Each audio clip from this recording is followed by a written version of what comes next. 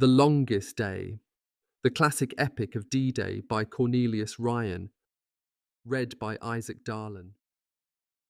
D-Day, Tuesday, June 6th, 1944. Operation Overlord, the Allied invasion of Europe, began at precisely 15 minutes.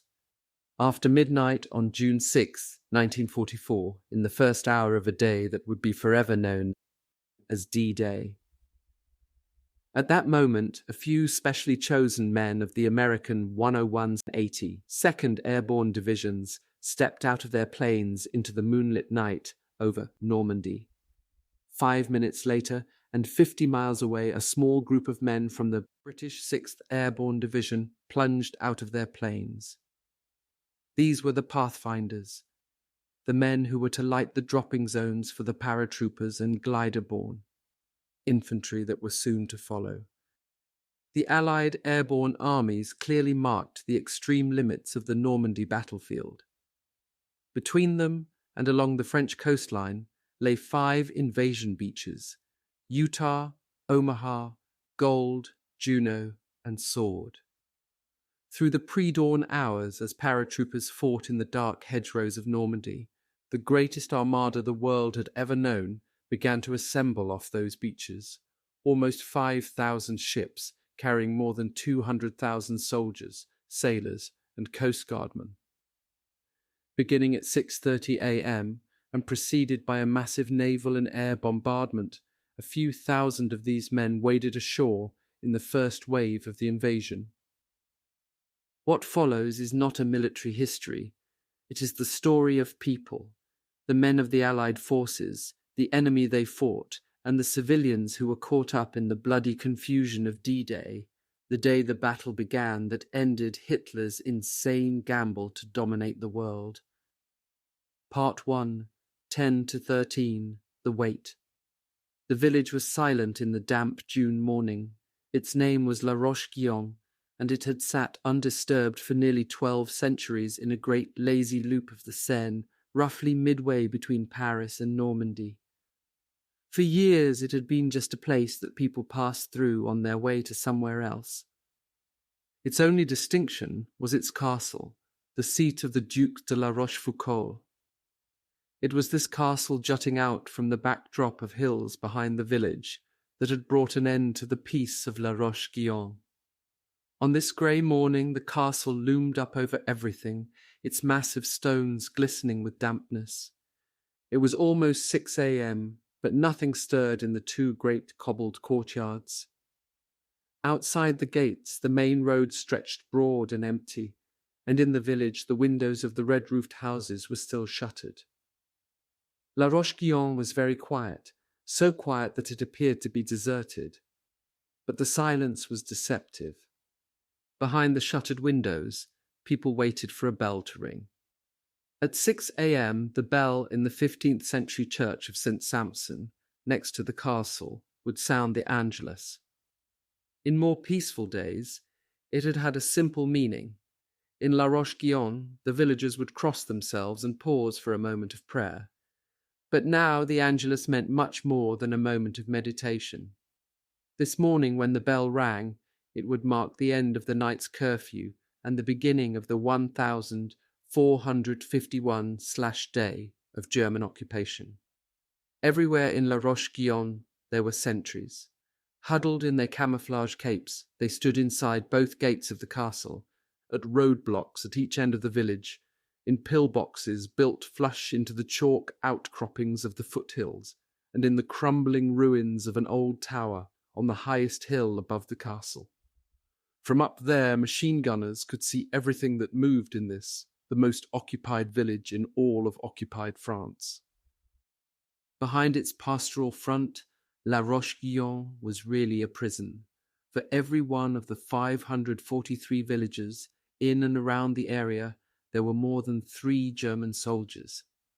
One of these soldiers was Field Marshal Erwin Rommel, Commander-in-Chief of Army Group B, the most powerful force in the German West. His headquarters was in the castle of La Roche-Guyon. From here, in this crucial 5th year of World War II, a tense, determined Rommel prepared to fight the most desperate battle of his career. Under his command, more than 500,000 men manned defences along a tremendous length of coastline stretching almost 800 miles, from the dikes of Holland to the Atlantic-washed shores of the Brittany Peninsula. His main strength, the 15th Army, was concentrated about the Pas de Calais, at the narrowest point of the channel between France and England. Night after night, Allied bombers hit this area. Bomb-weary veterans of the 15th Army bitterly joked that the place for a rest cure was in the zone of the 7th Army in Normandy. Hardly a bomb had fallen there. For months, behind a fantastic jungle of beach obstacles and minefields, Rommel's troops had waited in their concrete coastal fortifications. But the blue-grey English Channel had remained empty of ships. Nothing had happened. From La Roche-Guyon, on this gloomy and peaceful Sunday morning, there was still no sign of the Allied invasion. It was June 4th, 1944. In the ground-floor room he used as an office, Rommel was alone. He sat behind a massive Renaissance desk, working by the light of a single desk lamp. The room was large and high-ceilinged. Along one wall stretched a faded Gobelin tapestry. On another, the haughty face of Duke François de la Rochefoucauld, a 17th-century writer of maxims and an ancestor of the present Duke, looked down out of a heavy gold frame. There were a few chairs casually placed on the highly polished parquet floor and thick draperies at the windows, but little else. In particular, there was nothing of Rommel in this room but himself. There were no photographs of his wife, Lucy Maria, or his 15-year-old son, Manfred. There were no mementos of his great victories in the North African deserts in the early days of the war, not even the garish field marshal's baton which Hitler had so exuberantly bestowed upon him in 1942. Only once had Rommel carried the 18-inch 3-pound gold baton, with its red velvet covering studded with gold eagles and black swastika. That was the day he got it. There wasn't even a map showing the dispositions of his troops. The legendary Desert Fox remained as elusive and shadowy as ever. He could have walked out of that room without leaving a trace. Although the 51-year-old Rommel looked older than his years, he remained as tireless as ever. Nobody at Army Group B could remember a single night when he had slept longer than 5 hours. This morning, as usual, he had been up since before 4. Now he too waited impatiently for 6 o'clock. At that time he would breakfast with his staff, and then depart for Germany. This would be Rommel's first leave at home in months. He would go by car. Hitler had made it almost impossible for senior officers to fly by, insisting that they use 3-engined aircraft, and always with a fighter escort. Rommel disliked flying anyway. He would make the 8-hour journey home to Herrlingen-Ulm in his big black convertible Hoch. He was looking forward to the trip, but the decision to go had not been an easy one to make. On Rommel's shoulders lay the enormous responsibility of repulsing the Allied assault the moment it began. Hitler's Third Reich was reeling from one disaster after another. Day and night, thousands of Allied bombers pounded Germany. Russia's massive forces had driven into Poland. Allied troops were at the gates of Rome everywhere. The great armies of the Wehrmacht were being driven back and destroyed. Germany was still far from beaten, but the Allied invasion would be the decisive battle. Nothing less than the future of Germany was at stake, and no one knew it better than Rommel. Yet this morning, Rommel was going home. For months he had hoped to spend a few days in Germany, the first part of June. There were many reasons why he now believed he could leave, and although he would never have admitted it, he desperately needed rest. Just a few days earlier, he had telephoned his superior, the aged Field Marshal Gerd von Rundstedt, Commander-in-Chief West, requesting permission to make the trip. The request had been immediately granted. Next, he had made a courtesy call to von Rundstedt's headquarters at Saint-Germain-en-Laye, outside of Paris, to take his leave formally. Both von Rundstedt and his chief of staff, Major General Gunther Blumentritt, had been shocked by Rommel's haggard appearance. Blumentritt would always remember that Rommel looked tired and tense, a man who needed to be home for a few days with his family. Rommel was tense and edgy. From the very day he arrived in France toward the end of 1943, the problems of where and how to meet the Allied attack had imposed on him an almost intolerable burden. Like everybody else along the invasion front, he had been living through a nightmare of suspense. Hanging over him always was the need to outthink the Allies as to their probable intentions, how they would launch the attack, where they would attempt to land, and above all, when. Only one person really knew the strain that Rommel was under. To his wife, Lucy Maria, he confided everything. In less than 4 months, he had written her more than 40 letters, and in almost every other letter, he had made a new prediction about the Allied assault. On March 30th, he wrote, "Now that March is nearing its end, and without the Anglo-Americans having started their attack, I'm beginning to believe they have lost confidence in their cause." On April the 6th, "Here the tension is growing from day to day. It will probably be only weeks that separate us from the decisive events." On April 26th, "In England, morale is bad. There is one strike after another, and the cries of 'Down with Churchill and the Jews' and 'for peace' are getting louder. These are bad omens for such a risky offensive." On April 27th, "It appears now that the British and Americans are not going to be so accommodating as to come in the immediate future." On May 6th, "Still no signs of the British and Americans. Every day, every week, we get stronger. I am looking forward to the battle with confidence. Perhaps it will come on May 15th, perhaps at the end of the month." On May 15th, "I can't take many more big inspection trips, because one never knows when the invasion will begin. I believe only a few more weeks remain until things begin here in the West." On May 19th, "I hope I can get ahead with my plans faster than before, but I am wondering if I can spare a few days in June to get away from here. Right now there isn't a chance." But there was chance after all.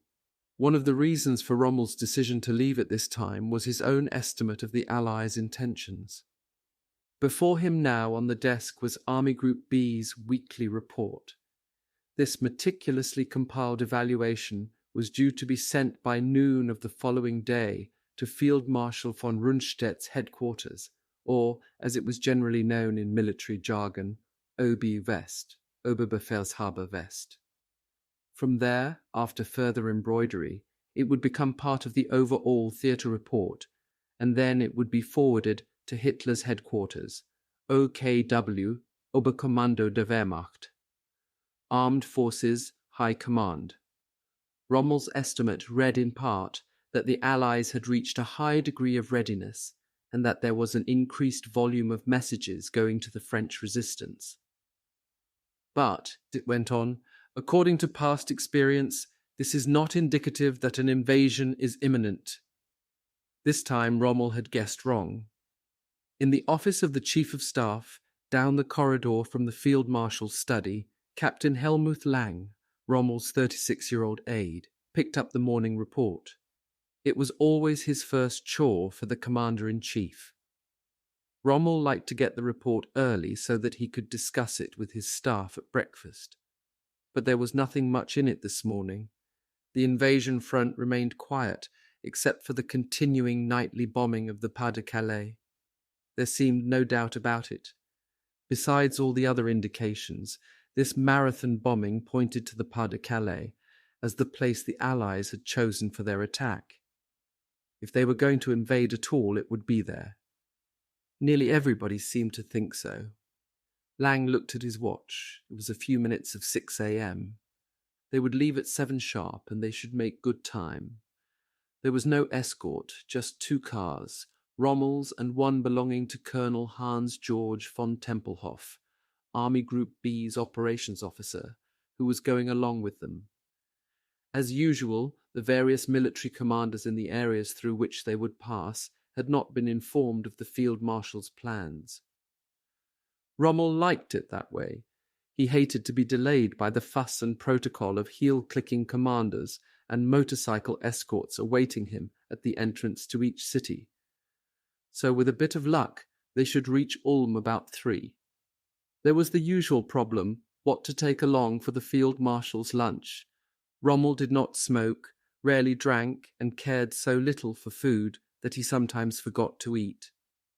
Often, when going over the arrangements for a long journey with Lang, Rommel would run a pencil through the proposed luncheon and write in big black letters, "Simple field kitchen meal."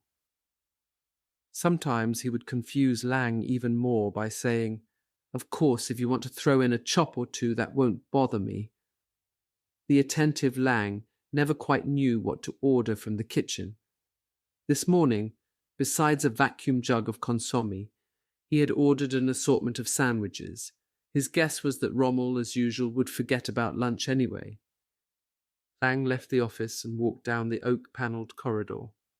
From the rooms on either side of him came the hum of conversation and the clacking of typewriters. Army Group B headquarters was an extremely busy place now. Lang had often wondered how the Duke and the Duchess, who occupied the floors above, could possibly sleep through all the noise. At the end of the corridor, Lang stopped before a massive door. He knocked gently, turned the handle, and walked in. Rommel did not look up. He was so engrossed in the papers before him that he seemed quite unaware that his aide had entered the room. But Lang knew better than to interrupt. He stood waiting. Rommel glanced up from his desk. "Good morning, Lang," he said. "Good morning, Field Marshal. The report." Lang handed it over. Then he left the room and waited outside the door to escort Rommel down to breakfast. The Field Marshal seemed extremely busy this morning. Lang, who knew how impulsive and changeable Rommel could be, wondered if they were really leaving after all. Rommel had no intention of cancelling the trip. Although no definite appointment had yet been made, he hoped to see Hitler. All field marshals had access to the Führer, and Rommel had telephoned his old friend, Major General Rudolf Schmundt, Hitler's adjutant, requesting an appointment. Schmundt thought the meeting could be arranged sometime between the 6th and the 9th. It was typical of Rommel that nobody outside of his own staff knew that he intended to see Hitler. In the official diaries at Rundstedt's headquarters, it was simply noted that Rommel was spending a few days' leave at home. Rommel was quite confident that he could leave his headquarters at this time. Now that May had passed, and it had been a month of perfect weather for the Allied attack, he had reached the conclusion that the invasion would not come for several more weeks. He was so confident of this that he had even set a deadline for the completion of all anti-invasion obstacle programs. On his desk was an order to the 7th and 15th Armies. Every possible effort, it read, must be made to complete obstacles so as to make a low-tide landing possible only at extreme cost to the enemy. Work must be pushed forward. Completion is to be reported to my headquarters by June 20th. He now reasoned, as did Hitler and the German High Command, that the invasion would take place either simultaneously with the Red Army's summer offensive or shortly after. The Russian attack, they knew, could not begin until the late thaw in Poland, and therefore they did not think the offensive could be mounted until the latter part of June. In the west, the weather had been bad for several days, and it promised to be even worse. The 5 a.m. report, prepared by Colonel Professor Walter Stiob, the Luftwaffe's chief meteorologist in Paris, predicted increasing cloudiness, high winds and rain.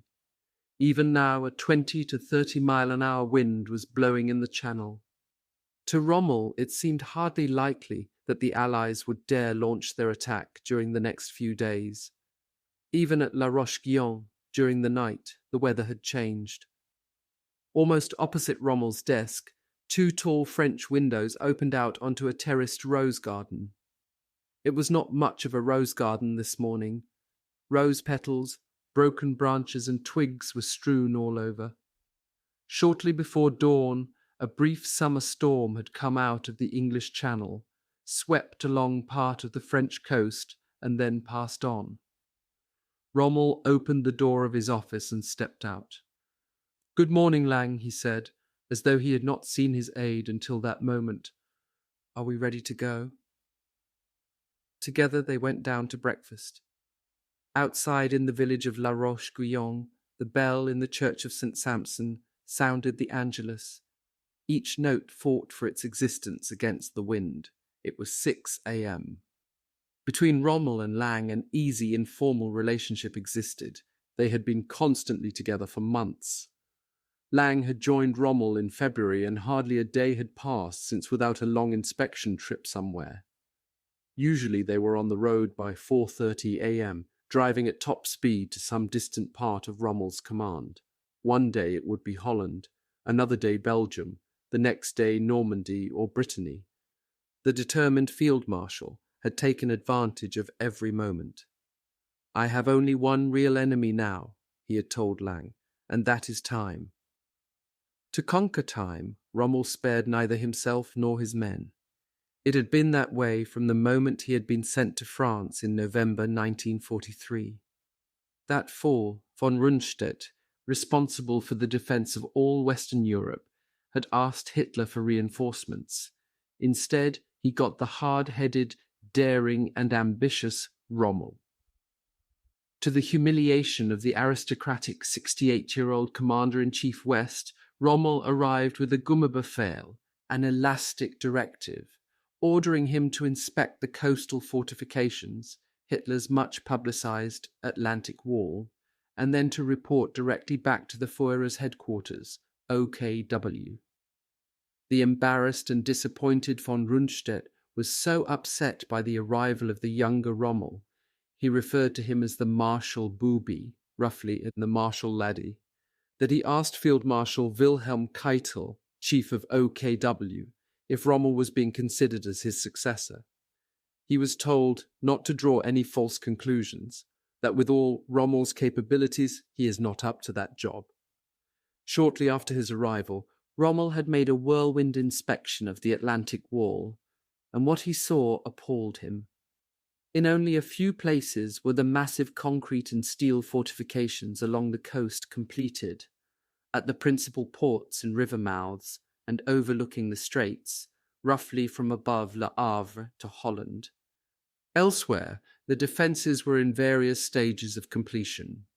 In some places, work had not even begun. True, the Atlantic Wall was a formidable barrier even in its present state. Where it was finished, it fairly bristled with heavy guns, but there were not enough of them to suit Rommel. There was not enough of anything to stop the sort of onslaught that Rommel, always remembering his crushing defeat at the hands of Montgomery in North Africa the year before, knew must surely come. To his critical eye, the Atlantic Wall was a farce. Using one of the most descriptive words in any language, he had denounced it as a figment of Hitler's Wolkenkuckucksheim, Cloud Cuckoo Land. Just 2 years before, the wall had hardly existed at all. Up to 1942, victory had seemed so certain to the Führer and his strutting Nazis that there was no need for coastal fortifications. The swastika flew everywhere. Austria and Czechoslovakia had been picked off before the war even started. Poland had been carved up between Germany and Russia as long ago as 1939. The war was not even a year old when the countries of Western Europe began falling like so many rotten apples. Denmark fell in a day. Norway, infiltrated from within, took a little longer, 6 weeks. Then that May and June, in just 27 days and without overture of any sort, Hitler's blitzkrieging troops had plunged into Holland, Belgium, Luxembourg and France and, as an incredulous world watched, had driven the British into the sea at Dunkirk.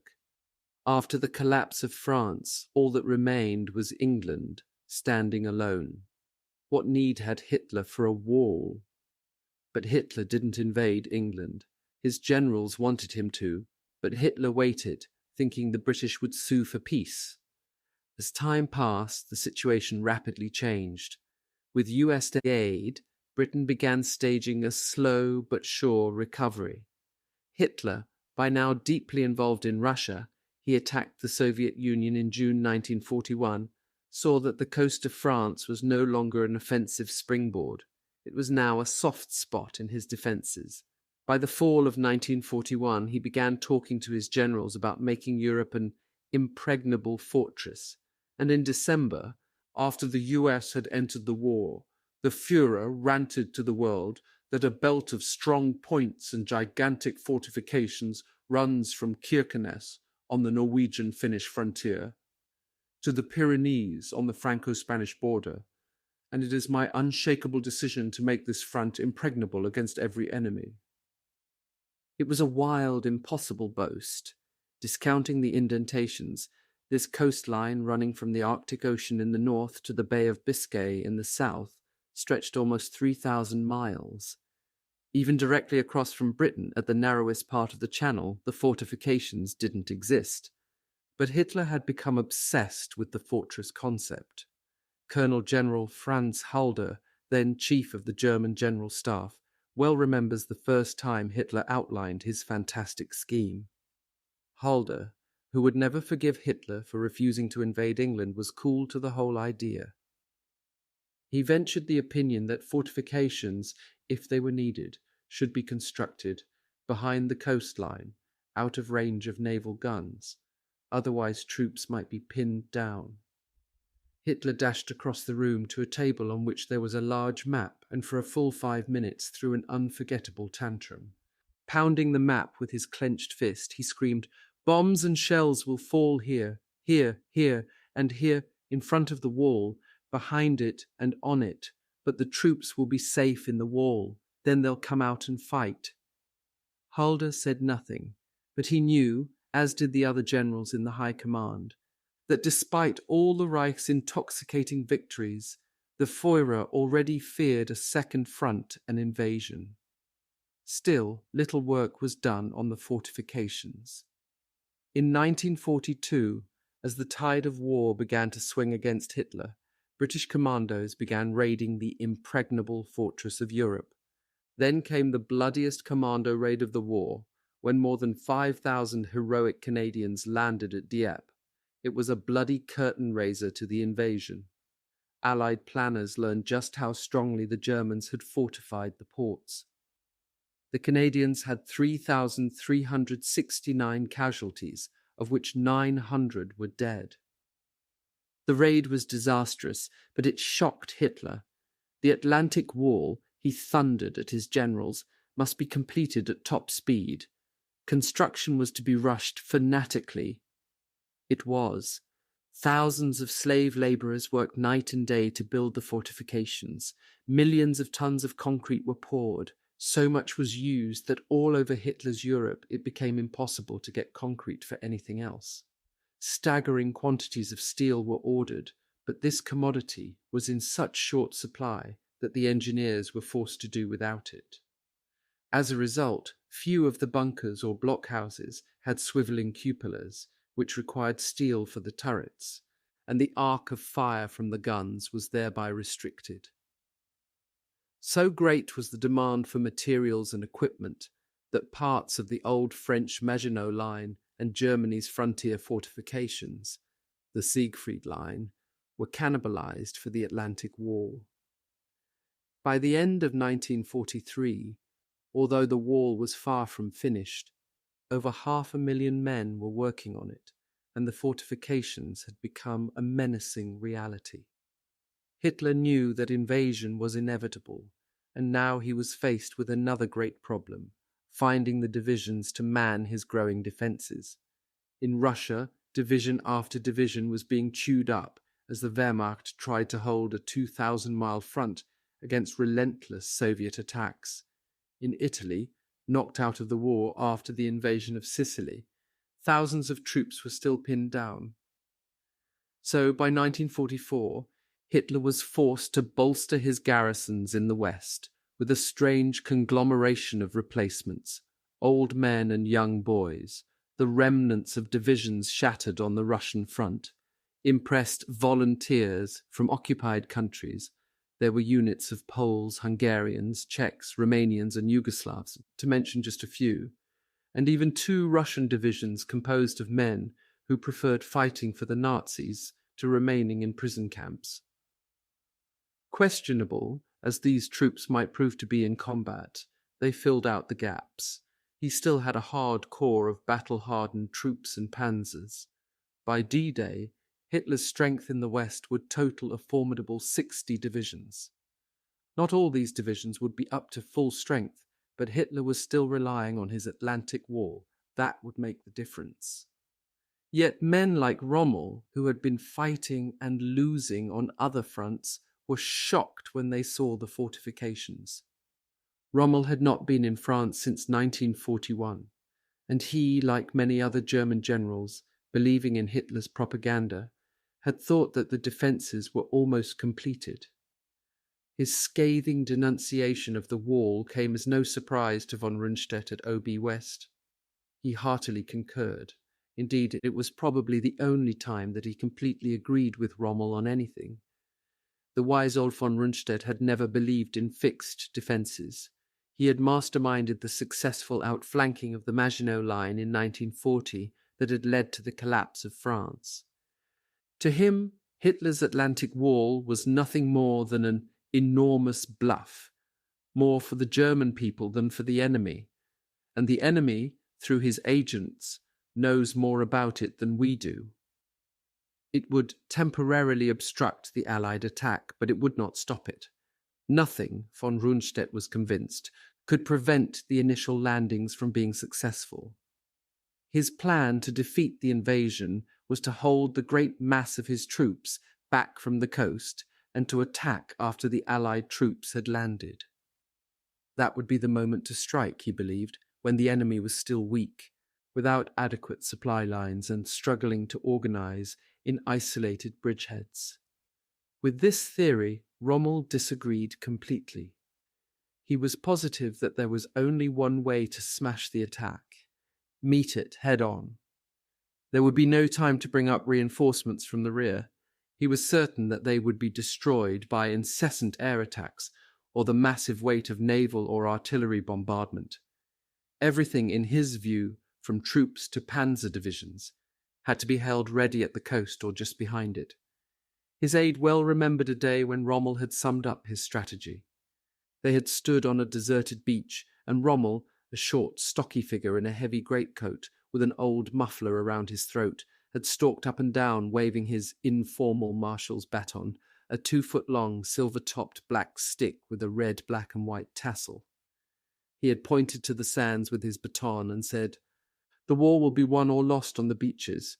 We'll have only one chance to stop the enemy, and that's while he's in the water, struggling to get ashore. Reserves will never get up to the point of attack, and it's foolish even to consider them.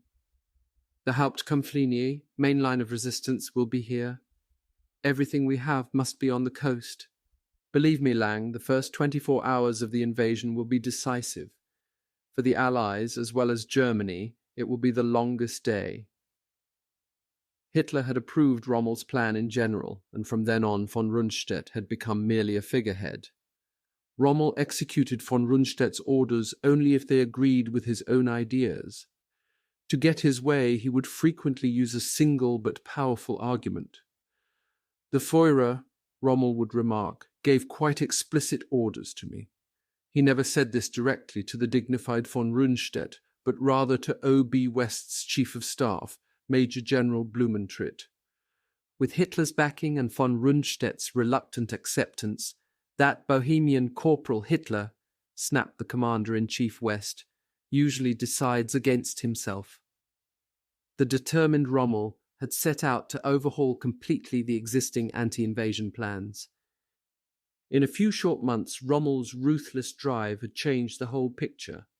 On every beach where he considered a landing possible, he had ordered his soldiers, working with local conscripted labor battalions, to erect barriers of crude anti-invasion obstacles.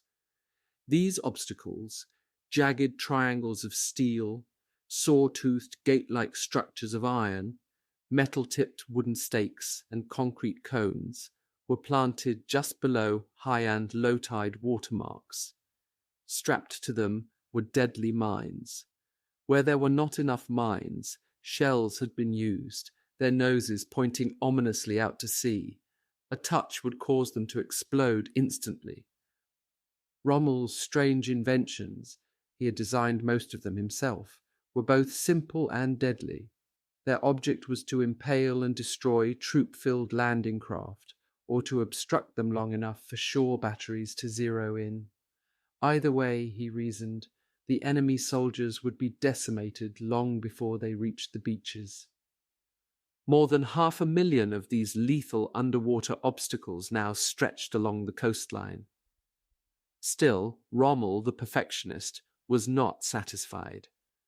In the sands, in bluffs, in gullies and pathways leading off the beaches, he ordered mines laid, all varieties, from the large pancake type, capable of blowing off a tank's tracks, to the small S mine, which when stepped on, bounded into the air and exploded level with a man's midriff. Over 5 million of these mines now infested the coast. Before the attack came, Rommel hoped to have another 6 million planted. Eventually, he hoped to girdle the invasion coast with 60 million mines. Rommel was fascinated by mines as a defensive weapon. On one inspection trip with the Field Marshal, Major General Alfred Gauss, Rommel's chief of staff before Major General Dr. Hans Speidel, pointed to several acres of wild spring flowers and said, "Isn't that a wonderful sight?" Rommel nodded and said, "You might make a note, Gauss. That area will take about 1,000 mines."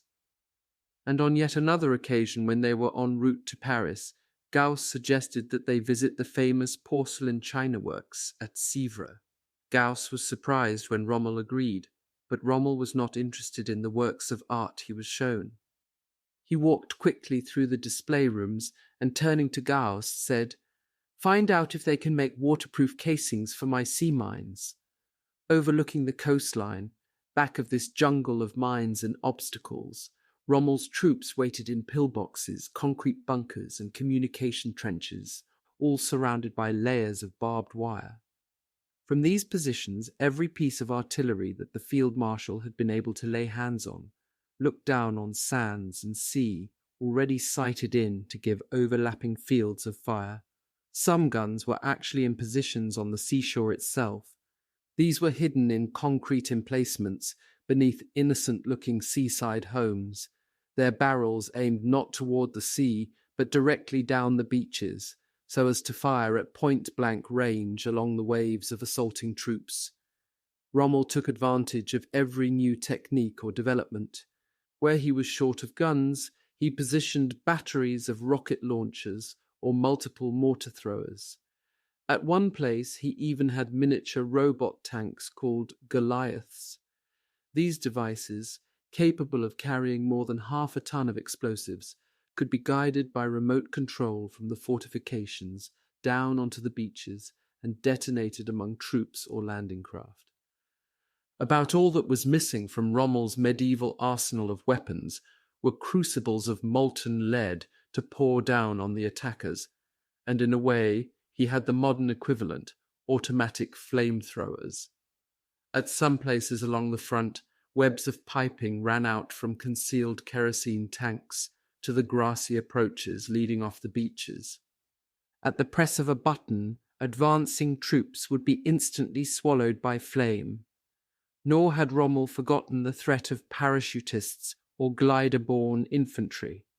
Behind the fortifications, low-lying areas had been flooded, and into every open field within 7 or 8 miles of the coast, heavy stakes had been driven and booby-trapped. Tripwires were strung between these posts. When touched, they would immediately set off mines or shells. Rommel had organized a bloody welcome for the Allied troops. Never in the history of modern warfare had a more powerful or deadly array of defenses been prepared for an invading force. Yet Rommel was not content. He wanted more pillboxes, more beach obstacles, more mines, more guns and troops. Most of all, he wanted the massive panzer divisions which were lying in reserve far from the coast. He had won memorable battles with panzers in the North African deserts. Now, at this crucial moment, neither he nor Rundstedt could move these armoured formations without Hitler's consent. The Führer insisted on holding them under his personal authority. Rommel needed at least 5 panzer divisions at the coast, ready to counterattack within the first few hours of the Allied assault. There was only one way to get them. He would see Hitler. Rommel had often told Lang, "The last man who sees Hitler wins the game." On this leaden morning in La Roche-Guyon, as he prepared to leave for Germany and the long drive home, Rommel was more determined than ever to win the game. At 15th Army headquarters near the Belgian border, 125 miles away, one man was glad to see the morning of June 4th arrive. Lieutenant Colonel Helmut Meyer sat in his office, haggard and bleary-eyed. He had not really had a good night's sleep since June 1st, but the night that had just passed had been the worst yet. He would never forget it. Meyer had a frustrating, nerve-wracking job. Besides being the 15th Army's intelligence officer, he also headed up the only counterintelligence team on the invasion front. The heart of his setup was a 30-man radio interception crew who worked in shifts around the clock in a concrete bunker crammed full of the most delicate radio equipment. Their job was to listen, nothing more. But each man was an expert who spoke 3 languages fluently, and there was hardly a word, hardly a single stutter of Morse code whispering through the ether from Allied sources that they did not hear. Meyer's men were so experienced and their equipment was so sensitive that they were even able to pick up calls from radio transmitters in military police jeeps in England more than 100 miles away. This had been a great help to Meyer. American and British MPs, chatting with one another by radio as they directed troops' convoys, had helped him no end in compiling a list of the various divisions stationed in England. But for some time now, Meyer's operators had been unable to pick up any more of these calls. This was also significant to Meyer. It meant that a strict radio silence had been imposed. It was just one more clue to add to the many he already had, that the invasion was close at hand. With all the other intelligence reports available to him, items like this helped Meyer develop a picture of Allied planning, and he was good at his job. Several times a day he sifted through sheaves of monitored reports, always searching for the suspicious, the unusual, and even the unbelievable. During the night his men had picked up the unbelievable. The message, a high-speed press cable, had been monitored just after dark. It read, "Urgent press Associated NYK Flash, Eisenhower's HQ, announces Allied landings in France." Meyer was dumbfounded. His first impulse was to alert the headquarters staff, but he had paused and calmed down, because Meyer knew the message had to be wrong. There were 2 reasons why. First, there was the complete absence of any activity along the invasion front. He would have known immediately if there had been an attack. Second, in January, Admiral Wilhelm Canaris, then Chief of German Intelligence, had given Meyer the details of a fantastic 2-part signal, which he said the Allies would use to alert the underground prior to the invasion. Canaris had warned that the Allies would broadcast hundreds of messages to the underground in the months preceding the attack. Only a few of these would actually relate to D-Day. The remainder would be fake, deliberately designed to mislead and confuse. Canaris had been explicit. Meyer was to monitor all these messages in order not to miss the all-important one. At first, Meyer had been skeptical. It had seemed madness to him to depend entirely on only one message. Besides, he knew from past experience that Berlin's sources of information were inaccurate 90% of the time. He had a whole file of false reports to prove his point. The Allies seemed to have fed every German agent from Stockholm to Ankara with the exact place and date of the invasion, and no two of the reports agreed. But this time, Meyer knew Berlin was right. On the night of June 1st, Meyer's men, after months of monitoring, had intercepted the first part of the Allied message, exactly as described by Canaris. It was not unlike the hundreds of other coded sentences that Meyer's men had picked up during the previous months. Daily, after the regular BBC news broadcasts, coded instructions in French, Dutch, Danish, and Norwegian were read out to the underground.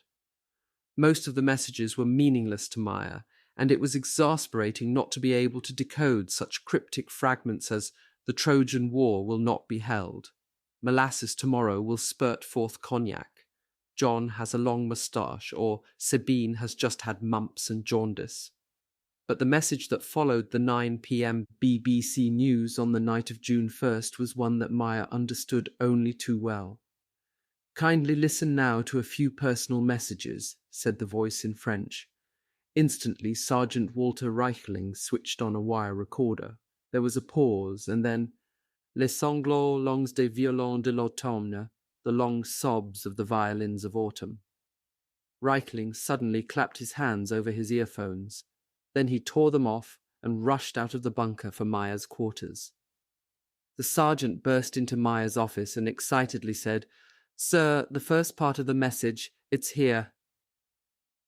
Together they returned to the radio bunker, where Meyer listened to the recording.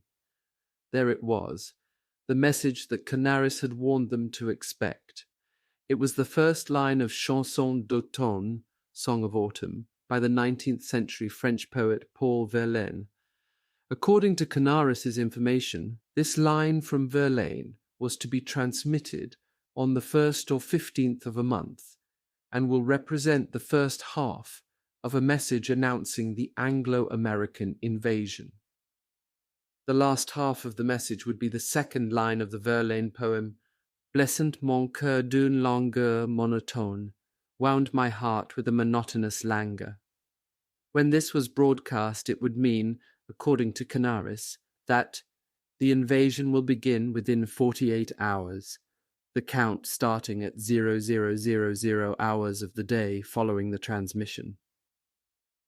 Immediately on hearing the recording of the first line from Verlaine, Meyer informed the 15th Army's Chief of Staff, Major General Rudolf Hoffmann. "The first message has come," he told Hoffmann. "Now something is going to happen."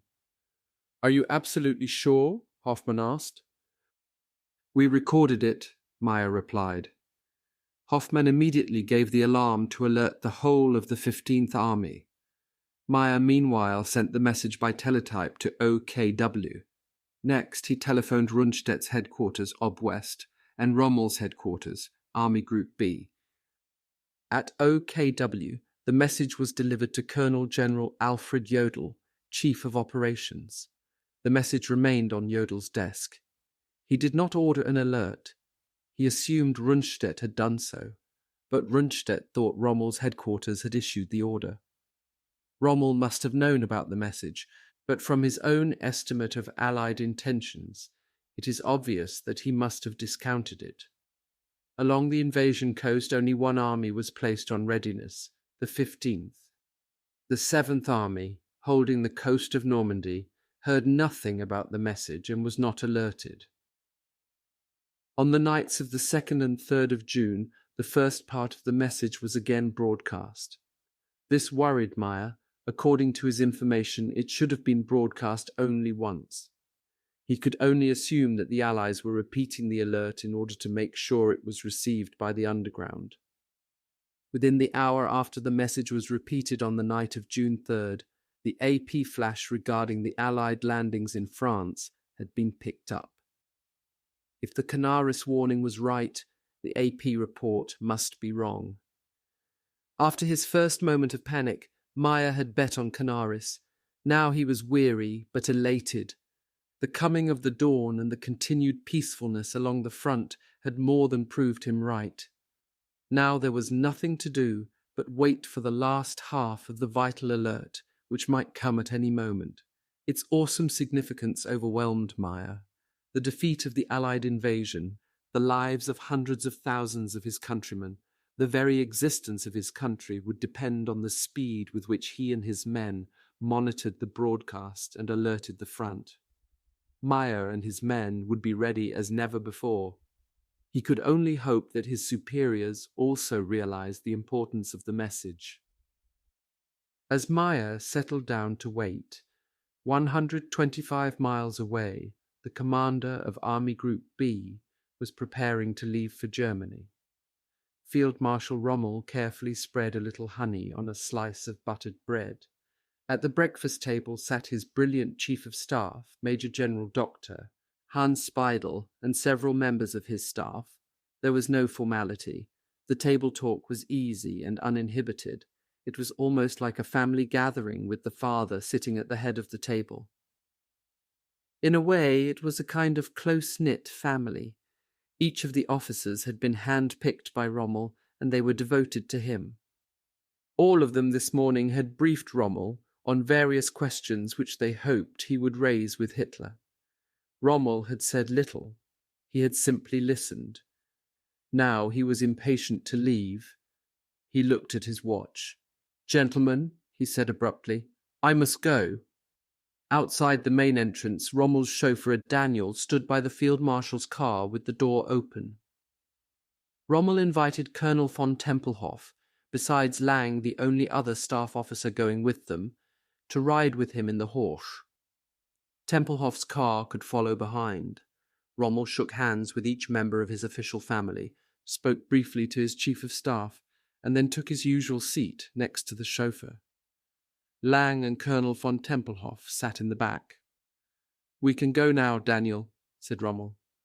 Slowly the car circled the courtyard and drove out through the main gate, passing the 16 square-cut linden trees along the driveway. In the village it turned left onto the main Paris road. It was 7 a.m. Leaving La Roche-Guyon on this particular dismal Sunday morning, June 4th, suited Rommel fine. The timing of the trip could not have been better. Beside him on the seat was a cardboard box containing a pair of handmade grey suede shoes, size 5.5 for his wife. There was a particular and very human reason why he wanted to be with her on Tuesday, June 6th. It was her birthday. Since World War II, many of Rommel's senior officers have stood shoulder to shoulder in an effort to alibi the circumstances surrounding Rommel's absence from the front on June 4th and 5th, and for the best part of D-Day itself. In books, articles, and interviews, they have stated that Rommel left for Germany on June 5th. This is not true. They also claim that Hitler ordered him to Germany. This is not true. The only person at Hitler's headquarters who knew of Rommel's intended visit was the Führer's adjutant, Major General Rudolf Schmundt. General Walter Warlimont, then Deputy Chief of Operations at OKW, has told me that neither Jodl, Keitel, nor himself was even aware that Rommel was in Germany. Even on D-Day, Warlimont thought that Rommel was at his headquarters conducting the battle. As to the date of Rommel's departure from Normandy, it was June 4th. The incontrovertible proof lies in the meticulously recorded Army Group B war diary, which gives the exact time. In England it was 8 a.m. There was 1 hour's difference between British double summer time and German central time. In a house trailer in a wood near Portsmouth, General Dwight D. Eisenhower, the Allied Supreme Commander, was sound asleep after having been up nearly all night.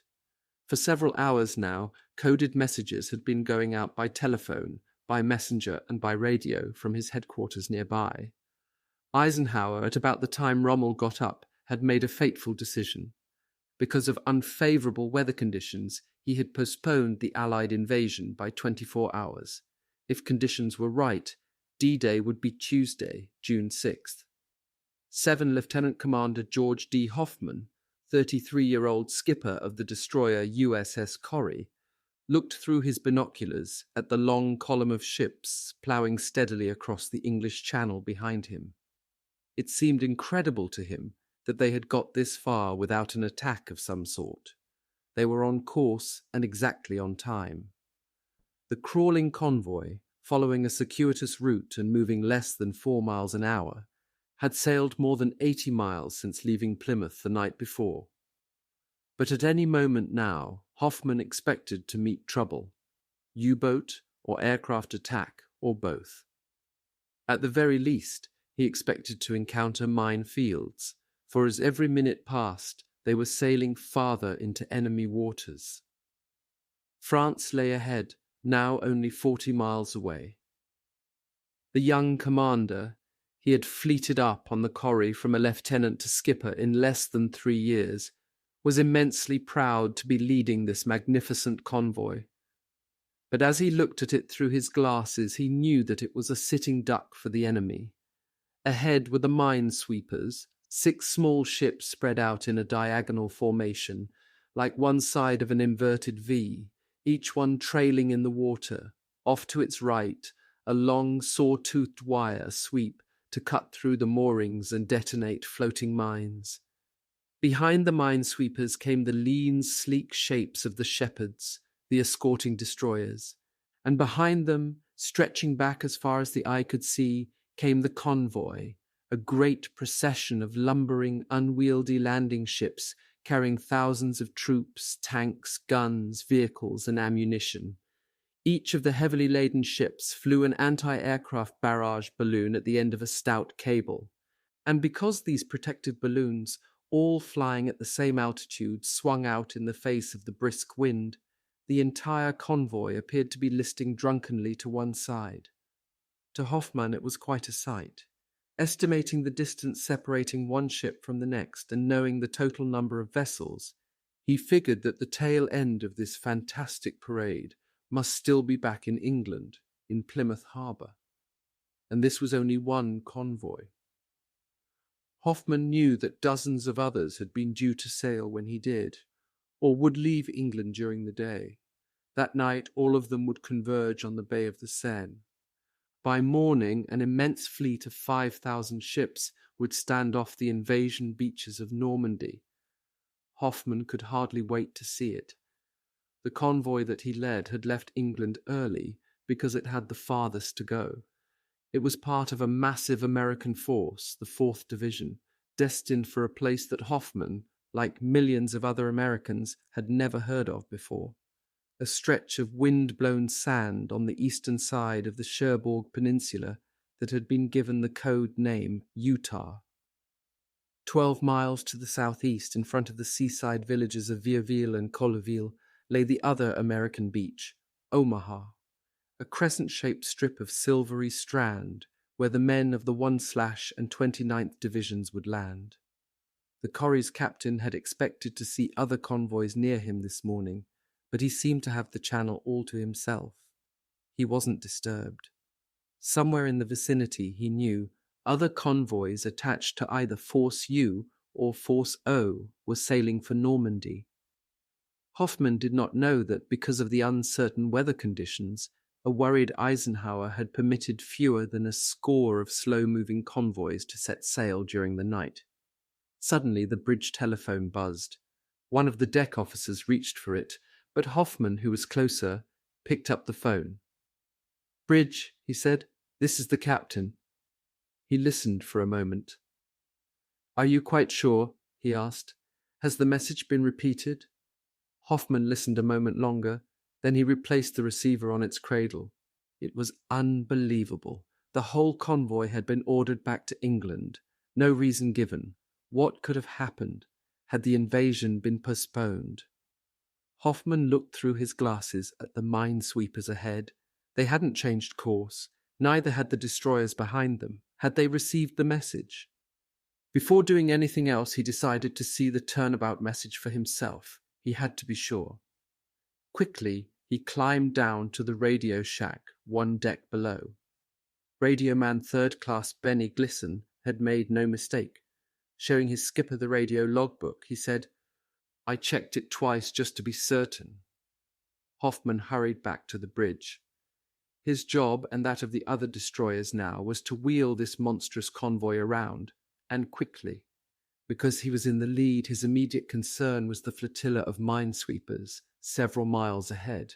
He could not contact them by radio because a strict radio silence had been imposed.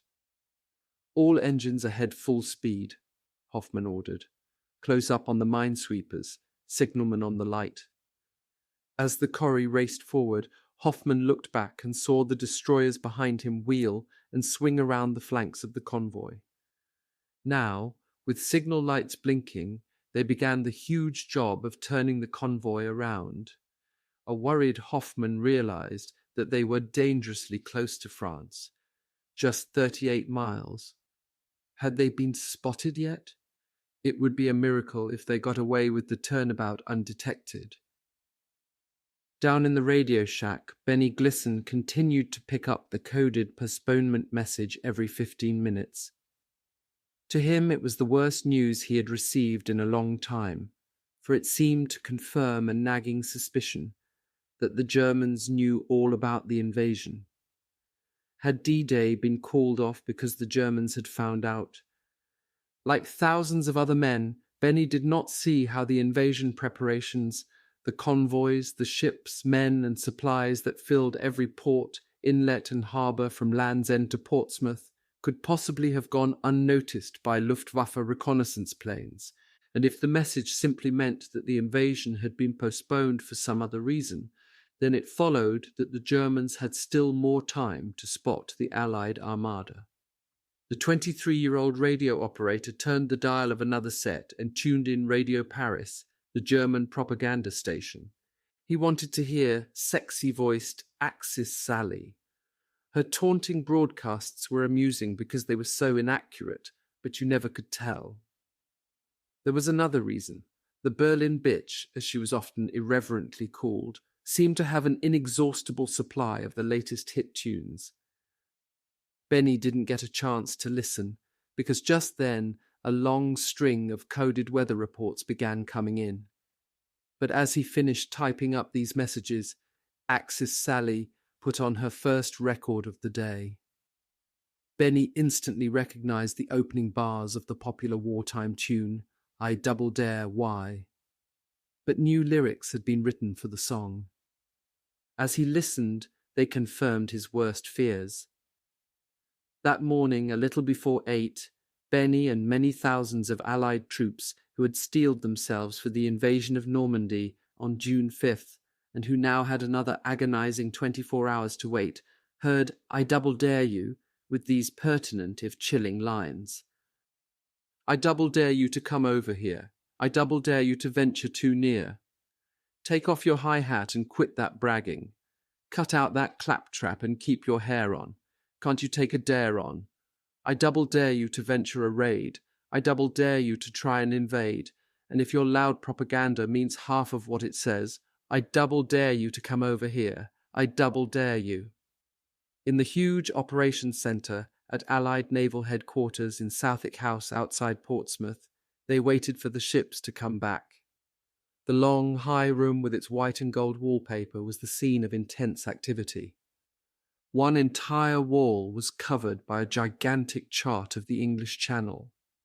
Every few minutes, 2 wrens, working from a travelling step-ladder, moved coloured markers over the face of the chart as they plotted the new positions of each returning convoy.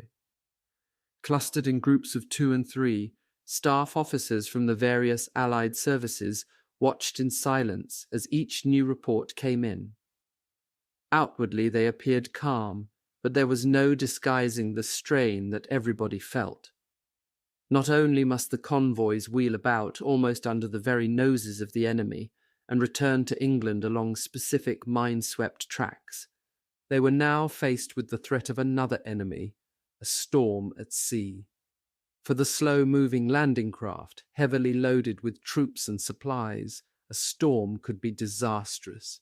Already the wind in the channel was blowing up to 30 miles an hour, with waves up to 5 feet, and the weather was due to get worse.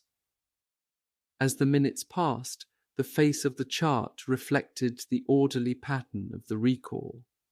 There were streams of markers backtracking up the Irish Sea, clustered in the vicinity of the Isle of Wight, and huddled together in various ports and anchorages along the southwest coast of England. It would take some of the convoys nearly all day to put back to port. The location of each convoy and that of nearly every other ship of the Allied fleet could be seen at a glance on the board. But two vessels were not shown, a pair of midget submarines. They seemed to have disappeared completely off the chart. In an office nearby, a pretty 24-year-old Wren lieutenant wondered how soon her husband would make it back to his home port. Naomi Cole's Honor was a bit anxious, but not unduly worried yet, even though her friends in ops seemed to know nothing about the whereabouts of her husband, Lieutenant George Honor, and his 57-foot-long midget submarine, the X-23. 1 mile off the coast of France, a periscope broke the surface of the water. 30 feet below, crouching in the cramped control room of the X-23, Lieutenant George Honor pushed his cap back. "Well, gentlemen," he recalls saying, "let's take a look-see." Cushioning one eye against the rubber-cupped eyepiece, he slowly pivoted the periscope around, and as the distorting shimmer of water disappeared from the lens, the blurred image before him straightened out and became the sleepy resort town of Ouistreham, near the mouth of the Orne. They were so close in, and his view was so magnified, that Honor could see smoke rising from chimneys, and in the far distance a plane that had just taken off from Carpiquet Airport near Caen. He could also see the enemy. Fascinated, he watched German troops calmly working among the anti-invasion obstacles on the sandy beaches that stretched away on either side. It was a great moment for the 26-year-old Royal Navy Reserve lieutenant. Standing back from the periscope, he said to Lieutenant Lionel G. Line, the navigational expert in charge of the operation, "Take a look, then, we're almost bang on the target." In a way, the invasion had already begun. The first craft and the first men of the Allied forces were in position off the beaches of Normandy. Directly ahead of the X-23 lay the British-Canadian assault sector. Lieutenant Honor and his crew were not unaware of the significance of this particular date. On another June 4th, 4 years earlier, at a place less than 200 miles away, the last of 338,000 British troops had been evacuated from a blazing port called Dunkirk. On the X-23, it was a tense, proud moment for the 5 specially chosen Englishmen. They were the British vanguard. The men of the X-23 were leading the way back to France for the thousands of their countrymen who would soon follow. These 5 men crouching in the tiny all-purpose cabin of the X-23 wore rubber frogman suits, and they carried ingeniously falsified papers that would have passed the scrutiny of the most suspicious German sentry. Each had a false French identity card complete with photograph, plus work permits and ration cards bearing official-looking German rubber-stamped impressions and other letters and documents. In case anything went wrong and the X-23 was sunk or had to be abandoned, her crew members were to swim ashore and, armed with new identities, try to escape capture and make contact with the French underground. The X-23's mission was a particularly hazardous one. 20 minutes before H-hour, the midget sub and her sister ship, the X-20, some 20 miles farther down the coast, opposite the little village of La Hamel, would boldly come to the surface to act as navigational markers, clearly defining the extreme limits of the British-Canadian assault zone. 3 beaches that had been given the code names Sword, Juno, and Gold. The plan they were to follow was involved and elaborate. An automatic radio beacon capable of sending out a continuous signal was to be switched on the moment they surfaced. At the same time, sonar apparatus would automatically broadcast sound waves through the water, which could be picked up by underwater listening devices. The fleet carrying British and Canadian troops would home in on either one or both of the signals. Each midget also carried an 18-foot telescopic mast, to which was attached a small but powerful searchlight that could send out a flashing beam capable of being seen more than 5 miles away. If the light showed green, it would mean that the subs were on target. If not, the light would be red. As additional navigation aids, the plan called for each midget to launch a moored rubber dinghy with a man in it and allow it to drift a certain distance toward shore. The dinghies had been outfitted with searchlights, which would be operated by their crewmen. By taking bearings on the lights of the midgets and their drifting dinghies, approaching ships would be able to pinpoint the exact positions of the 3 assault beaches. Nothing had been forgotten, not even the danger that the little sub might be run over by some lumbering landing craft. As protection, the X-23 would be clearly marked by a large yellow flag. The point had not escaped Honor that the flag would also make them a fine target for the Germans. Notwithstanding, he planned to fly a second flag, a large white Navy battle duster. Honor and his crew were prepared to risk enemy shell fire, but they were taking no chances on being rammed and sunk. All this paraphernalia and more had been packed into the already cramped innards of the X-23.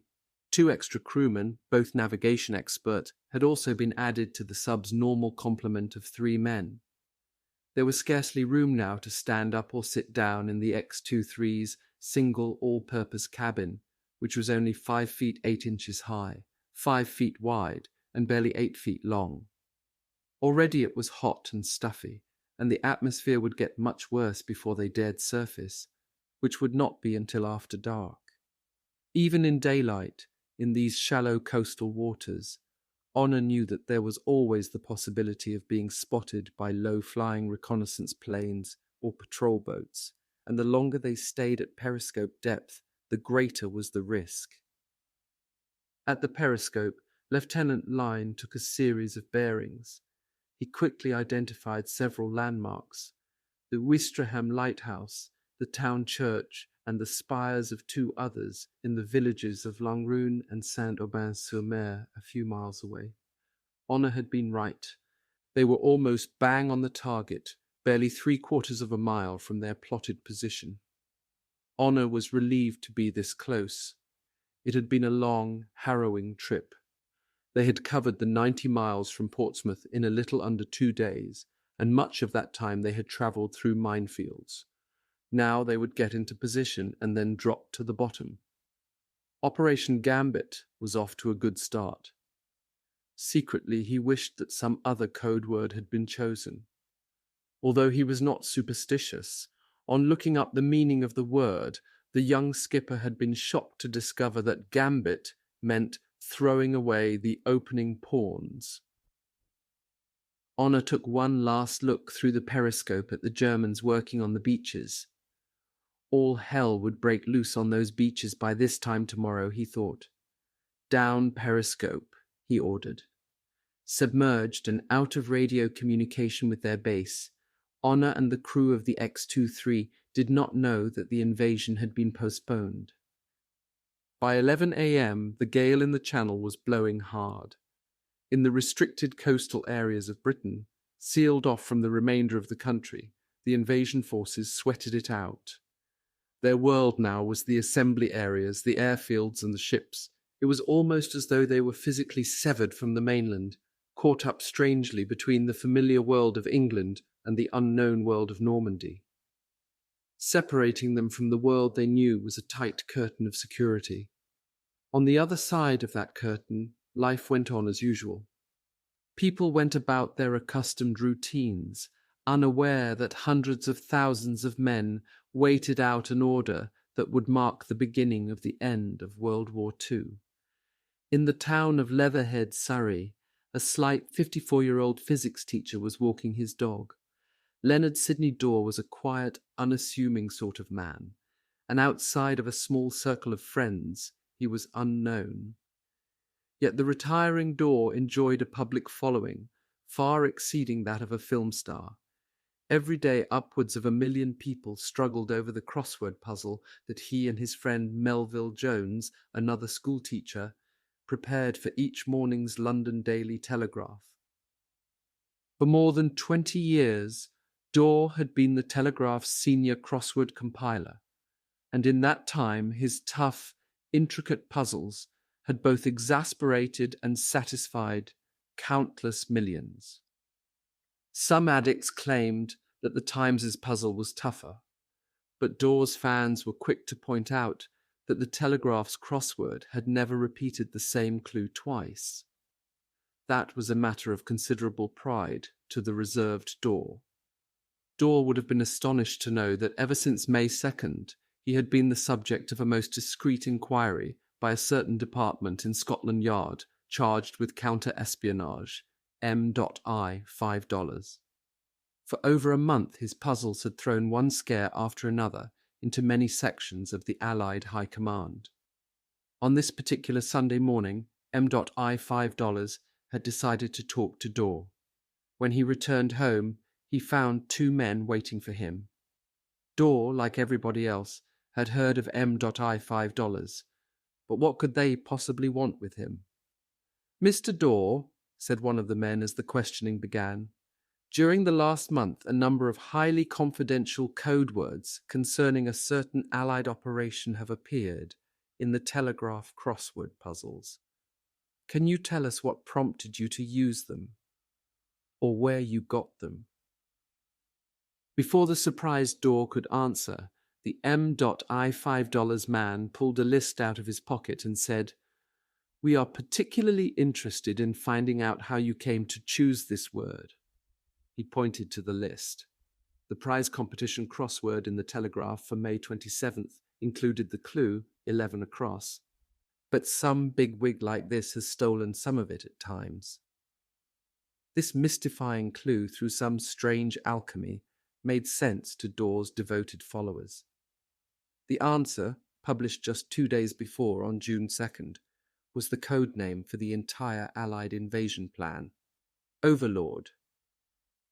Dorr did not know what Allied operation they were talking about, so he was not unduly startled or even indignant at these questions. He could not explain, he told them, just how or why he had chosen that particular word. It was quite a common word in history books, he pointed out. "But how," he protested, "can I tell what is being used as a code word and what isn't?" The two M.I. $5 men were extremely courteous. They agreed that it was difficult, but wasn't it strange that all these code words should appear in the same month? One by one they went over the list with the now slightly harassed, bespectacled schoolmaster. In the puzzle for May 2nd, the clue, one of the US, 17 across, had produced the solution Utah. The answer to 3 down, Red Indian on the Missouri, on May 22nd, turned out to be Omaha.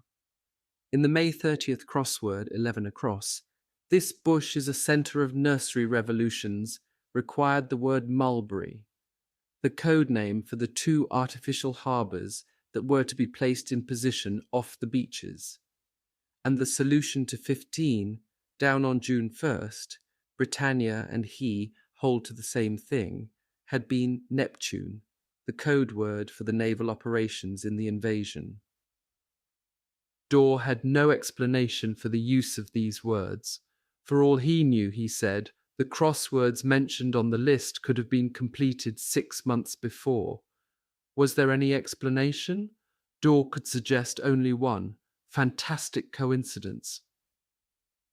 There had been other hair-raising scares. 3 months before, in Chicago's Central Post Office, a bulky, improperly wrapped envelope had burst open on the sorting table, revealing a number of suspicious-looking documents. At least a dozen sorters saw the contents, something about an operation called Overlord. Intelligence officers were soon swarming all over the scene. The sorters were questioned and told to forget everything they might have seen. Next, the completely innocent addressee was interrogated. A girl. She could not explain why these papers were en route to her, but she did recognize the handwriting on the envelope. Through her, the papers were traced back to their point of origin. An equally innocent sergeant at American headquarters in London. He had wrongly addressed the envelope, By mistake, he had sent it to his sister in Chicago. Minor as this incident was, it might have assumed even greater proportions had Supreme Headquarters known that the German intelligence service, the Abwehr, had already discovered the meaning of the code word overlord. One of their agents, an Albanian named Diello, but better known to the Abwehr as Cicero, had sent Berlin the information in January. At first, Cicero had identified the plan as overlock, but later he had corrected it. And Berlin believed Cicero. He worked as a valet in the British embassy in Turkey. But Cicero was unable to discover the big overlord secret, the time and place of D-Day itself. So scrupulously guarded was this information that up to the end of April, only a few hundred Allied officers knew it. But that month, despite constant warnings by counterintelligence that agents were active throughout the British Isles, 2 senior officers, an American general and a British colonel, carelessly violated security. At a cocktail party in Claridge's Hotel, London, the general mentioned to some brother officers that the invasion would take place before June 15th. Elsewhere in England, the colonel, a battalion commander, was even more indiscreet. He told some civilian friends that his men were training to capture a specific target, and he hinted that its location was in Normandy. Both officers were immediately demoted and removed from their commands. Although the American general had been a West Point classmate of General Eisenhower's, there was nothing that the Supreme Commander could do but send him home. After D-Day, the general's case received wide publicity, and later, as a colonel, he retired. There is no record that Eisenhower's HQ even heard about the Britishers' indiscretion.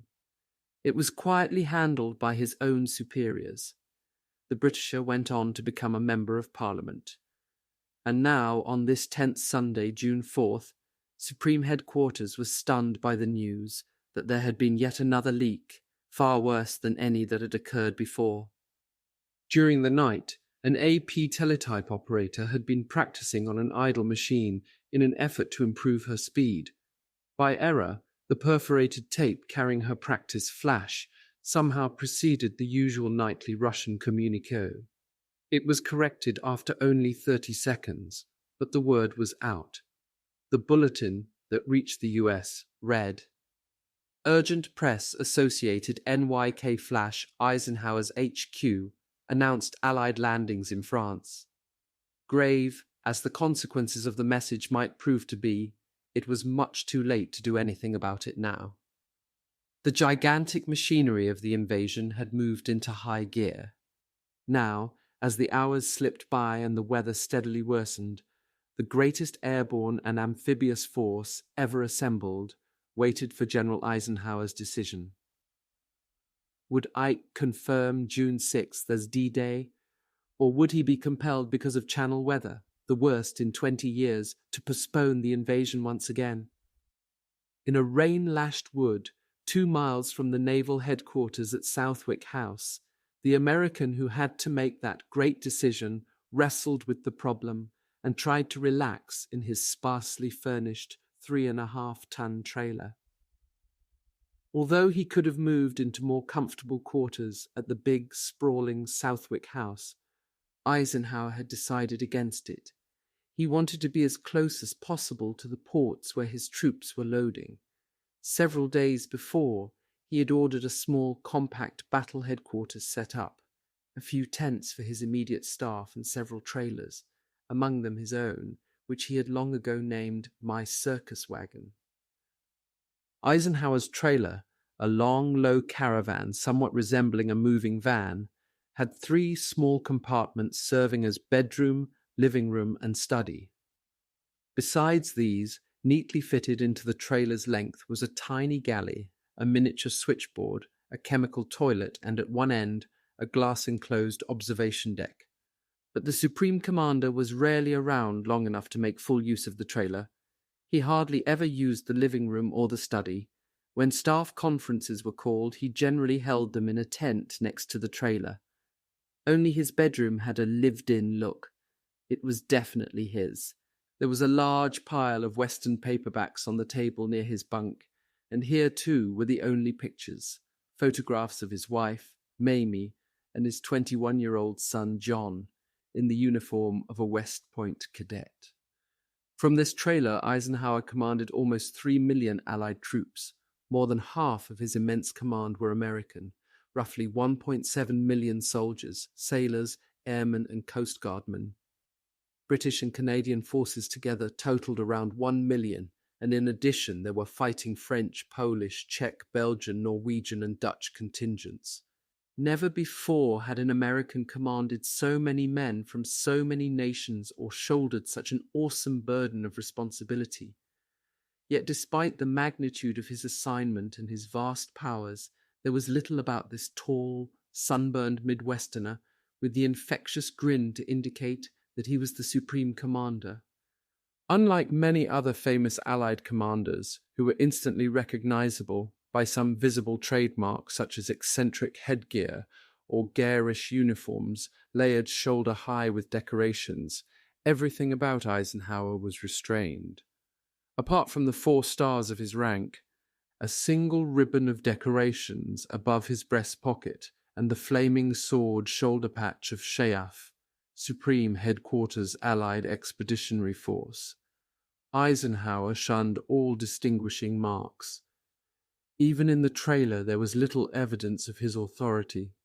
No flags, maps, framed directives, or signed photographs of the great or near great who often visited him.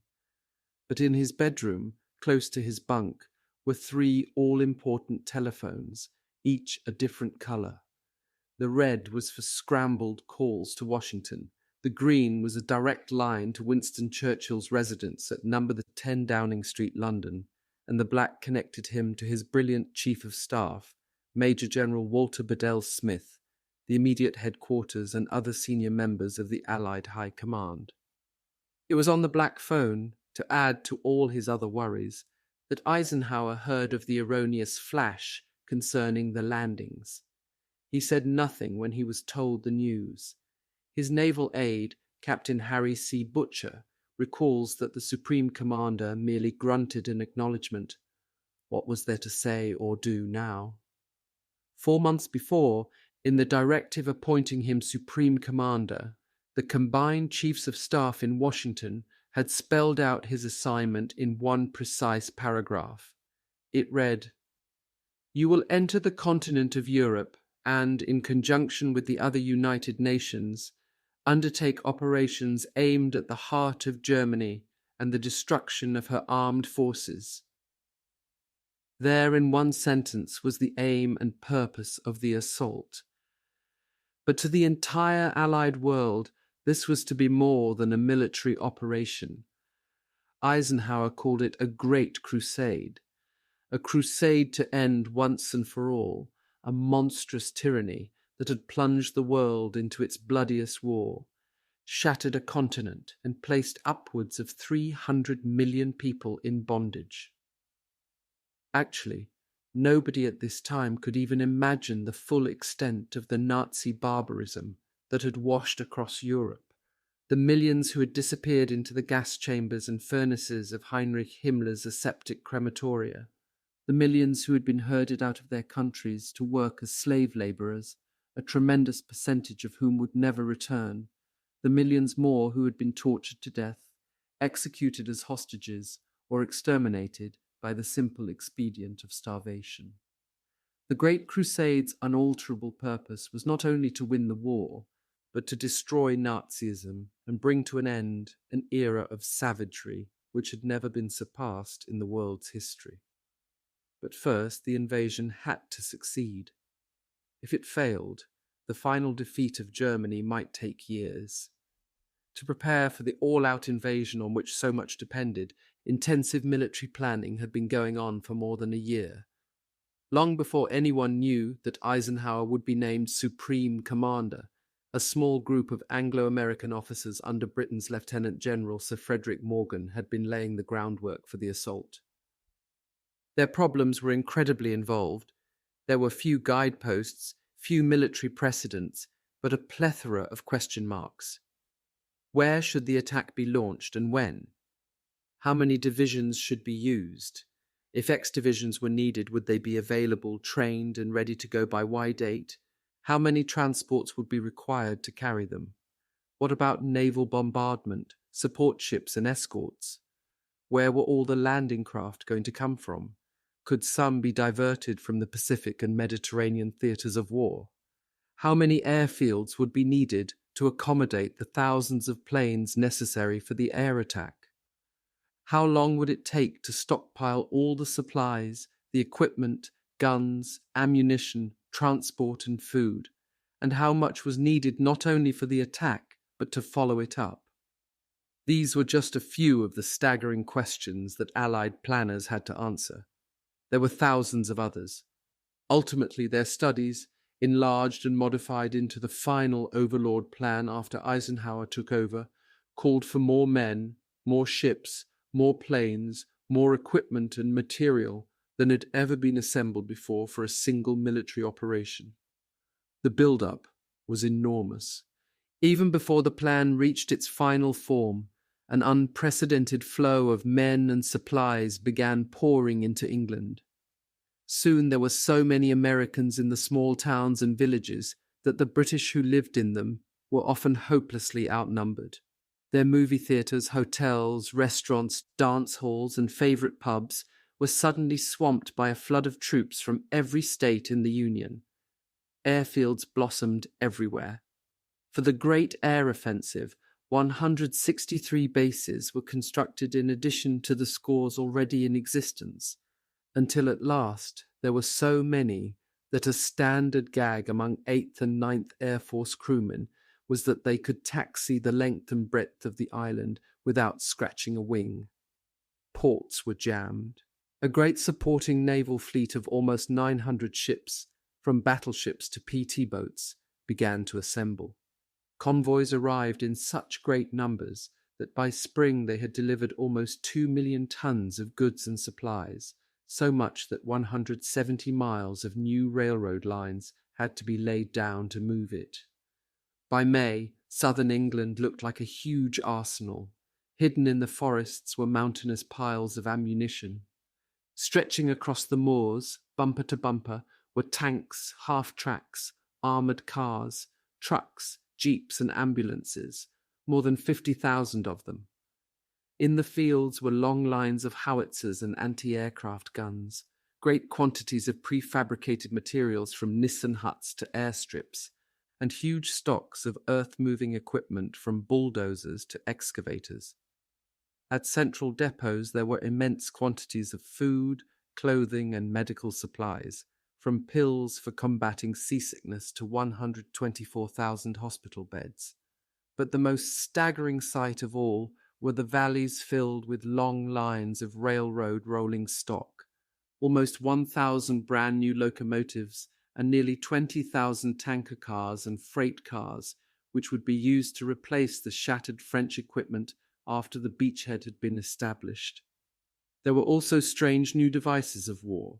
There were tanks that could swim, others that carried great rolls of lath to be used in anti-tank ditches or as stepping stones over walls, and yet others equipped with great chain flails that beat the ground in front of them to explode mines.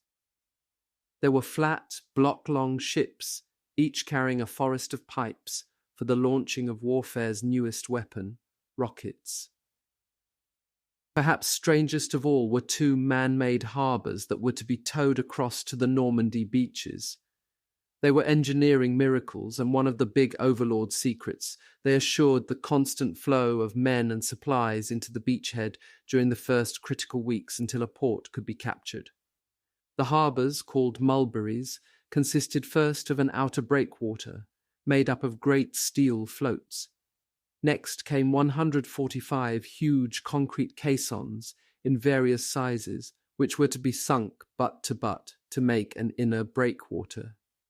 The largest of these caissons had crew quarters and anti-aircraft guns, and when it was being towed, looked like a 5-story apartment building lying on its side. Within these man-made harbors, freighters as large as Liberty ships could unload into barges, ferrying back and forth to the beaches. Smaller ships like coasters or landing craft could dump their cargoes at massive steel pierheads where waiting trucks would run them to shore over floating pontoon-supported piers. Beyond the Mulberries, a line of 60 concrete block ships was to be sunk as an additional breakwater. In position off the invasion beaches of Normandy, each harbour would be the size of the port of Dover. All through May, men and supplies began to move down to the ports and the loading areas. Congestion was a major problem, but somehow the quartermasters, military police, and British railroad authorities kept everything moving and on time. Trains loaded with troops and supplies backed and filled on every line as they waited to converge on the coast. Convoys jammed every road. Every little village and hamlet was covered with a fine dust, and throughout the quiet spring nights the whole of southern England resounded with the low, whining sound of the trucks, the whirring and clacking of tanks, and the unmistakable voices of Americans, all of whom seemed to be asking the same question: how far away is this goddamn place? Almost overnight, cities of Nissen huts and tents sprang up in the coastal regions as troops began to pour into the embarkation areas. Men slept in bunks stacked 3 and 4 deep. Showers and latrines were usually several fields away, and the men had to queue up to use them. Chow lines were sometimes 1/4 of a mile long. There were so many troops that it took some 54,000 men, 4,500 of them newly trained cooks, just to service American installations. The last week in May, troops and supplies began loading onto the transports and the landing ships. The time had finally come. The statistics staggered the imagination. The force seemed overwhelming. Now this great weapon, the youth of the free world, the resources of the free world, waited on the decision of one man: Eisenhower. Throughout most of June 4th, Eisenhower remained alone in his trailer. He and his commanders had done everything to ensure that the invasion would have every possible chance of success at the lowest cost in lives. But now, after all the months of political and military planning, Operation Overlord lay at the mercy of the elements. Eisenhower was helpless. All he could do was to wait and hope that the weather would improve. But no matter what happened, he would be forced to make a momentous decision by the end of the day, to go or to postpone the assault once again. Either way, the success or failure of Operation Overlord might depend on that decision, and nobody could make that decision for him. The responsibility would be his and his alone. Eisenhower was faced with a dreadful dilemma. On May 17th, he had decided that D-Day would have to be one of 3 days in June, the 5th, 6th, or 7th. Meteorological studies had shown that 2 of the vital weather requirements for the invasion could be expected for Normandy on those days: a late rising moon and shortly after dawn, a low tide. The paratroopers and glider-borne infantry who would launch the assault, some 18,000 men of the US 101th and 82nd Divisions and the British 6th Division, needed the moonlight. But their surprise attack depended on darkness up to the time they arrived over the dropping zones. Thus their critical demand was for a late rising moon. The seaborne landings had to take place when the tide was low enough to expose Rommel's beach obstacles. On this tide, the timing of the whole invasion would depend, and to complicate the meteorological calculations further, follow-up troops landing much later in the day would also need a low tide, and it had to come before darkness set in. These 2 critical factors of moonlight and tide shackled Eisenhower. Tide alone reduced the number of days for the attack in any one month to 6, and 3 of those were moonless. But that was not all. There were many other considerations he had to take into account. First, All the services wanted long hours of daylight and good visibility to identify the beaches, for the naval and air forces to spot their targets, and to reduce the hazard of collision when 5,000 ships began maneuvering almost side by side in the Bay of the Seine. Second, a calm sea was required. Apart from the havoc a rough sea might cause to the fleet, seasickness could leave the troops helpless long before they even set foot on the beaches. Third, low winds blowing inshore were needed to clear the beaches of smoke so that targets would not be obscured. And finally, the Allies required 3 more quiet days after D-Day to facilitate the quick build-up of men and supplies. Nobody at Supreme Headquarters expected perfect conditions on D-Day, least of all Eisenhower. He had schooled himself in countless dry runs with his meteorological staff to recognize and weigh all the factors which would give him the bare minimum conditions acceptable for the attack. But according to his meteorologist, the chances were about 10 to 1 against Normandy having weather on any one day in June which would meet even the minimal requirements. On this stormy Sunday, as Eisenhower, alone in his trailer, considered every possibility, those odds appeared to have become astronomical. Of the 3 possible days for the invasion, he had chosen the 5th, so that if there was a postponement, he could launch the assault on the 6th. But if he ordered the landings for the 6th, and then had to cancel them again, the problem of refueling the returning convoys might prevent him from attacking on the 7th. There would then be 2 alternatives. He could postpone D-Day until the next period when the tides were right, June 19th. But if he did that, the airborne armies would be forced to attack in darkness. June 19th was moonless. The other alternative was to wait until July, and that long a postponement, as he was later to recall, was too bitter to contemplate. So terrifying was the thought of postponement that many of Eisenhower's most cautious commanders were even prepared to risk attack instead on the 8th or 9th. They did not see how more than 200,000 men, most of them already briefed, could be kept isolated and bottled up for weeks on ships, in embarkation areas, and on airfields, without the secret of the invasion leaking out. Even if security remained intact during the period, surely Luftwaffe reconnaissance aircraft would spot the massed fleet, if they hadn't done so already, or German agents would somehow learn of the plan. For everybody, the prospect of a postponement was grim, but it was Eisenhower who would have to make the decision. In the fading light of the afternoon, the Supreme Commander occasionally came to the door of his trailer and gazed up through the windswept treetops at the blanket of clouds that covered the sky.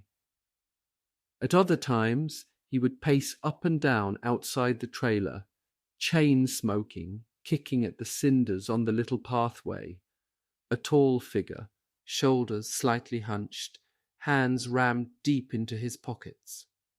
On these solitary strolls, Eisenhower scarcely seemed to notice anybody, but during the afternoon he spotted one of the 4 pool correspondents accredited to his advance headquarters, Merrill Red Muller of NBC. "Let's take a walk, Red," said Ike abruptly, and without waiting for Mueller he strode off, hands in his pockets, at his usual brisk pace. The correspondent hurriedly caught up with him as he disappeared into the woods. It was a strange, silent walk. Eisenhower uttered hardly a word. Ike seemed completely preoccupied with his own thoughts, completely immersed in all his problems, Muller remembers. It was almost as though he had forgotten I was with him. There were many questions that Muller wanted to put to the Supreme Commander, but he didn't ask them. He felt that he couldn't intrude. When they returned to the encampment and Eisenhower had said goodbye, the correspondent watched him climb the little aluminum stairs leading to the trailer door. At that moment he appeared to Muller to be bowed down with worry, as though each of the 4 stars on either shoulder weighed a ton. Shortly before 9:30 that night, Eisenhower's senior commanders and their chiefs of staff gathered in the library of Southwark House. It was a large, comfortable room with a table covered by a green baize cloth, several easy chairs, and 2 sofas. Dark oak bookcases lined 3 of the walls, but there were few books on the shelves, and the room had a bare look. Heavy double blackout curtains hung at the windows, and on this night they muffled the drumming of the rain and the flat buckling sound of the wind. Standing about the room in little groups, the staff officers talked quietly. Near the fireplace, Eisenhower's chief of staff, Major General Walter Bedell Smith, conversed with the pipe-smoking Deputy Supreme Commander, Air Chief Marshal Tedder. Seated to one side was the fiery Allied Naval Commander, Admiral Ramsay, and close by the Allied Air Commander, Air Chief Marshal Lee Mallory. Only one officer was dressed informally, General Smith recalls. The peppery Montgomery, who would be in charge of the D-Day assault, wore his usual corduroy slacks and roll-necked sweater. These were the men who would translate the order for the attack when Eisenhower gave the word to go. Now they and their staff officers, altogether there were 12 senior officers in the room, waited for the arrival of the Supreme Commander and the decisive conference that would begin at 9:30. At that time, they would hear the latest forecasts of the meteorologists. At exactly 9:30, the door opened, and Eisenhower, neat in his dark green battle dress, strode in. There was just the faintest flicker of the old Eisenhower grin as he greeted his old friends, but the mask of worry quickly returned to his face as he opened the conference. There was no need for a preamble. Everybody knew the seriousness of the decision that had to be made. So almost immediately the 3 senior overlord meteorologists, led by their chief, Group Captain J.N. Stagg of the Royal Air Force, came into the room. There was a hushed silence as Stagg opened the briefing. Quickly he sketched the weather picture of the previous 24 hours, and then he quietly said, "Gentlemen, there have been some rapid and unexpected developments in the situation." All eyes were on Stagg now, as he presented the anxious-faced Eisenhower and his commanders with a slender ray of hope. A new weather front had been spotted, which, he said, would move up the channel within the next few hours and cause a gradual clearing over the assault areas. These improving conditions would last throughout the next day and continue up to the morning of June 6th. After that, the weather would begin to deteriorate again. During this promised period of fair weather, the winds would drop appreciably and the skies would clear, enough at least for bombers to operate on the night of the 5th and throughout the morning of the 6th. By noon, the cloud layer would thicken and the skies would become overcast again. In short, what Eisenhower was being told was that a barely tolerable period of fair conditions, far below the minimal requirements, would prevail for just a little more than 24 hours. The moment Stagg had finished, he and the other 2 meteorologists were subjected to a barrage of questions. Were all of them confident about the accuracy of their predictions? Could their forecasts be wrong had they checked their reports with every available source? Was there any chance of the weather continuing to improve in the few days immediately after the 6th? Some of the questions were impossible for the weathermen to answer. Their report had been checked and double-checked, and they were as optimistic as they could be about the forecast. But there was always the chance that the vagaries of the weather might prove them wrong. They answered as best they could, then they withdrew. For the next 15 minutes, Eisenhower and his commanders deliberated. The urgency of making a decision was stressed by Admiral Ramsay.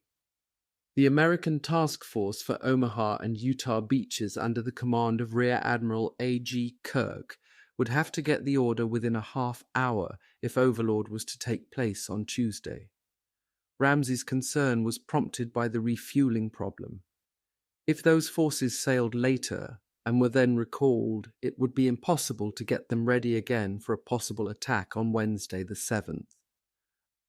Eisenhower now polled his commanders one by one.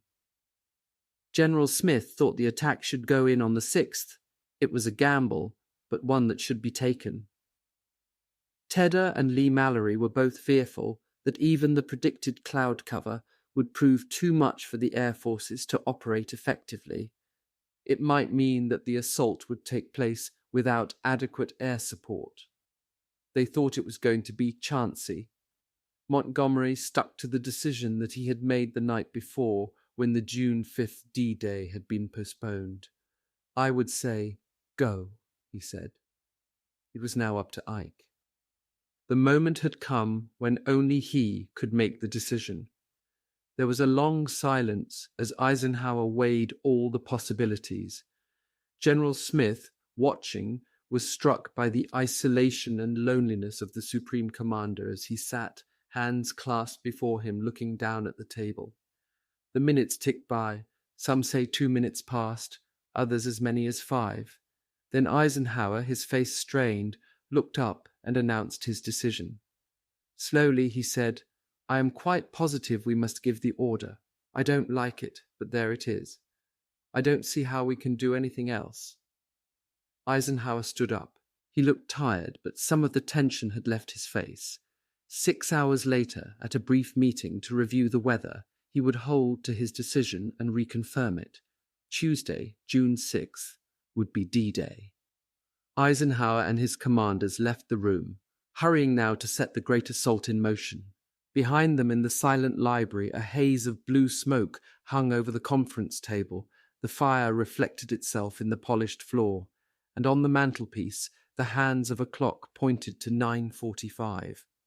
It was about 10 p.m. when Private Arthur B. "Dutch" Schultz of the 82nd Airborne Division decided to get out of the crap game. He might never have this much money again. The game had been going on ever since the announcement that the airborne assault was off for at least 24 hours. It had begun behind a tent, next it had moved under the wing of a plane, and now the session was going full blast in the hangar, which had been converted into a huge dormitory. Even here it had done some travelling, moving up and down the corridors created by the rows of double-tiered bunks, and Dutch was one of the big winners. How much he had won he didn't know, but he guessed that the bundle of crumpled greenbacks, English banknotes, and fresh blue-green French invasion currency he held in his fist came to more than $2,500. That was more money than he had seen at any one time in all his 21 years. Physically and spiritually, he had done everything to prepare himself for the jump. Services for all denominations had been held on the airfield in the morning, and Dutch, a Catholic, had gone to confession and communion. Now he knew exactly what he was going to do with his winnings. He mentally figured out the distribution. He would leave $1,000 with the adjutant's office. He could use that on pass when he got back to England. Another $1,000 he planned to send to his mother in San Francisco to keep for him, but he wanted her to have $500 of it as a gift. She sure could use it.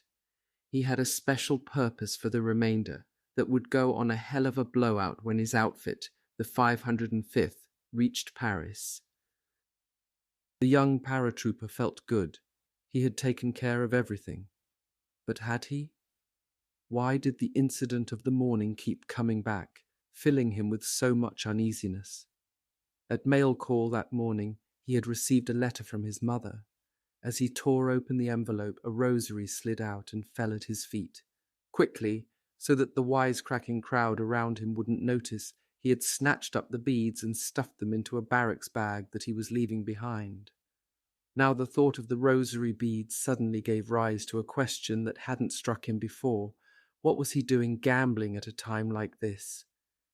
He looked at the folded and crumpled bills sticking out between his fingers.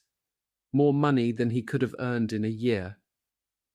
At that moment, Private Dutch Schultz knew that if he pocketed all this money, he would surely be killed. Dutch decided to take no chances. "Move over," he said, and let me get at the play. He glanced at his watch and wondered how long it would take to lose $2,500. Schultz wasn't the only one who acted strangely this night. Nobody, from enlisted men to generals, seemed eager to challenge the fates. Over near Newbury at the headquarters of the 101/Airborne Division, the commander, Major General Maxwell D. Taylor, was holding a long, informal session with his senior officers. There were perhaps half a dozen men in the room, and one of them, Brigadier General Don Pratt, the assistant division commander, sat on a bed. While they were talking, another officer arrived. Taking off his cap, he tossed it onto the bed. General Pratt leaped up, swept the cap onto the floor, and said, "My God, that's damn bad luck." Everybody laughed, but Pratt didn't sit on the bed again. He had chosen to lead the 101/'s glider forces into Normandy. As the night closed in, the invasion forces all over England continued to wait. Keyed up by months of training, they were ready to go, and the postponement had made them jittery. It was now about 18 hours since the stand down, and each hour had taken its toll of the patience and readiness of the troops. They did not know that D-Day now was barely 26 hours away. It was still much too early for the news to filter down. And so, on this stormy Sunday night, men waited in loneliness, anxiety, and secret fear for something, anything to happen. They did precisely what the world expects men to do under such circumstances. They thought of their families, their wives, their children, their sweethearts, and everybody talked about the fighting that lay ahead. What would the beaches really be like? Would the landings be as tough as everybody seemed to think? Nobody could visualize D-Day, but each man prepared for it in his own way. On the dark, wave-tossed Irish Sea, aboard the destroyer USS Herndon, Lieutenant Junior Grade Bartow Farr, Jr., tried to concentrate on a bridge game. It was difficult. There were too many sober reminders all around him that this was not just another social evening. Taped to the walls of the wardroom were large aerial reconnaissance photographs of German gun positions overlooking the Normandy beaches. These guns were the Herndon's D-Day targets. It occurred to Farr that the Herndon would also be theirs. Farr was reasonably certain he would survive D-Day. There had been a lot of kidding about who would come through and who wouldn't. Back in Belfast Harbour, the crew of the Corrie, their sister ship, had been giving odds of 10-1 against the Herndon's return. The Herndon's crew retaliated by spreading the rumour that when the invasion fleet set out, the Corrie would remain in port, because of low morale aboard ship. Lieutenant Farr had every confidence that the Herndon would return safe, and he with her. Still, he was glad he had written a long letter to his unborn son. It never occurred to Farr that his wife Anne, back in New York, might give birth to a girl.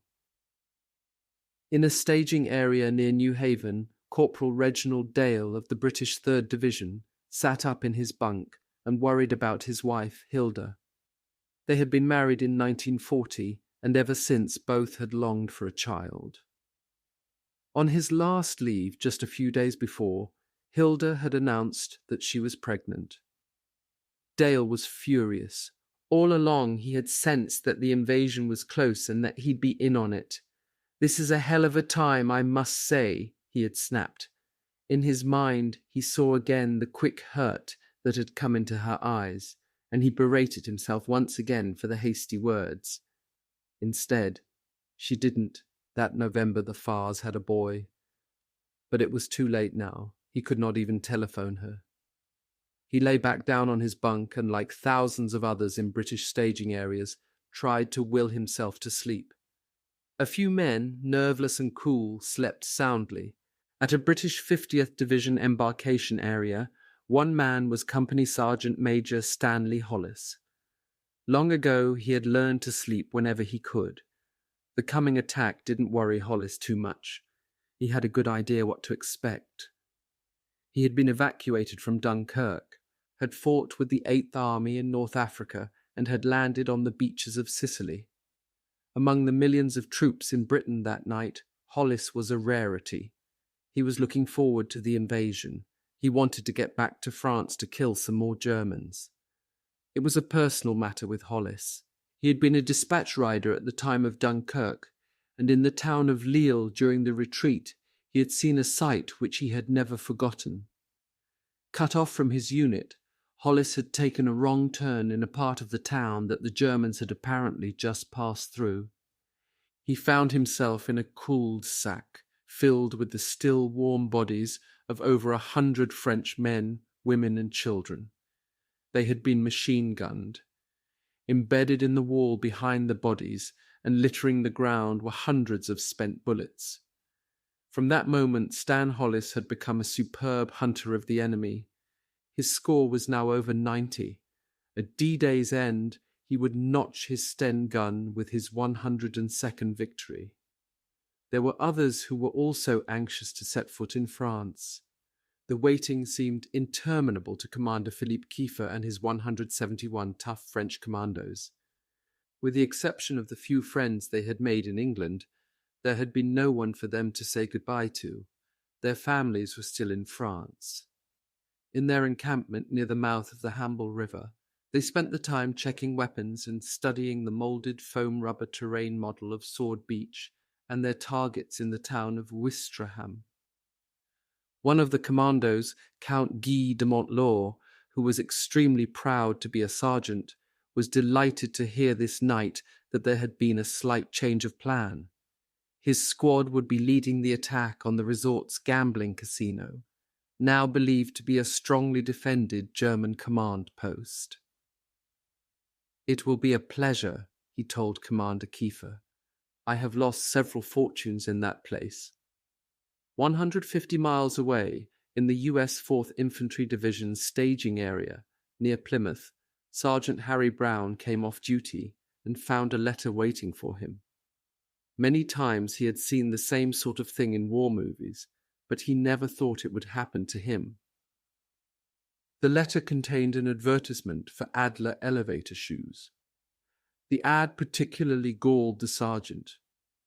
Everyone was so short in his section that they were called Brown's Midgets. The sergeant was the tallest, 5 feet 5.5 inches. While he was wondering who had given his name to the Adler Company, one of his squad showed up. Corporal John Gwiadoski had decided to repay a loan. Sergeant Brown couldn't get over it as Gwiadoski solemnly handed him the money. "Don't get any wrong ideas," explained Gwiadoski. "I just don't want you chasing me all over hell trying to collect." Across the bay, on the transport New Amsterdam anchored near Weymouth, Second Lieutenant George Kirchner of the 2nd Ranger Battalion was occupied with a routine chore. He was censoring his platoon's mail. It was particularly heavy tonight. Everybody seemed to have written long letters home. The 2nd and 5th Rangers had been given one of the toughest D-Day assignments. They were to scale the almost sheer 100-foot cliffs at a place called Pointe du Hoc and silence a battery of 6 long-range guns so powerful that they could zero in on Omaha Beach or the transport area of Utah Beach. The Rangers would have just 30 minutes to do the job. Casualties were expected to be heavy, some thought as high as 60%, unless the air and naval bombardment could knock out the guns before the Rangers got there. Either way, nobody expected the attack to be a breeze. Nobody, that is, except Staff Sergeant Larry Johnson, one of Kirchner's section leaders. The lieutenant was dumbfounded when he read Johnson's letter. Although none of the mail would be sent out until after D-Day, whenever that would be, this letter couldn't even be delivered through ordinary channels. Kirchner sent for Johnson, and when the sergeant arrived, gave him back the letter. "Larry," said Kirchner dryly, "you better post this yourself after you get to France." Johnson had written a girl asking for a date early in June. She lived in Paris. It struck the lieutenant as the sergeant left the cabin that as long as there were optimists like Johnson, nothing was impossible. Almost every man in the invasion forces wrote a letter to someone during the long hours of waiting. They had been penned up for a long time, and the letters seemed to give them emotional release. Many of them recorded their thoughts in a way that men seldom do. Captain John F. Dulligan of the 1/ Infantry Division, slated to land on Omaha Beach, wrote his wife, "I love these men. They sleep all over the ship, on the decks, in, on top, and underneath the vehicles. They smoke, play cards, wrestle around, and indulge in general horseplay. They gather around in groups and talk mostly about girls, home, and experiences, with and without girls. They are good soldiers, the best in the world. Before the invasion of North Africa, I was nervous and a little scared. During the Sicilian invasion, I was so busy that the fear passed while I was working. This time we will hit a beach in France, and from there on only God knows the answer. I want you to know that I love you with all my heart. I pray that God will see fit to spare me to you and Anne and Pat." The men on heavy naval vessels or large transports, on airfields or in embarkation areas, were the lucky ones. They were restricted and overcrowded, but they were dry, warm, and well. It was a different story for the troops on the flat-bottomed landing ships, heaving at anchor outside nearly every harbour. Some men had been on these vessels for more than a week. The ships were overcrowded and foul, the men unbelievably miserable. For them, the battle began long before they ever left England. It was a battle against continuous nausea and seasickness. Most of the men still remembered that the ships smelled of just 3 things: diesel oil, backed-up toilets, and vomit. Conditions varied from ship to ship.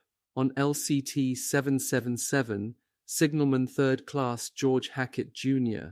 was amazed to see waves so high that they smashed over one end of the wallowing craft and rolled out the other. LCT-6, a British landing craft, was so overloaded that Lieutenant Colonel Clarence Hupfer of the US 4th Division thought it would sink. Water lapped at the gunwales and at times washed over into the craft. The galley was flooded, and the troops were forced to eat cold food, those who could eat at all.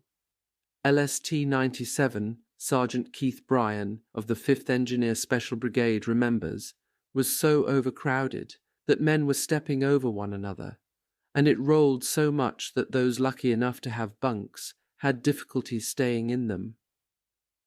And to Sergeant Maurice McGee of the Canadian 3rd Division, the heaving of his craft was worse than being in a rowboat in the centre of Lake Champlain. He was so sick he could no longer throw up. But the troops who suffered most during the waiting period were the men in the recalled convoys. All day they had ridden out the storm in the Channel.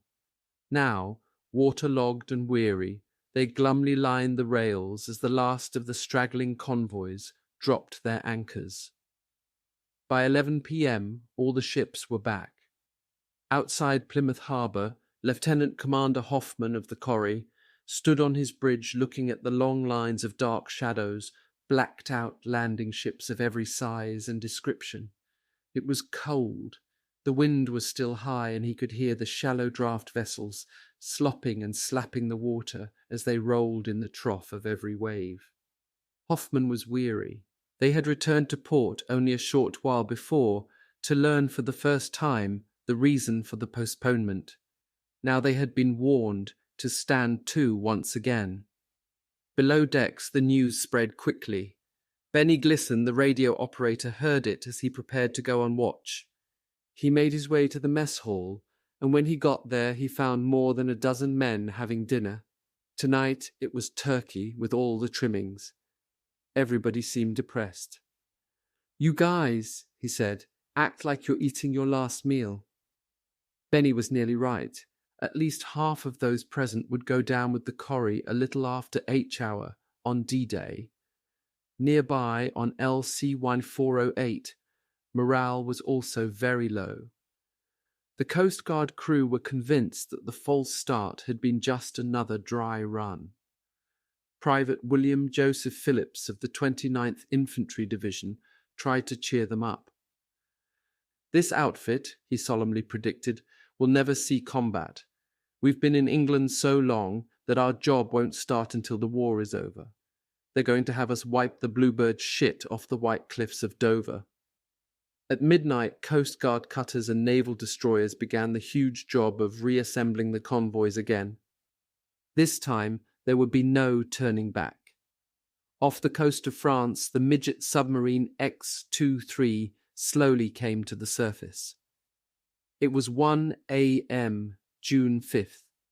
Lieutenant George Honor quickly undid the hatch. Climbing up into the little conning tower, Honor and another crewman erected the antennae. Below, Lieutenant James Hodges flicked the dial on the radio to 1,850 kilocycles and cupped his earphones with his hands.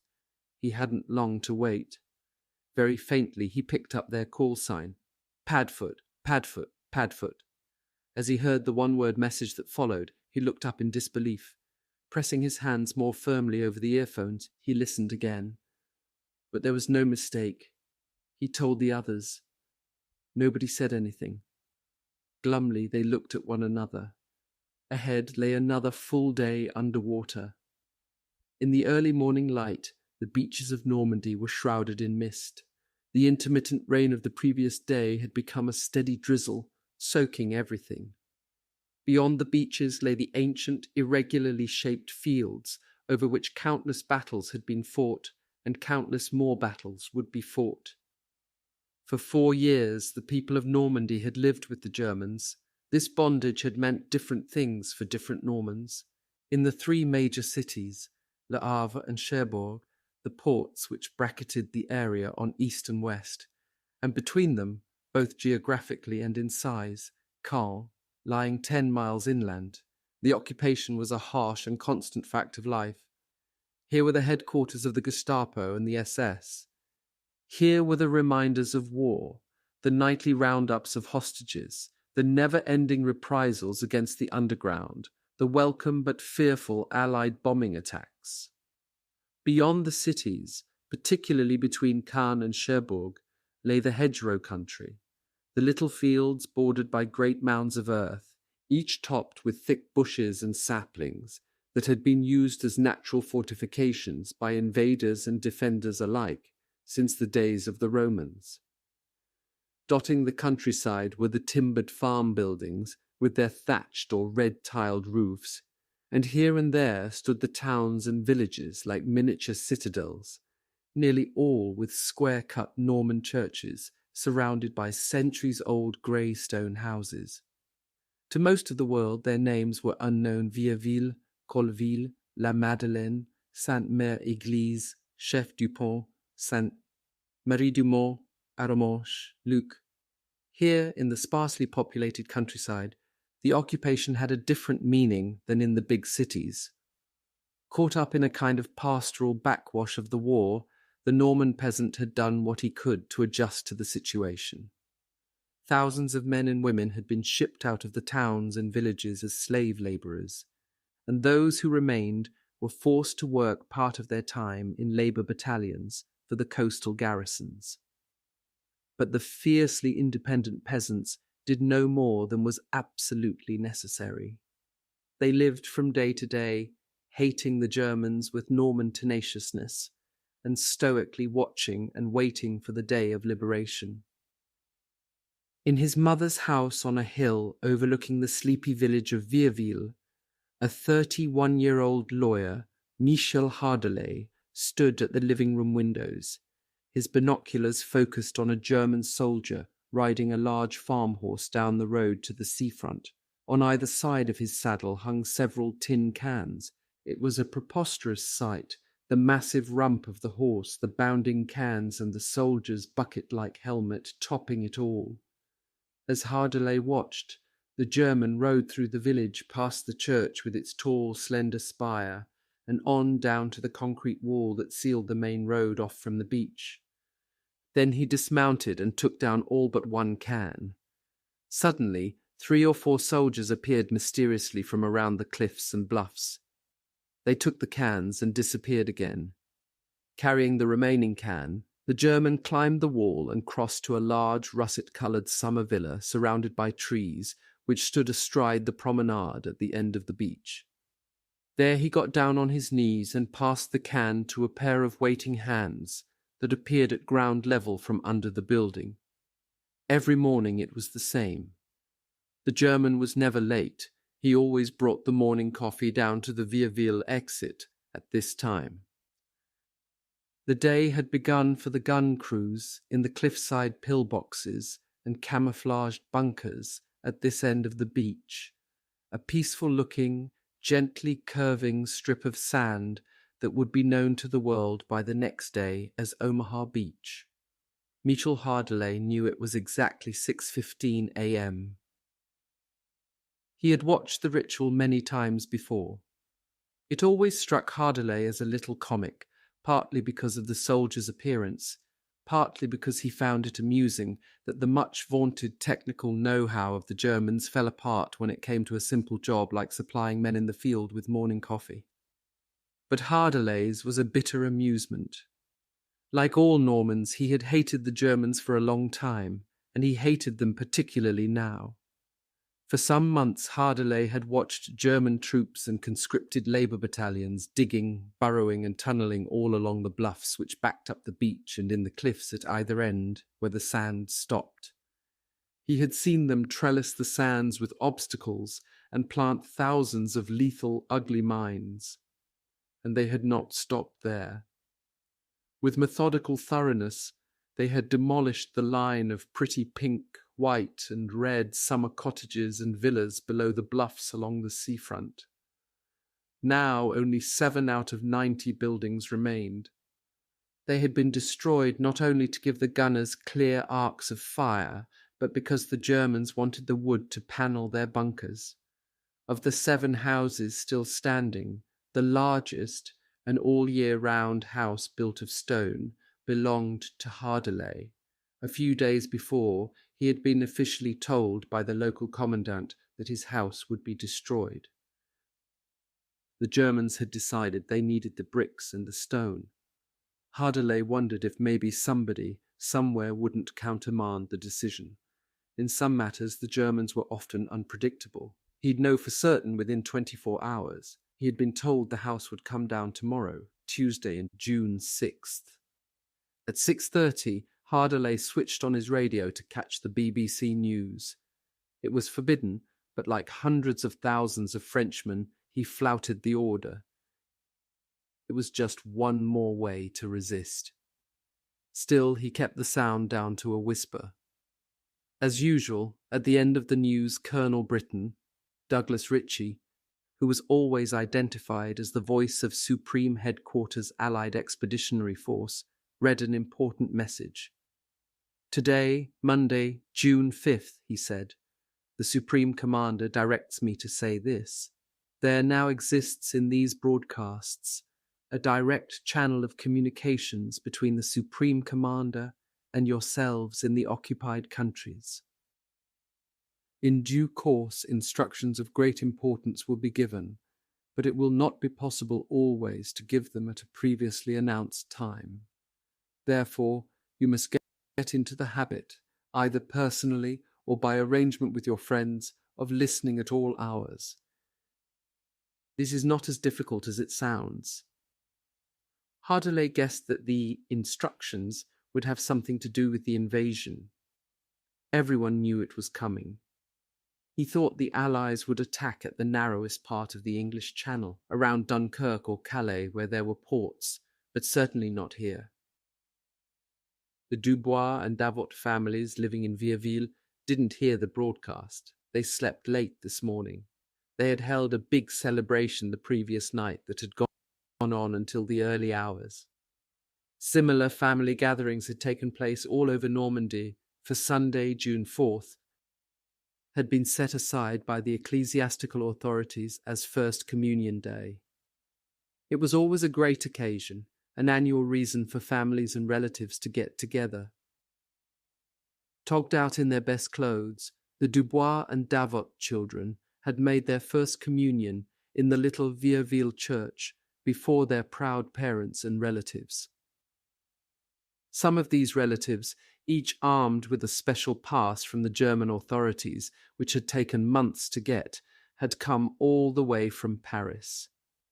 The trip had been exasperating and dangerous, exasperating because the overcrowded trains no longer ran on time, dangerous because all locomotives were targets for Allied fighter bombers. But it had been worth it. A trip to Normandy always was. The region was still rich in all those things that Parisians rarely saw now: fresh butter, cheese, eggs, meat, and of course Calvados, the heady cider and apple pulp cognac of the Normans. Besides, in these difficult times, Normandy was a good place to be. It was quiet and peaceful, too far away from England to be invaded. The reunion of the two families had been a great success, and it wasn't over yet. This evening, everyone would sit down to another great meal with the best wines and cognacs that their hosts had been able to save. That would wind up the celebrations. The relatives would catch the train for Paris at dawn on Tuesday. Their 3-day Normandy vacation was due to last much longer. They would remain trapped in Vierville for the next 4 months. Farther down the beach, near the Colleville exit, 40-year-old Fernand Brooks was doing what he did every morning at 6:30. He sat in his dripping barn, spectacles askew, head tucked down by the udders of a cow, directing a thin stream of milk into a pail. His farm, lying alongside a narrow dirt road, topped a slight rise barely a half-mile from the sea. He hadn't been down that road or onto the beach in a long time, not since the Germans had closed it off. He had been farming in Normandy for 5 years.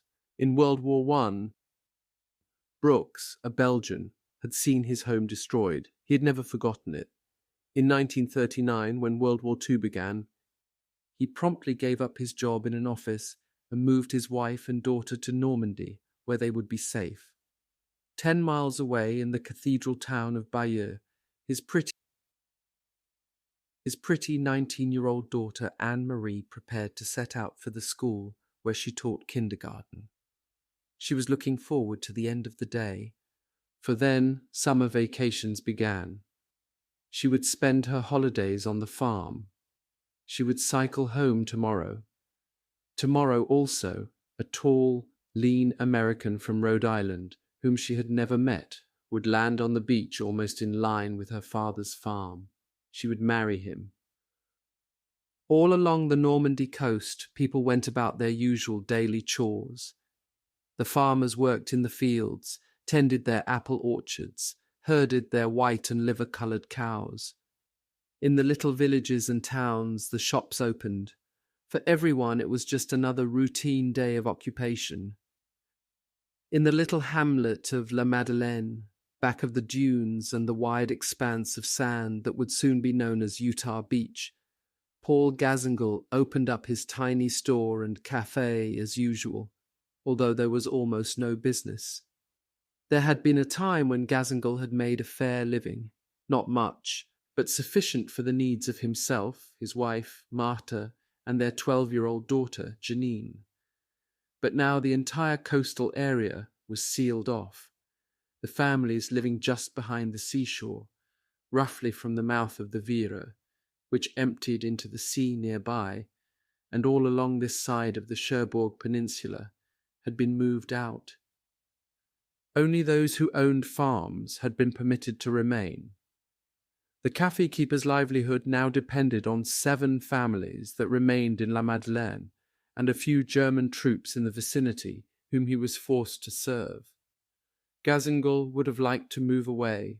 As he sat in his café waiting for the first customer, he did not know that within 24 hours he would be making a trip. He and all the other men in the village would be rounded up and sent to England for questioning. One of Gazingle's friends, the baker Pierre Cauldron, had more serious problems on his mind this morning. In Dr. Jeanne's clinic at Carentan, 10 miles from the coast, he sat by the bedside of his 5-year-old son Pierre, who had just had his tonsils removed. At midday, Dr. Jeanne re-examined his son. "You've nothing to worry about," he told the anxious father. "He's all right. You'll be able to take him home tomorrow." But Cauldron had been thinking. "No," he said. "I think his mother will be happier if I take little Pierre home today."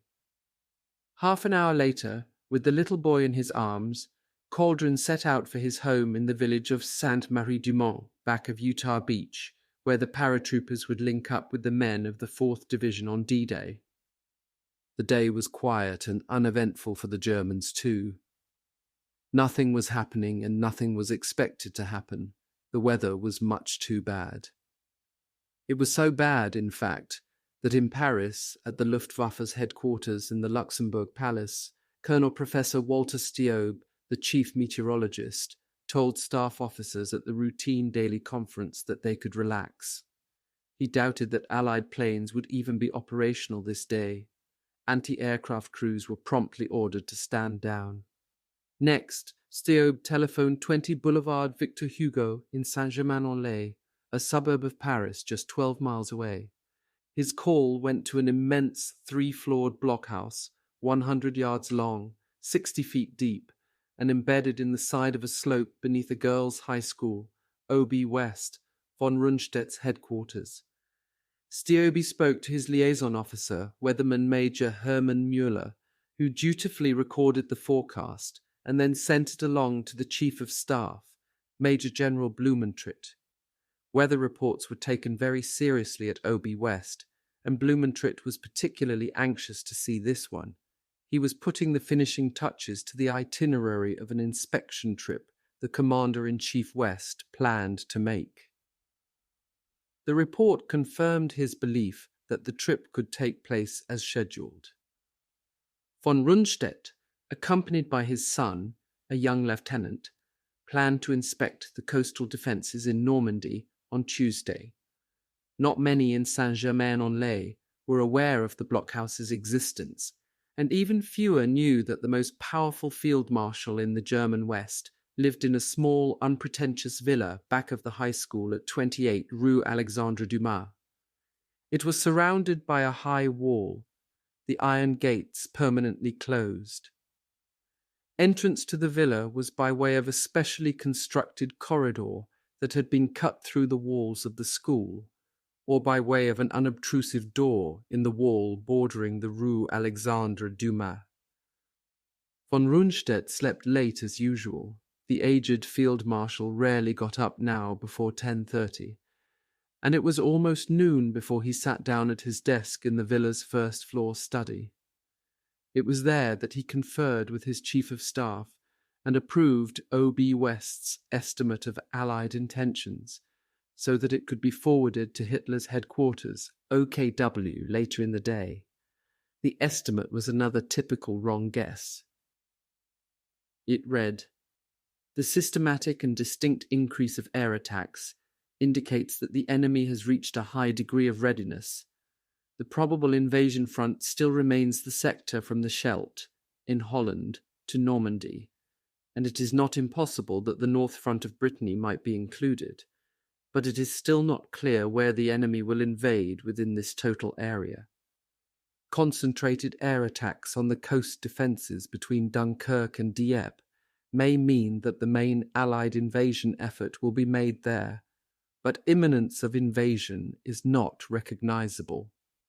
With this vague estimate out of the way, an estimate that placed the possible invasion area someplace along almost 800 miles of coast, von Rundstedt and his son set out for the field marshal's favourite restaurant, the Coq Hardy at Bougival nearby. It was a little after 1. D-Day was 12 hours away. All along the chain of German command, the continuing bad weather acted like a tranquilizer. The various headquarters were quite confident that there would be no attack in the immediate future. Their reasoning was based on carefully assessed weather evaluations that had been made of the Allied landings in North Africa, Italy, and Sicily. In each case, conditions had varied, but meteorologists like Stiobe and his chief in Berlin, Dr. Karl Sonntag, had noted that the Allies had never attempted a landing unless the prospects of favourable weather were almost certain, particularly for covering air operations. To the methodical German mind, there was no deviation from this rule. The weather had to be just right, or the Allies wouldn't attack. And the weather wasn't just right. At Army Group B headquarters in La Roche-Guyon, the work went on as though Rommel was still there. But the Chief of Staff, Major General Speidel, thought it was quiet enough to plan a little dinner party.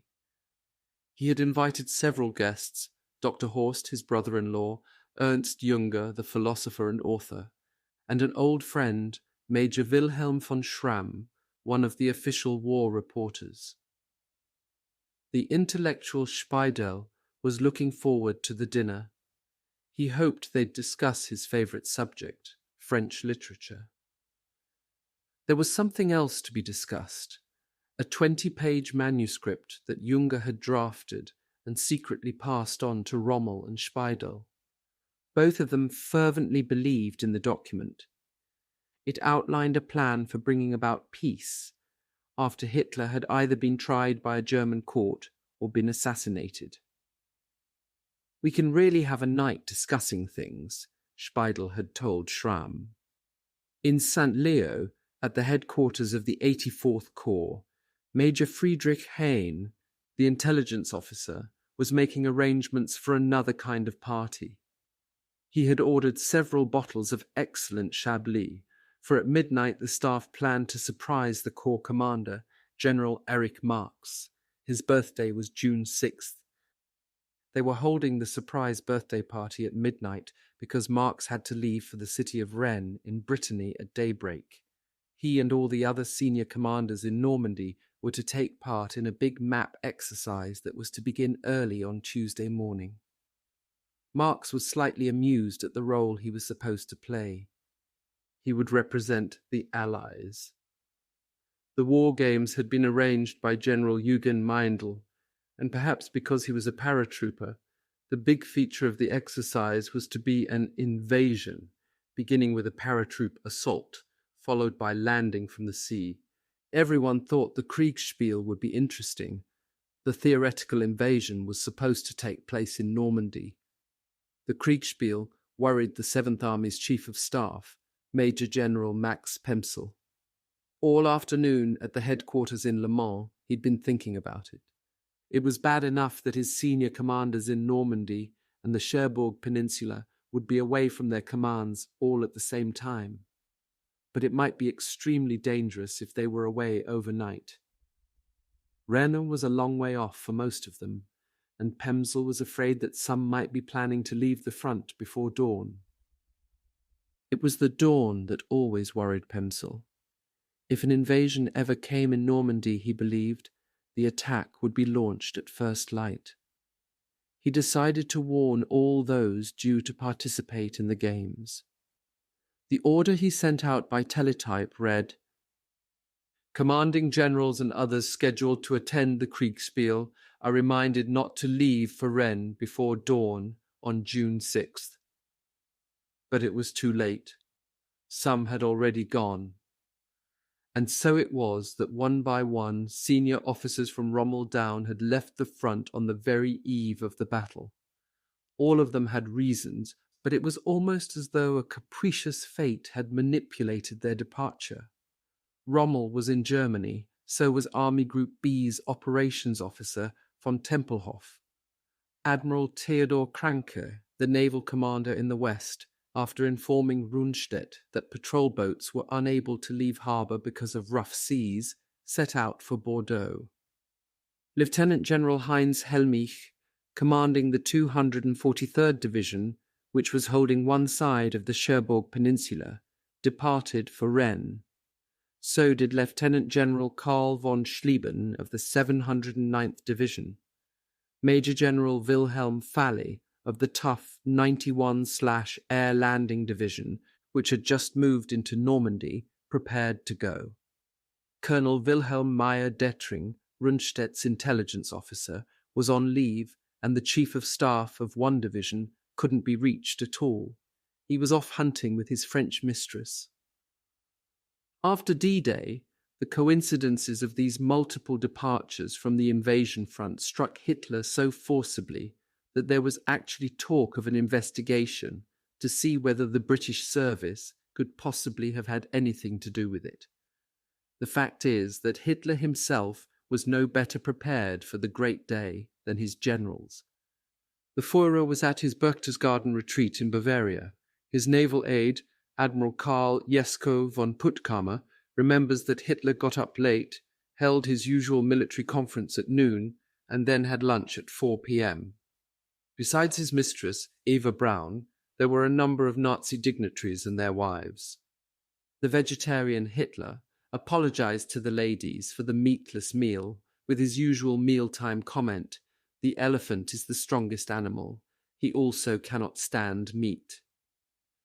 After lunch, the group adjourned to the garden, where the Führer sipped lime blossom tea. He napped between 6 and 7, held another military conference at 11 p.m. Then, a little before midnight, the ladies were called back. To the best of Puttkamer's recollection, the group then had to listen to 4 hours of Wagner, Lehar, and Strauss. At this point, with the officers in charge of beachhead defences dispersed all over Europe, the German High Command decided to transfer the Luftwaffe's last remaining fighter squadrons in France, far out of range of the Normandy beaches. The flyers were aghast. The principal reason for the withdrawal was that the squadrons were needed for the defence of the Reich, which for months had been coming under increasingly heavy, round-the-clock Allied bombing attack. Under the circumstances, it just did not seem reasonable to the High Command to leave these vital planes on exposed airfields in France, where they were being destroyed by Allied fighters and bombers. Hitler had promised his generals that 1,000 Luftwaffe planes would hit the beaches on the day of invasion. Now that was patently impossible. On June 4th, there were only 183 day fighter planes in the whole of France, of which about 160 were considered serviceable. Of the 160, one wing of 124, the 26th Fighter Wing, was being moved back from the coast that very afternoon. In researching this book, I found no less than 5 different figures for the number of fighter planes in France. The figure of 183 given here I believe to be accurate. My source is a recent Luftwaffe history written by Colonel Josef Priller, see below, whose work is now considered one of the most authoritative yet written on the Luftwaffe's activities. At the headquarters of the 26th at Lille, in the zone of the 15th Army, Colonel Josef Pips Priller, one of the Luftwaffe's top aces, he had shot down 96 planes, stood on the airfield and fumed. Overhead was one of his 3 squadrons, heading for Metz in northeast France. His 2nd squadron was about to take off. It had been ordered to Reims, roughly halfway between Paris and the German border. The 3rd squadron had already left for the south of France. There was nothing the wing commander could do but protest. Priller was a flamboyant, temperamental pilot, renowned in the Luftwaffe for his short temper. He had a reputation for telling off generals, and now he telephoned his group commander. "This is crazy," Priller shouted. "If we're expecting an invasion, the squadrons should be moved up, not back. And what happens if the attack comes during the transfer? My supplies can't reach the new bases until tomorrow or maybe the day after. You're all crazy." "Listen, Priller," said the group commander. "The invasion is out of the question. The weather is much too bad." Priller slammed down the receiver. He walked back out onto the airfield. There were only 2 planes left, his and the one belonging to Sergeant Heinz Wodarczyk, his wingman. "What can we do?" he said to Wodarczyk. "If the invasion comes, they'll probably expect us to hold it off all by ourselves, so we might as well start getting drunk now." Of all the millions who watched and waited throughout France, only a few men and women actually knew that the invasion was imminent. There were less than a dozen of them. They went about their affairs calmly and casually as usual. Being calm and casual. Most of them were in Paris. From there they commanded a vast and complicated organization. Was part of their business. They were the leaders of the French underground. It was in fact an army with a full chain of command and countless departments and bureaus handling everything from the rescue of downed Allied pilots to sabotage, from espionage to assassination. There were regional chiefs, area commanders, section leaders, and thousands of men and women in the rank and file. On paper, the organization had so many overlapping nets of activity that it appeared to be unnecessarily complex. This apparent confusion was deliberate. In it lay the underground's strength. Overlapping commands gave greater protection. Multiple nets of activity guaranteed the success of each operation. And so secret was the entire structure that leaders rarely knew one another except by code names, and never did one group know what another was doing. It had to be this way if the underground was to survive at all. Even with all those precautions, German retaliatory measures had become so crushing that by May of 1944, the life expectancy of an active underground fighter was considered to be less than 6 months. This great secret resistance army of men and women had been fighting a silent war for more than 4 years, a war that was often unspectacular, but always hazardous. Thousands had been executed. Thousands more had died in concentration camps. But now, although the rank and file didn't know it yet, the day for which they had been fighting was close at hand. In the previous days, the underground's high command had picked up hundreds of coded messages from the BBC. A few of these had been alerts warning that the invasion might come at any moment. One of these messages had been the first line of the Verlaine poem Chanson d'automne, the same alert that Lieutenant Colonel Meyer's men at the German 15th Army headquarters had intercepted on June 1st. Canaris had been right. Now, even more excited than Meyer, the underground leaders waited for the second line of this poem and for other messages which would confirm the previously received information. None of these alerts was expected to be broadcast until the very last moment in the hours preceding the actual day of invasion. Even then, the underground leaders knew that they would not learn from the messages the exact area where the landings were due to take place. For the underground at large, the real tip-off would come when the Allies ordered the pre-arranged sabotage plans to go into effect. 2 messages would trigger off the attacks. 1, "It is hot in Suez," would put into effect the Green Plan, the sabotaging of railroad tracks and equipment. The other, "The dice are on the table," would call for the Red Plan, the cutting of telephone lines and cables. All regional, area, and sector leaders had been warned to listen for these 2 messages. On this Monday evening, the eve of D-Day, the first message was broadcast by the BBC at 6:30 p.m. "It is hot in Suez. It is hot in Suez," said the voice of the announcer solemnly. Guillaume Mercader, the intelligence chief for the Normandy coastal sector between Vierville and Port-en-Bessin, roughly the Omaha Beach area, was crouching by a hidden radio set in the cellar of his bicycle shop in Bayeux when he heard it. He was almost stunned by the impact of the words. It was a moment he would never forget. He didn't know where the invasion would take place or when, but it was coming at long last after all these years. There was a pause. Then came the second message that Mercader had been waiting for. "The dice are on the table," said the announcer. "The dice are on the table." This was immediately followed by a long string of messages, each one repeated. "Napoleon's hat is in the ring. John loves Mary. The arrow will not pass." Mercader switched off the radio.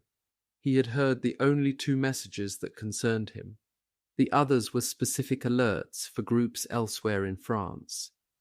Hurrying upstairs, he said to his wife, Madeleine, "I have to go out. I'll be back late tonight." Then he wheeled out a low racing bike from his bicycle shop and pedaled off to tell his section leaders.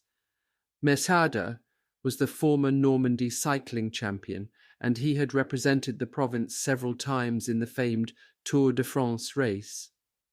He knew the Germans wouldn't stop him. They had given him a special permit so that he could practice. Everywhere now, resistance groups were quietly told the news by their immediate leaders. Each unit had its own plan and knew exactly what had to be done. Albert Auger, the station master at Caen, and his men were to destroy water pumps in the yards, smash the steam injectors on locomotives. André Farine, a cafe owner from Le Fontaine, near Isigny, had the job of strangling Normandy's communications. His 40-man team would cut the massive telephone cable feeding out of Cherbourg. Yves Gresselin, a Cherbourg grocer, had one of the toughest jobs of all. His men were to dynamite a network of railway lines between Cherbourg, Saint-Lô, and Paris. And these were just a few of the teams. It was a large order for the underground. Time was short, and the attacks couldn't begin before dark. But everywhere along the invasion coast from Brittany to the Belgian border, men prepared, all hoping that the attack would come in their areas. For some men, the messages posed quite different problems. In the seaside resort town of Grand Camp, near the mouth of the Vire and almost centered between Omaha and Utah beaches, Sector Chief Jean Marion had vital information to pass on to London. He wondered how he'd get it there, and if he still had time. Early in the afternoon, his men had reported the arrival of a new anti-aircraft battery group barely a mile away. Just to be sure, Marion had casually cycled over to see the guns. Even if he was stopped, he knew he'd get through. Among the many fake identification cards he had for such occasions was one stating that he was a construction worker on the Atlantic Wall. Marion was shaken by the size of the unit and the area it covered. It was a motorized flak assault group with heavy, light and mixed anti-aircraft guns. There were 5 batteries, 25 guns in all, and they were being moved into positions covering the area from the mouth of the Vire all the way to the outskirts of Grand Camp. Their crews, Marion noted, were toiling feverishly to emplace the guns, almost as though they were working against time. The frantic activity worried Marion. It could mean that the invasion would be here, and that somehow the Germans had learned of it. Although Marion did not know it, the guns covered the precise route the planes and gliders of the 82nd and 101/paratroopers would take within a few hours. Yet if anybody in the German High Command had any knowledge of the impending attack, they hadn't told Colonel Werner von Kistowski, commander of Flak Assault Regiment 1. He was still wondering why his 2,500-man flak unit had been rushed up here. But Kostowski was used to sudden moves. His outfit had once been sent into the Caucasus all by itself. Nothing surprised him anymore. Jean Marion, calmly cycling by the soldiers at work on the guns, began to wrestle with a big problem: how to get this vital information to the secret headquarters of Leonard Guil, Normandy's deputy military intelligence chief, in Caen, 50 miles away. Marion couldn't leave his sector now. There was too much to do. So he decided to take a chance on sending the message by a chain of couriers to Mercada in Bayeux. He knew it might take hours, but if there was still time, Marion was sure that Masada would somehow get it to Caen. There was one more thing Marion wanted London to know about. It wasn't as important as the anti-aircraft gun positions, simply a confirmation of the many messages he had sent in the previous days about the massive gun emplacements on the top of the 9-story-high cliffs at Pointe du Hoc. Marion wanted to pass on once again the news that the guns had not yet been installed. They were still en route, 2 miles away from the positions. Despite Marion's frantic efforts to warn London, on D-Day US Rangers would lose 135 men out of 225 in their heroic attack to silence guns that had never been there. For some members of the underground, unaware of the imminence of the invasion, Tuesday, June 6th, had a special significance of its own. For Léonard Gilles, it meant a meeting in Paris with his superiors. Even now, Gilles was calmly sitting in a train bound for Paris, although he expected Green Plan sabotage teams to derail it at any moment. Gilles was quite sure the invasion was not scheduled for Tuesday, at least not in his area. Surely his superiors would have cancelled the meeting if the attack was due in Normandy. But the date did bother him. That afternoon in Caen, one of Gilles' section chiefs, the leader of an affiliated communist group, had told him quite emphatically that the invasion was due at dawn on the 6th. The man's information had proved invariably right in the past. This raised an old question again in Gilles' mind. Did the man get his information direct from Moscow? Gilles decided not. It seemed inconceivable to him that the Russians would deliberately jeopardize Allied plans by breaking security. For Janine Boitard, Gilles' fiancée, back in Caen, Tuesday couldn't come soon enough. In 3 years of underground work, she had hidden more than 60 Allied pilots in her little ground-floor apartment at 15 Rue Laplace. It was dangerous, unrewarding, nerve-wracking work. A slip could mean the firing squad. After Tuesday, Janine could breathe a little easier, until the next time she hit a flyer who was down, for on Tuesday she was due to pass along the escape route 2 RAF pilots who had been shot down over northern France. They had spent the last 15 days in her apartment. She hoped her luck would continue to hold. For others, luck had already run out. For Amélie Le Chevalier, June 6th could mean nothing, or everything. She and her husband Louis had been arrested by the Gestapo on June 2nd. They had helped more than 100 Allied flyers to escape. They had been turned in by one of their own farm boys. Now, in her cell in the Caen prison, Amélie Le Chevalier sat on the bunk and wondered how soon she and her husband would be executed. Off the French coast, a little before 9 p.m., a dozen small ships appeared. They moved quietly along the horizon, so close that their crews could clearly see the houses of Normandy. The ships went unnoticed. They finished their job and then moved back. They were British minesweepers, the vanguard of the mightiest fleet ever assembled. For now, back in the Channel, ploughing through the choppy grey waters, a phalanx of ships bore down on Hitler's Europe, the might and fury of the free world unleashed at last. They came, rank after relentless rank, 10 lanes wide, 20 miles across, 5,000 ships of every description. There were fast new attack transports, slow rust-scarred freighters, small ocean liners, channel steamers, hospital ships, weather-beaten tankers, coasters and swarms of fussing tugs. There were endless columns of shallow draft landing ships, great wallowing vessels, some of them almost 350 feet long. Many of these and the other heavier transports carried smaller landing craft for the actual beach assault. More than 1,500 of them.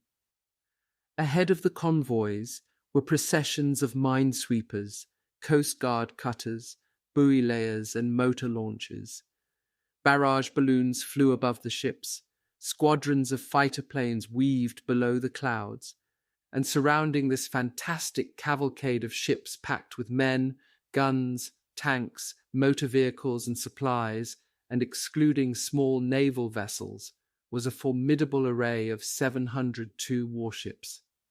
There is considerable controversy as to the exact number of ships in the invasion fleet, but the most accurate military works on D-Day, Gordon Harrison's cross-channel attack, the official U.S. Army military history, and Admiral Samuel Eliot Morrison's naval history, Invasion of France and Germany, both agree on a figure of about 5,000.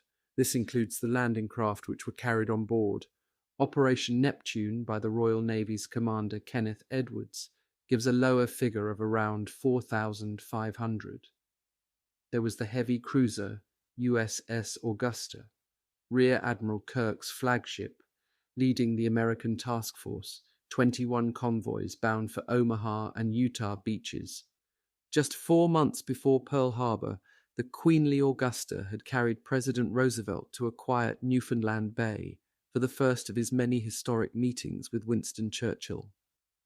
Nearby, steaming majestically with all their battle flags flying, were the battleships HMS Nelson, Ramillies and Warspite, and USS Texas, Arkansas, and the proud Nevada, which the Japanese had sunk and written off at Pearl Harbor. Leading the 38 British and Canadian convoys bound for Sword, Juneau, and Gold Beaches was the cruiser HMS Scylla, the flagship of Rear Admiral Sir Philip Vian, the man who tracked down the German battleship Bismarck. And close by was one of Britain's most famous light cruisers, HMS Ajax, one of a trio which had hounded the pride of Hitler's fleet, the Graf Spee, to her doom in Montevideo Harbour after the Battle of the River Plate in December 1939. There were other famous cruisers, the USS Tuscaloosa and Quincy, HMS Enterprise and Black Prince, Francis George's Legs, 22 in all. Along the edges of the convoys sailed a variety of ships, graceful sloops, chunky corvettes, slim gunboats like the Dutch Soemba, anti-submarine patrol craft, fast PT boats, and everywhere sleek destroyers. Besides the scores of American and British destroyers, there were Canada's Qu'Appelle, Saskatchewan and Ristigouche, Norway's Svena, and even a contribution from the Polish forces, the Poiron. Slowly, ponderously, this great armada moved across the Channel. It followed a minute-by-minute traffic pattern of a kind never attempted before. Ships poured out of British ports and, moving down the coasts in 2 convoy lanes, converged on the assembly area south of the Isle of Wight. There they sorted themselves out, and each took a carefully predetermined position, with the force heading for the particular beach to which it had been assigned. Out of the assembly area, which was promptly nicknamed Piccadilly Circus, the convoys headed for France along 5 buoy-marked lanes, and as they approached Normandy, these 5 paths split up into 10 channels, 2 for each beach, 1 for fast traffic, the other for slow.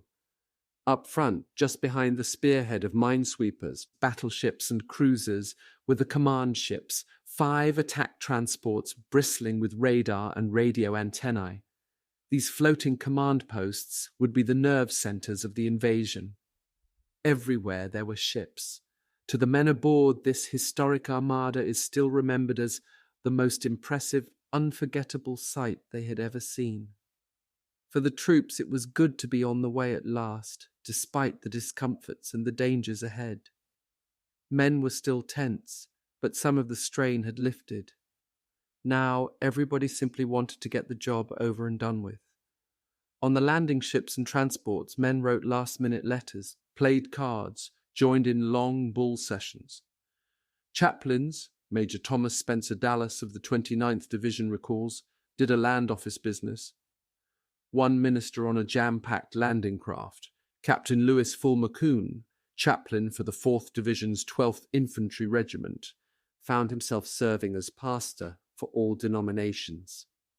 A Jewish officer, Captain Irving Gray, asked Chaplain Coon if he would lead his company in prayer to the God in whom we all believe, whether Protestant, Roman Catholic, or Jew, that our mission may be accomplished and that, if possible, we may be brought safely home again. Coon gladly obliged, and in the gathering dusk, gunner's mate 3rd Class William Sweeney of a Coast Guard cutter remembers the attack transport Samuel Chase blinked out a signal. Mass is going on. For most of the men, the first few hours of the journey were spent quietly. Many grew introspective and talked of things men usually keep to themselves. Hundreds later recalled that they found themselves admitting their fears and talking of other personal matters with unusual candor. They drew closer to one another on this strange night and confided in men they had never even met before. We talked a lot about home and what we had experienced in the past, and what we would experience at the landing, and what it would all be like. Private First Class Earlston Hearn, of the 146th Engineer Battalion recalls. On the slippery wet deck of his landing craft, Hearn and a medic whose name he never learned had such a conversation. The medic was having trouble at home. His wife, a model, wanted a divorce. He was a pretty worried guy. He said she'd have to wait until he got home. I remember, too, that the whole time we were talking, there was a young kid nearby singing softly to himself.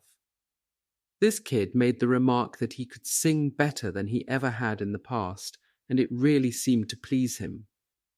Aboard HMS Empire Anvil, Corporal Michael Kurtz of the US 1/Division, a veteran of the invasions of North Africa, Sicily, and Italy, was approached by a new replacement, Private Joseph Steinbeer of Wisconsin.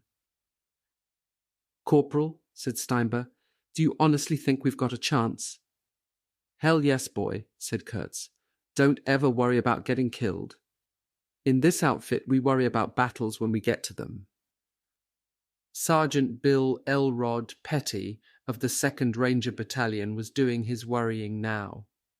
With his friend, Private First Class Bill McHugh, Petty sat on the deck of the old Channel steamer Isle of Man, watching the darkness close in. Petty took cold comfort from the long lines of ships all about them. His mind was on the cliffs at Pointe du Hoc. Turning to McHugh, he said, "We haven't got a hope in hell of coming out of this alive." "You're just a goddamn pessimist," said McHugh. "Maybe," replied Petty, "but only one of us will make it, Mac." McHugh was unimpressed. "When you gotta go, you gotta go," he said. Some men tried to read. Corporal Alan Baudet of the 1/Division began King's Row by Henry Bellarmine, but he found it difficult to concentrate because he was worrying about his Jeep. Would the waterproofing hold out when he drove it into 3 or 4 feet of water? Gunner Arthur Henry Boone of the Canadian 3rd Division, on board a landing craft loaded with tanks, tried to get through a pocketbook intriguingly titled A Maid and a Million Men. Chaplain Lawrence E. Deary of the 1/Division on the transport HMS Empire Anvil was amazed to see a British naval officer reading Horace's Odes in Latin. But Deary himself, who would land on Omaha Beach in the first wave with the 16th Infantry Regiment, spent the evening reading Simon's Life of Michelangelo. In another convoy, on a landing craft which was rolling so much that nearly everybody was seasick, Captain James Douglas Gillan, another Canadian, brought out the one volume which made sense this night. To quiet his own nerves and those of a brother officer, he opened to the 23rd Psalm and read aloud, "The Lord is my shepherd, I shall not want." It wasn't all solemn. There was light-heartedness too. Aboard the transport HMS Ben Macree, some rangers strung 3/4-inch ropes from the masts to the decks and began climbing all over the ship, much to the astonishment of the British crew. On another ship, members of the Canadian 3rd Division held an amateur night with assorted recitations, jigs and reels and choral offerings. Sergeant James Percival, Paddy de Lacy of the King's Regiment became so emotional listening to the Rose of Tralee played on the bagpipes that he forgot where he was and stood up and offered a toast to Ireland's Eamon de Valera for keeping us out of the war. Many men who had spent hours worrying about their chances of survival now couldn't wait to reach the beaches. The boat trip was proving more terrible than their worst fear of the Germans. Seasickness had struck through the 59 convoys like a plague, especially in the rolling landing craft. Each man had been supplied with anti-seasickness pills, plus an article of equipment which was listed in the loading sheets with typical Army thoroughness as Bag, Vomit, 1. This was military efficiency at its best, but it still wasn't enough. The puke bags were full, tin hats were full, the fire buckets were emptied of sand and filled, Technical Sergeant William James Videfeld of the 29th Division recalls. The steel decks you couldn't stand on, and everywhere you heard men say, "If they are going to kill us, get us out of these damn tubs." On some landing ships, men were so ill that they threatened, possibly more for effect than in earnest, to throw themselves overboard. Private Gordon Lang of the Canadian 3rd Division found himself hanging on to a friend who begged me to let go his belt. A Royal Marine Commando, Sergeant Russell John Wither, remembers that on his landing ship, the spew bags were soon used up, and in the end only one was left. It was passed from hand to hand. Because of the seasickness, thousands of men lost the best meals they would see for many months to come. Special arrangements had been made to give all ships the finest food possible. The special menus, which the troops dubbed the last meal, varied from ship to ship, and appetites varied from man to man. On board the attack transport, Charles Carroll, Captain Carroll B. Smith of the 29th Division, had a steak with eggs on top, sunny side up, and then topped it off with ice cream and loganberries. 2 hours later, he was fighting for a position at the rail. Second Lieutenant Joseph Rosenblatt, Jr., of the 112th Engineer Battalion, ate 7 helpings of chicken a la king and felt fine. So did Sergeant Keith Bryan, of the 5th Engineer Special Brigade. He put away sandwiches and coffee and was still hungry. One of his buddies lifted a gallon of fruit cocktail from the galley, and 4 of them finished that. Aboard the HMS Prince Charles, Sergeant Avery J. Thornhill of the 5th Rangers avoided all discomforts. He took an overdose of seasick pills and slept through it all. Despite the common miseries and fears of the men who were there, some memories are etched with surprising clarity. Second Lieutenant Donald Anderson of the 29th Division remembers how the sun broke through about an hour before dark, silhouetting the entire fleet. In honor of Sergeant Tom Ryan of the 2nd Rangers, the men of F Company gathered around him and sang Happy Birthday. He was 22, and for homesick 19-year-old Private Robert Marion Allen of the 1/ Division, it was a night ready-made for a boat ride on the Mississippi. All over, throughout the ships of the fleet, the men who would make history at dawn settled down to get what rest they could. As Commander Philippe Kiefer of the lone French commando unit rolled himself into his blankets aboard his landing ship, there came to his mind the prayer of Sir Jacob Astley at the Battle of Edgehill in England in 1642. "O Lord," prayed Kiefer, "thou knowest how busy I must be this day. If I forget thee, do not thou forget me." He drew up the blankets and was almost immediately asleep. It was a little after 10:15 p.m. when Lieutenant Colonel Meyer, counterintelligence chief of the German 15th Army, rushed out of his office. In his hand was probably the most important message the Germans had intercepted throughout the whole of World War II. Meyer now knew that the invasion would take place within 48 hours. With this information, the Allies could be thrown back into the sea. The message picked up from a BBC broadcast to the French underground was the second line of the Verlaine poem, "Blessant mon cœur d'une langueur monotone," wound my heart with a monotonous languor. Meyer burst into the dining room where General Hans von Salmuth, the 15th Army's commanding officer, was playing bridge with his chief of staff and 2 others.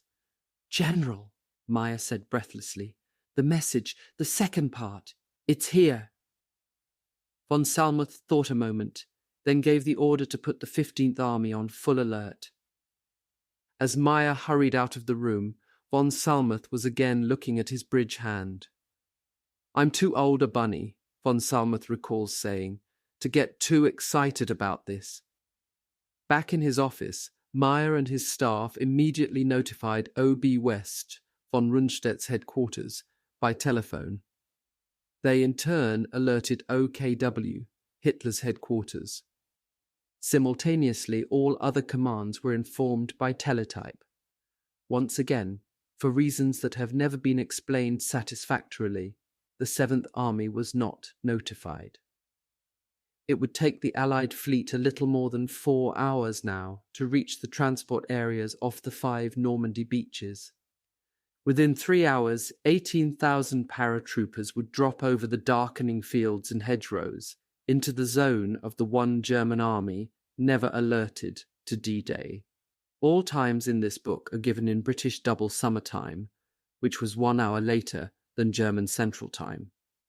So to Meyer, the time his men intercepted the message was 9:15 p.m. Just for the record, the 15th Army War Diary carries the exact teletype message that was sent out to the various commands. It reads, Teletype number 2, 117/26, urgent to 67th, 81/82nd, 89th Corps, Military Governor Belgium and Northern France, Army Group B, 16th Flak Division, Admiral Channel Coast, Luftwaffe Belgium and Northern France. Message of BBC 2115, June 5th has been processed. According to our available records, it means expect invasion within 48 hours, starting 0000 June 6th. It will be noted that neither the 7th Army nor its 84th Corps is included in the above list. It was not Meyer's job to notify these. The responsibility lay with Rommel's headquarters, as these units came under Army Group B. However, the biggest mystery of all is why OB West, Rundstedt's headquarters, failed to alert the whole invasion front from Holland to the Spanish border. The mystery is further compounded by the fact that at war's end, the Germans claimed that at least 15 messages pertaining to D-Day were intercepted and correctly interpreted. The Verlaine messages are the only ones I found entered in the German war diaries. Private Arthur B. Dutch Schultz of the 82nd Airborne Division was ready. Like everybody else on the airfield, he was in his jumpsuit, a parachute hanging over his right arm. His face was blackened with charcoal. His head, in the crazy style affected by paratroopers everywhere this night, was shaven Iroquois fashion, with a narrow tuft of hair running back the center of his scalp. All around him was his gear. He was ready in every respect. Of the $2,500 he had won a few hours before, he now had just $20 left. Now the men waited for the trucks to carry them to the planes. Private Gerald Columby, one of Dutch's friends, broke away from a small crap game that was still going and came running up. "Lend me $20 quick," he said. "What for?" asked Schultz. "You might get killed." "I'll let you have this," said Columby, undoing his wristwatch. "Okay," said Dutch, handing over his last $20. Columby ran back to the game. Dutch looked at the watch. It was a gold Bulova graduation model with Columby's name and an inscription from his parents on the back. Just then someone yelled, "Okay, here we go." Dutch picked up his gear and with the other paratroopers left the hangar. As he climbed aboard a truck, he passed Columby. "Here," he said, as he gave him back the watch. "I don't need 2 of them." Now all Dutch had left were the rosary beads his mother had sent him. He had decided to take them after all. The trucks moved across the airfield toward the waiting planes. All over England, the Allied airborne armies boarded their planes and gliders. The planes carrying the pathfinders, the men who would light the dropping zones for the airborne troops, had already left. At the 101/Airborne Division's headquarters at Newbury, the Supreme Commander, General Dwight D. Eisenhower, with a small group of officers and 4 correspondents, watched the first planes get into position for takeoff. He had spent more than an hour talking to the men. He was more worried about the airborne operation than about any other phase of the assault. Some of his commanders were convinced that the airborne assault might produce more than 80% casualties. Eisenhower had said goodbye to the 101/'s commanding officer, Major General Maxwell D. Taylor, who was leading his men into battle. Taylor had walked away carrying himself very straight and stiff. He didn't want the Supreme Commander to know that he had torn a ligament in his right knee that afternoon playing squash. Eisenhower might have refused him permission to go. Now Eisenhower stood watching as the planes trundled down the runways and lifted slowly into the air. One by one they followed each other into the darkness.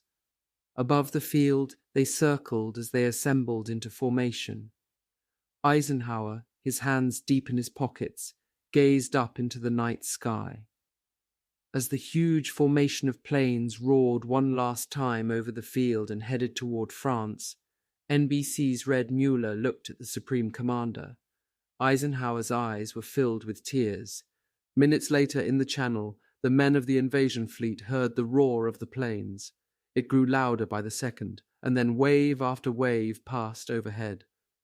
The formation took a long time to pass. Then the thunder of their engines began to fade.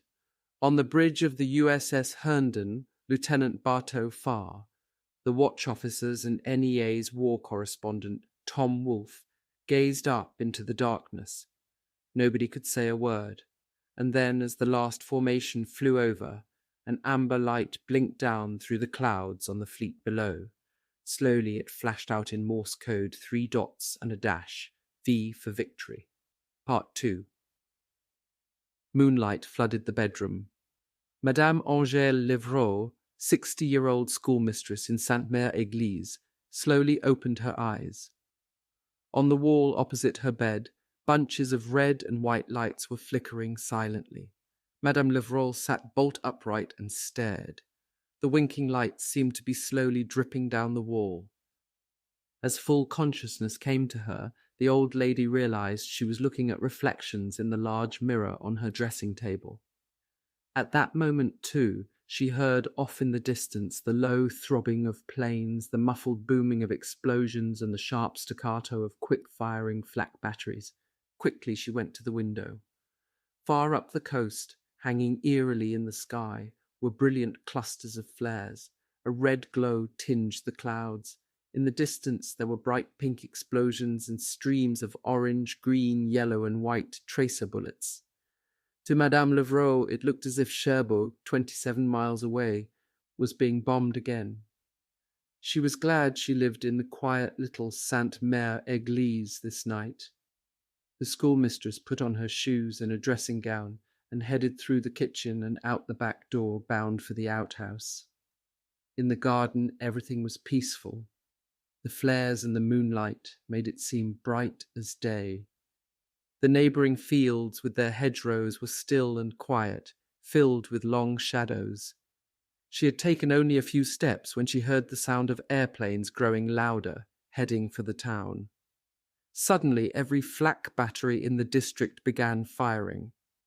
Madame Livreau, frightened, rushed wildly for the protection of a tree.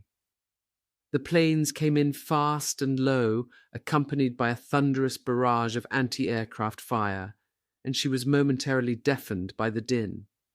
Almost immediately the roar of the engines faded, the firing ceased, and as though nothing had happened, there was silence again.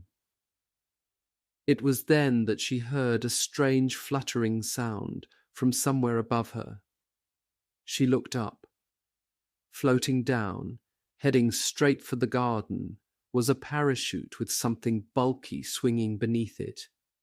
For a second the light of the moon was cut off, and at that moment Private Robert M. Murphy, of the 82nd Airborne's 505th Regiment, a pathfinder, fell with a thud 20 yards away and tumbled head over heels into the garden.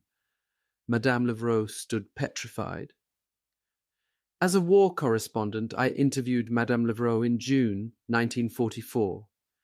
She had no idea of the man's name or unit, but she showed me 300 rounds of ammunition still in their pouches, which the paratrooper had dropped. In 1958, when I began writing and interviewing D-Day participants for this book, I was able to locate only a dozen of the original American Pathfinders.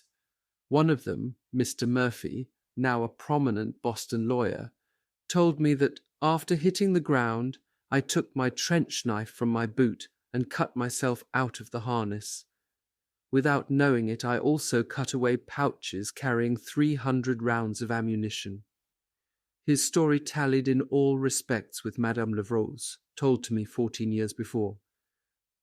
Quickly, the 18-year-old trooper whipped out a knife, cut himself loose from his chute, grabbed a large bag, and stood up. Then he saw Madame Levrault. They stood looking at each other for a long moment. To the old Frenchwoman, the paratrooper looked weirdly frightening.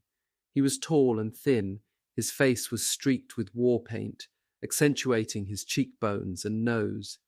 He seemed weighted down with weapons and equipment. Then, as the old lady watched in terror, unable to move, the strange apparition put a finger to his lips in a gesture of silence, and swiftly disappeared. At that moment, Madame Levrault was galvanized to action. Grabbing up the skirts of her nightwear, she dashed madly for the house. What she had seen was one of the first Americans to land in Normandy.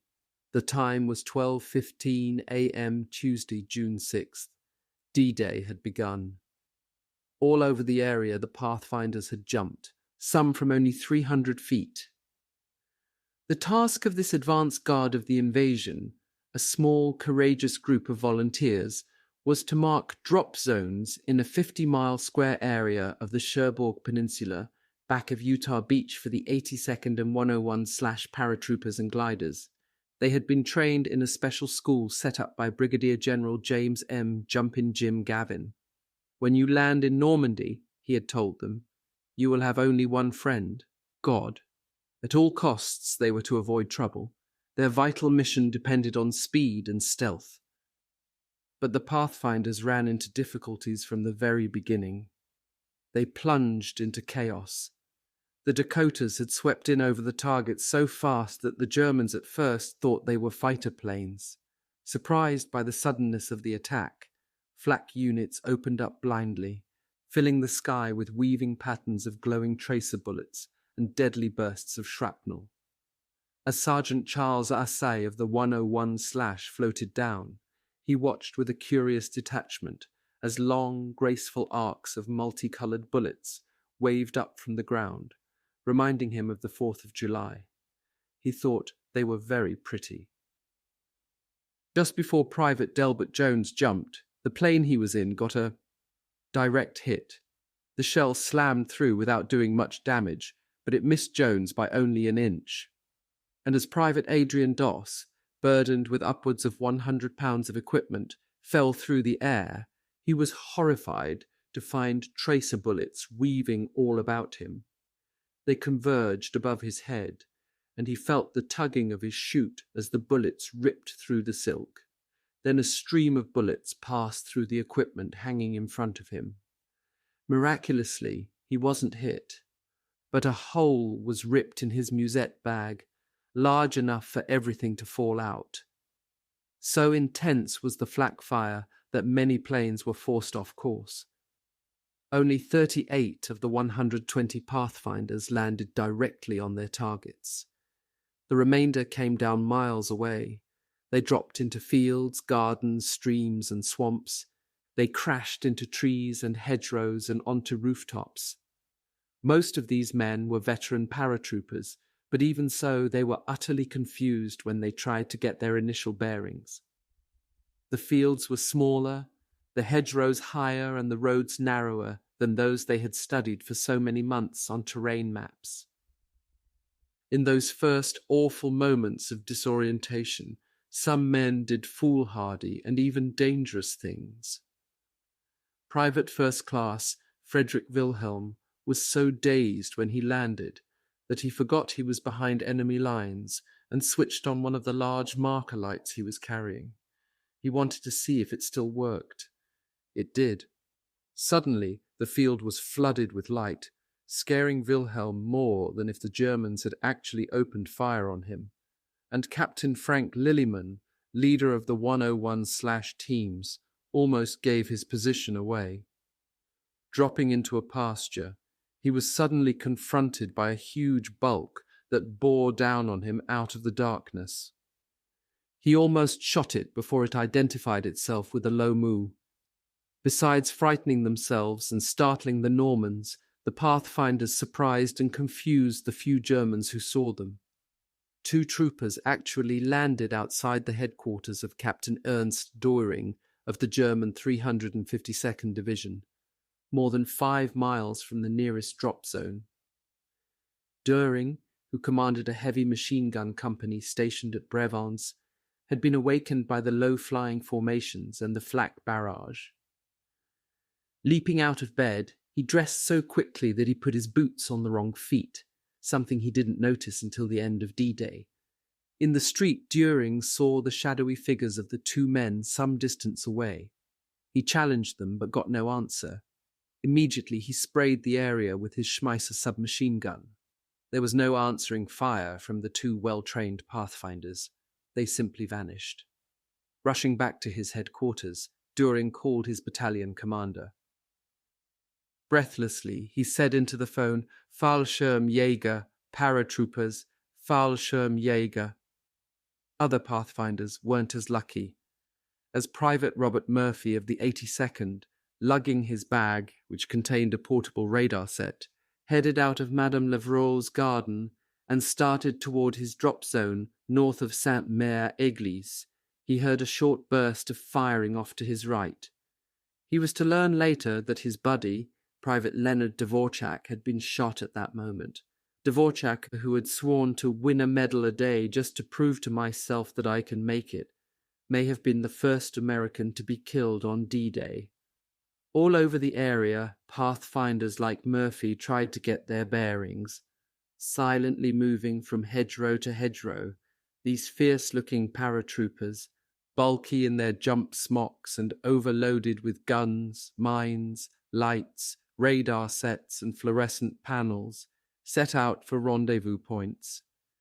They had barely 1 hour to mark the drop zones for the full-scale American airborne assault that would begin at 1:15 a.m. 50 miles away, at the eastern end of the Normandy battlefield, 6 planeloads of British pathfinders and 6 RAF bombers, towing gliders, swept in over the coast. Ahead of them the sky stormed with vicious flak fire, and ghostly chandeliers of flares hung everywhere. In the little village of Ranville, a few miles from Caen, 11-year-old Alain Douar had seen the flares too.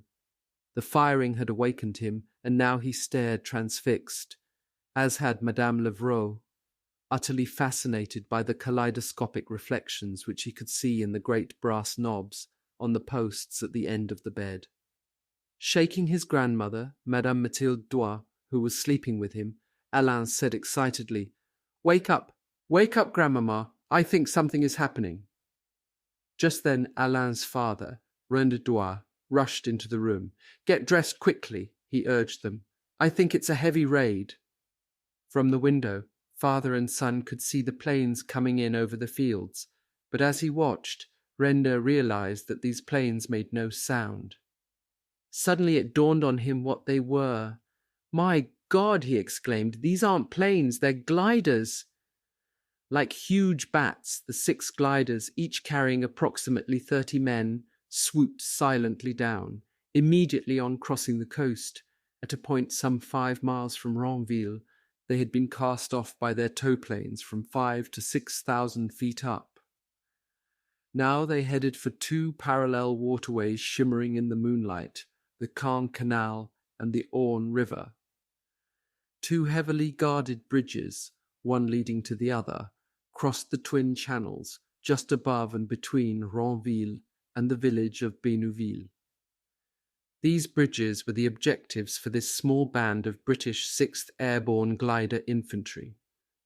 Volunteers from such proud units as the Oxfordshire and Buckinghamshire Light Infantry and the Royal Engineers, their hazardous mission was to seize the bridges and overwhelm the garrison.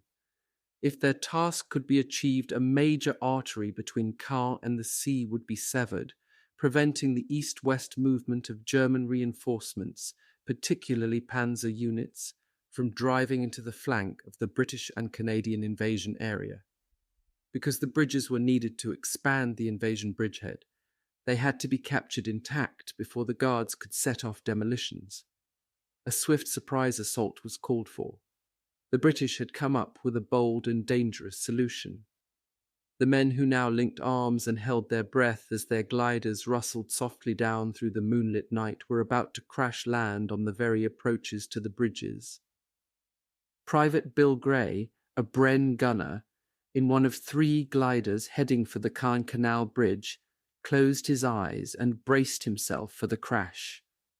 It was eerily silent. There was no firing from the ground.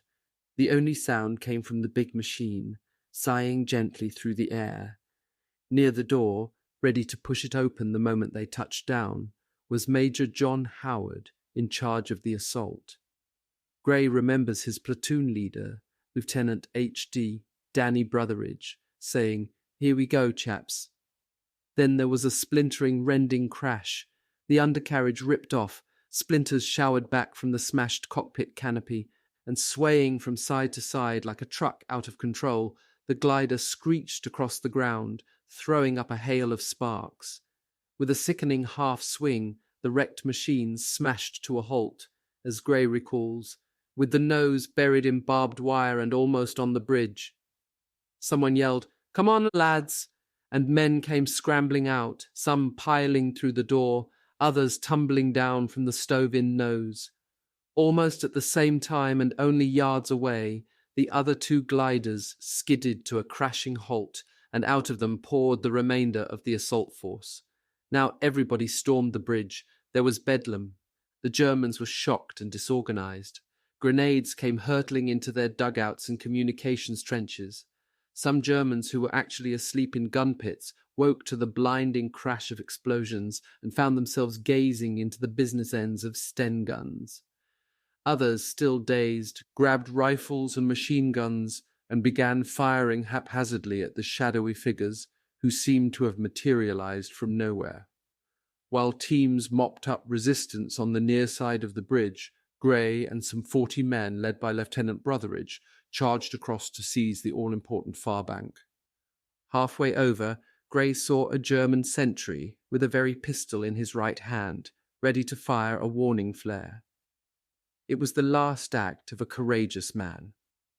Gray fired from the hip with his Bren gun, and, he thinks, so did everyone else. The sentry fell dead even as the flare burst over the bridge and arched into the night sky. His warning, presumably intended for the Germans on the Orne Bridge, a few hundred yards ahead, was fired much too late. The garrison there had already been overrun, even though in that attack only 2 of the assaulting gliders found the target. The third came down 7 miles away on the wrong bridge, a crossing over the Dives River. Both target bridges fell almost simultaneously. Stunned by the swiftness of the assault, the Germans were overwhelmed. Ironically, the Wehrmacht garrisons couldn't have destroyed the crossings even if they had had the time. Swarming over the bridges, the British sappers found that although demolition preparations had been completed, explosive charges had never been placed in position. They were found in a nearby hut. Now there was that strange silence that seems always to follow a battle, when men partly dazed by the speed of events try to figure out how they lived through it, and everybody wonders who else survived. The 19-year-old Gray, elated by his part in the assault, eagerly sought out his platoon leader, Danny Brotheridge, whom he had last seen leading the attack across the bridge. But there had been casualties, and one of them was the 28-year-old lieutenant. Gray found Brotheridge's body lying in front of a small caff near the canal bridge. He had been shot in the throat, Gray recalls, and apparently hit by a phosphorus smoke grenade. His airborne smock was still burning. Close by, in a captured pillbox, Lance Corporal Edward Tappenden sent out the success signal. Over and over he called into his walkie-talkie-like radio the code message. Ham and jam, ham and jam. D-Day's first battle was over. It had lasted barely 15 minutes. Now Major Howard and his 150-odd men, deep in enemy territory and cut off for the moment from reinforcements, prepared to hold the vital bridges. At least they knew where they were. The same couldn't be said for the majority of the 60 British paratroop pathfinders who jumped from 6 light bombers at 12:20 a.m., the same time that Howard's gliders touched down. These men took on one of the toughest of all D-Day jobs. The vanguard of the British 6th Airborne Assault, they had volunteered to jump into the unknown and to mark 3 drop zones west of the Orne River with flashing lights, radar beacons, and other guidance apparatus. These areas, all lying in a rectangle of roughly 20 square miles, were close to 3 small villages: Varaville, less than 3 miles from the coast; Ranville, near the bridges which Howard's men now held; and Touffreville, barely 5 miles from the eastern outskirts of Caen. At 12:50, British paratroopers would begin dropping on these zones. The Pathfinders had just 30 minutes to set them up. Even in England in daylight, it would have been tricky to find and mark drop zones in 30 minutes. But at night, in enemy territory, and in a country where few of them had ever been, their task was awesome. Like their comrades 50 miles away, the British Pathfinders dropped headlong into trouble. They too were scattered widely, and their drop was even more chaotic.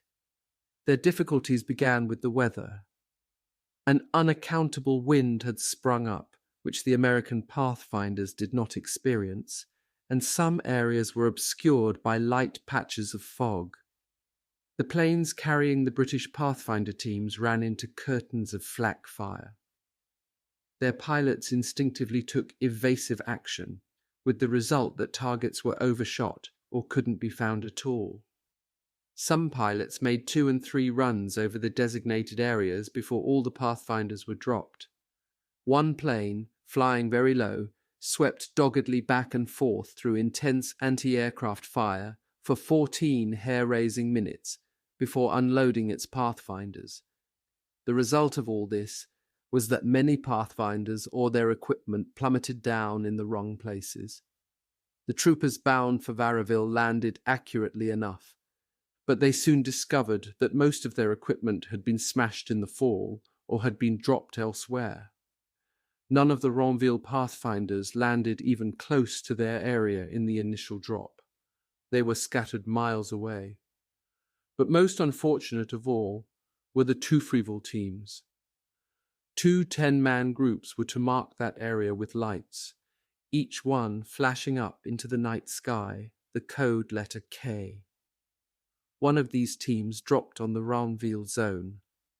They assembled easily enough, found what they thought was their right area, and a few minutes later flashed out the wrong signal.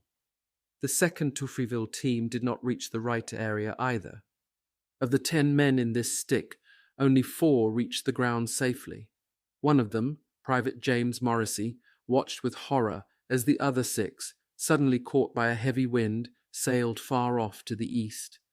Helplessly, Morrissey watched the men being swept away toward the flooded Dives Valley, gleaming in the moonlight off in the distance, the area the Germans had inundated as part of their defences. Morrissey never saw any of the men again. Morrissey and the remaining 3 men landed quite close to Touffreville. They assembled, and Lance Corporal Patrick O'Sullivan set out to reconnoitre the drop zone. Within minutes, he was hit by fire, which came from the very edge of the area they were supposed to mark. So Morrissey and the other 2 men positioned the Touffreville lights in the cornfield where they had landed. Actually, in these first confusing minutes, few of the Pathfinders encountered the enemy. Here and there, men startled sentries and drew fire, and inevitably some became casualties. But it was the ominous silence of their surroundings which created the greatest terror. Men had expected to meet heavy German opposition the moment they landed. Instead, for the majority, all was quiet, so quiet that men passed through nightmarish experiences of their own making. In several instances, Pathfinders stalked one another in fields and hedgerows, each man thinking the other was a German.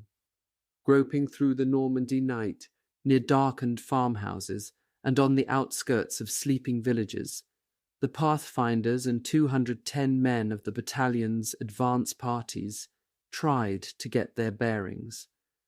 As always, their immediate task was to find out exactly where they were. Those dropped accurately recognized the landmarks they had been shown on terrain maps back in England. Others, completely lost, tried to locate themselves with maps and compasses.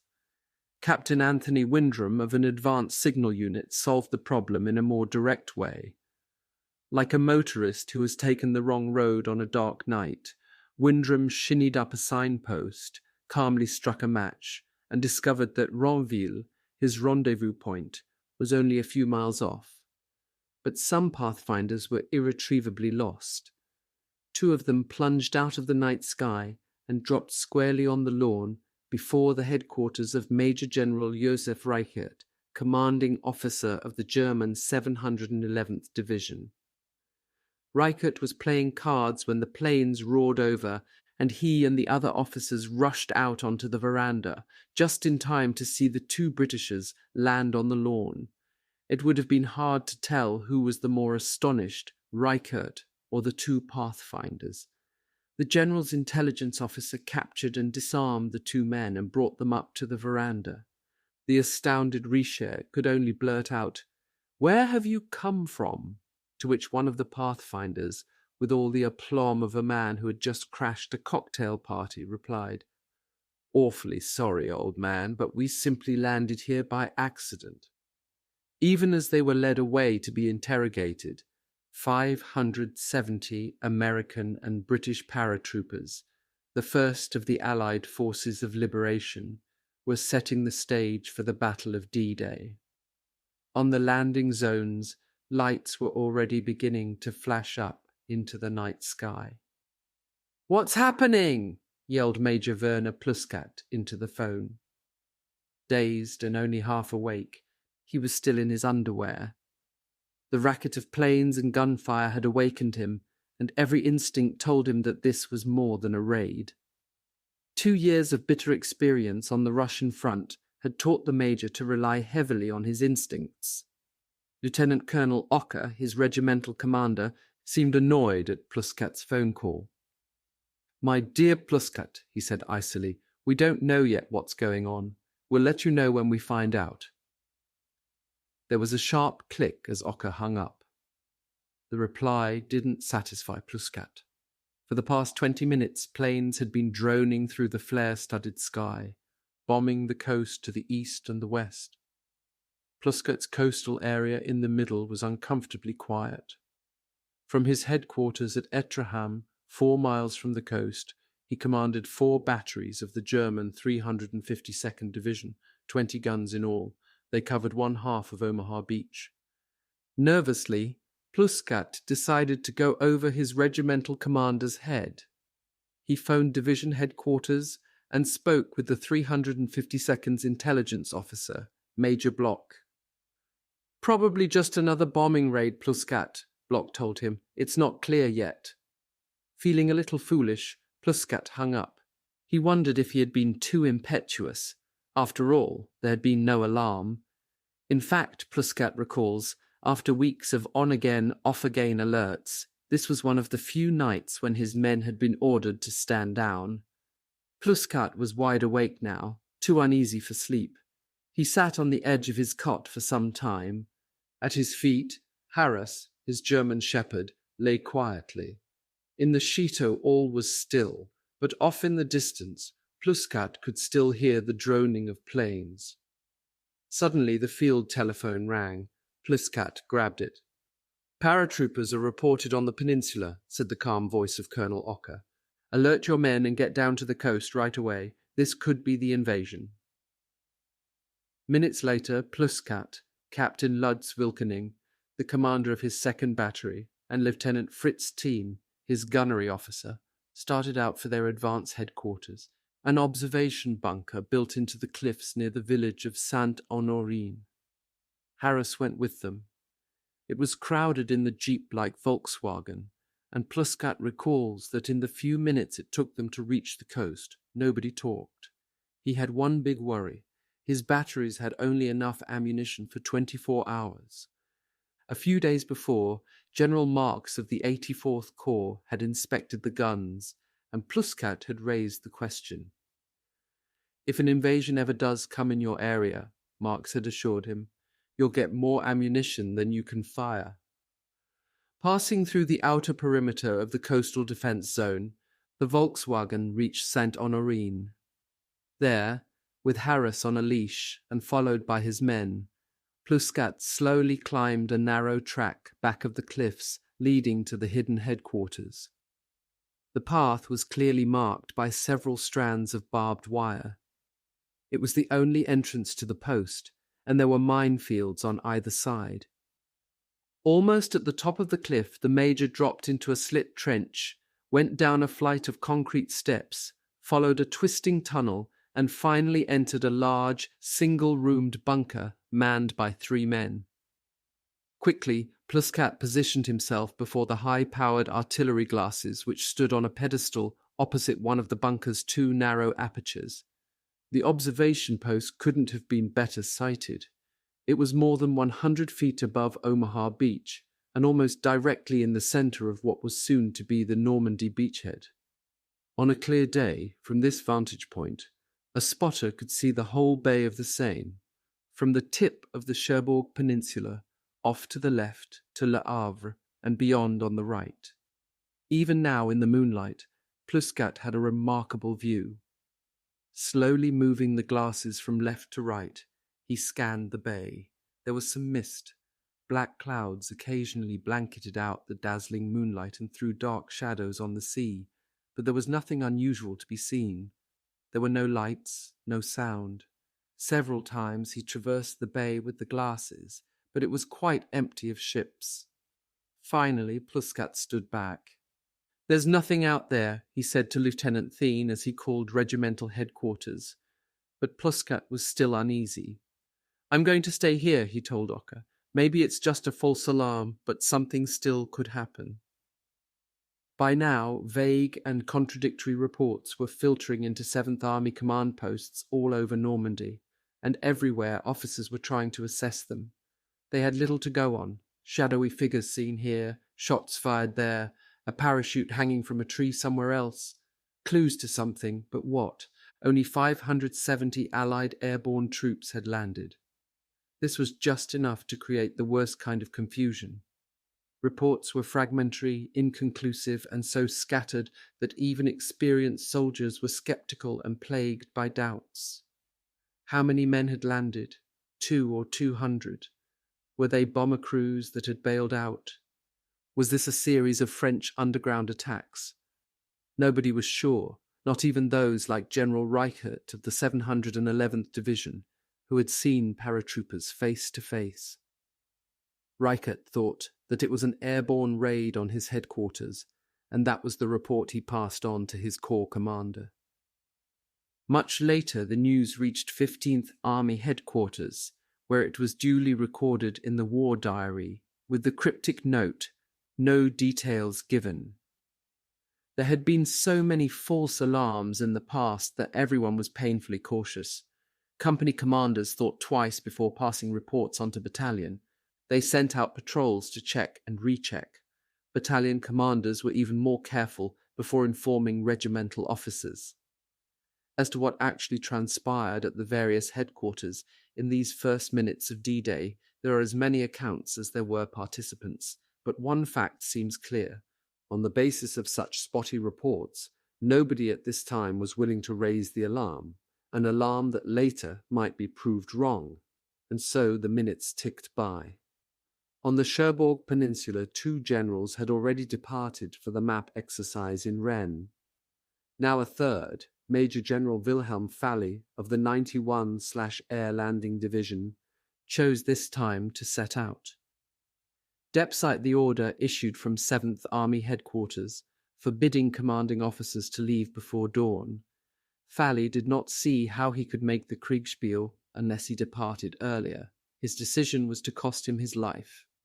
At 7th Army headquarters in Le Mans, the commanding officer, Colonel General Friedrich Dollmann, was asleep. Presumably because of the weather, he had actually cancelled a practice alert scheduled for this very night. Tired out, he had gone to bed early. His chief of staff, the very able and conscientious Major General Max Pemsel, was preparing for bed. In St. Leo, at the headquarters of the 84th Corps, the next level of command below Army headquarters, all was set for General Erich Marx's surprise birthday party. Major Friedrich Hayne, the Corps intelligence officer, had the wine ready. The plan was for Hayne, Lieutenant Colonel Friedrich von Kriegen, the Chief of Staff, and several other senior officers to walk into the General's room as the clock in St. Leo Cathedral struck midnight, 1 a.m. British double summer time. Everybody wondered how the stern-faced, one-legged Marx, he had lost a leg in Russia, would react. He was considered one of the first generals in Normandy, but he was also an austere man, not given to demonstrations of any kind. Still, the plans were set, and although everybody felt a little childish about the whole idea, the staff officers were determined to go through with the party. They were almost ready to enter the general's room when suddenly they heard a nearby flak battery open up. Rushing outside, they were just in time to see an Allied bomber spiraling down in flames and to hear the jubilant gun crew yelling, "We got it! We got it!" General Marx remained in his room. As the cathedral bells began chiming, the little group, with Major Hayne in the lead carrying the Chablis and several glasses, marched into the general's room, perhaps a shade self-consciously, to do honour to their commander. There was a slight pause as Marx looked up and gazed at them mildly through his glasses. His artificial leg creaked, recalls Hayne, as he rose to greet us. With a friendly wave of the hand, he immediately put everybody at ease. The wine was opened, and standing in a little group around the 53-year-old general, his staff officers came to attention. Stiffly raising their glasses, they drank his health, blissfully unaware that 40 miles away, 4,255 British paratroopers were dropping on French soil. Across the moonlit fields of Normandy rolled the hoarse, haunting notes of an English hunting horn. The sound hung in the air, lonely, incongruous. Again and again the horn sounded. Scores of shadowy, helmeted figures in green, brown, and yellow camouflaged jump smocks, festooned with equipment, struggled across fields, along ditches, by the sides of hedgerows, all heading in the direction of the call. Other horns took up the chorus. Suddenly a bugle began trumpeting. For hundreds of men of the British 6th Airborne Division, this was the overture to battle. The strange cacophony came from the Ranville area. The calls were the assembly signals for 2 battalions of the 5th Parachute Brigade, and they had to move fast.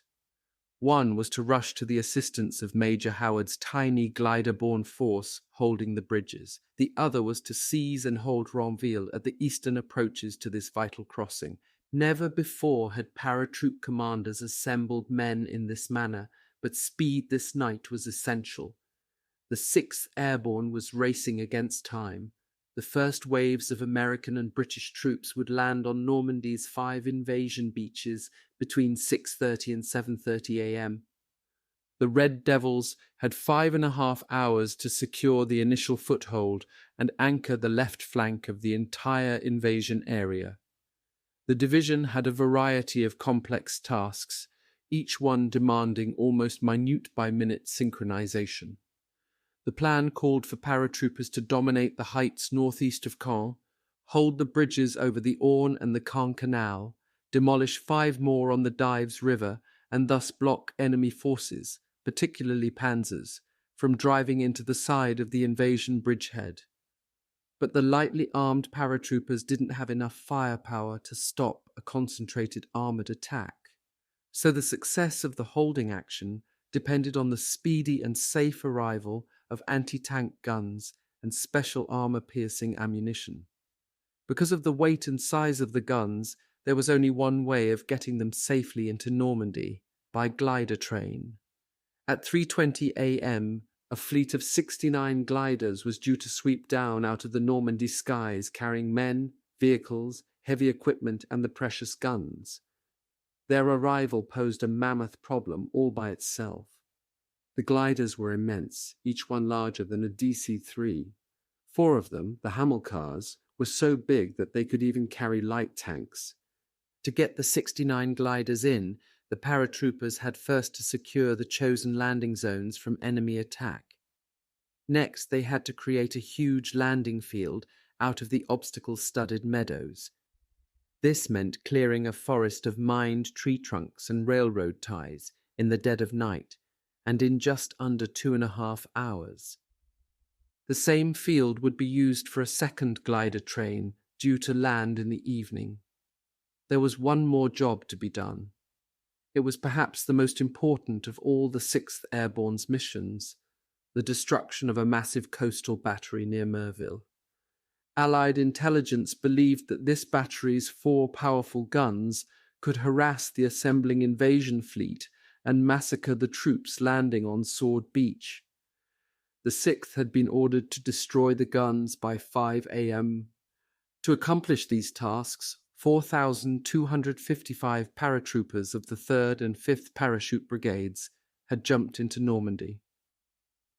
They dropped over a huge area, victims of navigational errors, bucketing planes forced off course by flak fire, badly marked drop zones and gusty winds. Some were fortunate, but thousands fell anywhere from 5 to 35 miles from the drop zones. Of the 2 brigades, the 5th fared best. Most of its soldiers were dropped close to their objectives near Ranville. Even so, it would take company commanders the better part of 2 hours to assemble even half their men. Scores of troopers, however, were already en route, guided in by the wavering notes of the horns. Private Raymond Batten of the 13th Battalion heard the horns, but although he was almost at the edge of his drop zone, he was momentarily unable to do anything about it.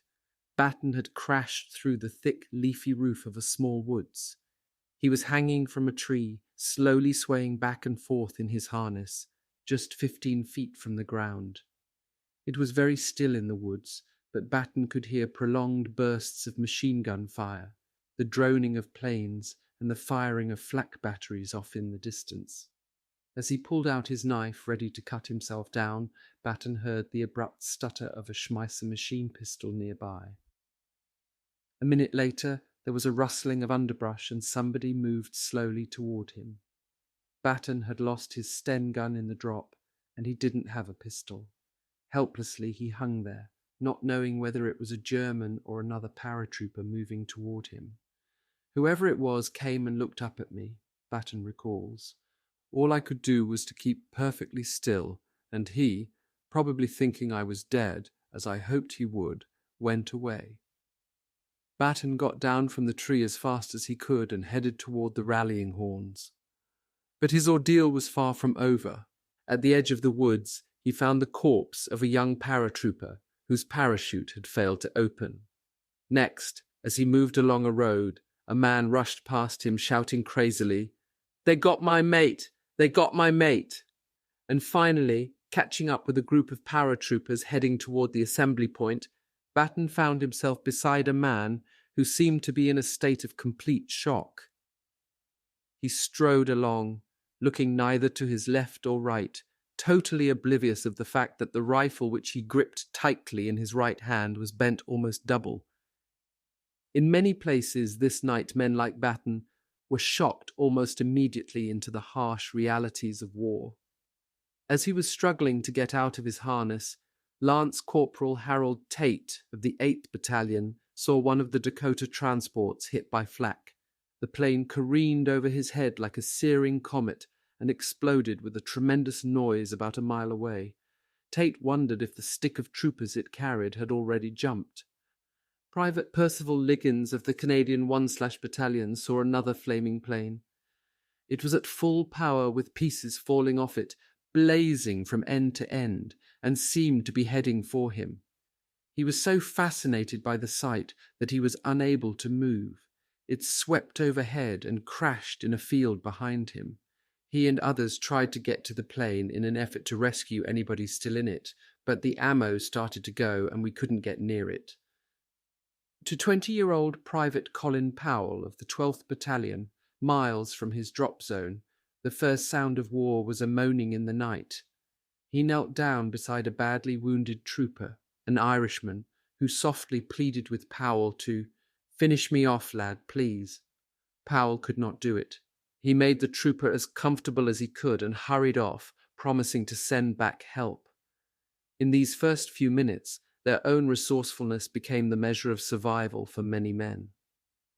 One paratrooper, Lieutenant Richard Hilburn of the Canadian 1/ Battalion, remembers, crashed through the top of a greenhouse, shattering glass all over the place and making a hell of a lot of noise, but he was out and running before the glass had stopped falling. Another fell with pinpoint accuracy into a well. Hauling himself up hand over hand on his shroud lines, he set out for his assembly point as though nothing had happened. Everywhere men extricated themselves from extraordinary predicaments. Most of their situations would have been bad enough in daylight. At night, in hostile territory, they were compounded by fear and imagination. Such was the case with Private Godfrey Madison. He sat at the edge of a field imprisoned by a barbed wire fence, unable to move. Both legs were twisted in the wire, and the weight of his equipment, 125 pounds, including 4 10-pound mortar shells, had driven him so far forward into the wire that he was almost completely enmeshed. Madison had been heading toward the rallying horns of the 5th when he missed his footing and crashed into the fence. I started to panic a bit, he remembers, and it was very dark and I felt sure someone would take a pot shot at me. For a few moments he did nothing but wait and listen.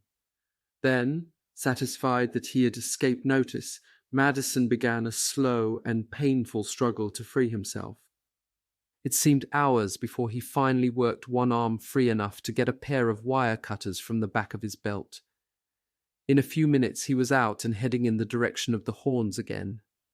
At about that same time, Major Donald Wilkins of the Canadian 1/ Battalion was crawling past what appeared to him to be a small factory building. Suddenly, he saw a group of figures on the lawn.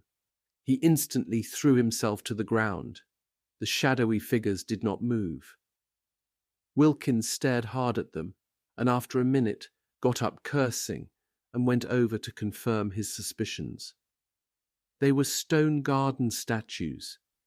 A sergeant of the same unit had a somewhat similar experience, except that the figures he saw were only too real. Private Henry Churchill, in a nearby ditch, saw the sergeant, who had landed in knee-deep water, shrug out of his harness and look about in desperation as 2 men approached. The sergeant waited, Churchill remembers, trying to decide whether they were British or Germans. The men came closer, and their voices were unmistakably German. The sergeant's Sten gun barked, and he brought them down with a single fast burst.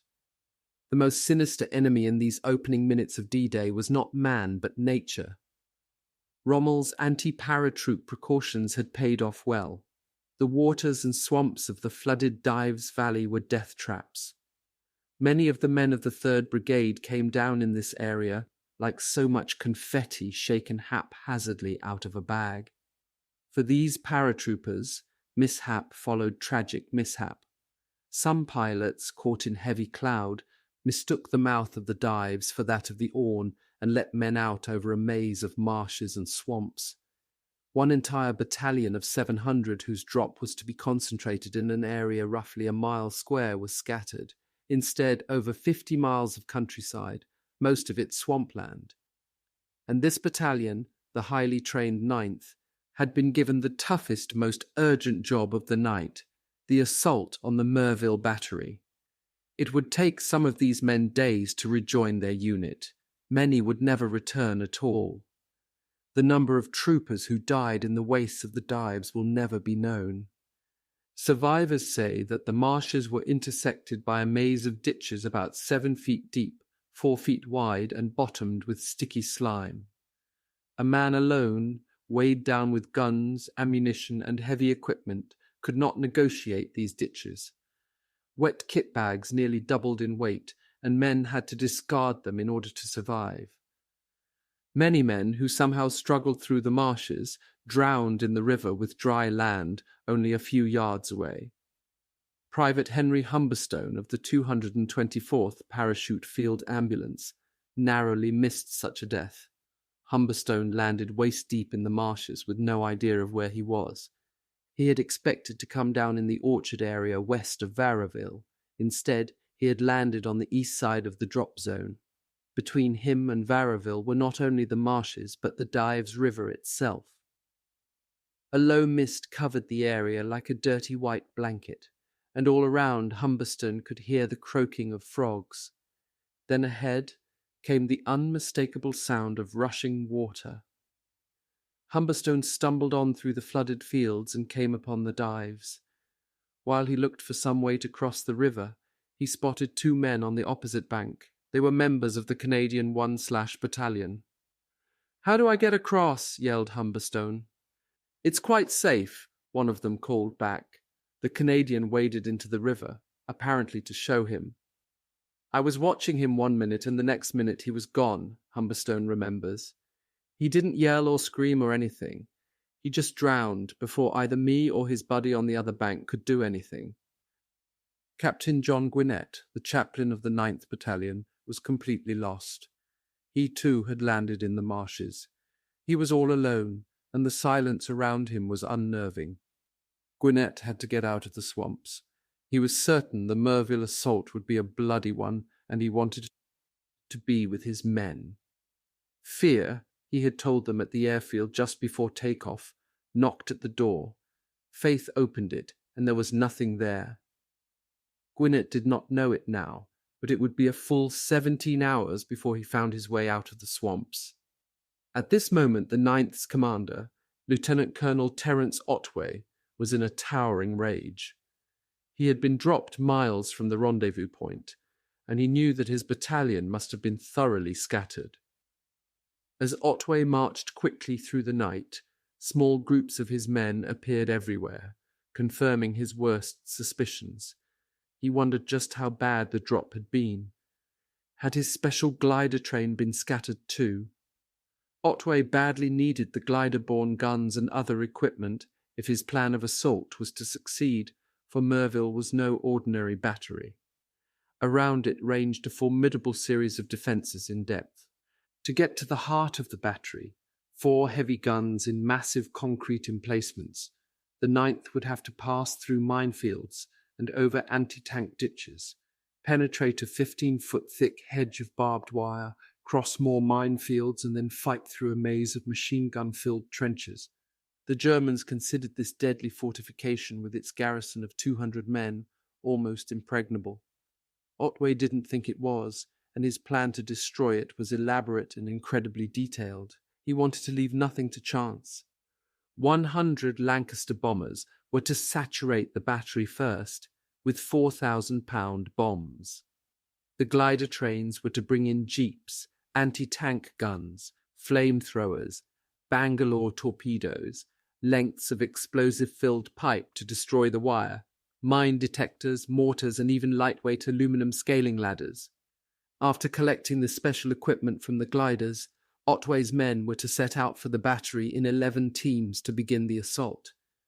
This called for dovetailed timing. Reconnaissance teams would lead off and scout the area. Taping parties would remove the mines and mark the approaches through the cleared areas. Breaching teams with the Bangalore torpedoes would destroy the barbed wire. Snipers, mortarmen, and machine gunners were to take up positions to cover the main charge. Otway's plan had one final surprise. At the same time that his assault troops rushed the battery from the ground, 3 gliders filled with more troopers were to crash land on the top of the battery, in a combined massive rush on the defences from ground and air. Parts of the plan seemed suicidal, but the risks were worth taking, for the Merville guns could kill thousands of British troops as they touched down on Sword Beach. Even if everything went according to schedule in the next few hours, by the time Otway and his men assembled, moved out, and reached the battery, they would have barely an hour to destroy the guns. He had been told plainly that if the 9th could not complete the task on time, naval gunfire would try to do it. That meant that Otway and his men had to be away from the battery, no matter what the outcome, by 5:30 a.m. At that time, if the signal of success had not come from Otway, the bombardment would begin. That was the strategy. But as Otway hurried anxiously toward the assembly point, the first part of the plan had already misfired. The air attack, which had taken place at 12:30, had been a complete failure. Not one bomb had hit the battery, and the errors were multiplying. The gliders with the vital supplies had failed to arrive. In the center of the Normandy beachhead, in the German observation bunker overlooking Omaha Beach, Major Werner Pluskat still watched. He saw the white tops of the waves, nothing more. His uneasiness had not lessened. If anything, Pluskat felt more certain than ever that something was happening.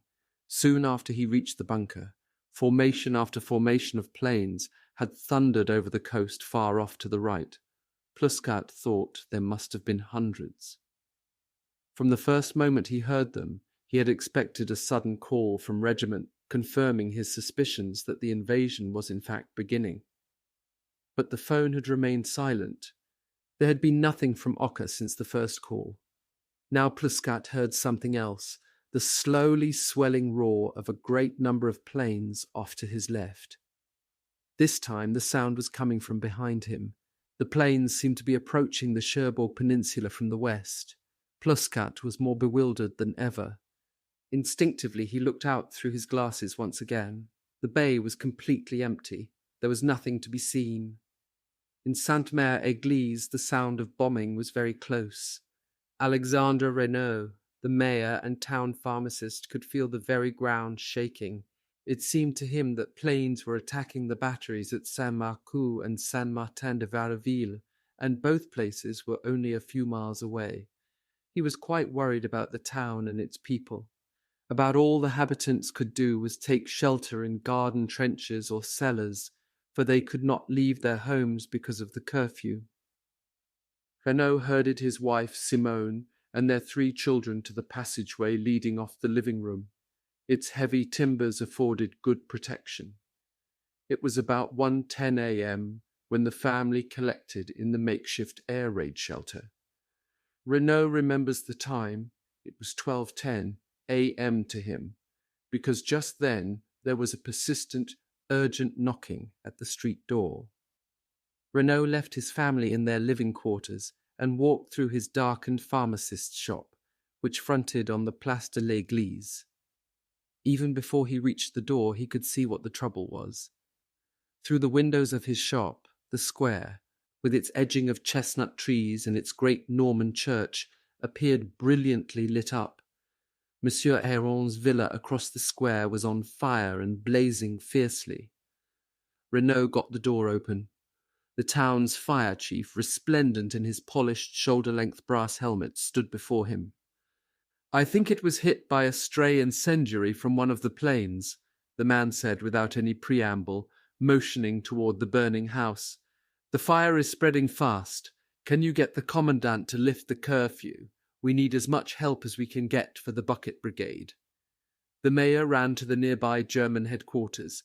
He quickly explained the situation to the sergeant on duty, who, on his own authority, gave permission. At the same time, the German called out the guard to watch the volunteers when they assembled. Then Renaud went to the parish house and told Father Louis Roulon.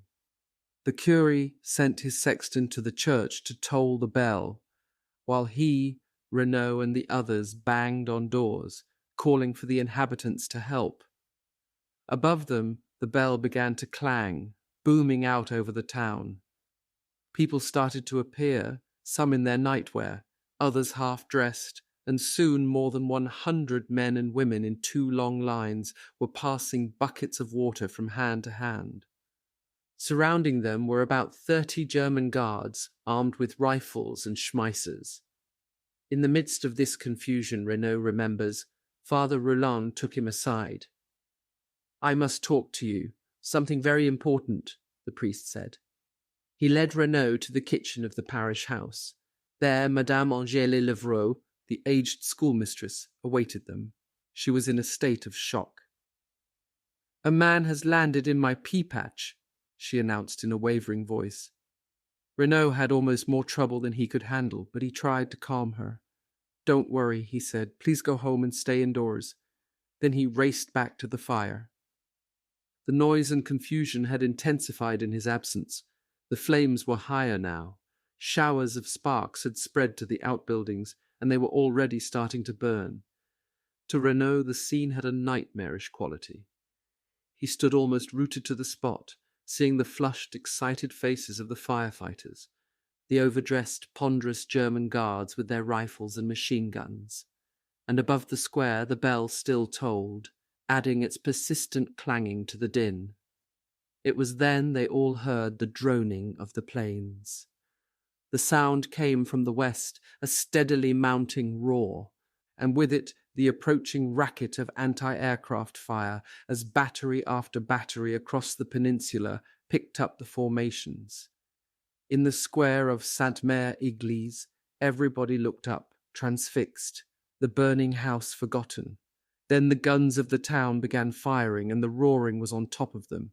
The aircraft swept in, almost wingtip to wingtip, through a crisscrossing barrage of fire that hammered up from the ground. The plane's lights were on. They came in so low that people in the square instinctively ducked, and Renaud remembers that the airplanes cast great shadows on the ground, and red lights seemed to be glowing inside them.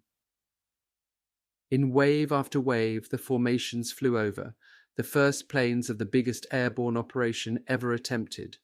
882 planes carrying 13,000 men. These men of the US 101/ and veteran 82nd Airborne Divisions were heading for 6 drop zones, all within a few miles of Sainte-Mère-Église. The troopers tumbled out of their planes, stick after stick, and as those destined for the zone outside the town drifted down, scores of them heard an incongruous sound over the clatter of battle, a church bell tolling in the night. For many it was the last sound they ever heard. Caught by a heavy wind, a number of soldiers floated down toward the inferno of the Place de l'Église and the guns of the German guards that a twist of fate had placed there. Lieutenant Charles Santarciero of the 101/'s 506th Regiment was standing in the door of his plane as it passed over Sainte-Mère-Église. "We were about 400 feet up," he remembers, "and I could see fires burning and krauts running about. There seemed to be total confusion on the ground. All hell had broken loose. Flak and small arms fire was coming up, and those poor guys were caught right in the middle of it." Almost as soon as he left his plane, Private John Steele of the 82nd's 505th Regiment saw that instead of landing in a lighted drop zone, he was heading for the center of a town that seemed to be on fire. Then he saw German soldiers and French civilians running frantically about. Most of them, it seemed to Steele, were looking up at him. The next moment he was hit by something that felt like the bite of a sharp knife. A bullet had smashed into his foot. Then Steele saw something that alarmed him even more. Swinging in his harness, unable to veer away from the town, he dangled helplessly as his chute carried him straight toward the church steeple at the edge of the square. Above Steele, Private First Class Ernest Blanchard heard the church bell ringing and saw the maelstrom of fire coming up all around him. The next minute he watched horrified as a man floating down almost beside him exploded and completely disintegrated before my eyes, presumably a victim of the explosives he was carrying. Blanchard began desperately to swing on his risers, trying to veer away from the mob in the square below. But it was too late. He landed with a crash in one of the trees. Around him, men were being machine-gunned to death. There were shouts, yells, screams and moans, sounds that Blanchard will never forget. Frantically, as the machine gunning came closer, Blanchard sawed at his harness. Then he dropped out of the trees and ran in panic, unaware that he had also sawed off the top of his thumb. It must have seemed to the Germans that Sainte-Mère-Église was being smothered by paratroop assault, and certainly the townspeople in the square thought that they were at the center of a major battle. Actually, very few Americans, perhaps 30, dropped into the town, and no more than 20 came down in and about the square. But they were enough to cause the German garrison of slightly less than 100 men to panic. Reinforcements rushed to the square, which seemed to be the focal point of the attack, and there some Germans, coming suddenly upon the bloody, burning scene, seemed to Renaud to lose all control. About 15 yards from where the mayor stood in the square, a paratrooper plunged into a tree, and almost immediately, as he tried frantically to get out of his harness, he was spotted. As Renaud watched, about half a dozen Germans emptied the magazines of their submachine guns into him, and the boy hung there with his eyes open, as though looking down at his own bullet holes. Caught up in the slaughter all around them, the people in the square were now oblivious to the mighty airborne armada that was still droning ceaselessly overhead.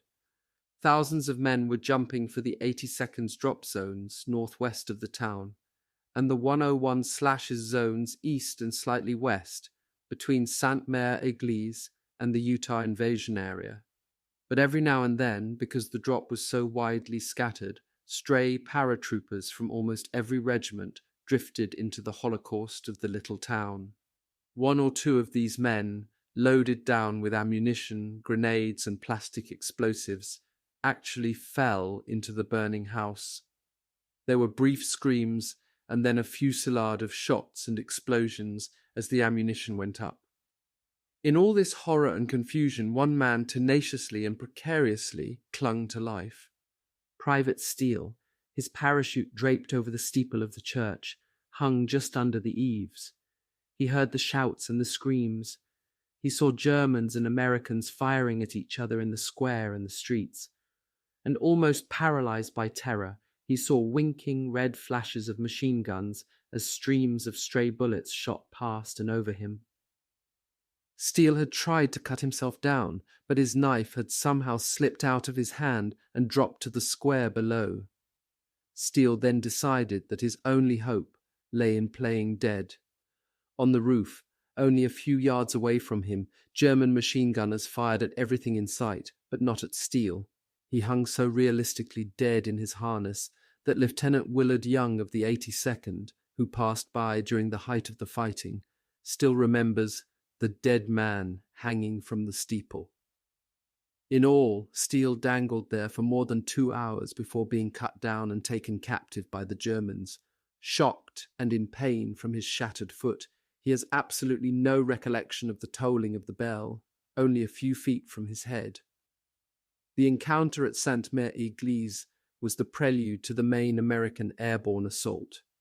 But in the scheme of things, this initial and bloody skirmish was quite accidental.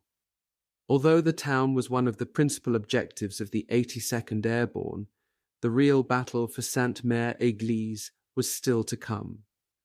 Much had to be accomplished before then, for the 101/ and 82nd Divisions, like the British, were racing the clock. I have not been able to determine how many were killed and wounded in the square, because sporadic fighting continued all over the town until the actual attack, which resulted in its capture. But the best estimates put casualties at about 12 killed, wounded, and missing. Most of these men were from F Company, 2nd Battalion, 505th Regiment, and there is a pathetic little note in their official records which reads, "2nd Lieutenant Kaddish and the following enlisted men dropped in the town and were killed almost instantly: Shearer, Blankenship, Bryant, Van Holsbeck, and Tlapper." Private John Steele saw 2 men fall into the burning house, and one of those he believes was Private White, of his own mortar squad, who dropped behind him. Lieutenant Colonel William E. Ekman, commanding the 505th, also says that one of the chaplains of the regiment who dropped in Sainte-Mère-Église was captured and executed within minutes. To the Americans went the job of holding the right flank of the invasion area, just as their British counterparts were holding on the left. But much more was riding on the American paratroopers. On them hung the fate of the whole Utah Beach operation. The main obstacle to the success of the Utah landing was a body of water known as the Douve River. As part of their anti-invasion measures, Rommel's engineers had taken brilliant advantage of the Douve and its principal tributary, the Meurderay.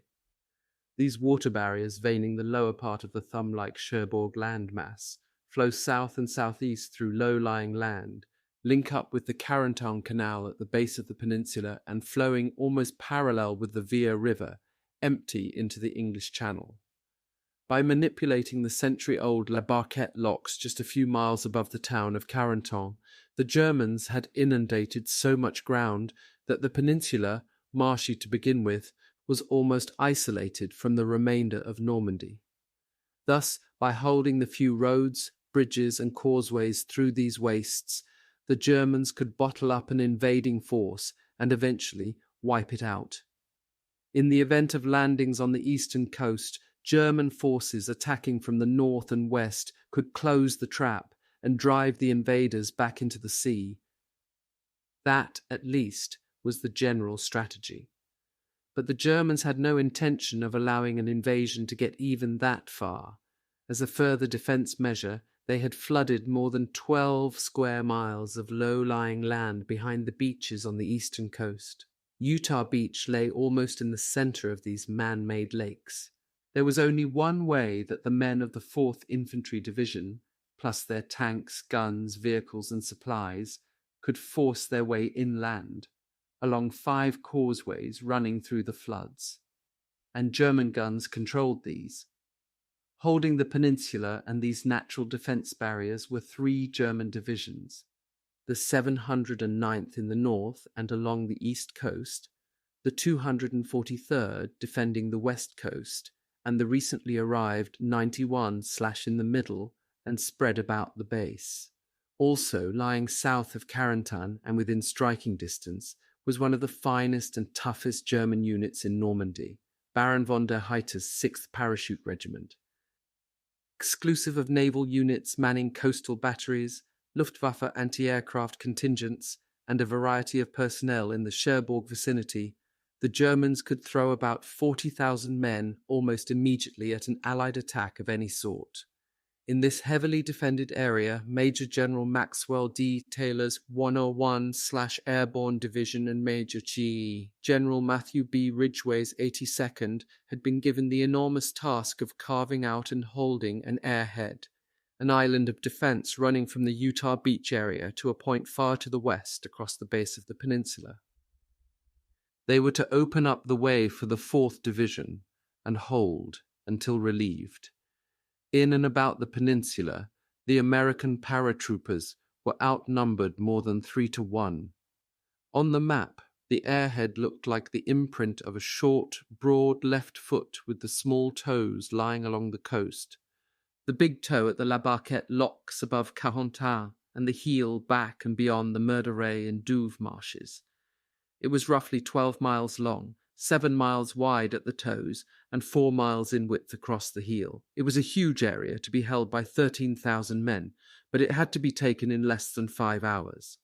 Taylor's men were to seize a 6-gun battery at Saint-Martin-de-Varreville, almost directly behind Utah, and race for 4 of the 5 causeways between there and the coastal hamlet of Poupeville. At the same time, crossings and bridges along the Douve and the Carentan Canal, particularly the La Barquette locks, had to be seized or destroyed.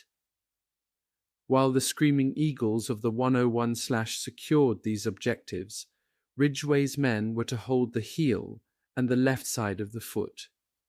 They were to defend crossings over the Douve and the Meurderay, capture Sainte-Mère-Église, and hold positions north of the town to prevent counterattacks from driving into the side of the bridgehead. The men of the airborne divisions had one other vital mission. The enemy had to be cleared off glider landing areas, for big glider trains were coming in to reinforce the Americans, just as they were the British, before dawn and again in the evening. The first flight, more than 100 gliders, was scheduled to arrive at 4 a.m. From the beginning, the Americans worked against staggering odds. Like the British, the US divisions were critically scattered. Only one regiment, the 505th of the 82nd, fell accurately.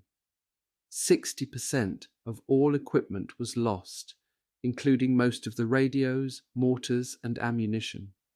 Worse still, many of the men were lost too. They came down miles from any recognizable landmarks, confused and alone. The route of the planes was from west to east, and it took just 12 minutes to cross the peninsula. Jumping too late meant landing in the English Channel. Too early meant coming down somewhere between the west coast and the flooded areas. Some equipment fell into the treacherous swamps of the Murderay and the Douve. Many sticks were dropped so badly they actually landed closer to the western side of the peninsula than to their zones on the east. Hundreds of men, heavily weighted with, drowned, some in less than 2 feet of water. Others, jumping too late, fell into the darkness over what they thought was Normandy and were lost in the Channel. One entire stick of 101/paratroopers, some 15 or 18 soldiers, met such a death. In the next plane, Corporal Louis Milano fell on a sandy beach in front of a sign reading Achtung Minen. He had been the second man in his stick to jump. Off in the darkness, Milano could hear the quiet slapping sound of waves. He was lying in sand dunes surrounded by Rommel's anti-invasion obstacles just a few yards above Utah Beach. As he lay there, trying to get his breath, he heard screams far off in the distance. Milano was not to find out until later that the screams were coming from the Channel, where the last 11 men from his plane were at that moment drowning. Milano got off the beach fast, ignoring the possibility that it was mined. He climbed over a barbed wire fence and ran for a hedgerow. Someone else was already there. Milano didn't stop. He ran across a road and started to climb a stone wall. Just then, he heard an agonized cry behind him. He whirled around. A flamethrower was hosing the hedgerow he had just passed, and outlined in the flame was the figure of a fellow paratrooper. Stunned, Milano crouched down by the wall. From the other side came the shouts of German voices and the firing of machine guns. Milano was caught in a heavily fortified area, with Germans on all sides of him. He prepared to fight for his life. There was one thing he had to do first. Milano, who was attached to a signal unit, pulled from his pocket a 2x2-inch communications log containing codes and passwords for 3 days. Carefully he tore up the log and page by page ate it all. On the other side of the airhead, men were floundering in the dark swamps. The Murderay and the Douve were dotted with parachutes of all colours, and the little lights on equipment bundles gleamed eerily from out of the marshes and the water. Men plummeted down from the sky, barely missing one another as they splashed beneath the surface of the water. Some never appeared again. Others came up gasping, fighting for air and sawing desperately at chutes and equipment that could drag them under again. Like Chaplain John Gwinnett of the British 6th Airborne 50 miles away, the 101/Chaplain, Captain Francis Sampson, landed in the wastes. The water was over his head. The priest was pinned by his equipment, and his parachute, caught by a strong wind, remained open above him. Frantically, he cut away the equipment hanging from him, including his mass kit. Then, with his parachute acting like a great sail, he was blown along for about 100 yards until he finally came to rest in shallow water. Exhausted, he lay there for about 20 minutes. At last, disregarding the machine gun and mortar fire that was beginning to come in, Father Sampson set out for the area where he had first gone under and doggedly began diving for his mass kit. He got it on the 5th try. It wasn't until much later that Father Sampson, thinking back about the experience, realized that the act of contrition he had so hurriedly said as he struggled in the water was actually the grace before meals. In countless small fields and pastures between the Channel and the flooded areas, Americans came together in the night, drawn not by hunting horns but by the sound of a toy cricket. Their lives depended on a few cents worth of tin fashioned in the shape of a child's snapper.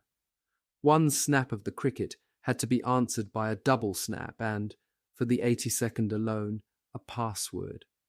2 snaps required 1 in reply. On these signals, men came out of hiding, from trees and ditches, around the sides of buildings to greet one another. Major General Maxwell D. Taylor and a bare-headed, unidentified rifleman met at the corner of a hedgerow and warmly hugged each other. Some paratroopers found their units right away. Others saw strange faces in the night, and then the familiar, comforting sight of the tiny American flag stitched above the shoulder patch. As confused as things were, these men adapted quickly. The battle-tested troopers of the 82nd, with airborne assaults in Sicily and Salerno under their belts, knew what to expect. The 101 Slash, on its first combat jump, was fiercely determined not to be outdone by its more illustrious partner. All these men wasted as little time as possible, for they had no time to waste. The lucky ones who knew where they were assembled promptly and set out for their objectives. The lost ones joined with small groups made up of men from different companies, battalions and regiments. Troopers of the 82nd found themselves being led by 101 officers and vice versa. Men from both divisions fought side by side, often for objectives they had never heard of. Hundreds of men found themselves in small fields, surrounded on all sides by tall hedgerows. The fields were silent little worlds, isolated and scary. In them every shadow, every rustle, every breaking twig was the enemy. Private Dutch Schultz, in one such shadowy world, was unable to find his way out. He decided to try his cricket. On the very first click, he got a response he hadn't bargained for: machine gun fire. He threw himself to the ground, aimed his M1 rifle in the direction of the machine gun position, and pressed the trigger.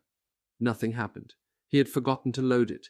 The machine gun opened up again and Dutch ran for cover in the nearest hedgerow. He made another careful reconnaissance of the field. Then he heard a twig crackle. Dutch felt a moment's panic, but he calmed down as his company commander, Lieutenant Jack Talladay, came through the hedgerow. "Is that you, Dutch?" Talladay called softly. Schultz hurried over to him. Together they left the field and joined a group that Talladay had already assembled. There were men from the 101 Division and from all 3 of the 82nd's regiments. For the first time since the jump, Dutch felt easy. He was no longer alone. Talladay moved down along the side of a hedgerow with his little group fanning out behind him. A short while later they heard and then saw a group of men coming toward them. Talladay snapped his cricket and thought he heard an answering click. As our 2 groups approached each other, Talladay says, it was quite evident by the configuration of their steel helmets that they were Germans. And then there occurred one of those curious and rare happenings in war. Each group silently walked past the other in a kind of frozen shock without firing a shot. As the distance between them grew, the darkness obliterated the figures as though they had never existed. All over Normandy this night, paratroopers and German soldiers met, unexpectedly. In these encounters, men's lives depended on their keeping their wits and often on the fraction of a second it took to pull a trigger. 3 miles from Sainte-Mère-Église, Lieutenant John Wallace of the 82nd almost tripped over a German sentry who was in front of a machine gun nest. For a terrible moment, each man stared at the other. Then the German reacted. He fired a shot at Wallace at point-blank range. The bullet struck the bolt mechanism of the lieutenant's rifle, which was directly in front of his stomach, nicked his hand, and ricocheted off. Both men turned and fled. One man, Major Lawrence Leger of the 101 talked his way out of trouble. In a field between Sainte-Mère-Église and Utah Beach, Leger had collected a little group of men and was leading them towards the rendezvous point. Suddenly, Leger was challenged in German. He knew no German, but he was fluent in French. As the other men were some distance behind him and had not been seen, Leger, in the darkness of the field, posed as a young farmer and explained rapidly in French that he had been visiting his girl and was on his way home. He apologized for being out after curfew. As he talked, he was busily removing a strip of adhesive tape from a grenade, placed there to prevent the accidental release of the pin. Still talking, he yanked the pin, threw the grenade, and hit the ground as it went off. He found he had killed 3 Germans. When I backtracked to pick up my brave little band, Leger recalls, I found they had scattered to the 4 winds. There were many ludicrous moments. In a dark orchard 1 mile from Sainte-Mère-Église, Captain Lyle Putnam, one of the 82nd's battalion surgeons, found himself utterly alone. He gathered up all his medical equipment and began searching for a way out. Near one of the hedgerows, he saw a figure approaching cautiously. Putnam froze in his tracks, leaned forward and loudly whispered the 82nd's password, "Flash." There was a moment of electric silence as Putnam waited for the countersign, "Thunder." Instead, to his amazement, Putnam recalls, the other man yelled, "Jesus Christ," and turned and fled like a maniac.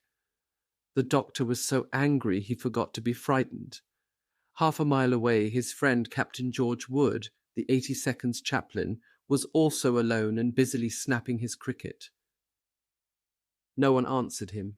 Then he jumped with fright as a voice behind him said, "For God's sake, Padre, stop that damn noise." Chastened, Chaplain Wood followed the paratrooper out of the field. By afternoon, these 2 men would be in Madame Angèle Levrault's schoolhouse in Sainte-Mère-Église fighting their own war, a war where uniforms made no difference. They would be tending the wounded and dying of both sides. By 2 a.m., although more than an hour would pass before all the paratroopers were on the ground, many small groups of determined men were closing in on their objectives. One group was actually attacking its target, an enemy stronghold of dugouts and machine gun and anti-tank gun positions in the village of Foucaultville, just above Utah Beach. The position was of extreme importance, for it controlled all movement on the main road running behind the Utah Beach area, a road which enemy tanks would have to use to reach the beachhead. Storming Foucaultville called for a full company, but only 11 men under Captain Cleveland Fitzgerald had as yet arrived. So determined were Fitzgerald and his little group that they assaulted the position without waiting for more men. In this, the first recorded 101/unit battle of the D-Day airborne assault, Fitzgerald and his men got as far as the enemy command post. There was a short, bloody battle. Fitzgerald was shot in the lung by a sentry, but as he fell, he killed the German. At last, the outnumbered Americans had to pull back to the outskirts to await dawn and reinforcements. Unknown to them, 9 paratroopers had reached Foucaultville some 40 minutes earlier. They had dropped into the strong point itself. Now, under the eyes of their captors, they were sitting in a dugout, oblivious of the battle, listening to a German practicing on his harmonica. These were crazy moments for everyone, particularly the generals. They were men without staffs, without communications, and without men to command. Major General Maxwell Taylor found himself with several officers but only 2 or 3 enlisted men. Never, he told them, have so few been commanded by so many. Major General Matthew B. Ridgway was alone in a field, pistol in hand, counting himself lucky. As he was later to recall, at least if no friends were visible, neither were any foes. His assistant, Brigadier General James M. Jumpin' Jim Gavin, who at this time was in complete charge of the 82nd's parachute assault, was miles away in the swamps of the Murderette. Gavin and a number of paratroopers were trying to salvage equipment bundles from the marshes. In them were the radios, bazookas, mortars, and ammunition Gavin so desperately needed. He knew that by dawn, the heel of the airhead which his men were to hold would be under heavy attack. As he stood knee-deep in cold water, alongside the troopers, other worries were crowding in on Gavin. He was not sure where he was, and he wondered what to do about the number of injured men who had found their way to his little group and were now lying along the edge of the swamp. Nearly an hour earlier, seeing red and green lights on the far edge of the water, Gavin had sent his aide, Lieutenant Hugo Olsen, to find out what they meant. He hoped they were the assembly lights of 2 of the 82nd battalions. Olsen had not returned, and Gavin was getting anxious. One of his officers, Lieutenant John Devine, was out in the middle of the river, stark naked, diving for bundles. Whenever he came up, he stood out like a white statue, Gavin recalls, and I couldn't help thinking that he'd be a dead turkey if he was spotted by the Germans. Suddenly a lone figure came struggling out of the swamps. He was covered with mud and slime and was wringing wet. It was Olsen coming to report that there was a railroad directly across from Gavin and his men, on a high embankment which snaked through the marshes. It was the first good news of the night. Gavin knew there was only one railroad in the district, the Cherbourg-Carenton track, which passed down the Memoir Valley. The general began to feel better. For the first time, he knew where he was. In an apple orchard outside Sainte-Mère-Église, the man who was to hold the northern approaches to the town, the flank of the Utah invasion bridgehead, was in pain and trying not to show it. Lieutenant Colonel Benjamin Vandervoort of the 82nd had broken his ankle on the jump, but he had made up his mind to stay in the fighting no matter what happened. Bad luck had dogged Vandervoort. He had always taken his job seriously, sometimes too seriously. Unlike many another army officer, Vandervoort had never had a popular nickname, nor had he permitted himself the kind of close, easy relationship with his men that other officers enjoyed. Normandy was to change all that, and more. It was to make him, as General Matthew B. Ridgway later recalled, one of the bravest, toughest battle commanders I ever knew.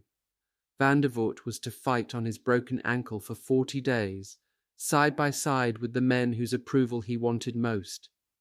Vandervoort's battalion surgeon, Captain Putnam, still fumbling from his encounter with the strange paratrooper in the hedgerow, came across the colonel and some of his troopers in the orchard. Putnam still vividly remembers his first sight of Vandervoort.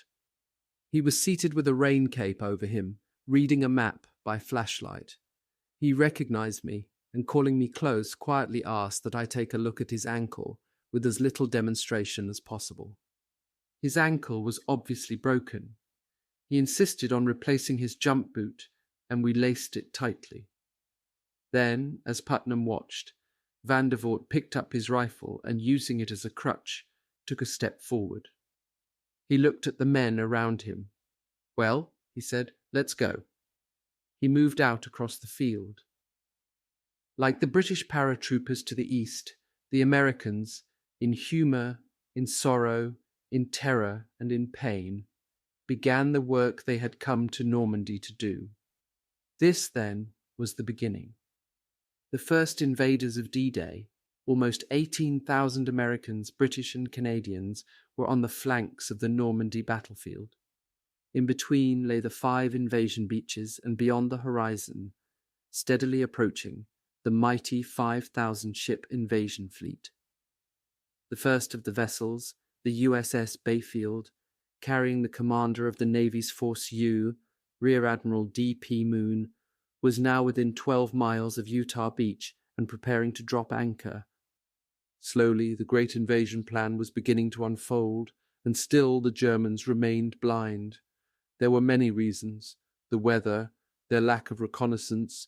Only a few planes had been sent over the embarkation areas in the preceding weeks, and all had been shot down. Their stubborn belief that the invasion must come at the Pas de Calais, the confusion and overlapping of their own commands, and their failure to take the decoded underground messages seriously, all played a part. Even their radar stations failed them this night. Those that had not been bombed had been confused by Allied planes flying along the coast, dropping bundles of window, strips of tinfoil which snowed the screens. Only one station had made a report. It was only normal channel traffic. More than 2 hours had elapsed since the first paratroopers had landed. Only now were the German commanders in Normandy beginning to realize that something important might be happening. The first scattered reports were beginning to come in, and slowly, like a patient coming out of anesthetic, the Germans were awakening. General Erich Marx stood at a long table studying the war maps spread out before him. He was surrounded by his staff. They had been with him ever since his birthday party, briefing the 84th Corps commander for the war games in Rennes. Every now and then the general called for another map. It seemed to his intelligence officer, Major Friedrich Hein, that Marx was preparing for the Kriegspiel as though it was a real battle, instead of merely a theoretical invasion of Normandy. In the midst of their discussion, the phone rang. The conversation ceased as Marx picked up the receiver. Hein recalls that, as he listened, the general's body seemed to stiffen. Marx motioned to his chief of staff to pick up the extension phone. The man who was calling was Major General Wilhelm Richter, commander of the 716th Division, holding the coast above Caen. Parachutists have landed east of the Orne, Richter told Marx. The area seems to be around Breville and Ronville, along the northern fringe of the Bavant forest. This was the first official report of the Allied attack to reach a major German headquarters. It struck us, Hein says, like lightning. The time was 2:11 a.m., British double summer time. Marx immediately telephoned Major General Max Pemsel, Chief of Staff of the 7th Army. At 2:15 a.m., Pemsel placed the 7th on Alarmstufe 2, the highest state of readiness. It was 4 hours since the second Verlaine message had been intercepted. Now at last the 7th Army, in whose area the invasion had already begun, had been alerted. Pemsel was taking no chances. He wakened the 7th's commanding officer, Colonel General Friedrich Dollmann. "General," said Pemsel, "I believe this is the invasion. Will you please come over immediately?" As he put down the phone, Pemsel suddenly remembered something. Among a sheaf of intelligence bulletins that had come in during the afternoon, one had been from an agent in Casablanca. He had specifically stated that the invasion would take place in Normandy on June 6th. As Pemsel waited for Dollmann to arrive, the 84th Corps reported again. Parachute drops near Montebourg and Saint-Marcoux on the Cherbourg Peninsula. Troops partly already engaged in battle. Pemsel promptly called Rommel's Chief of Staff, Major General Dr. Hans Speidel, at Army Group B. It was 2:35 a.m. There has been considerable controversy over the timing of the German reaction to the invasion and over the messages that were passed from one headquarters to another. When I began my research, Colonel General Franz Halder, the former chief of the German General Staff, now attached to the U.S. Army's historical section in Germany, told me to believe nothing on our side unless it tallies with the official war diaries of each headquarters. I have followed his advice. All times, corrected to British double summer time, reports and telephone calls as they pertain to German activities come from these sources. At about the same time, General Hans von Salmuth, from his 15th Army headquarters near the Belgian border, was trying to get some first-hand information. Although the bulk of his army was far removed from the airborne attacks, one division, Major General Josef Reichert's 711th, held positions east of the Orne River on the boundary line between the 7th and 15th Armies. Several messages had come in from the 711th.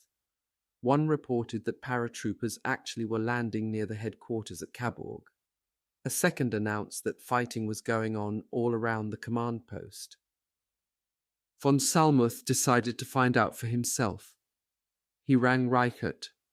"What the devil is going on down there?" Von Salmuth demanded. "My general," came Reichert's harassed voice on the other end of the wire. "If you'll permit me, I'll let you hear for yourself." There was a pause, and then von Salmuth could clearly hear the clatter of machine gun fire. "Thank you," said von Salmuth, and he hung up. Immediately he too called Army Group B, reporting that at the 711th headquarters the din of battle can be heard.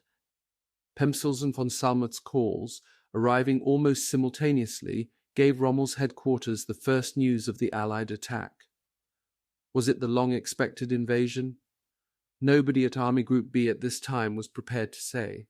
In fact, Rommel's naval aide, Vice Admiral Friedrich Rüger, distinctly remembers that as more reports came in of airborne troops, some said they were only dolls disguised as paratroopers. Whoever made the observation was partly right. To add to the German confusion, the Allies had dropped hundreds of lifelike rubber dummies dressed as paratroopers south of the Normandy invasion area.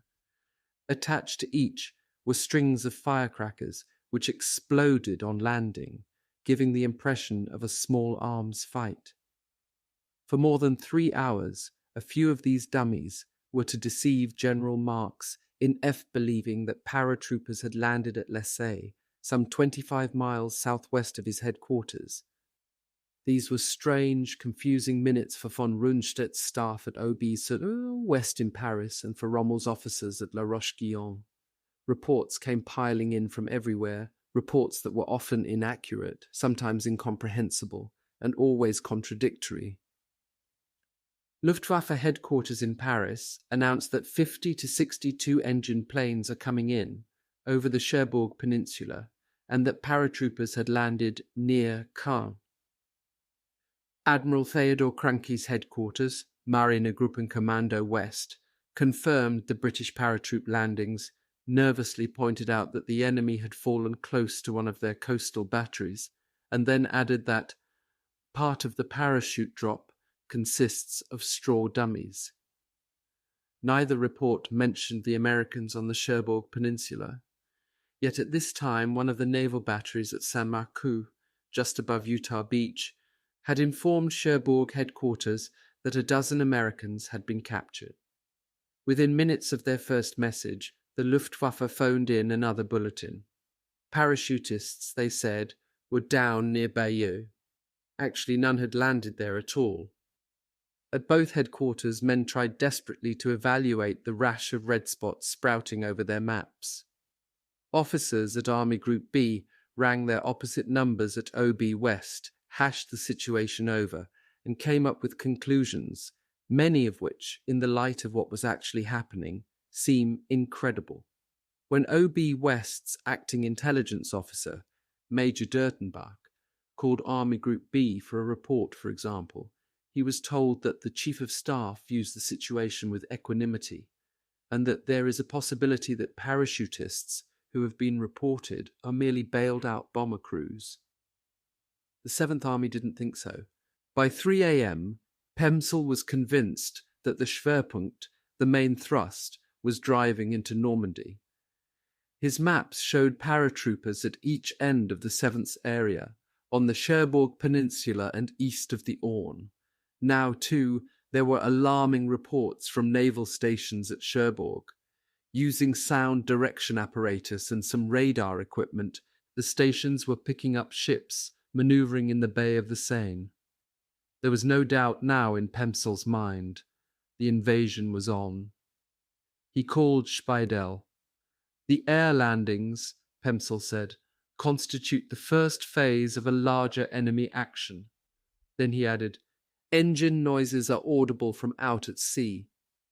But Pemsel could not convince Rommel's chief of staff.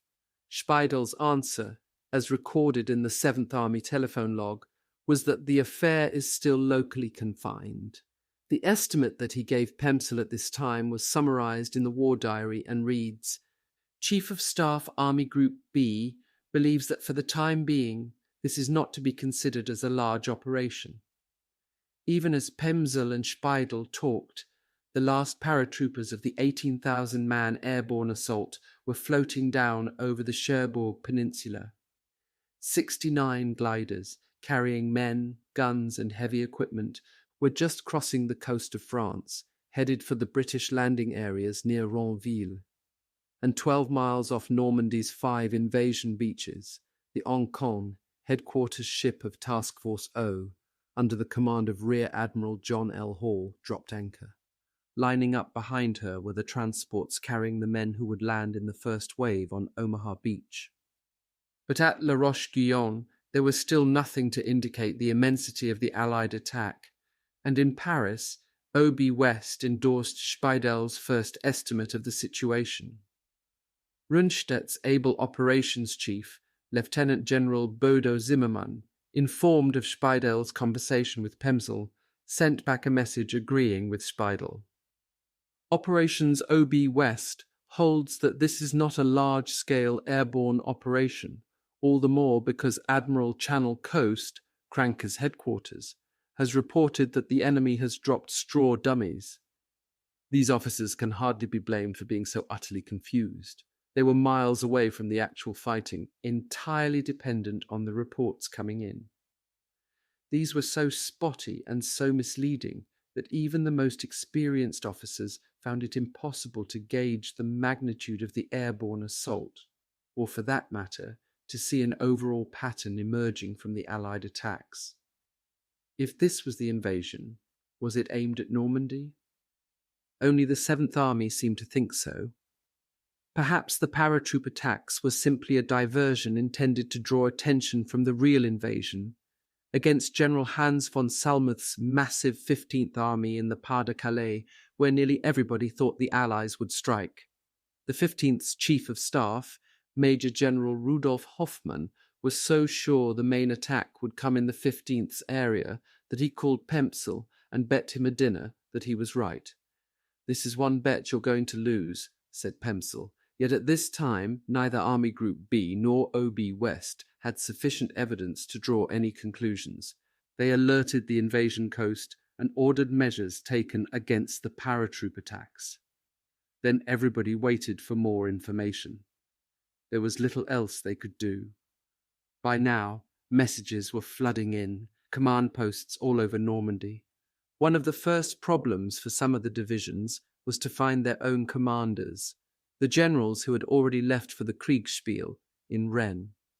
Although most of them were located quickly, two, Lieutenant General Karl von Schlieben and Major General Wilhelm Fally, both commanding divisions in the Cherbourg Peninsula, couldn't be found.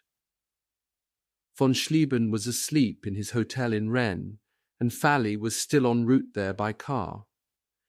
Admiral Kranke, the naval commander in the west, was on an inspection trip to Bordeaux. His chief of staff awakened him in his hotel room. "Paratroop landings are taking place near Caen," Kranke was informed.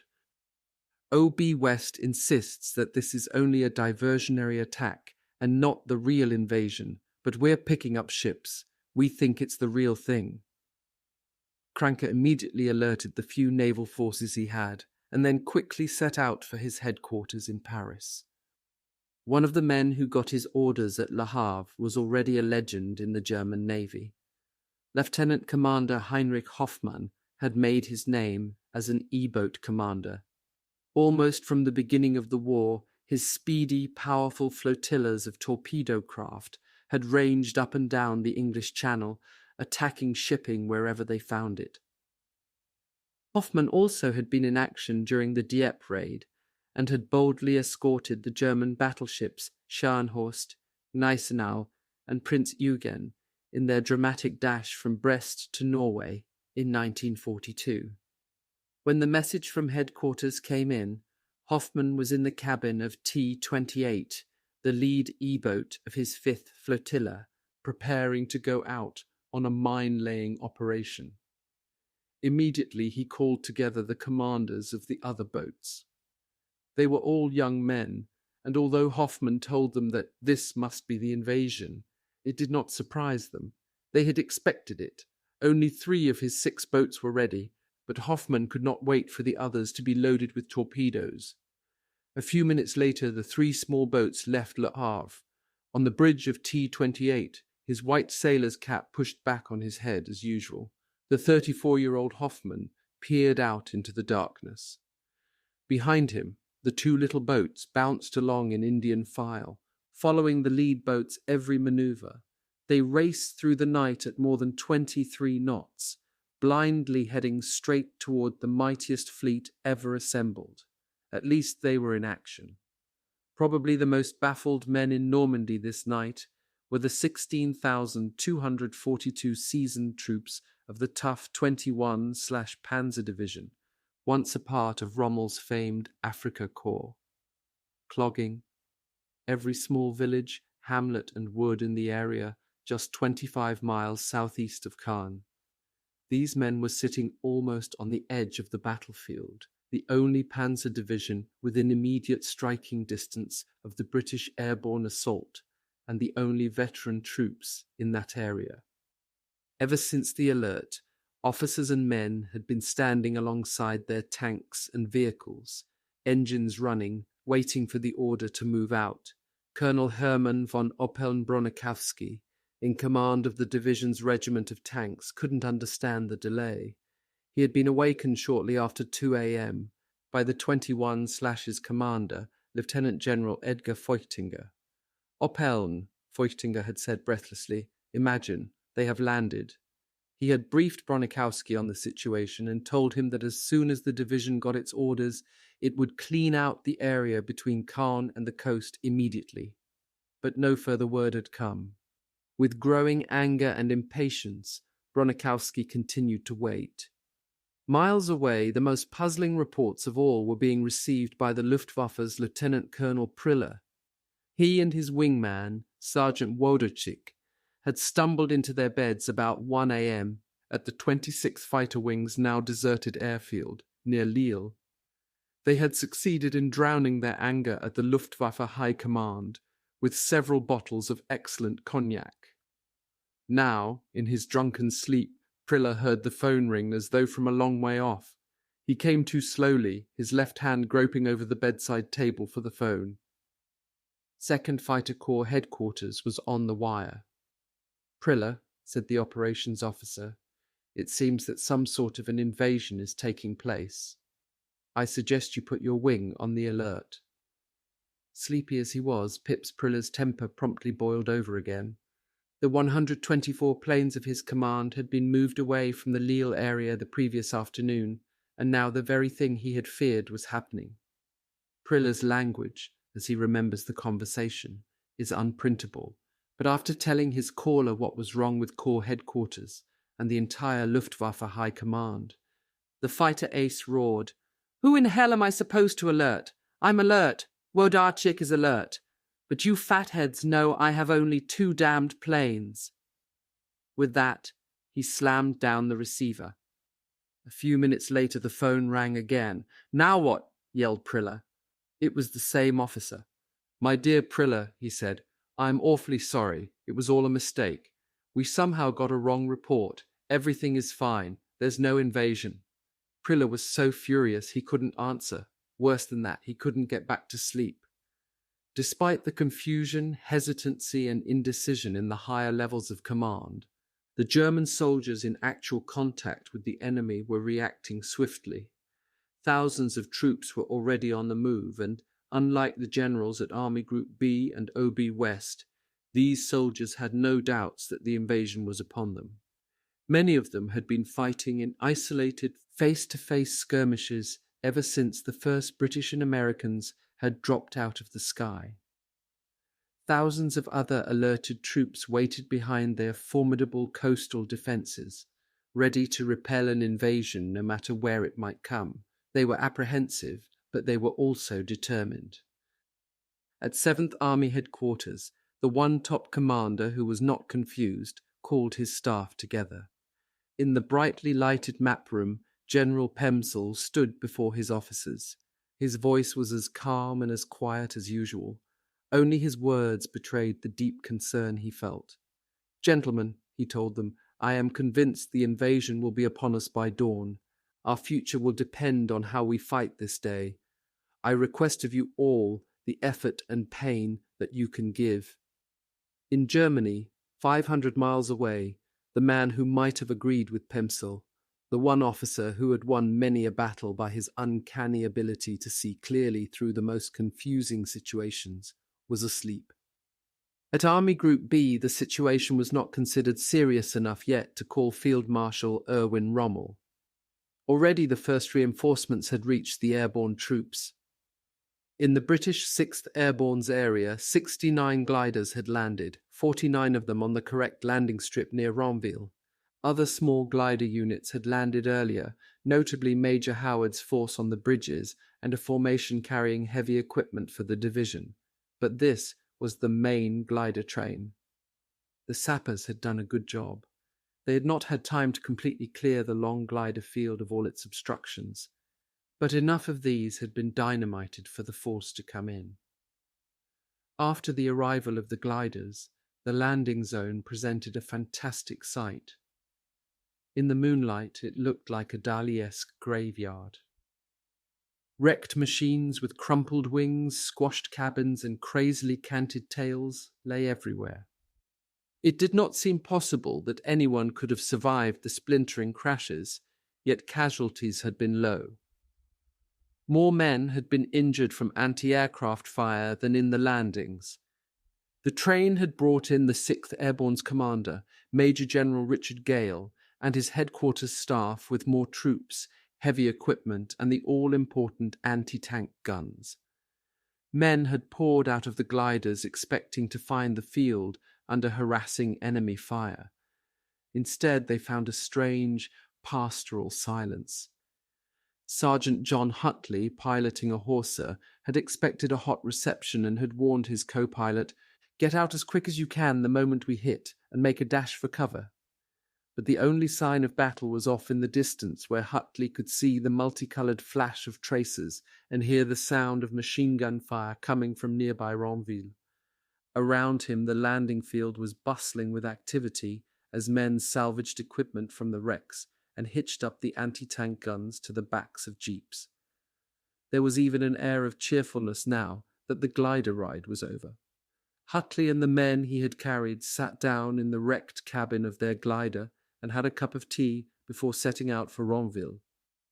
On the other side of the Normandy battlefield, on the Cherbourg Peninsula, the first American glider trains were just coming in. Sitting in the co-pilot's seat of the 101/lead glider was the assistant division commander, Brigadier General Don Pratt, the officer who had been so alarmed back in England when a hat was tossed on the bed where he was sitting. Pratt was, reportedly, as tickled as a schoolboy to be making his first glider flight. Strung out behind was a procession of 52 gliders in formations of 4, each towed by a Dakota. The train carried jeeps, anti-tank guns, an entire airborne medical unit, even a small bulldozer. High on the nose of Pratt's glider, a big number 1 was painted, a huge screaming eagle, insignia of the 101/, and a US flag adorned the canvas on either side of the pilot's compartment. In the same formation, surgical technician Emile Natale looked down on shell bursts and burning vehicles below and saw a wall of fire coming up to greet us. Still hitched to their planes, the gliders lurched from side to side, scudding through flak thick enough to land on. Unlike the paratroopers' planes, the gliders came in from the channel and approached the peninsula from the east. They were only seconds past the coast when they saw the lights of the landing zone at Heisville, 4 miles from Sainte-Mère-Église. One by one, the 300-yard-long nylon tow ropes parted, and the gliders came soughing down. Natal's glider overshot the zone and crashed into a field studded with Rommel's asparagus, lines of heavy posts embedded in the ground as anti-glider obstacles. Sitting in a jeep inside the glider, Natale gazed out through one of the small windows and watched with horrified fascination as the wings sheared off and the posts whizzed past. Then there was a ripping sound, and the glider broke in two directly behind the jeep in which Natal was sitting. It made it very easy to get out, he recalls. A short distance away lay the wreckage of glider number 1. Skidding down a sloping pasture, its brakes unable to halt its 100-mile-an-hour rush, it had smashed headlong into a hedgerow. Natal found the pilot, who had been hurled from the cockpit, lying in the hedgerow with both legs broken. General Pratt had been killed instantly, crushed by the crumpled framework of the cockpit. He was the first general officer on either side to be killed on D-Day.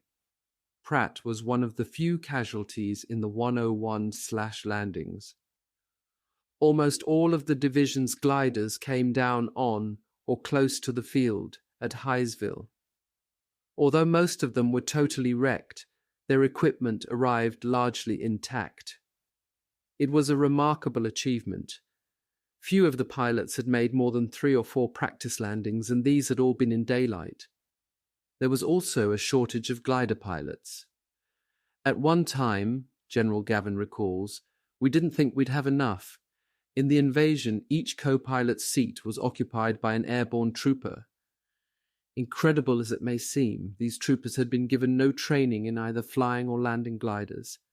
Some found themselves with a wounded pilot and a fully loaded glider on their hands as they came hurtling in through flak-filled space on June 6th. Fortunately, the type glider we were using was not too hard to fly or land, but having to do it for the first time in combat was a chastening experience. It really gave a man religion. Although the 101/ was lucky, the 82nd was not. The inexperience of the pilots produced near disaster in the 82nd's 50 glider train. Fewer than half their formations found the right landing zone northwest of Sainte-Mère-Église. The remainder ploughed into hedgerows and buildings, dove into rivers, or came down in the marshes of the Meurderay. Equipment and vehicles so urgently needed were strewn everywhere, and casualties were high. 18 pilots alone were killed within the first few minutes.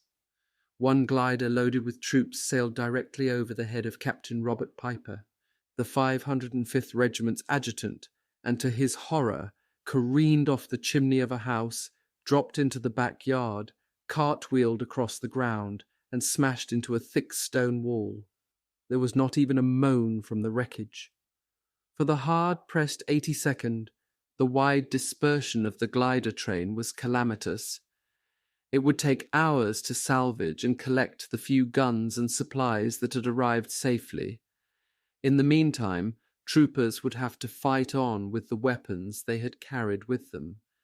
But this, after all, was standard operating procedure for paratroopers.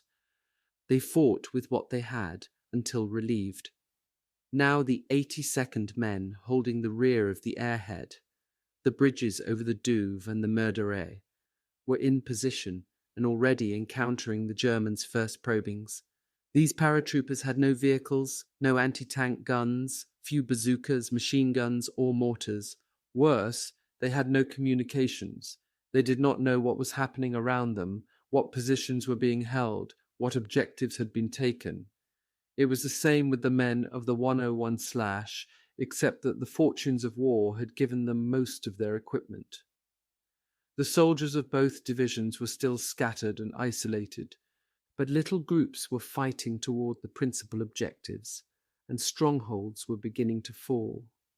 In Sainte-Mère-Église, as the stunned townspeople watched from behind their shuttered windows, paratroopers of the 82nd's 505th Regiment slipped cautiously through the empty streets. The church bell was silent now. On the steeple, Private John Steele's empty parachute hung limp, and every now and then the glowing embers of Monsieur Hiron's villa erupted, briefly outlining the trees in the square. Occasionally a sniper's bullet whined angrily into the night, but that was the only sound. Everywhere there was an uneasy silence. Lieutenant Colonel Edward Krauss, leading the attack, had expected to fight hard for Sainte-Mère-Église. But apart from a few snipers, it appeared that the German garrison had pulled out. Krauss's men swiftly took advantage of the situation. They occupied buildings, set up roadblocks and machine gun posts, cut telephone cables and wires. Other squads continued the slow sweep through the town, moving like shadows from hedge to hedge and doorway to doorway, all converging on the town centre, the Place de l'Église. Passing around the back of the church, Private First Class William Tucker reached the square and set up his machine gun behind a tree. Then, as he looked out on the moonlit square, he saw a parachute, and lying next to him, a dead German. On the far side were the crumpled, sprawled shapes of other bodies. As Tucker sat there, in the semi-darkness, trying to figure out what had happened, he began to feel that he was not alone, that somebody was standing behind him. Grabbing the cumbersome machine gun, he whirled around. His eyes came level with a pair of boots, slowly swaying back and forth. Tucker hastily stepped back.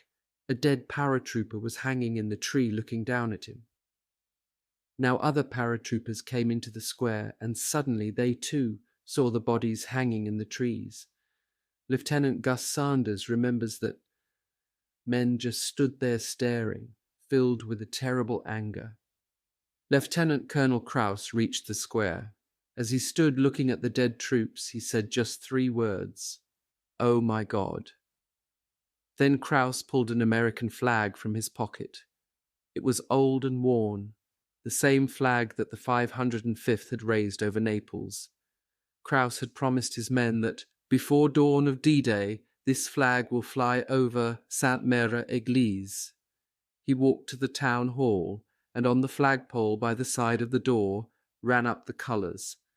There was no ceremony. In the square of the dead paratroopers the fighting was over. The stars and stripes flew over the first town to be liberated by the Americans in France.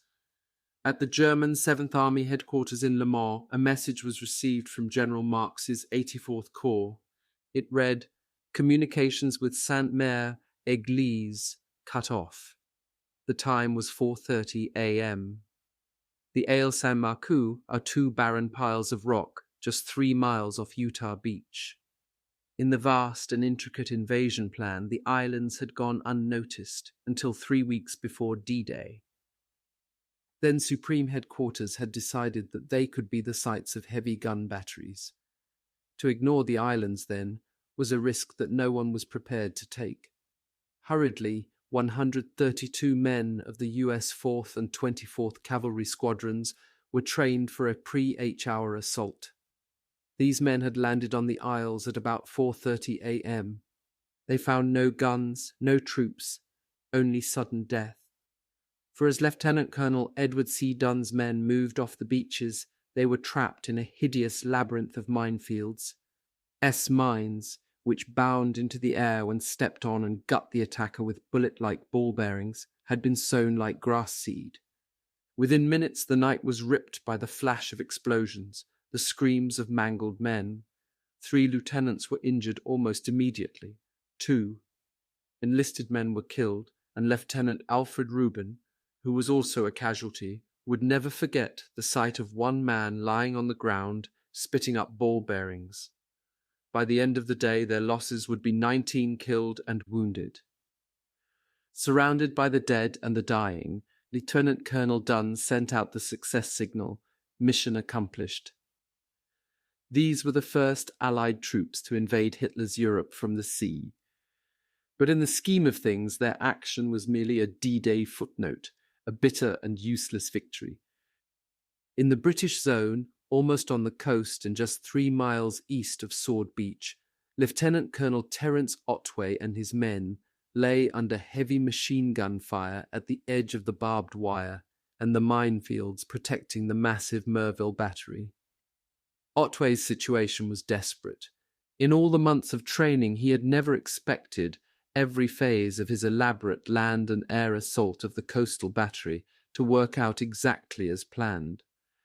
But neither had he been prepared for its total disintegration. Yet somehow it had happened. The bombing attack had failed, the special glider train had been lost, and with it artillery, flamethrowers, mortars, mine detectors, and scaling ladders.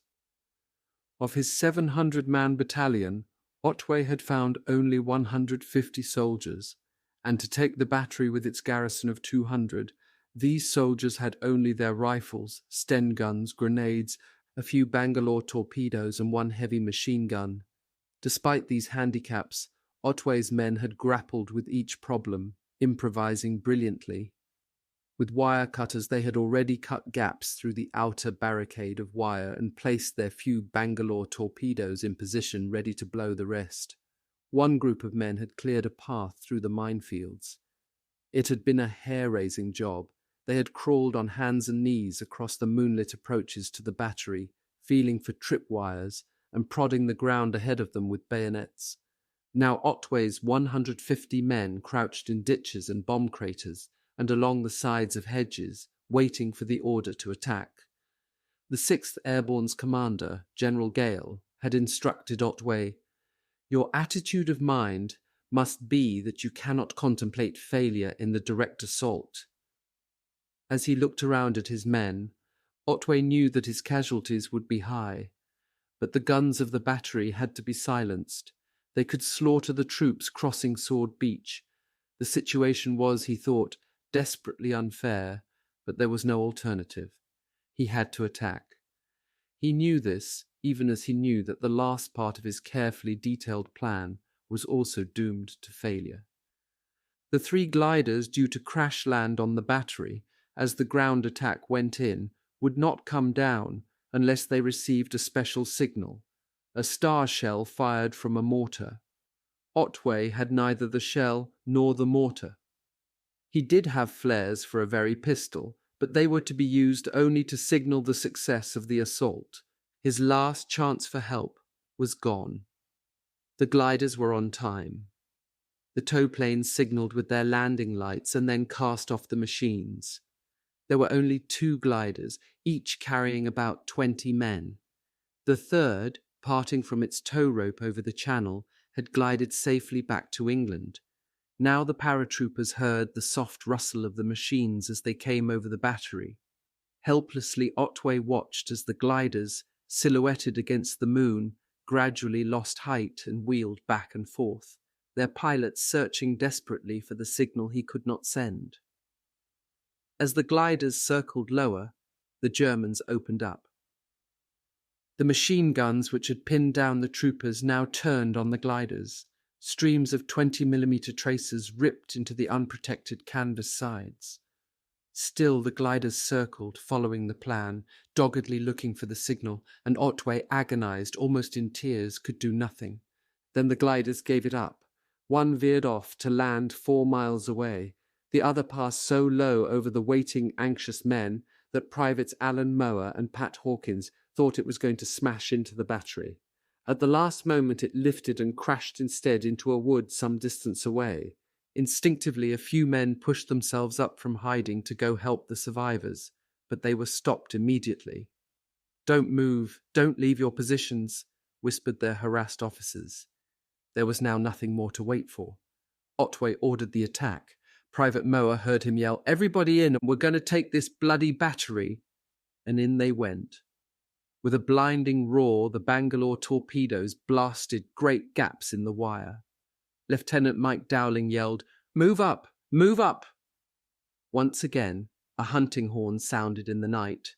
Yelling and firing, Otway's paratroopers plunged into the smoke of the explosions and through the wire. Ahead of them, across the no-man's land of minefields, manned trenches and gun pits, loomed the battery. Suddenly red flares burst over the heads of the advancing paratroopers, and immediately machine gun, Schmeisser and rifle fire poured out to meet them. Through the deadly barrage the paratroopers crouched and crawled, ran, dropped to the ground, got up and ran some more. They dived into shell craters, pulled themselves out and went forward again. Mines exploded. Private Mower heard a scream and then someone yelled, "Stop! Stop! There's mines everywhere!" Over on his right, Moa saw a badly wounded corporal sitting on the ground, waving men away and shouting, "Don't come near me! Don't come near me!" Above the firing, the bursting of mines and the yells of the men, Lieutenant Alan Jefferson, out ahead, continued to blow his hunting horn.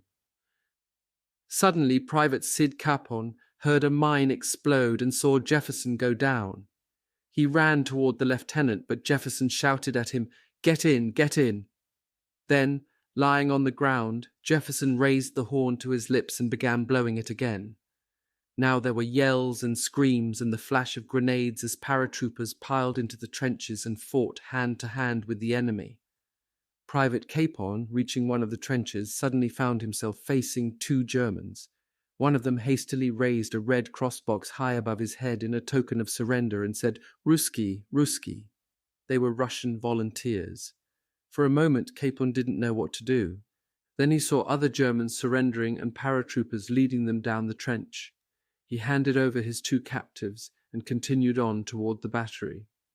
There, Otway, Lieutenant Dowling, and about 40 men were already fighting fiercely. Troopers who had cleaned out trenches and gun pits were running around the sides of the earth-banked concrete fortifications, emptying their Sten guns and tossing grenades into the apertures. The battle was gory and wild.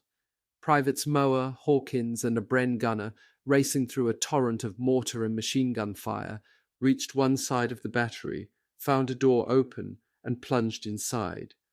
A dead German gunner was lying in the passageway. There seemed to be nobody else around. Moa left the other two men by the door and went along the passage. He came to a large room and saw a heavy field piece on a platform. Next to it, great stacks of shells were piled. Moa rushed back to his friends and excitedly outlined his plan to blow the whole business up by detonating grenades among the shells. But they didn't get the chance. As the three men stood talking, there was the blast of an explosion. The Bren gunner died instantly. Hawkins was hit in the stomach. Moa thought his back had been ripped open by 1,000 red-hot needles. He couldn't control his legs. They twitched involuntarily, the way he had seen dead bodies twitch. He was sure he was going to die, and he didn't want to end this way, and he began to call out for help. He called for his mother. Elsewhere in the battery, Germans were surrendering. Private Capon caught up with Dowling's men just in time to see Germans pushing each other out of a doorway and almost begging to surrender. Dowling's party split the barrels of two guns by firing 2 shells simultaneously through each barrel and temporarily knocked out the other 2. Then Dowling found Otway. He stood before the colonel, his right hand holding the left side of his chest. He said, "Battery taken as ordered, sir. Guns destroyed." The battle was over. It had taken just 15 minutes. Otway fired a yellow flare, the success signal from the very pistol. It was seen by a RAF spotting plane and radioed to HMS Arethusa offshore exactly a quarter of an hour before the cruiser was to start bombarding the battery.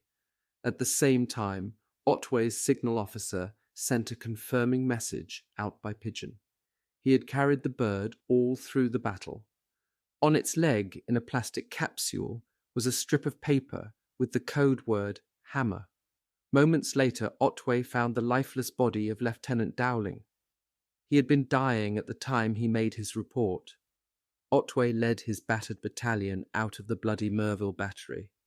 He had not been told to hold the battery once the guns were knocked out. His men had other D-Day missions. They took only 22 prisoners. Of the 200 Germans, no fewer than 178 were dead or dying, and Otway had lost almost half of his own men, 70 killed or wounded. Ironically, the 4 guns were only half the reported size, and within 48 hours the Germans would be back in the battery, and 2 of the guns would be firing on the beaches.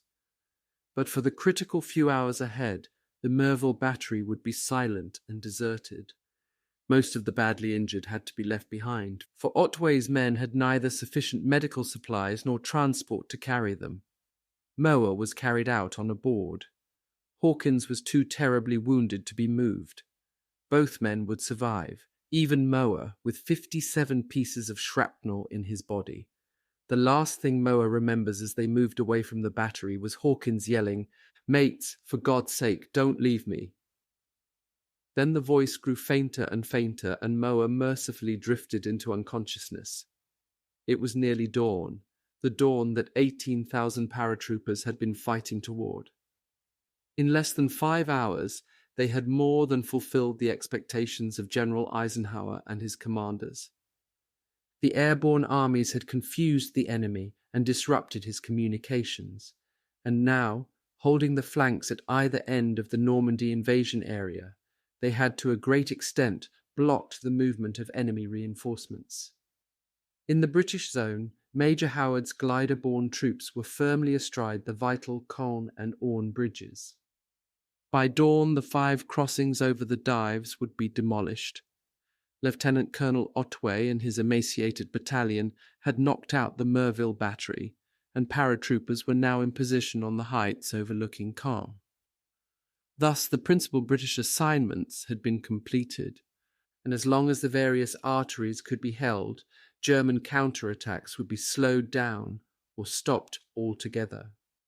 At the other end of Normandy's 5 invasion beaches, the Americans, despite more difficult terrain and a greater variety of missions, had done equally well. Lieutenant Colonel Krause's men held the key communications center of Sainte-Mère-Église. North of the town, Lieutenant Colonel Van der Voort's battalion had cut the main Cherbourg highway running down the peninsula and stood ready to repel attacks driving in from there. Brigadier General Gavin and his troops were dug in around the strategic Murderhead and Douve crossings and were holding the rear of the Utah invasion beachhead. General Maxwell Taylor's 101 Slash was still widely scattered. By dawn, the division's assembled strength would be only 1,100 out of a total of 6,600 men. Despite this handicap, troopers had reached the Saint-Martin-de-Varville gun battery, only to discover that the guns had been removed. Others were in sight of the vital La Barquette locks, the key to the flooding across the neck of the peninsula. And although none of the causeways leading off Utah had been reached, groups of soldiers were driving for them and already held the western edge of the inundated areas back of the beach itself. The men of the Allied airborne armies had invaded the continent from the air and secured the initial foothold for the invasion from the sea.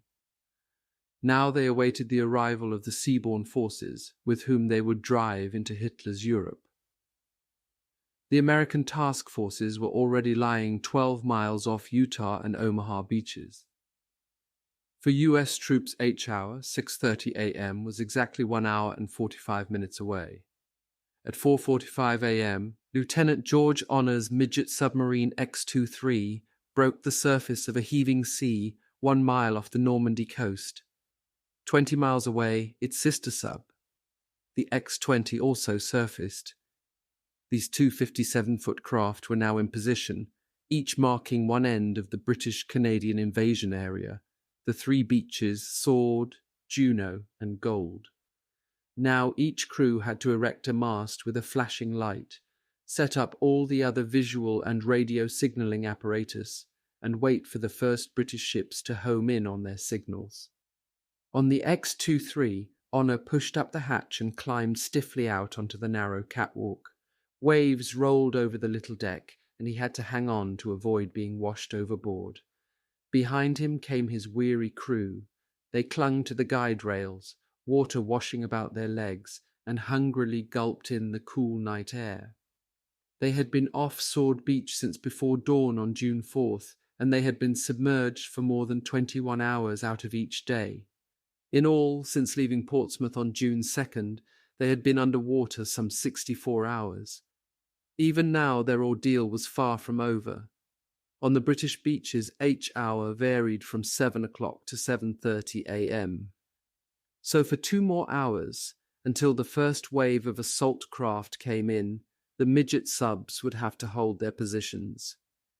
Until then, the X-23 and X-20 would be exposed on the surface, small, fixed targets for the German beach batteries, and soon it would be daylight.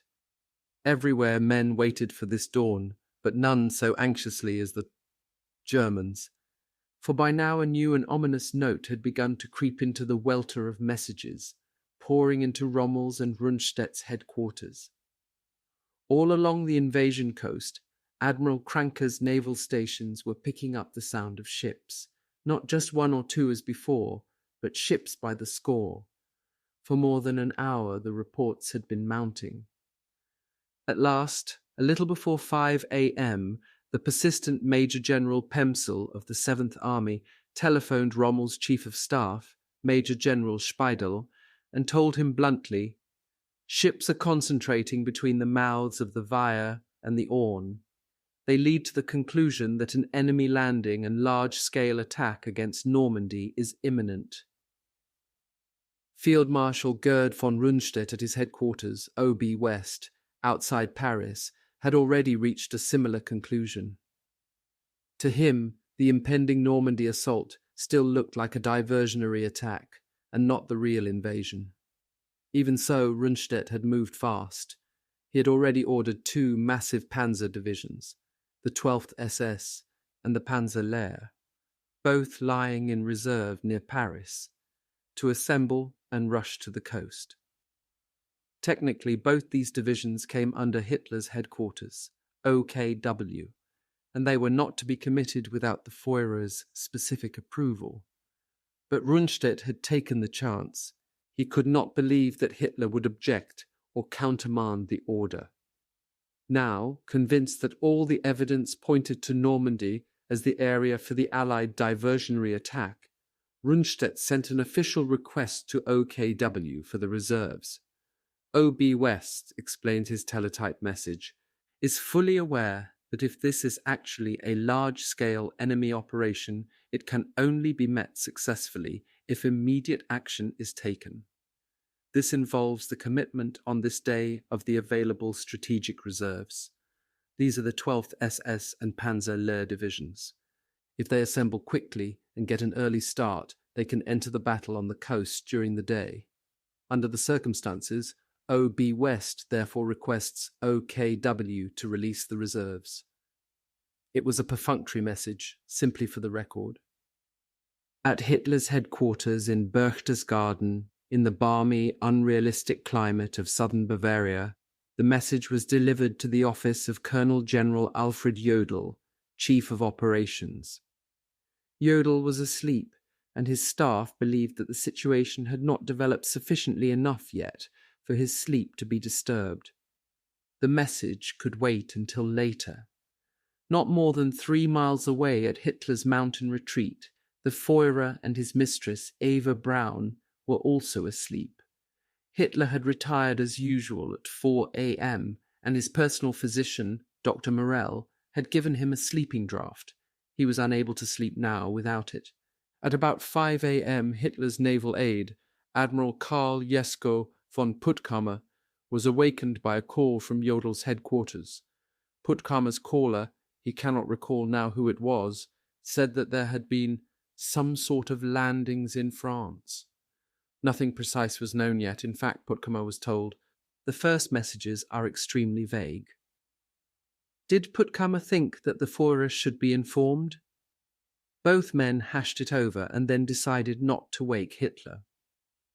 Puttkamer remembers that there wasn't much to tell him anyway, and we both feared that if I woke him at this time, he might start one of his endless nervous scenes, which often led to the wildest decisions. Puttkamer decided that the morning would be time enough to give Hitler the news. He switched off the light and went back to sleep. In France, the generals at OB West and Army Group B sat down to wait. They had alerted their forces and called up the panzer reserves, now. The next move was up to the Allies. Nobody could estimate the magnitude of the impending assault. Nobody knew, or could even guess, the size of the Allied fleet. And although everything pointed towards Normandy, nobody was really sure where the main attack would come. The German generals had done all they could. The rest depended on the ordinary Wehrmacht soldiers holding the coast. They had suddenly become important. From the coastal fortifications, the soldiers of the Reich looked out toward the sea, wondering if this was a practice alert or the real thing at last. Major Werner Pluskat, in his bunker overlooking Omaha Beach, had heard nothing from his superiors since 1 a.m. He was cold, tired, and exasperated. He felt isolated. He couldn't understand why there had been no reports from either regimental or division headquarters. To be sure, the very fact that his phone had remained silent all night was a good sign. It must mean that nothing serious was happening. But what about the paratroopers, the massed formations of planes? Pluskat could not rid himself of his gnawing uneasiness. Once more he swung the artillery glasses over to the left, picked up the dark mass of the Cherbourg Peninsula, and began another slow sweep of the horizon. The same low banks of mist came into view, the same patches of shimmering moonlight, the same restless, white-flecked sea. Nothing was changed. Everything seemed peaceful. Behind him in the bunker, his dog, Hara, was stretched out asleep. Nearby, Captain Lutz Wilkening and Lieutenant Fritz Thien were talking quietly. Pluskat joined them. "Still nothing out there," he told them. "I'm about to give it up." But he walked back to the aperture and stood looking out as the first streaks of light began to lighten the sky. He decided to make another routine sweep. Wearily, he swung the glasses over to the left again. Slowly, he tracked across the horizon. He reached the dead center of the bay. The glasses stopped moving. Pluskat tensed, stared hard. Through the scattering, thinning mist, the horizon was magically filling with ships. Ships of every size and description, ships that casually maneuvered back and forth as though they had been there for hours. There appeared to be thousands of them. It was a ghostly armada that somehow had appeared from nowhere. Pluskat stared in frozen disbelief, speechless, moved as he had never been before in his life. At that moment, the world of the good soldier Pluskat began falling apart. He says in those first few moments he knew, calmly and surely, that this was the end for Germany. He turned to Wilkening and Thien and with a strange detachment said simply, "It's the invasion. See for yourselves." Then he picked up the phone and called Major Block at the 352nd Division's headquarters. "Block," said Pluskat, "it's the invasion. There must be 10,000 ships out here." Even as he said it, he knew his words must sound incredible. "Get hold of yourself, Pluskat," snapped Block. "The Americans and the British together don't have that many ships. Nobody has that many ships." Block's disbelief brought Pluskat out of his daze. "If you don't believe me," he suddenly yelled, "come up here and see for yourself. It's fantastic. It's unbelievable." There was a slight pause, and then Block said, "What way are these ships heading?" Pluskat, phone in hand, looked out the aperture of the bunker and replied, "Right for me." Part 3, 175 to 177, the day. Never had there been a dawn like this. In the murky grey light, in majestic, fearful grandeur, the great Allied fleet lay off Normandy's 5 invasion beaches. The sea teemed with ships. Battle ensigns snapped in the wind all the way across the horizon from the edge of the Utah area on the Cherbourg Peninsula to Sword Beach near the mouth of the Orne. Outlined against the sky were the big battle wagons, the menacing cruisers, the whippet-like destroyers. Behind them were the squat command ships sprouting their forests of antennae, and behind them came the convoys of troop-filled transports and landing ships lying low and sluggish in the water. Circling the lead transports, waiting for the signal to head for the beaches, were swarms of bobbing landing craft, jam-packed with the men who would land in the first waves. The great spreading mass of ships seethed with noise and activity. Engines throbbed and whined as patrol boats dashed back and forth through the milling assault craft. Windlasses whirred as booms swung out amphibious vehicles. Chains rattled in the davits as assault boats were lowered away. Landing craft loaded with pallid-faced men shuddered and banged against the high steel sides of transports. Loud hailers blared out, "Keep in line! Keep in line!" as Coast Guardmen shepherded the bobbing assault boats into formations.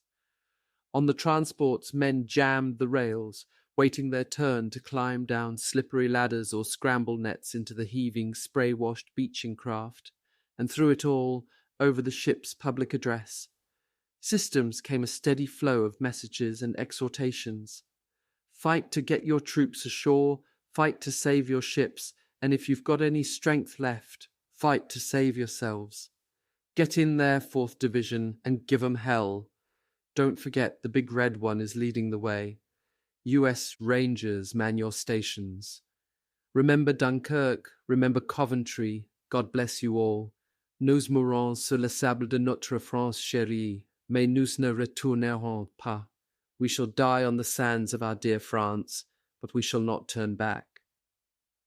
This is it, men. Pick it up and put it on. You've only got a one-way ticket, and this is the end of the line. 29, let's go. And then the two messages that most men still remember. Away all boats, and Our Father, which art in heaven, hallowed be thy name. Along the crowded rails, many men left their positions to say goodbye to buddies going in on other boats.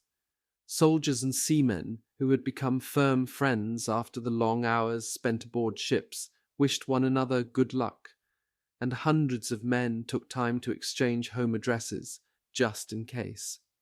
Technical Sergeant Roy Stevens of the 29th Division fought his way across a crowded deck in search of his twin brother. "I finally found him," he says. He smiled and extended his hand.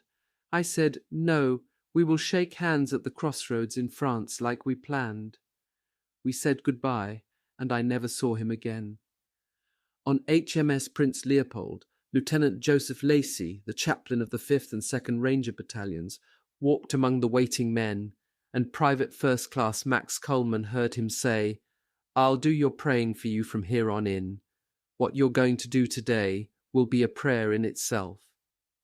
All over the ships, officers wound up their pep talks with the kind of colourful or memorable phrases that they felt best suited the occasion, sometimes with unexpected results.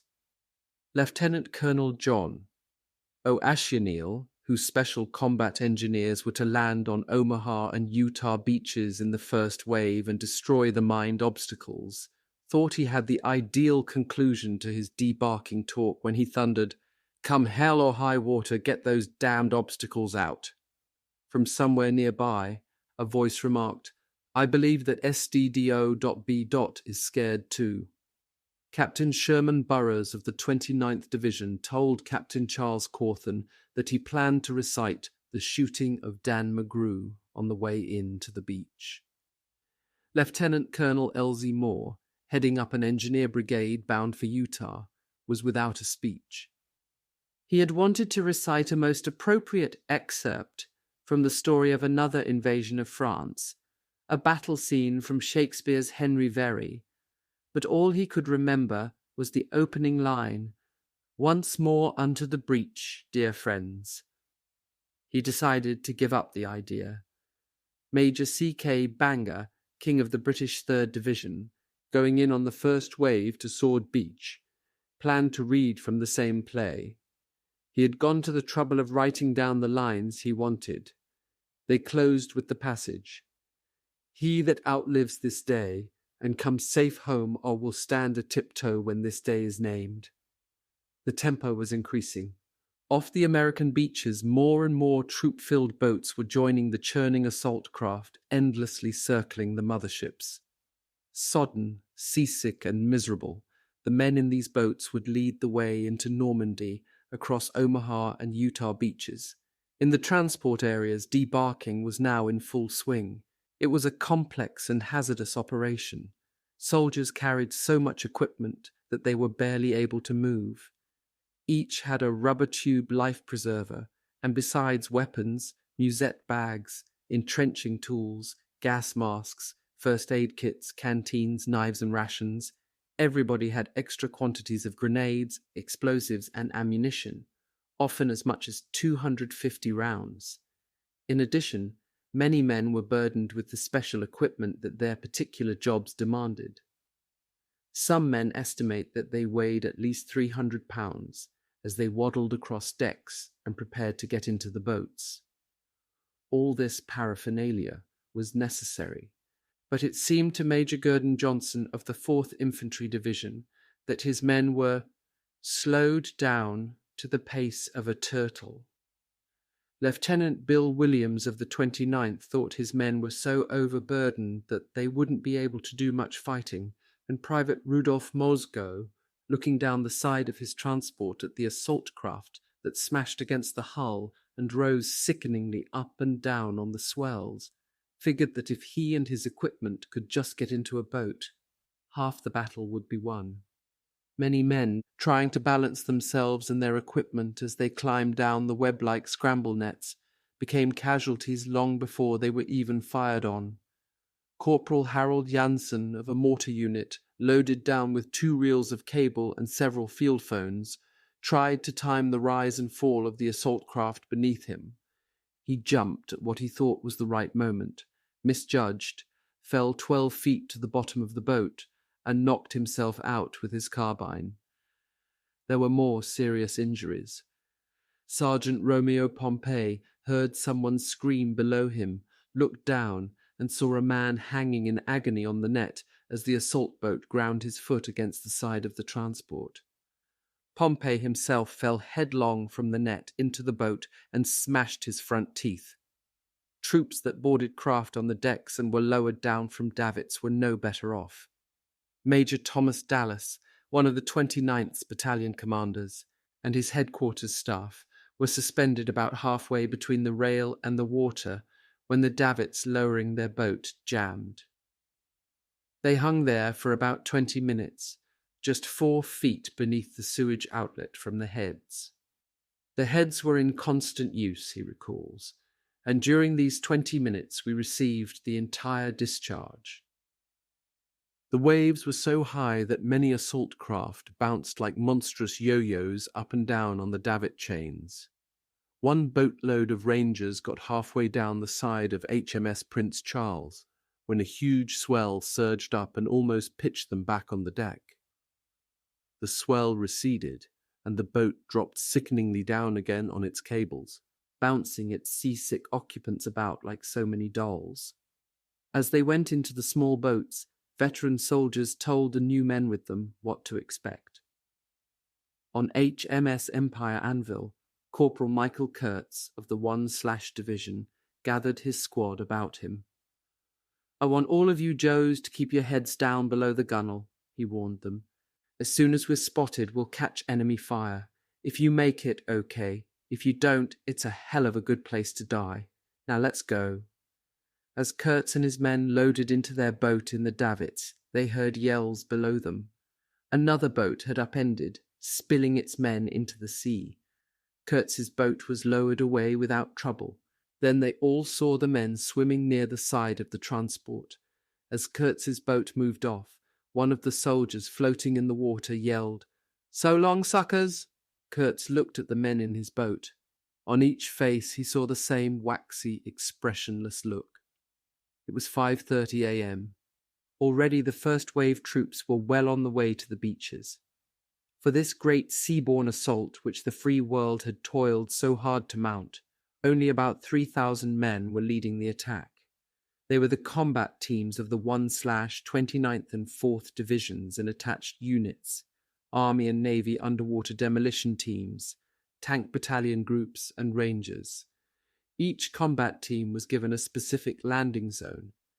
For example, the 16th Regiment of Major General Clarence R. Hubner's 1/ Division would assault one half of Omaha Beach, the 116th of Major General Charles H. Gerhardt's 29th Division the other. Those zones had been subdivided into sectors, each with a code name. Men of the 1/ Division would land on Easy Red, Fox Green, and Fox Red, the 29th on Charlie, Dog Green, Dog White, Dog Red, and Easy Green. Although the 1/ and 29th Divisions combat teams shared the assault, The actual landings were technically under the command of the 1/ Division in this opening phase. The landing schedules for both Omaha and Utah beaches were planned on an almost minute-by-minute timetable. In the 29th Division's half of Omaha Beach at H-hour -5 minutes, 6:25 a.m., 32 amphibious tanks were to swim onto Dog White and Dog Green and take up firing positions at the water's edge to cover the first phase of the assault. At H-hour itself, 6:30 a.m., 8 LCTs would bring in more tanks, landing them directly from the sea on Easy Green and Dog Red. 1 minute later, 6:31 a.m., the assault troops would swarm across the beach on all sectors. 2 minutes after that, 6:33 a.m., the underwater demolition engineers were due. They had the tough job of clearing 16 50-yard paths through the mines and obstacles. They had just 27 minutes to finish this ticklish job. At 6-minute intervals, from 7 a.m. on, 5 assault waves, the main body of troops, would begin landing. This was the basic landing plan for both beaches. The build-up was so carefully timed that heavy equipment like artillery was expected to be landed on Omaha Beach within an hour and a half, and even cranes, half-tracks, and tank recovery vehicles were scheduled to come in by 10:30 a.m. It was an involved, elaborate timetable which looked as if it could not possibly hold up, and in all probability the planners had taken this in consideration too. The first wave assault troops could not yet see the misty shores of Normandy. They were still more than 9 miles away. Some warships were already dueling with German naval coastal batteries, but the action as yet was remote and impersonal for the soldiers in the boats. Nobody was firing directly at them. Seasickness was still their biggest enemy. Few were immune. The assault boats, each loaded with about 30 men and all their weighty equipment, rode so low in the water that waves rolled over the side and out again. With each wave the boats pitched and tossed, and Colonel Eugene Caffey of the 1/ Engineers Special Brigade remembers that some of the men in his boat just lay there with the water sloshing back and forth over them, not caring whether they lived or died. But for those among them not yet incapacitated by seasickness, the sight of the great invasion fleet looming up all about them was awesome and wonderful. In Corporal Gerald Burt's boatload of demolition engineers, one man, Y/LLE, remarked that he wished he'd brought his camera. 30 miles away, Lieutenant Commander Heinrich Hoffmann, in the lead E-boat of his 5th Flotilla, saw a strange, unreal fog blanketing the sea ahead. As Hoffmann watched, a single plane flew out of the whiteness. That confirmed his suspicion. It must be a smokescreen. Hoffmann, followed by the other 2 E-boats, plunged into the haze to investigate and got the shock of his life. On the other side, he found himself face to face with a staggering array of warships, almost the entire British fleet. Everywhere he looked there were battleships, cruisers, and destroyers towering over him. "I felt as though I was sitting in a rowboat," Hoffmann says. Almost instantly, shells began to fall around his dodging, twisting boats. Without a moment's hesitation, the cocky Hoffmann, unbelievably outnumbered, ordered the attack. Seconds later, in the only German naval offensive of D-Day, 18 torpedoes knifed through the water toward the Allied fleet. On the bridge of the Norwegian destroyer Svenne, the Royal Navy's Lieutenant Desmond Lloyd saw them coming. So did officers on the bridges of Warspite, Ramillies, and Largs. Largs promptly slammed her engines to full speed astern. 2 torpedoes sliced between Warspite and Ramillies. Svenne couldn't get out of the way. Her captain yelled, "Hard a port! Full ahead starboard! Full astern port!" in a vain effort to swing the destroyer so that the torpedoes would pass parallel to the ship. Lieutenant Lloyd, watching through his binoculars, saw that the torpedoes were going to hit directly beneath the bridge. All he could think of was, "How high will I fly?" With agonizing slowness, Svenne turned to port, and for a moment Lloyd thought they might escape, but the maneuver failed. A torpedo slammed into the boiler room. Svenna seemed to lift from the water, shuddered, and broke in two. Nearby, leading stoker Robert Dowie, on the minesweeper HMS Dunbar, was amazed to see the destroyer slide beneath the water with her bow and stern sticking up to form a perfect V. There were 30 casualties. Lieutenant Lloyd, unhurt, swam about for nearly 20 minutes, keeping a sailor with a broken leg afloat until they were both picked up by the destroyer Swift. To Hoffman, safely back again on the other side of the smokescreen, the important thing now was to raise the alarm. He flashed the news to Le Havre, serenely unaware that his radio had been knocked out of commission in the brief battle that had just taken place. On the flagship Augusta lying off the American beaches, Lieutenant General Omar N. Bradley plugged his ears with cotton and then trained his binoculars on the landing craft speeding toward the beaches. His troops, the men of the U.S. First Army, were moving steadily in.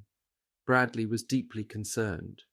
Up to a few hours before, he had believed that an inferior and overextended German static division, the 716th, was holding the coastal area, roughly from Omaha Beach all the way east to the British zone. But just before he left England, Allied intelligence had passed on the information that an additional German division had moved into the invasion area. The news had arrived too late for Bradley to inform his already briefed and sealed troops. Now the men of the 1/29th Division were heading for Omaha Beach, unaware that the tough, battle-tested 352nd Division manned the defences. Allied intelligence was under the impression that the 352nd had only recently taken up these positions and then only for a defence exercise. Actually, units had been in the coastal zone and overlooking Omaha Beach for more than 2 months, and some even longer. Plusket and his guns, for example, had been there since March. But up to June 4th, Allied intelligence had still placed the 352nd around St. Leo, more than 20 miles away. The naval bombardment which Bradley prayed would make their job easier was about to begin. A few miles away, Contre-Amiral Jaujard, on the French light cruiser Montcalm, spoke to his officers and men. C'est une chose terrible et monstrueuse que d'être obligé de tirer sur notre propre patrie, he said, his voice heavy with emotion. Mais je vous demande de le faire aujourd'hui. It is a terrible and monstrous thing to have to fire on our homeland, but I want you to do it this day. And 4 miles off Omaha Beach on the destroyer USS Carmick, Commander Robert O. Beer pressed a button on the ship's intercom and said, "Now hear this. This is probably going to be the biggest party you boys will ever go to, so let's all get out on the floor and dance."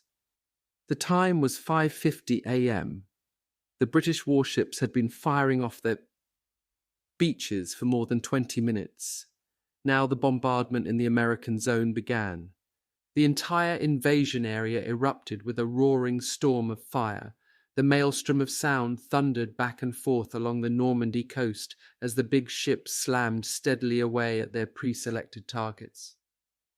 The grey sky brightened with the hot flash of their guns, and along the beaches great clouds of black smoke began to bunch up into the air. Off soared Juno and Gold, the battleships Warspite and Ramillies lobbed tons of steel from their 15-inch guns toward powerful German gun batteries at Le Havre and around the mouth of the Orne. Maneuvering cruisers and destroyers poured streams of shells into pillboxes, concrete bunkers and redoubts. With incredible accuracy, the sharp-shooting HMS Ajax of River Plate fame knocked out a battery of 4 6-inch guns from 6 miles offshore. Off Omaha, the big battleships Texas and Arkansas, mounting between them a total of 10 14-inch, 12 12-inch and 12 5-inch guns, pumped 600 shells onto the coastal battery position atop Pointe du Hoc in an all-out attempt to ease the way for the Ranger battalions, even now heading for the 100-foot-high sheer cliffs. Off Utah, the battleship Nevada and the cruisers Tuscaloosa, Quincy and Black Prince seemed to lean back as they hurled salvo after salvo at the shore batteries. While the big ships blasted away from 5 to 6 miles offshore, the small destroyers pressed in to a mile or two off the beaches and, line astern, sent a saturating fire into targets all over the network of coastal fortifications. The fearsome salvos of the naval bombardment made deep impressions on the men who saw and heard them. Sub-Lieutenant Richard Ryland of the Royal Navy felt immense pride in the majestic appearance of the battleships, and wondered whether this would be the last occasion such a sight would be seen. On the USS Nevada, Yeoman Third Class Charles Langley was almost frightened by the massive firepower of the fleet. He did not see how any army could possibly withstand the bombardment, and believed that the fleet would be able to pull out in 2 or 3 hours. And in the speeding assault boats, as this roaring canopy of steel flashed over their heads, the sodden, miserable, seasick men, bailing with their helmets, looked up and cheered. Now a new sound throbbed over the fleet. Slowly at first, like the mumbling of some giant bee, and then building to a great crescendo of noise, the bombers and fighters appeared. They flew straight in over the massive fleet, flying wing-tip to wing-tip, formation after formation, 9,000 planes. Spitfires, Thunderbolts, and Mustangs whistled in over the heads of the men. With apparent disregard for the rain of shells from the fleet, they strafed the invasion beaches and headlands, zoomed up, swept around, and came in again. Above them, crisscrossing at every altitude, were the 9th Air Force's B-26 medium bombers, and above these, out of sight in the heavy cloud layer, droned the heavies, the RAF and 8th Air Force Lancasters, Fortresses and Liberators. It seemed as though the sky could not possibly hold them all. Men looked up and stared, eyes damp, faces contorted with a sudden emotion almost too great to bear. It was going to be all right now, they thought. There was the air cover. The enemy would be pinned down, the guns knocked out, the beaches would be cratered with foxholes, but unable to see through the cloud layers and unwilling to risk bombing their own troops. 329 bombers assigned to the Omaha area were already unloading 13,000 bombs up to 3 miles inland from their targets, the deadly guns of Omaha Beach. There were 8 concrete bunkers with guns of 75 millimeters or larger caliber, 35 pillboxes with artillery pieces of various sizes and slash or automatic weapons, 4 batteries of artillery, 18 anti-tank guns, 6 mortar pits, 35 rocket launching sites, each with 4 38mm rocket tubes, and no less than 85 machine gun nests. The last explosion was very near. Major Werner Pluskat thought the bunker was shaking itself apart. Another shell hit the cliff face at the very base of the hidden position. The shock of it spun Pluskat around and hurled him backward. He fell heavily to the ground. Dust, dirt, and concrete splinters showered about him. He couldn't see through the clouds of white dust, but he could hear his men shouting. Again and again shells smashed into the cliff. Pluskat was so dazed by the concussion that he could hardly speak. The phone was ringing. It was the 352nd Division headquarters. "What's the situation?" a voice asked. "We're being shelled," Pluskat managed to say. "Heavily shelled." Somewhere far behind his position he now heard bombs exploding.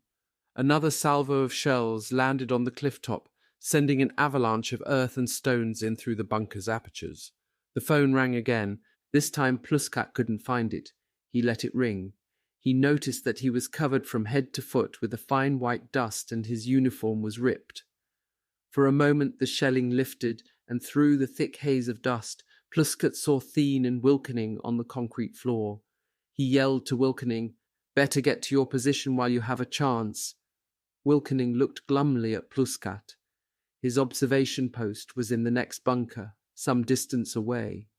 Pluskat took advantage of the lull to phone his batteries. To his amazement, not one of his 20 guns, all brand new Krupps of various calibers, had been hit. He could not see how the batteries, only half a mile or so from the coast, had escaped. There were not even any casualties among the crews.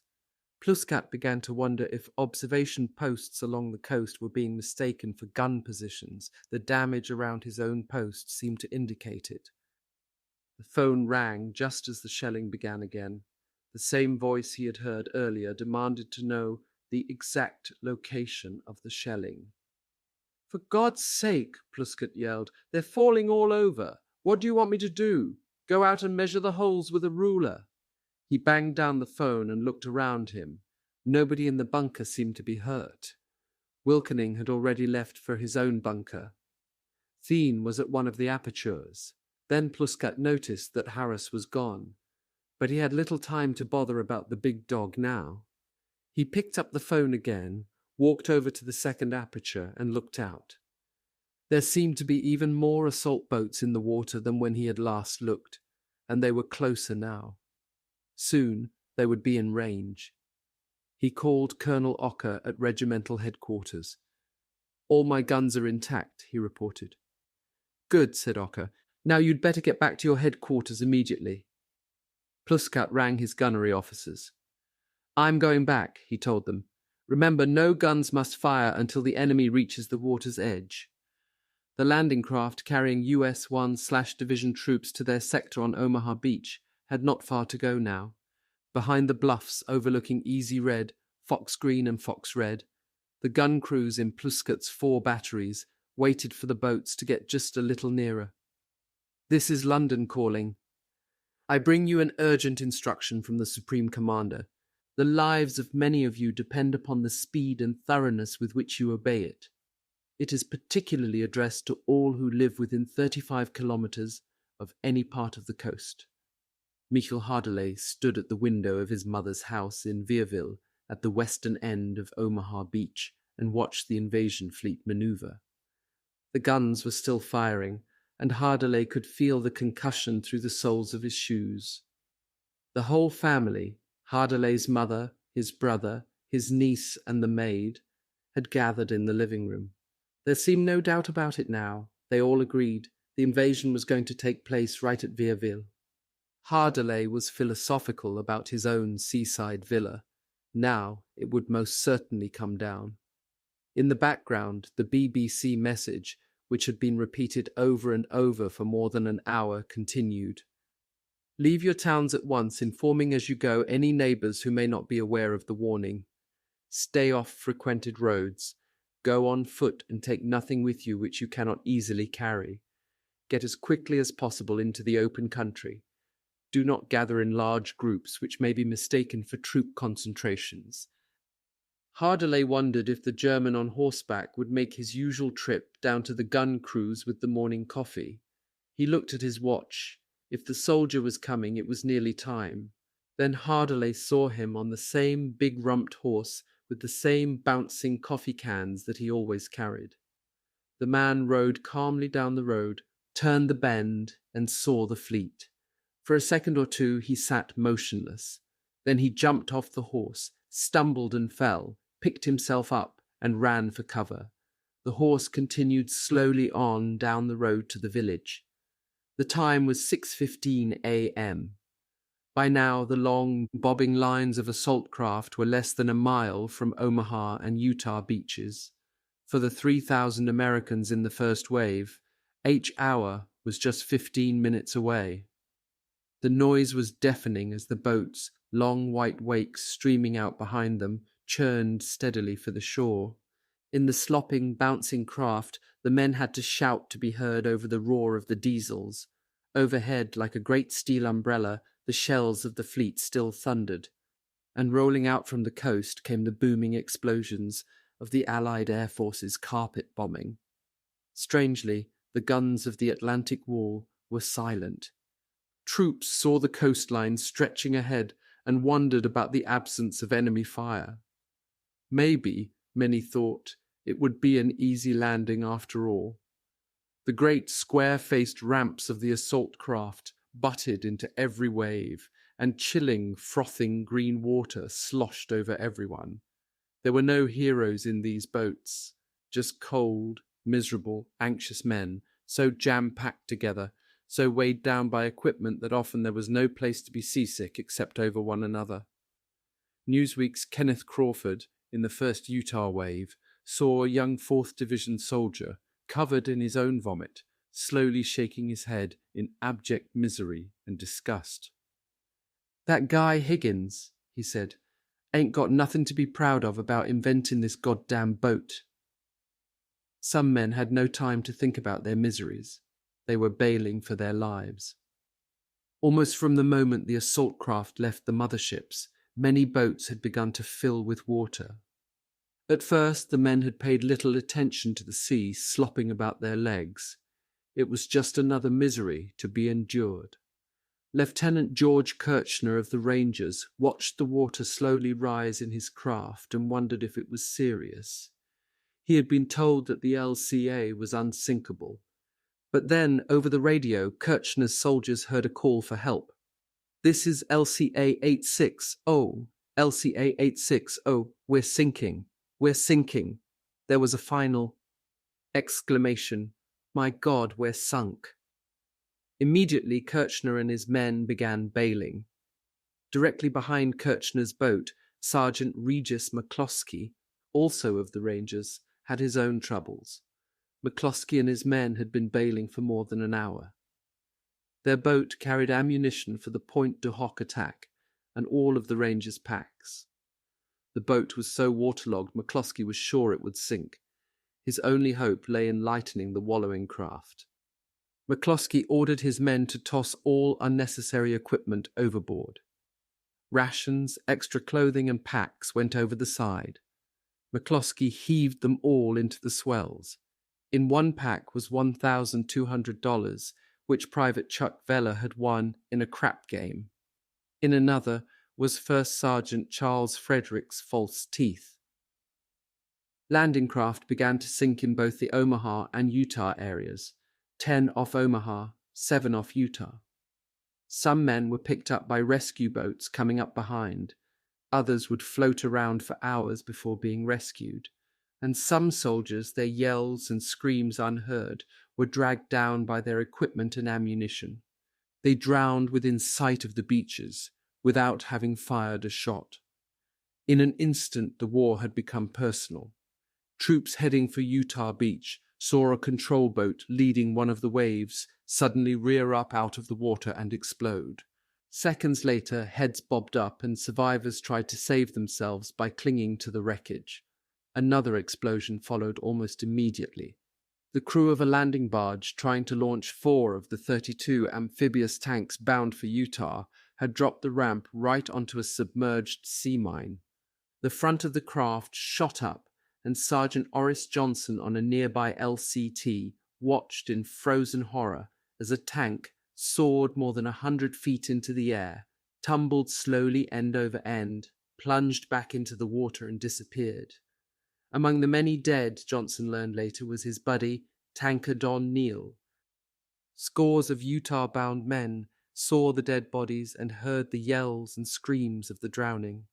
One man, Lieutenant, junior grade, Francis X. Riley of the Coast Guard, remembers the scene vividly. The 24-year-old officer commanding an LC-1 could only listen to the anguished cries for help from wounded and shocked soldiers and sailors as they pleaded with us to pull them out of the water. But Riley's orders were to disembark the troops on time, regardless of casualties. Trying to close his mind to the screams, Riley ordered his craft on past the drowning men. There was nothing else he could do. The assault waves sped by, and as one boat carrying Lieutenant Colonel James Bater and the 4th Division's 8th Infantry Regiment troops threaded its way through the dead bodies, Bat heard one of his grey-faced men say, "Them lucky bastards, they ain't seasick no more." The sight of the bodies in the water, the strain of the long trip in from the transport ships, and now the ominous nearness of the flat sands and the dunes of Utah Beach jerked men out of their lethargy. Corporal Lee Cason, who had just turned 20, suddenly found himself cursing to high heaven against Hitler and Mussolini for getting us into this mess. His companions were startled at his vehemence. Kaysen had never before been known to swear. In many boats now soldiers nervously checked and rechecked their weapons. Men became so possessive of their ammunition that Colonel Eugene Caffey could not get a single man in his boat to give him a clip of bullets for his rifle. Caffey, who was not supposed to land until 9 a.m., had smuggled himself aboard an 8th Infantry craft in an effort to catch up with his veteran 1/Engineer Brigade. He had no equipment, and although all the men in the boat were overloaded with ammunition, they were hanging onto it for dear life. Caffey was finally able to load the rifle by taking up a collection of 1 bullet from each of 8 men. In the waters off Omaha Beach, there had been a disaster. Nearly half of the amphibious tank force scheduled to support the assault troops had foundered. The plan was for 64 of these tanks to be launched 2 to 3 miles offshore. From there, they were to swim in to the beach. 32 of them had been allotted to the 1/divisions area, Easy Red, Fox Green, and Fox Red. The landing barges carrying them reached their positions. The ramps were dropped, and 29 tanks were launched into the heaving swells. The weird-looking amphibious vehicles, their great balloon-like canvas skirts supporting them in the water, began breasting the waves, driving toward the shore. Then tragedy overtook the men of the 741/Tank Battalion. Under the pounding of the waves, the canvas water wings ripped, supports broke, engines were flooded, and one after another 27 tanks foundered and sank. Men came clawing up out of the hatches, inflating their lifebelts, plunging into the sea. Some succeeded in launching survival rafts. Others went down in the steel coffins. 2 tanks, battered and almost awash, were still heading for the shore. The crews of 3 others had the good fortune to be on a landing barge whose ramp jammed. They were put ashore later. The remaining 32 tanks, for the 29th Division's half of the beach, were safe. Officers in charge of the craft carrying them, overwhelmed by the disaster they had seen, wisely decided to take their force directly onto the beach. But the loss of the 1/Division tanks would cost hundreds of casualties within the next few minutes. From 2 miles out, the assault troops began to see the living and the dead in the water. The dead floated gently, moving with the tide toward the beach, as though determined to join their fellow Americans. The living bobbed up and down in the swells, savagely pleading for the help the assault boats could not tender. Sergeant Regis McCloskey, his ammunition boat again safely underway, saw the screaming men in the water, yelling for help, begging us to stop, and we couldn't, not for anything or anyone. Gritting his teeth, McCloskey looked away as his boat sped past, and then, seconds later, he vomited over the side. Captain Robert Cunningham and his men saw survivors struggling too. Instinctively, their Navy crew swung the boat toward the men in the water. A fast launch cut them off. Over its loudspeaker came the grim words, "You are not a rescue ship. Get on shore." In another boat nearby, Sergeant Noel Dubé of an engineer battalion said the act of contrition. Now the deadly martial music of the bombardment seemed to grow and swell as the thin wavy lines of assault craft closed in on Omaha Beach.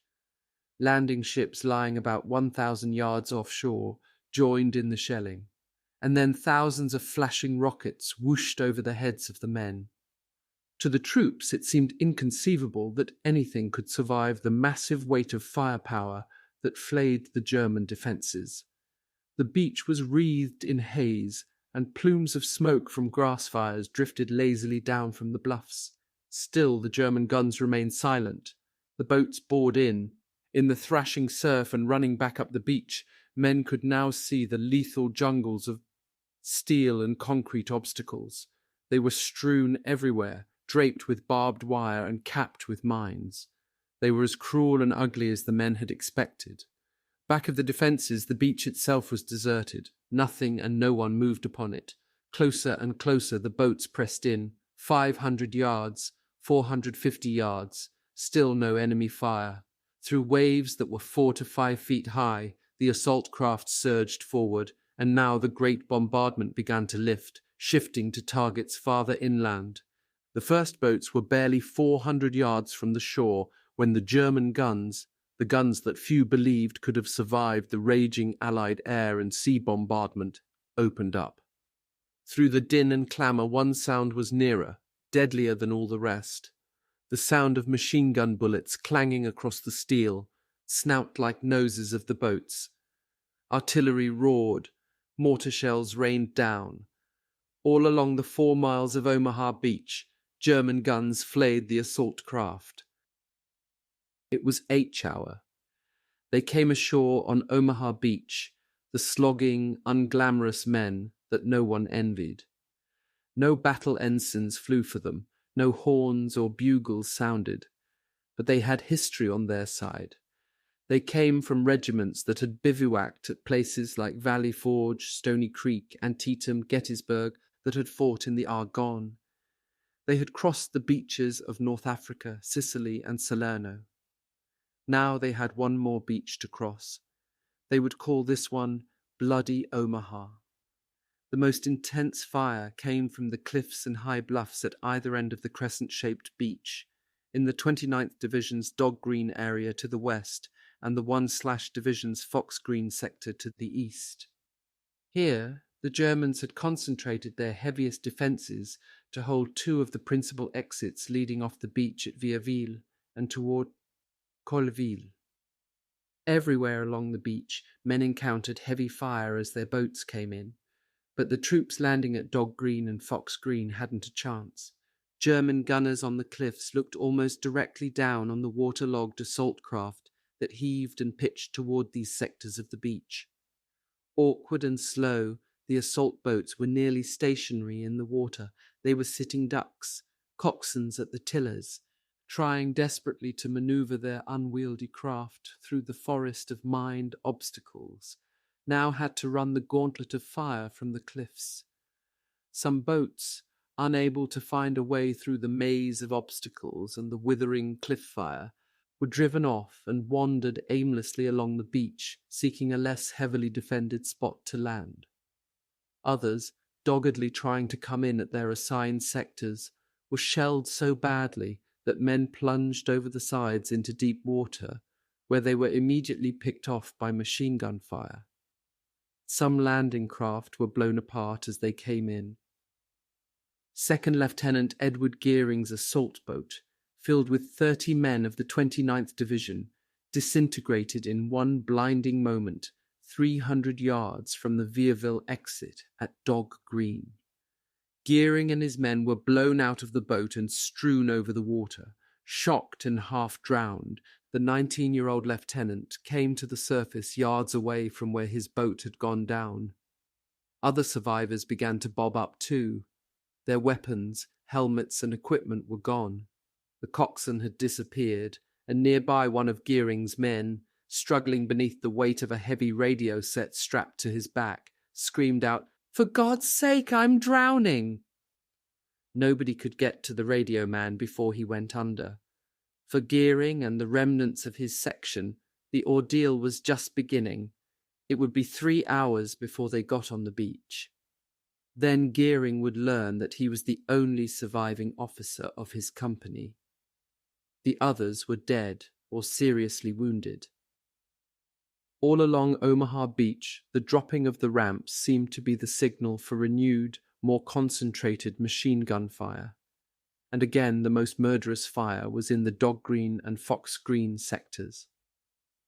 Boats of the 29th Division, coming into Dog Green, grounded on the sandbars. The ramps came down and men stepped out into water 3 to 6 feet deep. They had but one object in mind: to get through the water, cross 200 yards of the obstacle-strewn sand, climb the gradually rising shingle, and then take cover in the doubtful shelter of a seawall.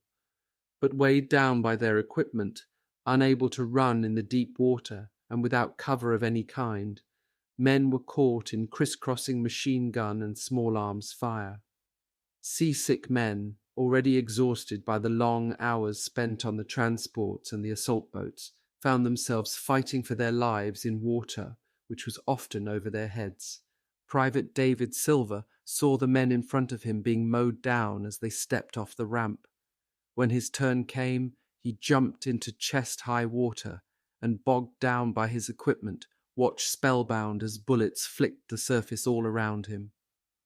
Within seconds, machine gun fire had riddled his pack, his clothing, and his canteen. Silver felt like a pigeon at a trap shoot. He thought he spotted the German machine gunner who was firing at him, but he could not fire back. His rifle was clogged with sand.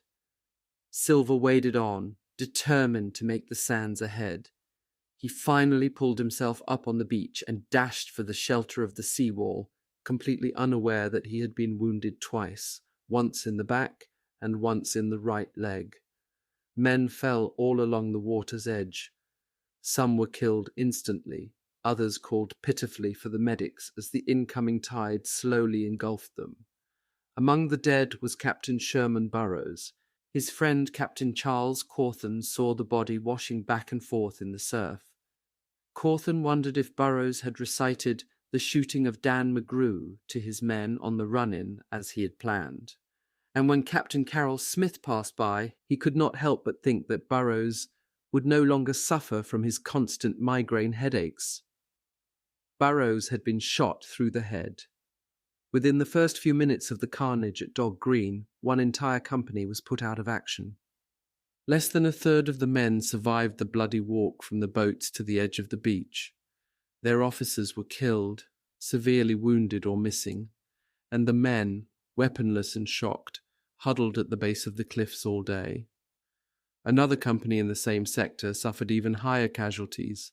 Company C of the 2nd Ranger Battalion had been ordered to knock out enemy strongpoints at Pointe de la Passée, slightly west of Vierville. The Rangers landed in 2 assault craft with the first wave on Dog Green. They were decimated. The lead craft was sunk almost immediately by artillery fire, and 12 men were killed outright. The moment the ramp of the second craft dropped down, machine gun fire sprayed the debarking Rangers, killing and wounding 15. The remainder set out for the cliffs. Men fell one after another. Private First Class Nelson Noyes, staggering under the weight of a bazooka, made 100 yards before he was forced to hit the ground. A few moments later, he got up and ran forward again. When he reached the shingle, he was machine-gunned in the leg. As he lay there, Noyes saw the 2 Germans who had fired looking down on him from the cliff. Propping himself on his elbows, he opened up with his Tommy gun and brought both of them down. By the time Captain Ralph E. Goranson, the company commander, reached the base of the cliff, he had only 35 Rangers left out of his 70-man team. By nightfall, these 35 would be cut down to 12. Misfortune piled upon misfortune for the men of Omaha Beach. Soldiers now discovered that they had been landed in the wrong sectors. Some came in almost 2 miles away from their original landing areas. Boat sections from the 29th Division found themselves intermingled with men of the 1/ Division. For example, units scheduled to land on Easy Green and fight toward an exit at Les Moulins discovered themselves at the eastern end of the beach in the hell of Fox Green. Nearly all the landing craft came in slightly east of their touchdown points. A control boat drifting off station, a strong current running eastward along the beach, the haze and smoke from grass fires which obscured landmarks. All these contributed to the mislandings. Companies that had been trained to capture certain objectives never got near them. Small groups found themselves pinned down by German fire and isolated in unrecognizable terrain, often without officers or communications. The Special Army-Navy demolition engineers who had the job of blowing paths through the beach obstacles were not only widely scattered, they were brought in crucial minutes behind schedule. These frustrated men set to work wherever they found themselves, but they fought a losing battle. In the few minutes they had before the following waves of troops bore down on the beaches, the engineers cleared only 5.5 paths instead of the 16 planned. Working with desperate haste, the demolition parties were impeded at every turn. Infantrymen waded in among them. Soldiers took shelter behind the obstacles they were about to blow, and landing craft, buffeted by the swells, came in almost on top of them. Sergeant Barton A. Davis of the 299th Engineer Combat Battalion saw an assault boat bearing down on him. It was filled with 1 Division men and was coming straight in through the obstacles. There was a tremendous explosion and the boat disintegrated. It seemed to Davis that everyone in it was thrown into the air all at once. Bodies and parts of bodies landed all around the flaming wreckage. I saw black dots of men trying to swim through the gasoline that had spread on the water, and as we wondered what to do, a headless torso flew a good 50 feet through the air and landed with a sickening thud near us. Davis did not see how anyone could have lived through the explosion, but 2 men did. They were pulled out of the water, badly burned but alive. But the disaster that Davis had seen was no greater than that which had overtaken the heroic men of his own unit, the Army-Navy Special Engineer Task Force. The landing boats carrying their explosives had been shelled, and the hulks of these craft lay blazing at the edge of the beach. Engineers with small rubber boats loaded with plastic charges and detonators were blown apart in the water when enemy fire touched off the explosives. The Germans, seeing the engineers working among the obstacles, seemed to single them out for special attention. As the teams tied on their charges, snipers took careful aim at the mines on the obstacles. At other times, they seemed to wait until the engineers had prepared whole lines of steel trestles and tetrahedra obstacles for blowing. Then the Germans themselves would detonate the obstacles with mortar fire before the engineers could get out of the area. By the end of the day, casualties would be almost 50%. Sergeant Davis himself would be one. Nightfall would find him aboard a hospital ship with a wounded leg, heading back for England. It was 7 a.m. The second wave of troops arrived on the shambles that was Omaha Beach. Men splashed ashore under the saturating fire of the enemy. Landing craft joined the ever-growing graveyard of wrecked, blazing hulks. Each wave of boats gave up its own bloody contribution to the incoming tide, and all along the crescent-shaped strip of beach, dead Americans gently nudged each other in the water. Piling up along the shore was the flotsam and jetsam of the invasion. Heavy equipment and supplies, boxes of ammunition, smashed radios, field telephones, gas masks, entrenching tools, canteens, steel helmets, and life preservers were strewn everywhere. Great reels of wire, ropes, ration boxes, mine detectors, and scores of weapons, from broken rifles to stove-in bazookas, littered the sand. The twisted wrecks of landing craft canted up crazily out of the water. Burning tanks threw great spirals of black smoke into the air.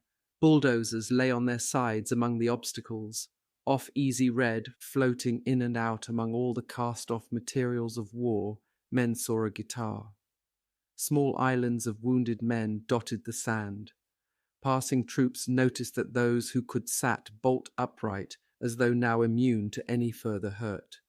They were quiet men, seemingly oblivious to the sights and sounds around them. Staff Sergeant Alfred Eigenberg, a medic attached to the 6th Engineers Special Brigade, remembers a terrible politeness among the more seriously injured. In his first few minutes on the beach, Eigenberg found so many wounded that he did not know where to start or with whom. On Dog Red, he came across a young soldier sitting in the sand with his leg laid open from the knee to the pelvis as neatly as though a surgeon had done it with a scalpel. The wound was so deep that Eigenberg could clearly see the femoral artery pulsing. The soldier was in deep shock. Calmly, he informed Eigenberg, I've taken my sulfur pills and I've shaken all my sulfur powder into the wound. I'll be all right, won't I?" The 19-year-old Eigenberg didn't quite know what to say. He gave the soldier a shot of morphine and told him, "Sure, you'll be all right." Then, folding the neatly sliced halves of the man's leg together, Eigenberg did the only thing he could think of. He carefully closed the wound with safety pins. Into the chaos, confusion, and death on the beach poured the men of the third wave and stopped. Minutes later, the fourth wave came in, and they stopped. Men lay shoulder to shoulder on the sands, stones, and shale. They crouched down behind obstacles. They sheltered among the bodies of the dead. Pinned down by the enemy fire which they had expected to be neutralized, confused by their landings in the wrong sectors, bewildered by the absence of the sheltering craters they had expected from the Air Force bombing, and shocked by the devastation and death all around them, the men froze on the beaches. They seemed in the grip of a strange paralysis. Overwhelmed by it all, some men believed the day was lost. Technical Sergeant William McClintock of the 741/Tank Battalion came upon a man sitting at the edge of the water, seemingly unaware of the machine gun fire which rippled all over the area. He sat there, throwing stones into the water and softly crying as if his heart would break. The shock would not last long. Even now, a few men here and there, realizing that to stay on the beach meant certain death, were on their feet and moving. 10 miles away on Utah Beach, the men of the 4th Division were swarming ashore and driving inland fast. The third wave of assault boats was coming in, and still there was virtually no opposition. A few shells fell on the beach, some scattered machine gun and rifle fire rattled along it, but there was none of the fierce infighting that the tense, keyed-up men of the 4th had expected. To many of the men, the landing was almost routine. Private First Class Donald N. Jones in the second wave felt as though it was just another practice invasion. Other men thought the assault was an anticlimax. The long months of training at Slapton Sands in England had been tougher. Private First Class Ray Mann felt a little let down because the landing just wasn't a big deal after all. Even the obstacles were not as bad as everyone had feared. Only a few concrete cones and triangles and hedgehogs of steel cluttered the beach. Few of these were mined, and all of them were lying exposed, easy for the engineers to get at. Demolition teams were already at work. They had blown one 50-yard gap through the defences and had breached the seawall, and within the hour they would have the entire beach cleared. Strung out along the mile of beach, their canvas skirts hanging limply down, were the amphibious tanks, one of the big reasons why the assault had been so successful. Lumbering out of the water with the first waves, they had given a roaring support to the troops as they dashed across the beach. The tanks and the pre-assault bombardment seemed to have shattered and demoralized the German troops holding positions back of this beach. Still, the assault had not been without its share of misery and death. Almost as soon as he got ashore, Private First Class Rudolf Moscow saw his first dead man. A tank had received a direct hit, and Moscow found one of the crew lying half in and half out of the hatch. Second Lieutenant Herbert Taylor of the 1/Engineer Special Brigade was numbed by the sight of a man decapitated by an artillery burst just 20 feet away. And Private First Class Edward Wolfe passed a dead American who was sitting on the beach, his back resting against a post as though asleep. So natural and peaceful did he seem that Wolfe had an urge to reach over and shake him awake. Stomping up and down the sands, occasionally massaging his arthritic shoulder, was Brigadier General Theodore Roosevelt. The 57-year-old officer, the only general to land with first-wave troops, had insisted on this assignment. His first request had been turned down, but Roosevelt had promptly countered with another. In a handwritten note to the 4th's commanding officer, Major General Raymond O. Barton, Roosevelt pleaded his case on the grounds that, It will steady the boys to know I am with them. Barton reluctantly agreed, but the decision preyed on his mind. When I said goodbye to Ted in England, he recalls, I never expected to see him alive again. The determined Roosevelt was very much alive. Sergeant Harry Brown of the 8th Infantry saw him with a cane in one hand, a map in the other, walking around as if he was looking over some real estate. Every now and then a mortar burst on the beach, sending showers of sand into the air. It seemed to annoy Roosevelt. Impatiently, he would brush himself off. As the third wave boats beached and men began to wade ashore, there was the sudden whine of German 88 fire, and shells burst among the incoming troops. A dozen men went down. Seconds later, a lone figure emerged from the smoke of the artillery burst. His face was black, his helmet and equipment were gone. He came walking up the beach in complete shock, eyes staring. Yelling for a medic, Roosevelt ran over to the man. He put his arm around the soldier. "Son," he said gently, "I think we'll get you back on a boat."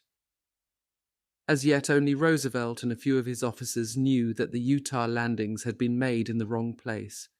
It had been a fortunate error. Heavy batteries that could have decimated the troops were still intact, sighted in along the planned assault area.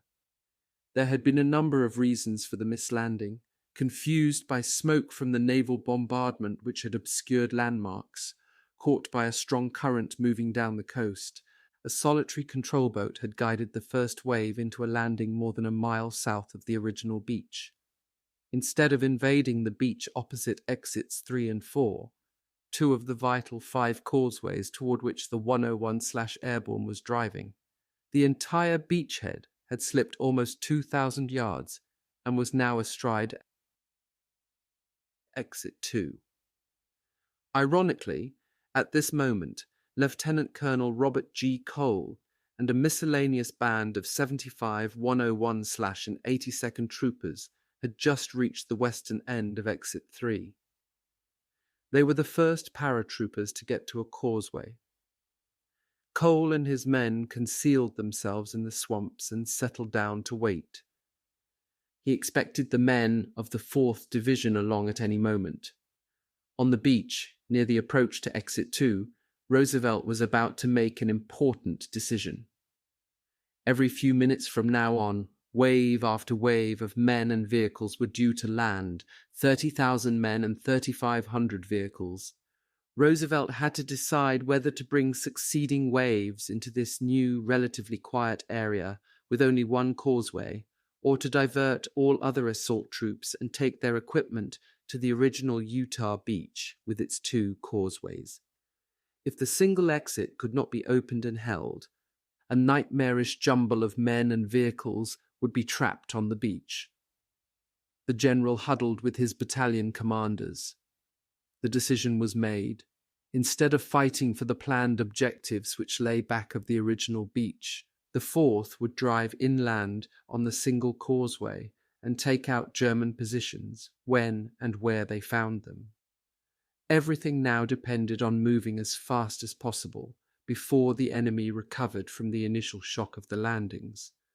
Resistance was light and the men of the 4th were moving off the beach fast. Roosevelt turned to Colonel Eugene Caffey of the 1/Engineer Special Brigade. "I'm going ahead with the troops," he told Caffey. "You get word to the Navy to bring them in. We're going to start the war from here." Off Utah, the USS Corrie's guns were red hot. They were firing so fast that sailors stood on the turrets playing hoses on the barrels.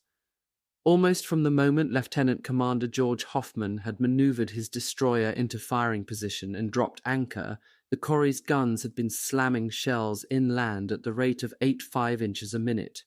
One German battery would never bother anyone again. The Corrie had ripped it open with 110 well-placed rounds. The Germans had been firing back, and hard. The Corrie was the one destroyer the enemy spotters could see. Smoke-laying planes had been assigned to protect the inshore close support bombarding group, but the Corrie's plane had been shot down. One battery in particular, On the bluffs overlooking the coast above Utah, the gun flashes located it near the village of San Marcouv seemed to be concentrating all its fury on the exposed destroyer. Hoffman decided to move back before it was too late. "We swung around," recalls Radioman Third Class Benny Glisson, "and showed them our fantail like an old maid to a marine. But the Corrie was in shallow water, close to a number of knife-edged reefs. Her skipper could not make the dash for safety until he was clear. For a few minutes he was forced to play a tense cat-and-mouse game with the German gunners. Trying to anticipate their salvos, Hoffman put the Corrie through a series of jolting maneuvers. He shot forward, went astern, swung to port, then to starboard, stopped dead, went forward again. All the while, his guns engaged the battery." Nearby, the destroyer USS Fitch saw his predicament and began firing on the San Marcou guns too. But there was no let-up from the sharp-shooting Germans. Almost bracketed by their shells, Hoffman inched the Corrie out. Finally, satisfied that he was away from the reefs, he ordered, "Hard right rudder, full speed ahead," and the Corrie leaped forward. Hoffman looked behind him. Salvos were smacking into their wake, throwing up great plumes of spray. He breathed easier. He had made it. It was at that instant that his luck ran out. Tearing through the water at more than 28 knots, the Corrie ran headlong onto a submerged mine. There was a great rending explosion that seemed to throw the destroyer sideways out of the water. The shock was so great that Hoffman was stunned. It seemed to him that the ship had been lifted by an earthquake. In his radio shack, Benny Glisson, who had been looking out a porthole, suddenly felt that he had been dropped into a concrete mixer. Jerked off his feet, he was hurled upward against the ceiling, and then he crashed down and smashed his knee. The mine had cut the Corrie almost in half. Running across the main deck was a rip more than a foot in width. The bow and the stern pointed crazily upward. About all that held the destroyer together was the deck superstructure. The fire room and engine room were flooded. There were few survivors in the No. 2 boiler room. The men there were almost instantly scalded to death when the boiler blew up. The rudder was jammed. There was no power, yet somehow, in the steam and fire of her death agonies, the Corrie continued to charge crazily through the water. Hoffman became suddenly aware that some of his guns were still firing. His gunners, without power, continued to load and fire manually. The twisted pile of steel that had once been the Corrie thrashed through the sea for more than 1,000 yards before finally coming to a halt. Then the German batteries zeroed in. "Abandon ship," Hoffman ordered. Within the next few minutes, at least 9 shells ploughed into the wreck. One blew up the 40mm ammunition. Another set off the smoke generator on the fantail, almost asphyxiating the crew as they struggled into boats and rafts. The sea was 2 feet above the main deck when Hoffman, taking one last look around, dived overboard and swam toward a raft. Behind him, the Corrie settled on the bottom, her masts and part of her superstructure remaining above the waves, the US Navy's only major D-Day loss. Of Hoffman's 294-man crew, 13 were dead or missing, and 33 injured, more casualties than had been suffered in the Utah beach landings up to this time. Hoffman thought he was the last to leave the Corrie, but he wasn't. Nobody knows now who the last man was, but as the boats and rafts pulled away, men on the other ships saw a sailor climb the Corrie's stern. He removed the ensign, which had been shot down, and then, swimming and climbing over the wreckage, he reached the main mast. From the USS Butler, Coxswain Dick Scrimshaw watched in amazement and admiration as the sailor, shells still falling about him, calmly tied on the flag and ran it up the mast. Then he swam away. Above the wreck of the Corrie, Scrimshaw saw the flag hang limp for a moment. Then it stretched out and fluttered in the breeze. Rockets trailing ropes shot up toward the 100-foot-high cliff at Pointe du Hoc. Between Utah and Omaha beaches, the third American seaborne attack was going in. Small arms fire poured down on Lieutenant Colonel James E. Rudder's 3 Ranger companies as they began the assault to silence the massive coastal batteries, which intelligence said menaced the American beaches on either side.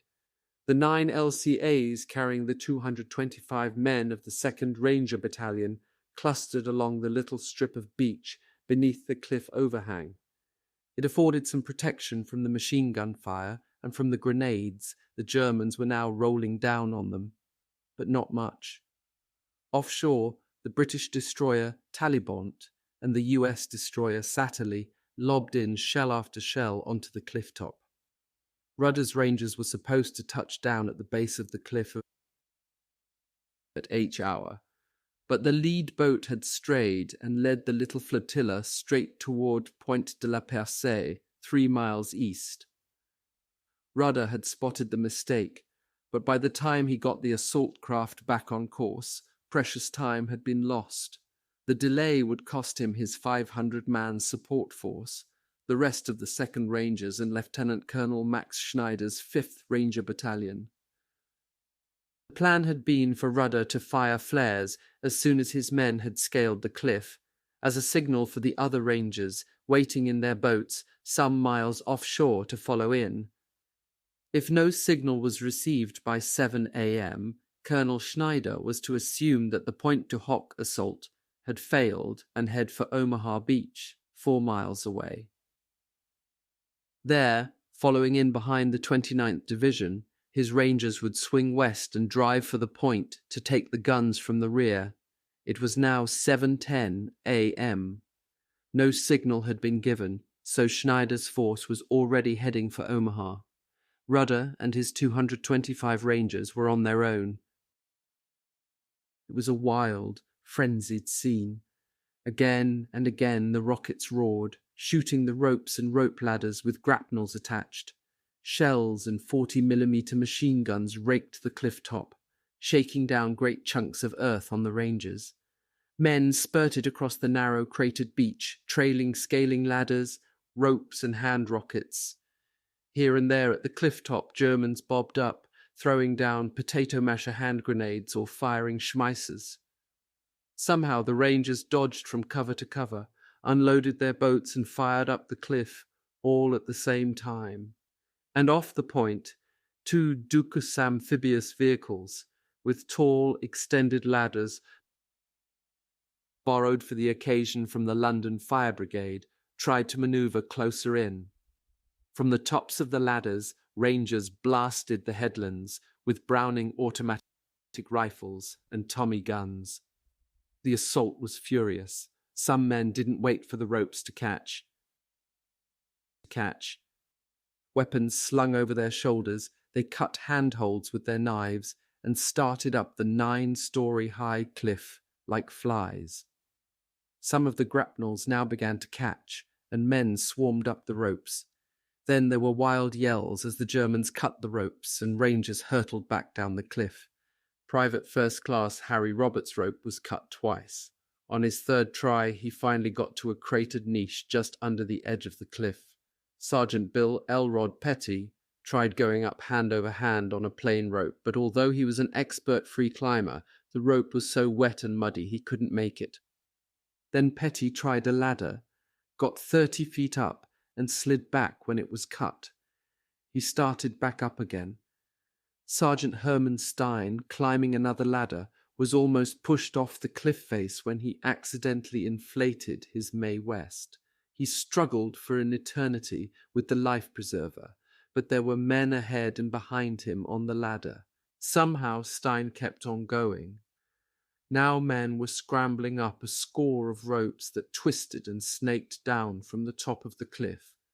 Suddenly Sergeant Petty, on his way up for the 3rd time, was peppered by chunks of earth flying out all around him. The Germans were leaning out over the edge of the cliff, machine-gunning the Rangers as they climbed. The Germans fought desperately, despite the fire that was still raining on them, from the Rangers on the fire ladders and from the destroyers offshore. Petty saw the climber next to him stiffen and swing out from the cliff. Stein saw him too. So did 20-year-old Private First Class Carl Bombardier. As they watched, horrified, the man slid down the rope and fell, bouncing from ledges and rock outcroppings, and it seemed to Petty a lifetime before his body hit the beach. Petty froze on the rope. He could not make his hand move up to the next rung. He remembers saying to himself, "This is just too hard to climb." But the German machine guns got him going again. As they began to spray the cliff dangerously near him, Petty unfroze real fast. Desperately, he hauled himself up the last few yards. Everywhere men were throwing themselves over the top and into shell holes. To Sergeant Regis McCloskey, who had successfully brought his half-sinking ammunition boat into the beach, the high plateau of Pointe du Hoc presented a weird, incredible sight. The ground was so pitted by the shells and bombs of the pre-8-hour naval and air bombardment that it looked like the craters of the moon. There was an eerie silence now as men pulled themselves up and into the protective craters. The fire had stopped for the moment. There was not a German to be seen, and everywhere men looked, the yawning craters stretched back toward the mainland, a violent, terrible no-man's land. Colonel Rudder had already established his first command post, a niche at the edge of the cliff. From it, his signal officer, Lieutenant James Eichner, sent out the message, "Praise the Lord." It meant all men up cliff. But it was not quite true. At the base of the cliff, the ranger's medical officer, a pediatrician in private practice, was tending the dead and the dying on the beach, perhaps 25 men. Minute by minute, the valiant ranger force was being chipped away. By the end of the day, there would only be 90 of the original 225 still able to bear arms. Worse, it had been a heroic and futile effort to silence guns which were not there. The information which Jean Marion, the French underground sector chief, had tried to send to London was true. The battered bunkers atop Pointe du Hoc were empty. The guns had never been mounted. Some 2 hours later, a ranger patrol found a deserted 5-gun battery in a camouflaged position more than a mile inland. Stacks of shells surrounded each gun and they were ready to fire, but the rangers could find no evidence that they had ever been manned. Presumably, these were the guns for the Pointe du Hoc emplacements. In his bomb crater at the top of the cliff, Sergeant Petty and his 4-man BAR team sat exhausted after the climb. A little haze drifted over the churned, pitted earth, and the smell of cordite was heavy in the air. Petty stared almost dreamily around him. Then on the edge of the crater, he saw 2 sparrows eating worms.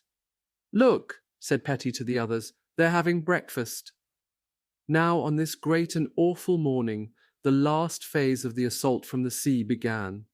Along the eastern half of the Normandy invasion coast, Lieutenant General M.C. Dempsey's British Second Army was coming ashore, with grimness and gaiety, with pomp and ceremony, with all the studied nonchalance the British traditionally assume in moments of great emotion. They had waited 4 long years for this day. They were assaulting not just beaches, but bitter memories, memories of Munich and Dunkirk, of one hateful and humiliating retreat after another, of countless devastating bombing raids, of dark days when they had stood alone. With them were the Canadians, with a score of their own to settle for the bloody losses at Dieppe. And with them, too, were the French, fierce and eager on this homecoming morning. There was a curious jubilance in the air. As the troops headed toward the beaches, the loudspeaker in a rescue launch off-sword roared out, "Roll out the barrel." From a rocket-firing barge off Gold came the strains of "We Don't Know Where We're Going."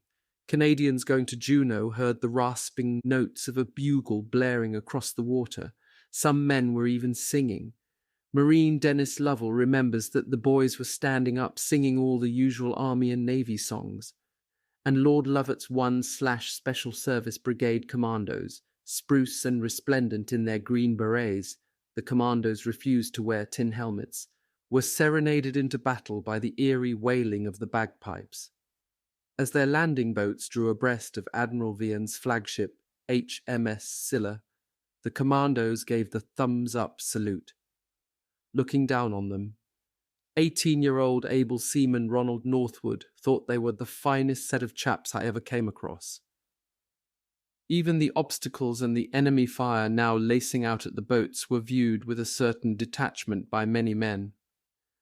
On one LCT, telegraphist John Webber watched a Royal Marine captain study the maze of mined obstacles clotting the coastline, then remark casually to the skipper, "I say, old man, you really must get my chaps on shore. There's a good fellow." Aboard another landing craft, a 50th Division Major stared thoughtfully at the round telemines clearly visible on top of the obstacles, and said to the coxswain, "For Christ's sake, don't knock those bloody coconuts down, or we'll all get a free trip to hell." One boatload of 48th Royal Marine Commandos were met by heavy machine gun fire off Juneau, and men dived for cover behind the deck superstructure. Not the adjutant, Captain Daniel Flunder. He tucked his swagger stick under his arm and calmly paraded up and down the foredeck. "I thought," he explained later, "it was the thing to do." While he was doing it, a bullet ploughed through his map case, and in a landing craft charging for Sword, Major C.K. Banger King, just as he had promised, was reading Henry V. Amid the roar of the diesels, the hissing of the Sperry and the sound of gunfire, King spoke into the loud hailer. "And gentlemen in England now abed shall think themselves accursed they were not here." Some men could hardly wait for the fighting to begin. Two Irish teen sergeants, James Percival Paddy de Lacy, who had toasted de Valera hours before for keeping us out of the war, and his sidekick Paddy McQuaid, stood at the ramps of an LST and, fortified by good Royal Navy rum, solemnly contemplated the troops. "De Lacy," said McQuaid, staring hard at the Englishmen all around them, "don't you think now that some of these boys seem a wee bit timid?" As the beaches neared, De Lacy called out to his men, "All right now, here we go, at the run." The LST ground to a halt. As the men ran out, McQuaid yelled at the shell-smoked shoreline, "Come out, you bastards, and fight us now!" Then he disappeared underwater. An instant later, he came up spluttering. "Oh, the evil of it," he bellowed, "trying to drown me before I even get up on the beach." Off Sword, Private Hubert Victor Baxter of the British 3rd Division revved up his Bren gun carrier and, peering over the top of the armoured plating, plunged into the water. Sitting exposed on the raised seat above him was his bitter enemy, Sergeant Dinger Bell, with whom Baxter had been fighting for months. Bell yelled, "Baxter, wind up that seat so you can see where you're going." Baxter shouted back, "Not bloody likely, I can see." Then as they swept up the beach, the sergeant, caught up in the excitement of the moment, resorted to the very thing that had begun the feud in the first place. He slammed down his fist again and again on Baxter's helmet and roared, "Bash on! Bash on!" As the commandos touched down on Sword, Lord Lovat's piper, William Millin, plunged off his landing craft into water up to his armpits. He could see smoke piling up from the beach ahead and hear the crump of exploding mortar shells. As Millin floundered toward the shore, Lovat shouted at him, "Give us Highland, laddie, man!" Waist deep in the water, Millin put the mouthpiece to his lips and splashed on through the surf, the pipes keening crazily. At the water's edge, oblivious to the gunfire, he halted and, parading up and down along the beach, piped the commandos ashore. The men streamed past him, and mingling with the whine of bullets and the screams of shells came the wild skirl of the pipes as Millin now played "The Road to the Isles." "That's the stuff, Jock," yelled a commando. Said another, "Get down, you mad bugger." All along Sword, Juno, and Gold, for almost 20 miles, and from Ouistreham near the mouth of the Orne to the village of La Hamelle on the west, the British swarmed ashore. The beaches were choked with landing craft disgorging troops, and nearly everywhere along the assault area, The high seas and underwater obstacles were causing more trouble than the enemy. The first men in had been the frogmen, 120 underwater demolition experts whose job it was to cut 30-yard gaps through the obstacles. They had only 20 minutes to work before the first waves bore down upon them. The obstacles were formidable, at places more densely sown than in any other part of the Normandy invasion area. Sergeant Peter Henry Jones of the Royal Marines swam into a maze of steel pylons, gates and hedgehogs and concrete cones. In the 30-yard gap Jones had to blow, he found 12 major obstacles, some of them 14 feet long. When another frogman, Lieutenant John B. Taylor of the Royal Navy, saw the fantastic array of underwater defences surrounding him, he yelled out to his unit leader that this bloody job is impossible. But he did not give it up. Working under fire, Taylor, like the other frogmen, methodically set to work. They blew the obstacles singly because they were too large to blow in groups. Even as they worked, amphibious tanks came swimming in among them, followed almost immediately by first-wave troops. Frogmen rushing out of the water saw landing craft, turned sideways by the heavy seas, crash into the obstacles. Mines exploded, steel spikes and hedgehogs ripped along the hulls, and up and down the beaches landing craft began to flounder. The waters offshore became a junkyard as boats piled up almost on top of one another. Telegraphist Weber remembers thinking that the beaching is a tragedy. As his craft came in, Weber saw LCTs stranded and ablaze, twisted masses of metal on the shore, burning tanks and bulldozers. And as one LCT passed them, heading for the open sea, Weber was horrified to see its well deck engulfed in a terrifying fire. On Gold Beach, where Frogman Jones was now working with the Royal Engineers trying to clear the obstacles, he saw an LC-1 approach with troops standing on the deck, ready to disembark. Caught by a sudden swell, the craft swerved sideways, lifted and crashed down on a series of mined steel triangles. Jones saw it explode with a shattering blast. It reminded him of a slow-motion cartoon.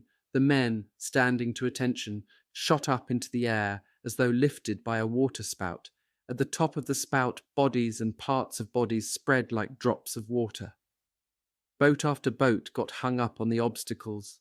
Of the 16 landing craft carrying the 47th Royal Marine Commandos into Gold Beach, 4 boats were lost, 11 were damaged and beached, and only 1 made it back to the parent ship.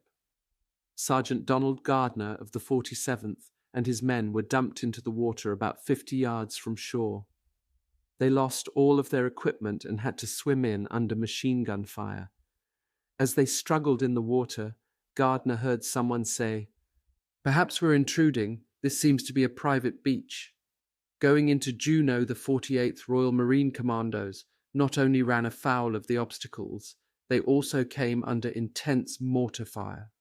Lieutenant Michael Aldworth and about 40 of his men crouched down in the forward hold of their LC-1 as shells exploded all about them.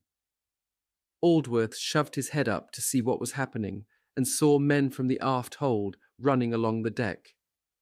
Aldworth's men yelled out, "How soon do we get out of here?" Aldworth called back, "Wait a minute, chaps. It's not our turn."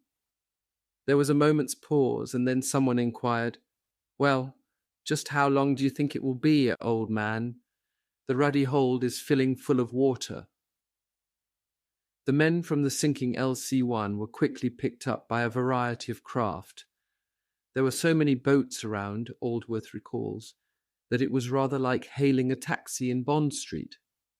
Some men were delivered safely onto the beaches, others were taken out to a Canadian destroyer, but 50 commandos discovered themselves on an LCT which had unloaded its tanks and was under instructions to proceed directly back to England. Nothing the infuriated men could say or do would persuade the skipper to change his course. One officer, Major de Stackpool, had been wounded in the thighs on the run-in, but on hearing the LCT's destination he roared, Nonsense! You're all bloody well mad. With that, he dived overboard and swam for shore. For most men, the obstacles proved to be the toughest part of the assault.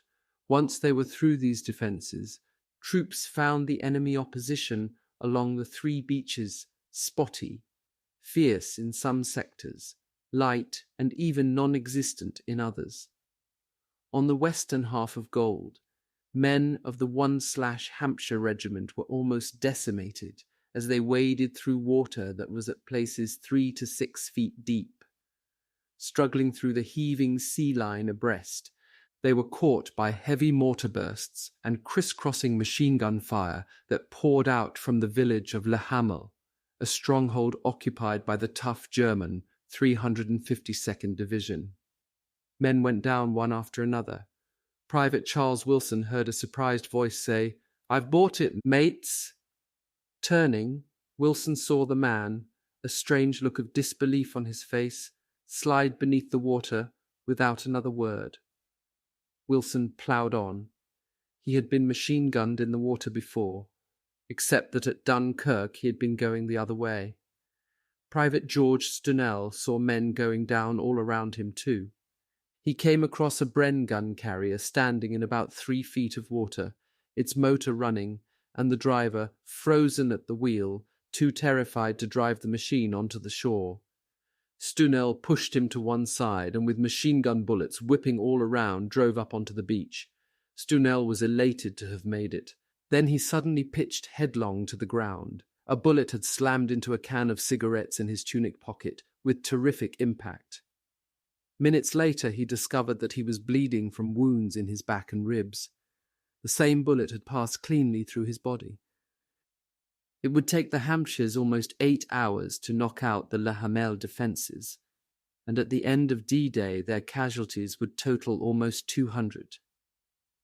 Strangely, apart from the obstacles, troops landing on either side encountered little trouble. There were casualties, but they were fewer than had been anticipated. On the left of the Hampshires, men of the 1/Dorset Regiment were off the beach in 40 minutes.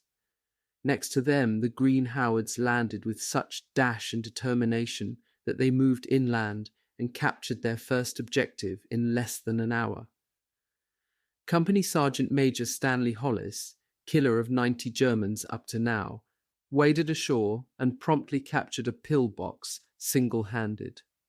The nerveless Hollis, using grenades and his Sten gun, killed 2 and captured 20 in the start of a day that would see him kill another 10. On the beach to the right of Le Hamel it was so quiet that some men were disappointed. Medic Geoffrey Leach saw troops and vehicles pouring ashore and found that there was nothing for the medics to do but help unload ammunition. To Marine Dennis Lovell, the landing was like just another exercise back home.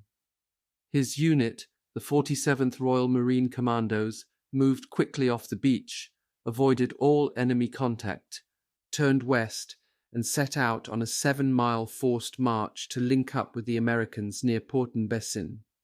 They expected to see the first Yanks from Omaha Beach around noon. But this was not to be. Unlike the Americans on Omaha, who were still pinned down by the rugged German 352nd Division, the British and the Canadians were more than a match for the tired and inferior 716th Division, with its impressed Russian and Polish volunteers.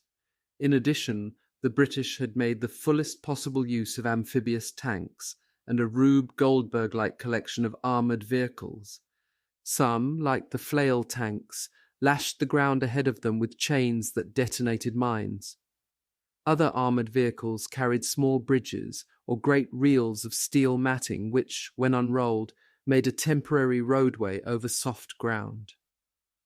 One group even carried giant bundles of logs for use as stepping stones over walls or to fill in anti-tank ditches.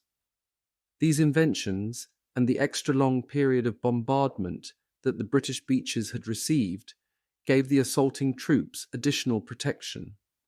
Still some strong pockets of resistance were encountered. On one half of Juno Beach, men of the Canadian 3rd Division fought through lines of pillboxes and trenches.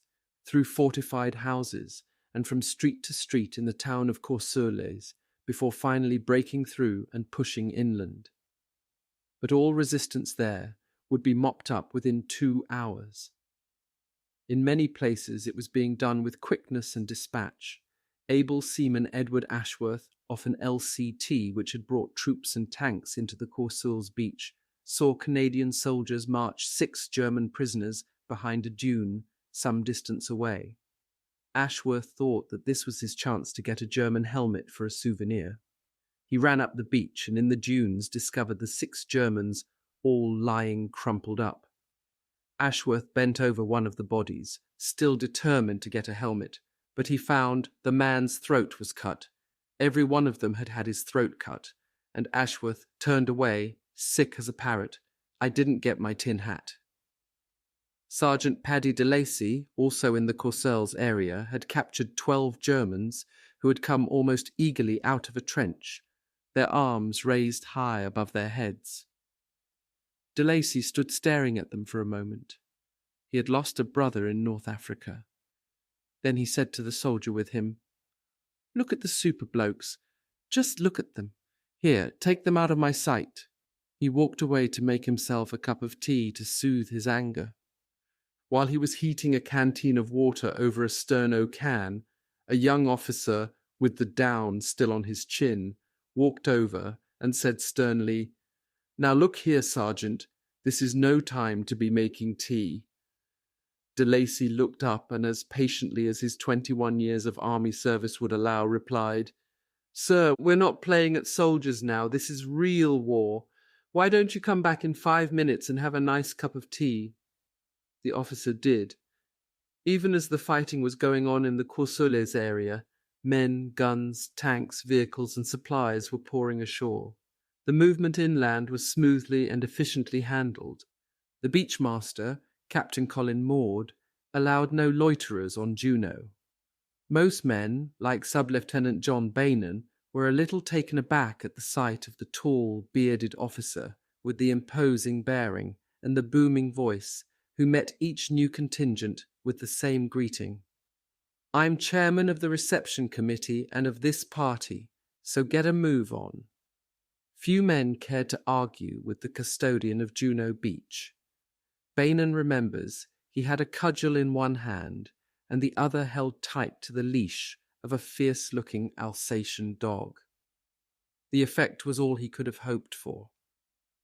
INS correspondent Joseph Willicombe recalls a futile argument he had with the beachmaster. Willicombe, who had landed in the first wave of Canadians, had been assured that he would be allowed to send a 25-word message via the beachmaster's 2-way radio to the command ship for transmission to the US. Apparently no one had bothered to so inform Maud. Staring stonily at Willicombe, he growled, "My dear chap, there's a bit of a war going on here." Willicombe had to admit that the beachmaster had a point. A few yards away, in the coarse beach grass, lay the mangled bodies of 15 Canadians who had trod on mines as they dashed ashore. Correspondents on Juno had no communications until Ronald Clark of United Press came ashore with 2 baskets of carrier pigeons. The correspondents quickly wrote brief stories, placed them in the plastic capsules attached to the pigeons' legs, and released the birds. Unfortunately, the pigeons were so overloaded that most of them fell back to earth. Some, however, circled overhead for a few moments and then headed toward the German lines. Charles Lynch of Reuters stood on the beach, waved his fist at the pigeons and roared, "Traitors! Damned traitors!" 4 pigeons, Willicombe says, proved loyal. They actually got to the Ministry of Information in London within a few hours. All along Juno the Canadians suffered. Of the 3 British beaches, theirs was the bloodiest. Rough seas had delayed the landings. Razor-edged reefs on the eastern half of the beach and barricades of obstacles created havoc among the assault craft. Worse, the naval and air bombardment had failed to knock out the coastal defences or had missed them altogether, and in some sectors troops came ashore without the protection of tanks. Opposite the towns of Bernières and Saint-Aubin-sur-Mer, men of the Canadian 8th Brigade and the 48th Marine Commandos came in under heavy fire. One company lost nearly half its men in the dash up the beach. Artillery fire from Saint-Aubin-sur-Mer was so concentrated that it led to one particular horror on the beach. A tank, buttoned up for protection and thrashing wildly up the beach to get out of the line of fire, ran over the dead and the dying. Captain Daniel Flunder of the Commandos, looking back from the sand dunes, saw what was happening, and oblivious of the bursting shells, ran back down the beach, shouting at the top of his voice, "They're my men!" The enraged Flunder beat on the tank's hatch with his swagger stick, but the tank kept on going. Pulling the pin on a grenade, Flunder blew one of the tank's tracks off. It wasn't until the startled tankers opened the hatch that they realized what had happened. Although the fighting was bitter while it lasted, the Canadians and the Commandos got off the Bernières Saint-Aubin beaches in less than 30 minutes and plunged inland. Follow-up waves experienced little difficulty, and within an hour it was so quiet on the beaches that leading aircraftsman John Murphy of a barrage balloon unit found that the worst enemy was the sand lice that drove us crazy as the tide came in. Back of the beaches, street fighting would occupy troops for nearly 2 hours, but this section of Juneau, like the western half, was now secure. The 48th Commandos fought their way through Saint-Aubin-sur-Mer and, turning east, headed along the coast. They had a particularly tough assignment. Juneau lay 7 miles away from Sword Beach. To close this gap and link up the two beaches, the 48th was to make a forced march towards Sword. Another commando unit, the 41/, was to land at Lyon-sur-Mer on the edge of Sword Beach, swing right, and head west. Both forces were expected to join up within a few hours at a point roughly halfway between the two beachheads. That was the plan, but almost simultaneously the commandos ran into trouble. At Langrune, about a mile east of Juneau, men of the 48th found themselves in a fortified area of the town that defied penetration. Every house was a strong point. Mines, barbed wire, and concrete walls, some of them 6 feet high and 5 feet thick, sealed off the streets. From these positions, heavy fire greeted the invaders. Without tanks or artillery, the 48th was stopped cold. On Sword, 6 miles away, the 41/, after a rough landing, turned west and headed through Lyon-sur-Mer. They were told by the French that the German garrison had pulled out. The information seemed correct until the commandos reached the edge of the town. There, artillery fire knocked out 3 supporting tanks. Sniper and machine gun fire came from innocent-looking villas that had been converted into blockhouses, and a rain of mortar shells fell among the commandos. Like the 48th, the 41/ came to a standstill. Now, although no one in the Allied High Command knew about it yet, a vital gap 6 miles wide existed in the beachhead, a gap through which Rommel's tanks, if they moved fast enough, could reach the coast and, by attacking left and right along the shore, roll up the British landings. Lyon-sur-Mer was one of the few real trouble spots on Sword. Of the 3 British beaches, Sword was expected to be the most heavily defended. Troops had been briefed that casualties would be very high. Private John Gale of the 1/ South Lancashire Regiment was cold-bloodedly told that all of us in the first wave would probably be wiped out. The picture was painted in even blacker terms to the commandos. It was drilled into them that no matter what happens, we must get on the beaches, for there will be no evacuation, no going back. The 4th Commandos expected to be written off on the beaches, as Corporal James Colley and Private Stanley Stewart remember, for they were told their casualties would run as high as 84%, and the men who were to land ahead of the infantry in amphibious tanks were warned that even those of you who reach the beach can expect 60% casualties. Private Christopher Smith, driver of an amphibious tank, thought his chances of survival were slim.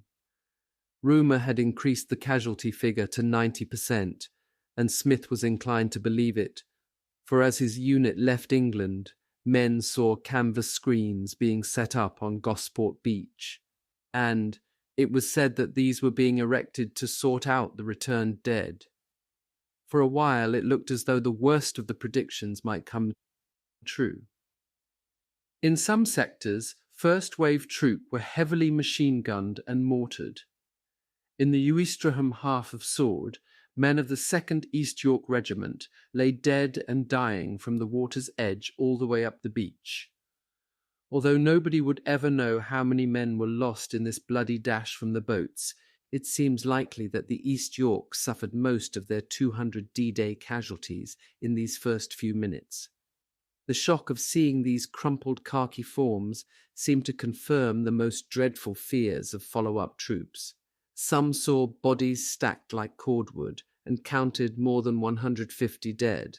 Private John Mason of the 4th Commandos, who landed half an hour later, was shocked to find himself running through piles of dead infantry who had been knocked down like 9 pins. And Corporal Fred Mears of Lord Lovat's Commandos was aghast to see the East Yorks lying in bunches. It would probably never have happened had they spread out. As he charged up the beach determined to make Jesse Owens look like a turtle, he remembers cynically thinking that they would know better the next time. Although bloody, the beach fight was brief. There will always be differences of opinion about the nature of the fighting on Sword. Men of the East Yorks disagree with their own history, which says that it was just like a training show, only easier. The troops of the 4th Commandos claim that when they landed at H+30, they found the East Yorks still at the water's edge. According to Brigadier E. Cass, in command of the 8th Brigade that assaulted Sword, the East Yorks were off the beach by the time the 4th Commandos landed. It is estimated that the 4th lost 30 men as they came ashore. On the western half of the beach, says Cass, opposition had been overcome by 8:30, except for isolated snipers. Men of the 1/South Lancashire Regiment landing there had light casualties and moved inland fast. The 1/Suffolks coming in behind them had just 4 casualties.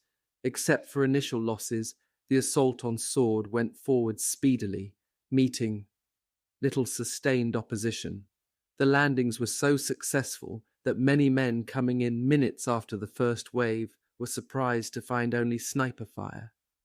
They saw the beaches shrouded in smoke, medics working among the wounded, flail tanks detonating mines, burning tanks and vehicles littering the shoreline, and sand shooting up from occasional shell bursts, but nowhere was there the slaughter they had expected.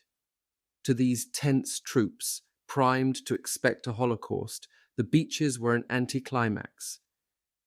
In many places along Sword, there was even a bank holiday atmosphere. Here and there along the seafront, little groups of elated French waved to the troops and yelled, "Vive les Anglais!" Royal Marine signalman Leslie Ford noticed a Frenchman practically on the beach itself who appeared to be giving a running commentary on the battle to a group of townspeople.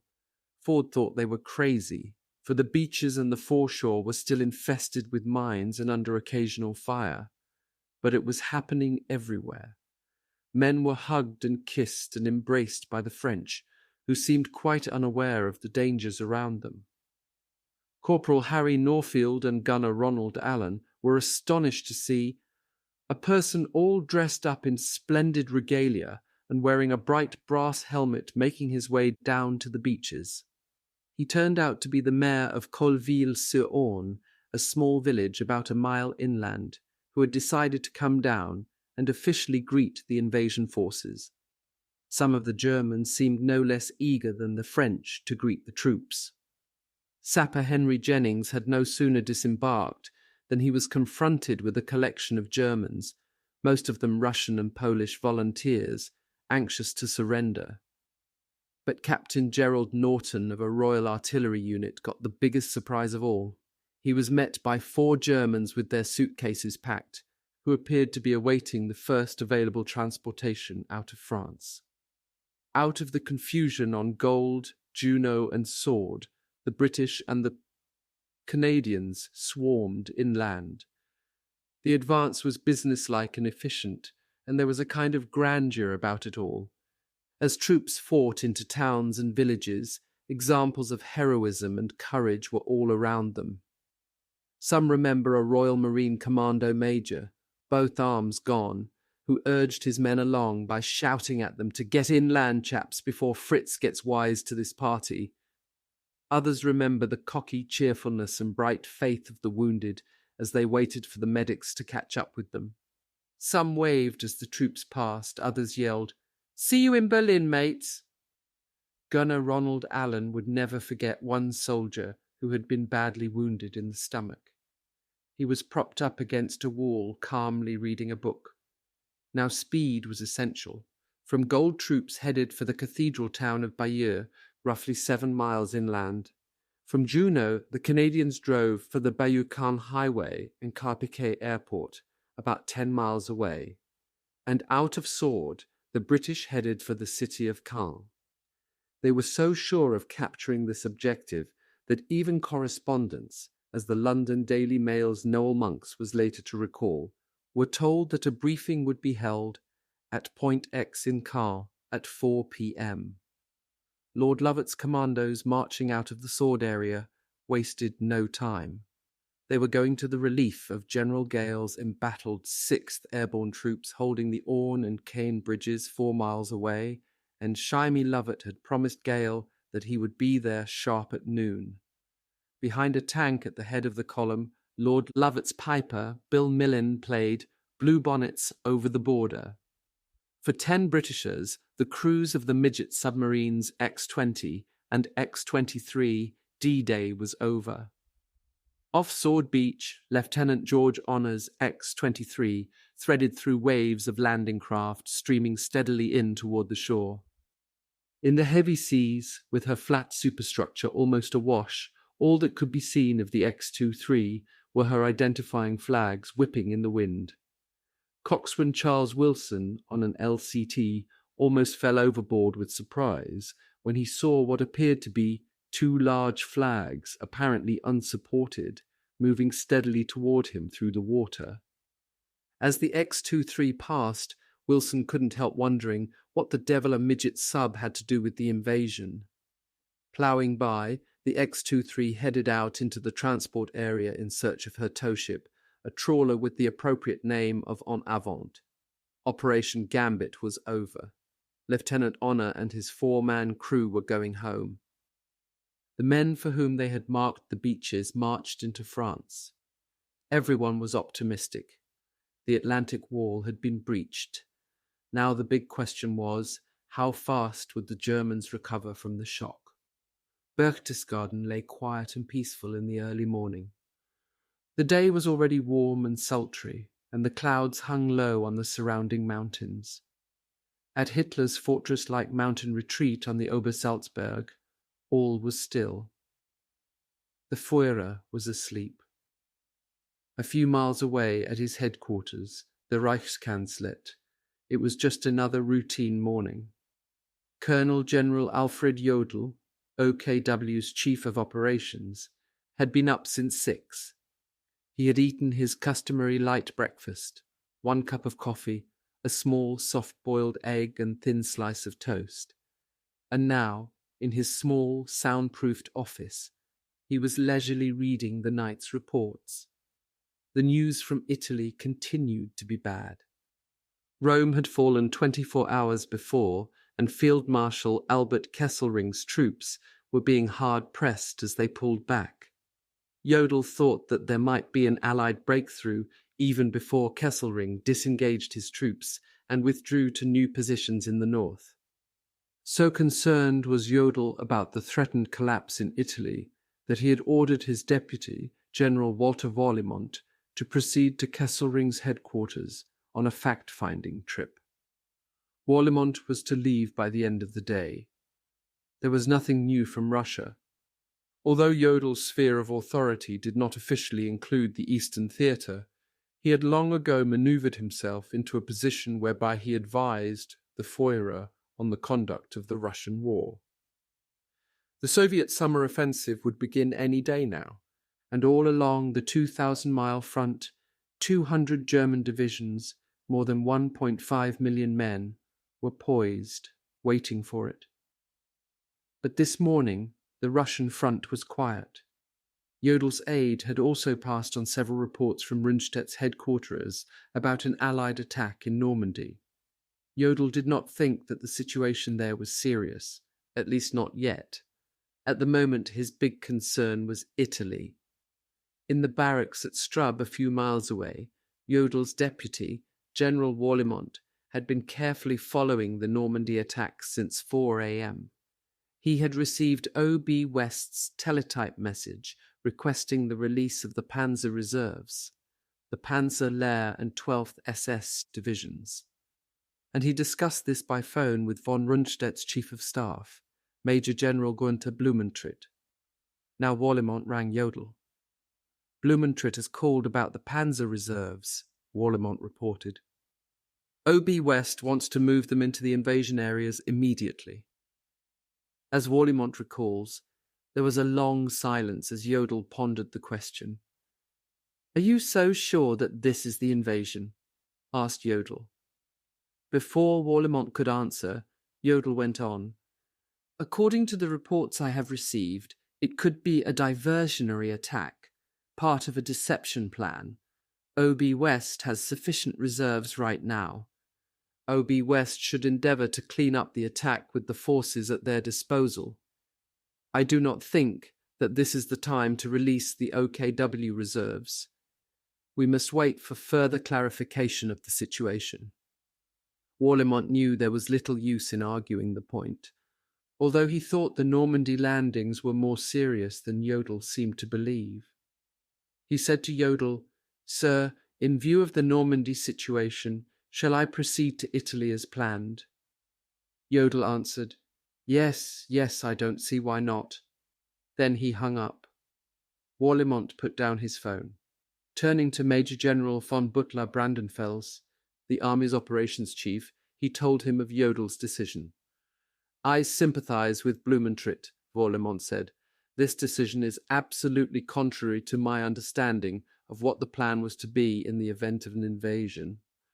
Warlimont was shocked by Jodl's literal interpretation of the Hitler edict concerning the control of the panzers. True, they were OKW reserves, and therefore they came under Hitler's direct authority. But like von Rundstedt, Warlimont had always understood that in the event of an Allied attack, whether diversionary or not, the panzers would be immediately released, automatically released, in fact. To Warlimont, such a move seemed only logical. The man on the spot, fighting off the invasion, should have all the available forces to use as he saw fit, especially when the man happened to be the last of Germany's Black Knights, the venerable strategist von Rundstedt. Jodl could have released the force, but he was taking no chances. As Warlimont was later to recall, Jodl's decision was the one he thought Hitler would have made. Jodl's attitude, Warlimont felt, was just another example of the chaos of leadership in the leader state. But nobody argued with Jodl. Warlimont put through a call to Blumentritt at O.B. West. Now the decision to release the panzers would depend on the capricious whim of the man whom Jodl considered to be a military genius, Hitler. The officer who had anticipated just such a situation and who had hoped to discuss it with Hitler was less than a 2 hours' drive from Berchtesgaden. Field Marshal Erwin Rommel, at his home in Herrlingen-Ulm, seems somehow to have been completely forgotten in all the confusion. There is no record in the meticulously kept Army Group B war diary that Rommel had even heard as yet about the Normandy landings. At O.B. West, outside Paris, Jodl's decision produced shock and incredulity. Lieutenant General Bodo Zimmermann, Chief of Operations, remembers that von Rundstedt was fuming with rage, red in the face, and his anger made his speech unintelligible. Zimmermann couldn't believe it either. During the night, in a phone call to OKW, Zimmermann had informed Jodel's duty officer, Lieutenant Colonel Friedel, that OB West had alerted the two panzer divisions. No objections whatsoever were made against the movement, Zimmermann bitterly recalls. Now he called OKW again and spoke to Army Operations Chief Major General von Butler-Brandenfels. He got a frigid reception. Von Butler had picked up his cue from Jodl. In an angry outburst, von Butler ranted, "These divisions are under the direct control of OKW. You had no right to alert them without our prior approval. You are to halt the panzers immediately. Nothing is to be done before the Führer makes his decision." When Zimmermann tried to argue back, von Butler shut him up by saying sharply, "Do as you are told." The next move should have been up to von Rundstedt. As a field marshal, he could have called Hitler directly, and it is even likely that the panzers might have been immediately released. But von Rundstedt did not telephone the Führer now or any time during D-Day. Not even the overwhelming importance of the invasion could compel the aristocratic von Rundstedt to plead with the man he habitually referred to as that Bohemian corporal. According to von Butler-Brandenfels, Hitler was well aware of von Rundstedt's contempt. As long as the field marshal grumbles, Hitler had once said, everything is all right. But his officers continued to bombard OKW with telephone calls in vain and futile efforts to get the decision reversed. They called Wallimont, von Butler-Brandenfels, and even Hitler's adjutant, Major General Rudolf Schmundt. It was a strange, long-distance struggle that would go on for hours. Zimmermann summed it up this way. When we warned that if we didn't get the panzers, the Normandy landings would succeed and that unforeseeable consequences would follow, we were simply told that we were in no position to judge, that the main landing was going to come at an entirely different place anyway. And Hitler, protected by his inner circle of military sycophants in the balmy make-believe world of Berchtesgaden, slept through it all. Hitler had become so convinced that the real invasion would take place in the Pas-de-Calais area that he held von Salmuth's 15th Army in its position until July 24th. By then it was too late. Ironically, Hitler seems to have been the only one who originally believed that the invasion would take place in Normandy. General Blumentritt says that, "I well remember a call from Jodl sometime in April in which he said, 'The Führer has definite information to the effect that a landing in Normandy is not unlikely.'" At Rommel's headquarters in La Roche-Guyon, the Chief of Staff, Major General Speidel, knew nothing of Jodel's decision as yet. He was under the impression that the two reserve panzer divisions had been alerted and were already en route. Also, Speidel knew the 21/Panzer was moving into an assembly area south of Caen, and although it would be some time before their tanks could move up, some of their reconnaissance forces and infantry were already engaging the enemy. So there was a definite air of optimism at the headquarters. Colonel Leodegard Freiberg recalls that the general impression was that the Allies would be thrown back into the sea by the end of the day. Vice Admiral Friedrich Rüg, Rommel's naval aide, shared in the general elation. But Rüg noticed one peculiar thing. The household staff of the Duke and Duchess de la Rochefoucauld was quietly going through the castle, taking the priceless Gobelin tapestries down from the walls. There seemed greater reason for optimism at the headquarters of the 7th Army, the army that was actually fighting the Allied attack. To staff officers there, it looked as though the 352nd Division had thrown the invaders back into the sea in the area between Vierville and Colville, Omaha Beach. What had happened was that an officer in a bunker overlooking the beach had finally been able to get through to his headquarters with an encouraging report on the progress of the battle. The report was considered so important that it was taken down word for word. "At the water's edge," said the observer, The enemy is in search of cover behind the coastal zone obstacles. A great many motor vehicles, among them 10 tanks, stand burning on the beach. The obstacle demolition squads have given up their activities. Debarkation from the landing boats has ceased. The boats keep farther out to sea. The fire of our battle positions and artillery is well placed and has inflicted considerable casualties on the enemy. A great many wounded and dead lie on the beach. This report was given, sometime between 8 and 9, directly to the 352nd's operations chief, Lieutenant Colonel Ziegelmann, by a certain Colonel Goth, who commanded the fortifications on Pointet Ras de la Persie, overlooking the Vierville end of Omaha Beach. It caused such elation that Ziegelmann, according to his own account written after the war, considered that he was dealing with inferior enemy forces. Later reports were even more optimistic, and by 11 a.m. General Crace, the 352nd's commanding officer, was so convinced that he had rubbed out the Omaha beachhead that he diverted reserves to strengthen the division's right wing in the British sector. This was the first good news that the 7th Army had received. Spirits were so high as a result that when the 15th Army's commanding officer, General von Salmuth, suggested that he send his 346th Infantry Division to help the 7th out, he was haughtily turned down. "We don't need them," he was told. Even though everyone was confident, the 7th Army's Chief of Staff, General Pemsel, was still trying to piece together an accurate picture of the situation. It was difficult, for he had practically no communications. Wires and cables had been cut or otherwise destroyed by the French underground, by the paratroopers, or by the naval and air bombardment. Pemsel told Rommel's headquarters, "I'm fighting the sort of battle that William the Conqueror must have fought, by ear and sight alone." Actually, Pemsel did not know how bad his communications really were. He thought that only paratroopers had landed on the Cherbourg Peninsula. At this time, he had no idea that seaborne landings had taken place on the east coast of the peninsula, at Utah Beach.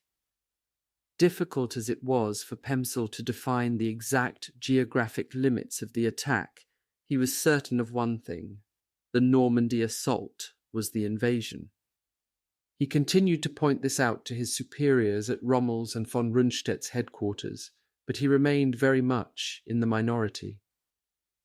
As both Army Group B and OB West stated in their morning reports, at the present time it is still too early to say whether this is a large-scale diversionary attack or the main effort. The general continued to look for the Schwerpunkt. Along the Normandy coast, any private could have told them where it was. Half a mile from Sword Beach, Lance Corporal Josef Heger, dazed and trembling, somehow found the trigger of his machine gun and began firing again. The earth seemed to be blowing up all about him. The noise was deafening. His head roared, and the 18-year-old machine gunner was sick with fear. He had fought well, helping to cover the retreat of his company ever since the 716th Division's line broke back of Sword. How many Tommies he had hit Heger did not know. Fascinated, he had watched them come off the beach and had chopped them down one after another. Often in the past he had wondered what it would be like to kill the enemy. Many times he had talked about it with his friends, Huff, Saxler, and Ferdy Klug. Now Heger had found out it was terribly easy. Huff hadn't lived long enough to discover how easy it was. He had been killed as they ran back. Heger had left him lying in a hedgerow, his mouth open, a hole where his forehead had been. Heger didn't know where Saxler was, but Ferdy was still beside him, half blind, blood running down his face from a shrapnel burst. And now Heger knew that it was only a question of time before they were all killed. He and 19 men, all that remained of the company, were in a trench before a small bunker. They were being hit from all sides by machine gun, mortar, and rifle fire. They were surrounded. It was either surrender or be killed. Everyone knew this. everyone except the captain firing the machine gun behind them in the bunker. He wouldn't let them in. "We must hold! We must hold!" he kept yelling. This was the most terrible time of Higa's life. He no longer knew what he was firing at. Every time the shelling lifted, he automatically pulled the trigger and felt the machine gun pound. It gave him courage. Then the shelling would begin again, and everyone would yell at the captain, "Let us in! Let us in!"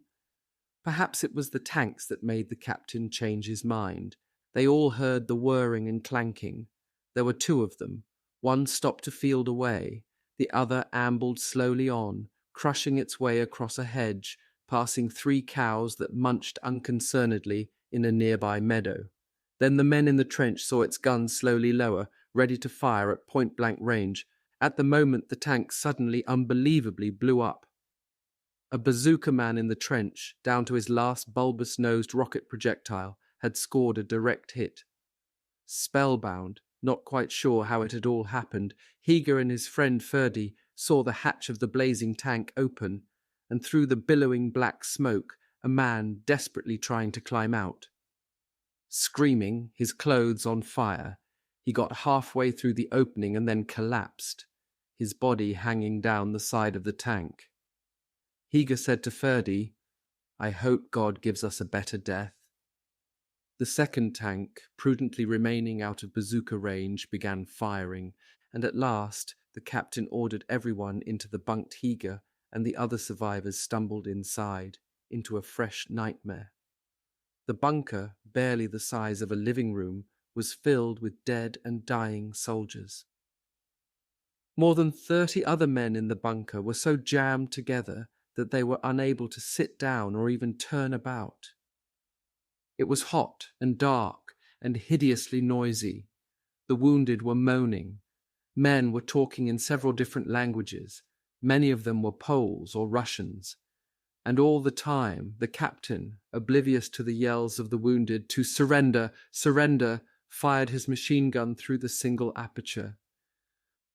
For an instant there was a lull, and Higa and the suffocating men in the bunker heard someone outside shout, "All right, Herman, you better come out." The captain angrily began firing his machine gun. A few minutes later they heard the same voice again. "You better give up, Fritz." Men were coughing now from the acrid gaseous discharge of the captain's machine gun, which was fouling the already stifling atmosphere. Each time the captain stopped to reload, the voice demanded that they surrender. Finally, somebody outside called to them in German, and Higa would always remember that one of the wounded, apparently using the only 2 words of English he knew, began chanting back, "Hello, boys, hello, boys, hello, boys." The firing outside stopped, and it seemed to Higa that everyone realized almost at the same moment what was about to happen. There was a small peephole in a cupola over their heads. Higa and several others lifted a man up so that he could see what was happening. Suddenly he yelled, "Flamethrower! They're bringing up a flamethrower!" Higa knew that the flames could not reach them because the metal air shaft which entered the bunker from the back was built in staggered sections. But the heat could kill them. Suddenly they heard the woof of the flamethrower. Now the only way that air could get into the bunker was through the narrow aperture, where the captain continued to blaze away with his machine gun, and through the peephole in the roof. Gradually the temperature began to rise. Some men panicked, clawing and pushing and yelling, "We've got to get out!" They tried to drop to the floor and burrow through the legs of the others toward the door, but, pinioned by the press of men around them, they were unable even to reach the floor. Everyone was now begging the captain to surrender. The captain, still firing, didn't even turn from the aperture. The air was getting indescribably foul. "We'll all breathe in and out on my command," yelled a lieutenant. "In, out, in, out." Higa watched the metal fairing of the air shaft go from pink to red, and then to a glowing white. "In, out, yelled the officer. "Hello, boys? Hello, boys," cried the wounded man, and at a radio set in one corner, Higa could hear the operator saying over and over, "Come in, Spinach! Come in, Spinach!" "Sir!" yelled the lieutenant. "The wounded are suffocating. We must surrender." "It's out of the question," roared the captain. "We're going to fight our way out. Count the men and their weapons." "No, no!" men yelled from every corner of the bunker. Ferdy said to Higa, "You're the only one besides the captain with a machine gun. That madman will send you out first, believe me." By now, many of the men were defiantly pulling the bolts of their rifles and throwing them on the floor. "I won't go," Higa told Ferdy. He pulled the locking pin on his machine gun and threw it away. Men began to collapse from the heat. Knees buckling, heads lolling, they remained in a partly upright position. They could not fall to the floor. The young lieutenant continued to plead with the captain, but to no avail. No one could get to the door because the aperture was next to it, and the captain was there with his machine gun. Suddenly, the captain stopped firing, and turning to the radio operator, he said, "Have you made contact?" The operator said, "Nothing, sir."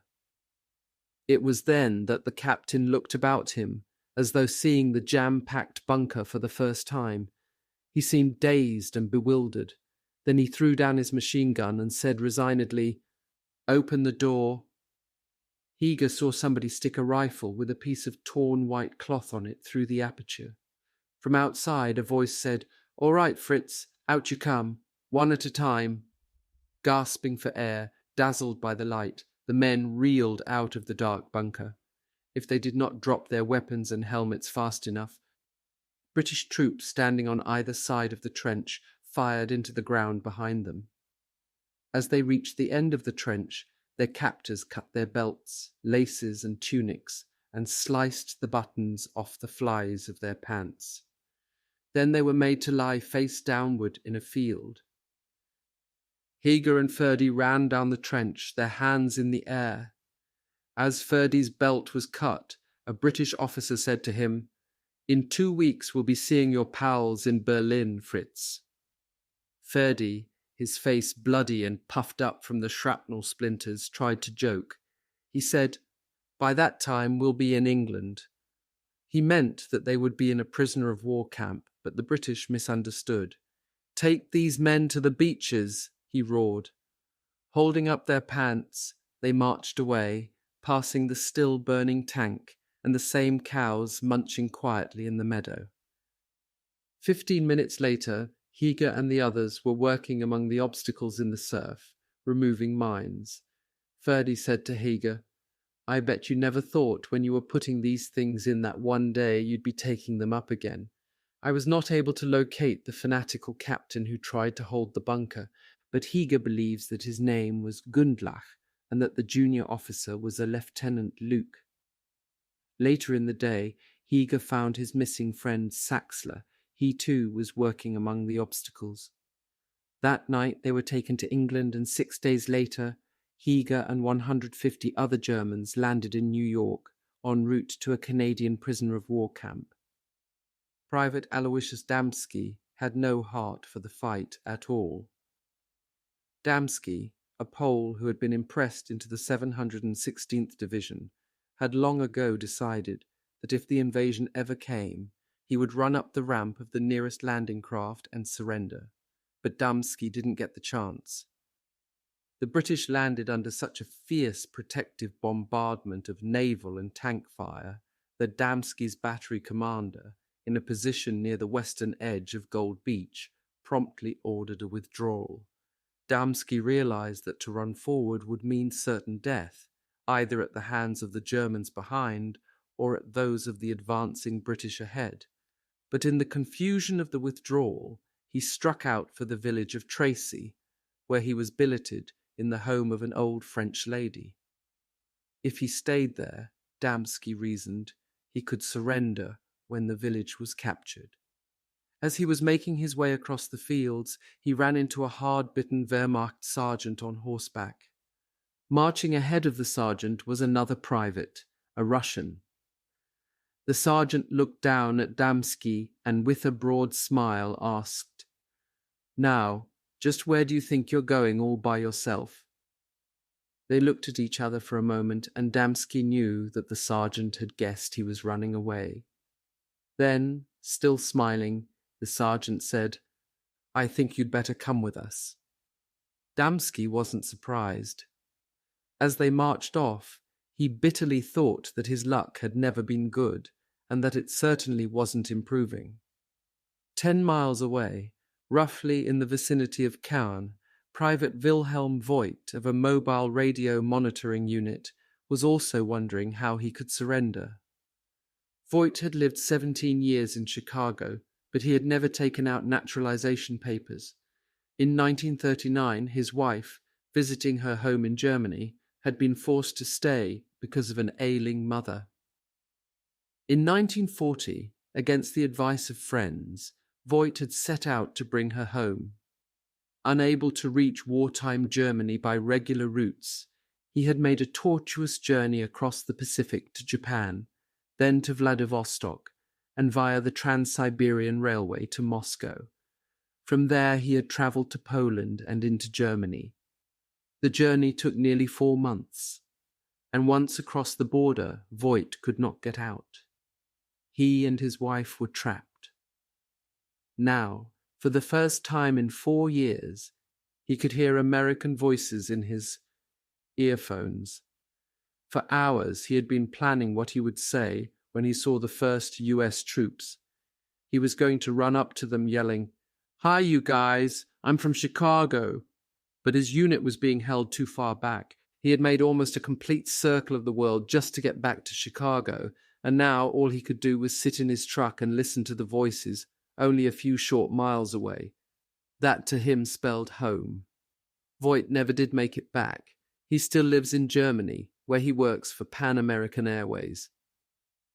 Behind Omaha Beach, Major Werner Pluskat lay gasping in a ditch.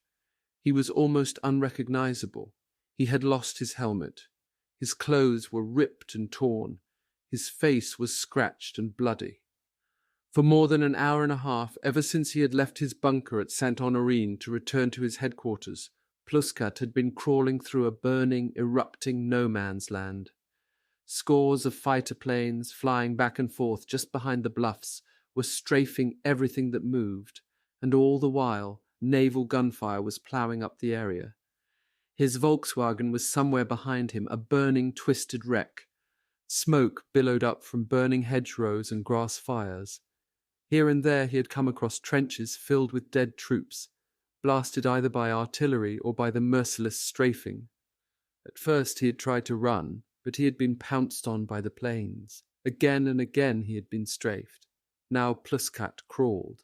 He figured he had made just 1 mile, and he was still 3 miles from his headquarters at Etraham. Painfully he moved on. Ahead he saw a farmhouse. He decided that when he came abreast of it, he would sprint the 20 yards or so from the ditch and ask the occupants for a drink of water. As he drew near, he was amazed to see 2 Frenchwomen sitting calmly in the open door, as though immune from the shelling and strafing. They looked across at him, and one, laughing spitefully, called out, "C'est terrible, n'est-ce pas?" Pluskat crawled past, the laughter still ringing in his ears. At that moment he hated the French, the Normans, and the whole rotten, stinking war. Corporal Anton Wunsch of the 6th Parachute Regiment saw the parachute hanging high in the branches of a tree. It was blue, and there was a large canvas container swinging below it. In the distance there was a lot of rifle and machine gun fire, but so far Wunsch and his mortar unit had seen nothing of the enemy. They had been marching for almost 3 hours, and now they were in a small wood above Carentan, roughly 10 miles southwest of Utah Beach. Lance Corporal Richter looked at the parachute and said, "It belongs to the Army's Americans, probably contains ammo. Private Fritz Fridolin Wendt thought there might be food in it." "God, I'm so hungry," he said. Wunsch told them all to stay in the ditch while he crawled forward. It might be a trick. They might be ambushed when they tried to get the container down, or it could be a booby trap. Wunsch carefully reconnoitred ahead. Then, Satisfied that everything was quiet, he tied 2 grenades around the tree trunk and pulled the pins. The tree crashed down, and with it the parachute container. Wunsch waited, but apparently the explosions had gone unnoticed. He waved his unit in. "Let's see what the armies have sent us," he yelled. Fridolin ran forward with his knife and cut through the canvas. He was ecstatic. "Oh my God," he yelled, "it's food! Food!" For the next half hour, the 7 tough paratroopers had the time of their lives. They found cans of pineapple and orange juice, cartons of chocolate and cigarettes, and an assortment of foods the like of which they had not seen in years. Fridolin gorged himself. He even poured powdered Nescafé down his throat and tried to wash it down with condensed milk. "I don't know what it is," he said, "but it tastes wonderful." Finally, over Fridolin's protest, Wunsch decided that they had better move on and find the war. Stuffed, their pockets bulging with all the cigarettes they could carry, Wunsch and his men moved out of the wood and headed in single file toward the distant firing. Minutes later, the war found them. One of Wunsch's men fell, shot through the temple. "Sniper!" yelled Wunsch. Everyone dived for cover as shots began to whistle about them. "Look!" yelled one of the men, pointing toward a clump of trees off to the right. "I'm sure I saw him up there." Wunsch took out his binoculars and, focusing his glasses on the treetops, began a careful search. He thought he saw a slight movement of the branches in one tree, but he wasn't sure. For a long time he held the glasses steady, and then he saw the foliage move again. Picking up his rifle, he said, "Now we'll see who's the man and who's the fake." He fired. At first, Wunsch thought he had missed, for as he watched, he saw the sniper climbing down the tree. Again, Wunsch aimed, this time for a spot on the tree trunk which was clear of branches and foliage. "My boy," he said aloud, "I'm going to get you now." He saw the sniper's legs appear and then his torso. Wunsch fired again and again. Very slowly the sniper fell backward out of the tree. Wunsch's men cheered. And then everybody ran over to the body. They stood looking down at the first American paratrooper they had seen. He was dark-haired, he was very handsome and very young. There was a trickle of blood at the side of his mouth, Wunsch recalls. Lance Corporal Richter went through the dead man's pockets and found a wallet with 2 photographs and a letter. Wunsch remembers that one of them showed the soldier sitting next to a girl, and we all concluded that maybe it was his wife. The other was a snapshot of the young man and the girl sitting on a veranda with a family, presumably his family. Richter began putting the photographs and the letter into his pocket. Wunsch said, "What do you want to do that for?" Richter said, "I thought I'd send this stuff to the address on the envelope after the war."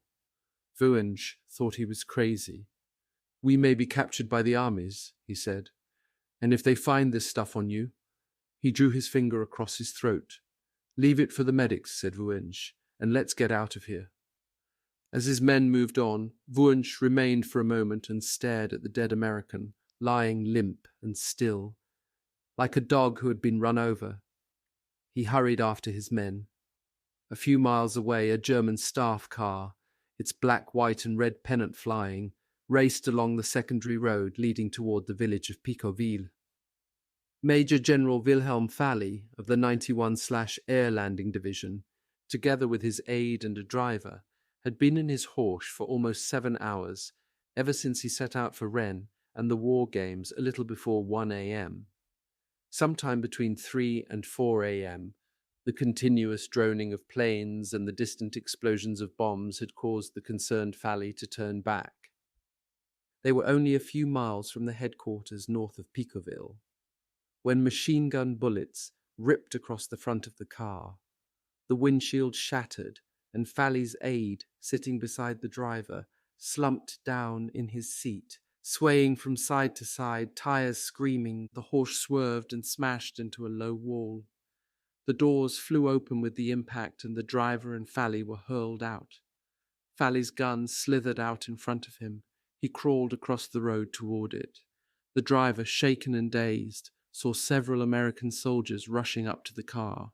Fally was shouting, Don't kill! Don't kill! But he continued to crawl towards the gun.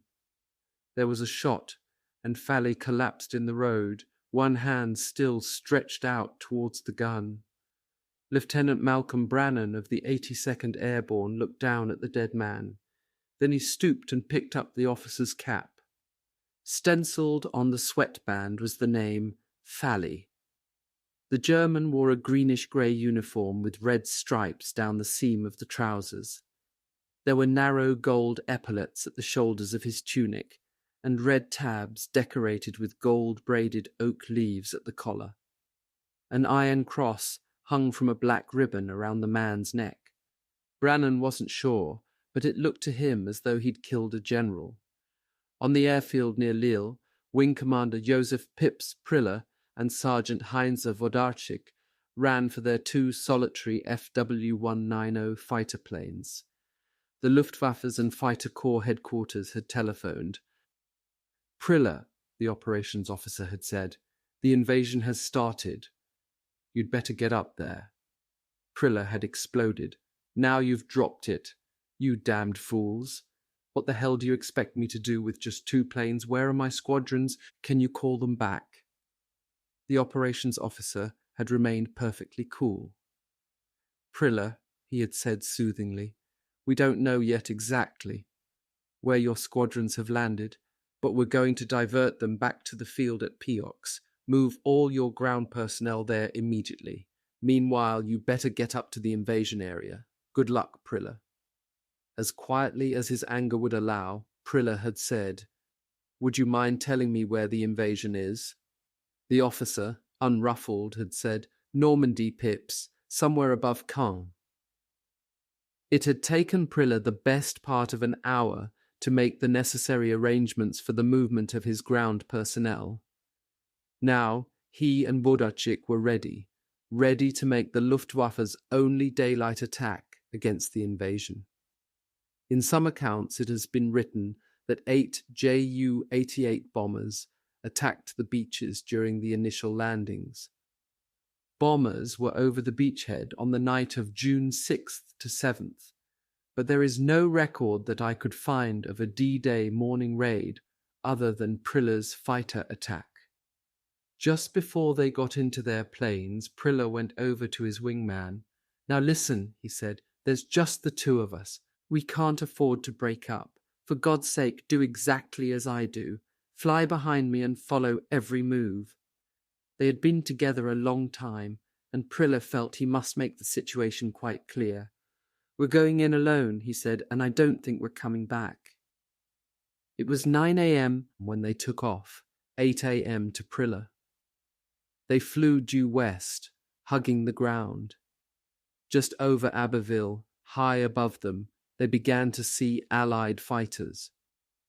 Priller noticed that they were not flying in tight formation as they should have been.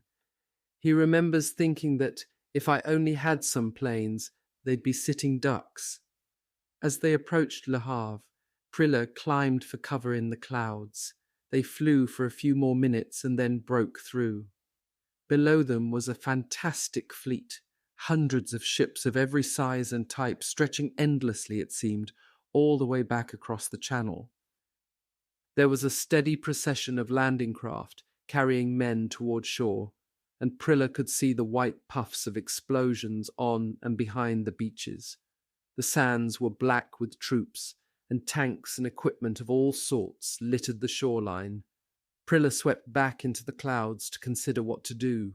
There were so many planes, so many battleships offshore, so many men on the beaches, that he figured he'd have time for just one pass over the beaches before being shot down. There was no need for radio silence now. Almost light-heartedly, Priller spoke into his microphone. "What a show! What a show!" he said. "There's everything out here, everywhere you look. Believe me, this is the invasion." Then he said, "Wodarczyk, we're going in. Good luck." They hurtled down toward the British beaches at over 400 miles an hour, coming in at less than 150 feet. Priller had no time to aim. He simply pressed the button on his control stick and felt his guns pounding. Skimming along just over the tops of men's heads, he saw upturned, startled faces. On sword, Commander Philippe Kiefer of the French commandos saw Priller and Wodowczyk coming. He dived for cover. 6 German prisoners took advantage of the confusion and tried to bolt. Kiefer's men promptly mowed them down. On Juno, Private Robert Rogger of the Canadian 8th Infantry Brigade heard the scream of the planes and saw them coming in so low that I could clearly see the pilots' faces. He threw himself flat like everyone else, but he was amazed to see one man calmly standing up, blazing away with a Sten gun. On the eastern edge of Omaha, Lieutenant, junior grade, William J. Eiserman of the U.S. Navy gasped as the 2 FW-190s, guns chattering, zoomed down at less than 50 feet and dodged through the barrage balloons, and on HMS and Dunbar, leading stoker. Robert Dowie watched every anti-aircraft gun in the fleet open up on Priller and Wodowczyk. The 2 fighters flew through it all unscathed, then turned inland and streaked up into the clouds. "Jerry or not," said Dowie unbelievingly, "the best of luck to you. You've got guts." All along the Normandy coastline the invasion stormed. For the French, caught up in the battle, these were hours of chaos, elation, and terror.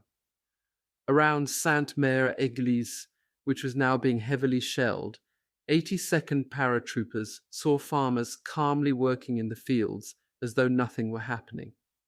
Every now and then one of them would fall, either wounded or killed.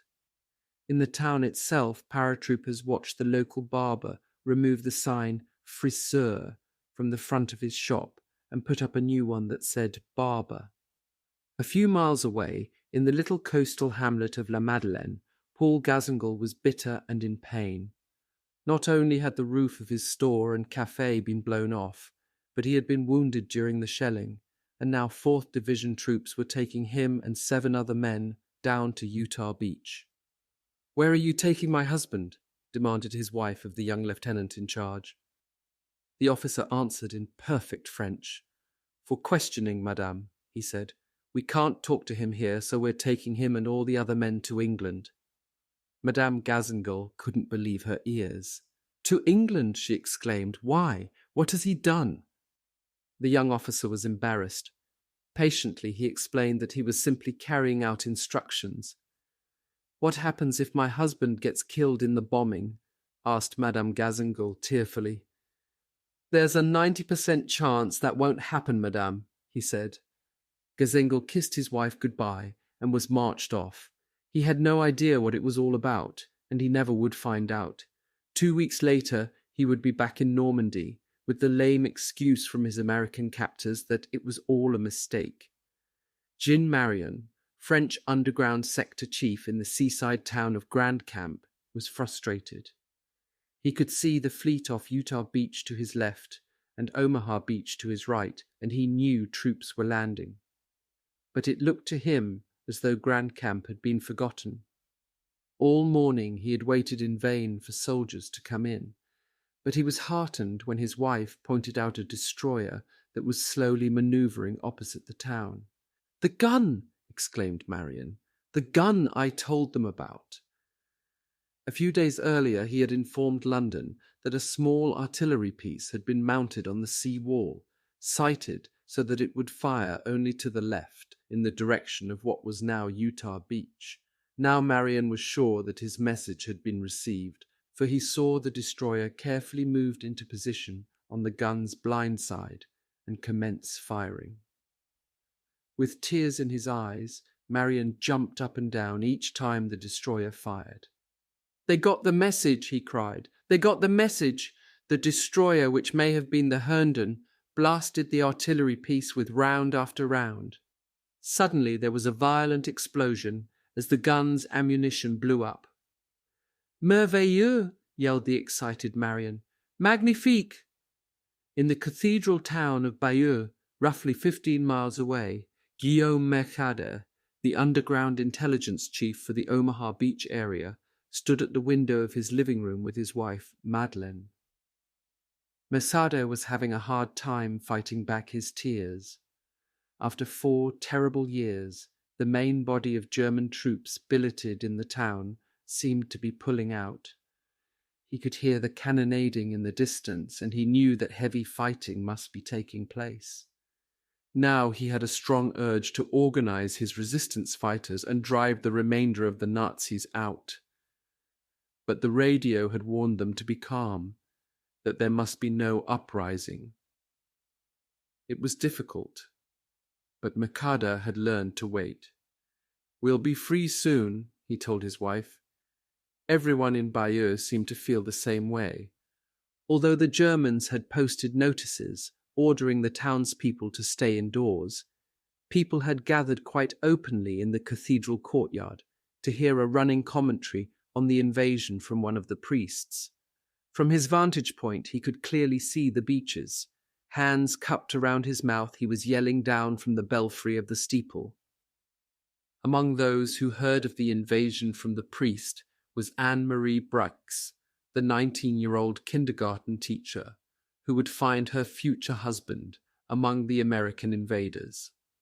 At 7, she had calmly set out on her bicycle for her father's farm at Colville, back at Omaha Beach. Pedaling furiously, she had cycled past German machine gun positions and troops marching toward the coast.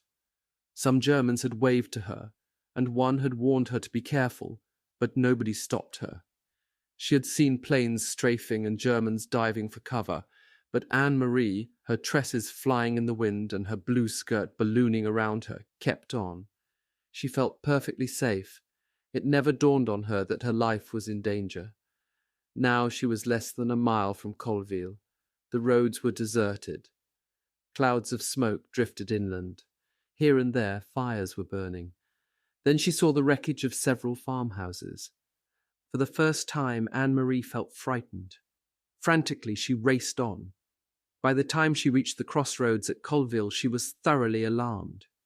The thunder of gunfire rolled all about her, and the entire area seemed strangely desolated and uninhabited. Her father's farm lay between Colville and the beach. Anne-Marie decided to continue on foot. Hitching her bicycle over her shoulder, she hiked across the fields. Then, topping a little rise, she saw the farmhouse, still standing. She ran the remainder of the way. At first, Anne-Marie thought the farm was deserted, for she could see no movement. Calling to her parents, she dashed into the little farmyard.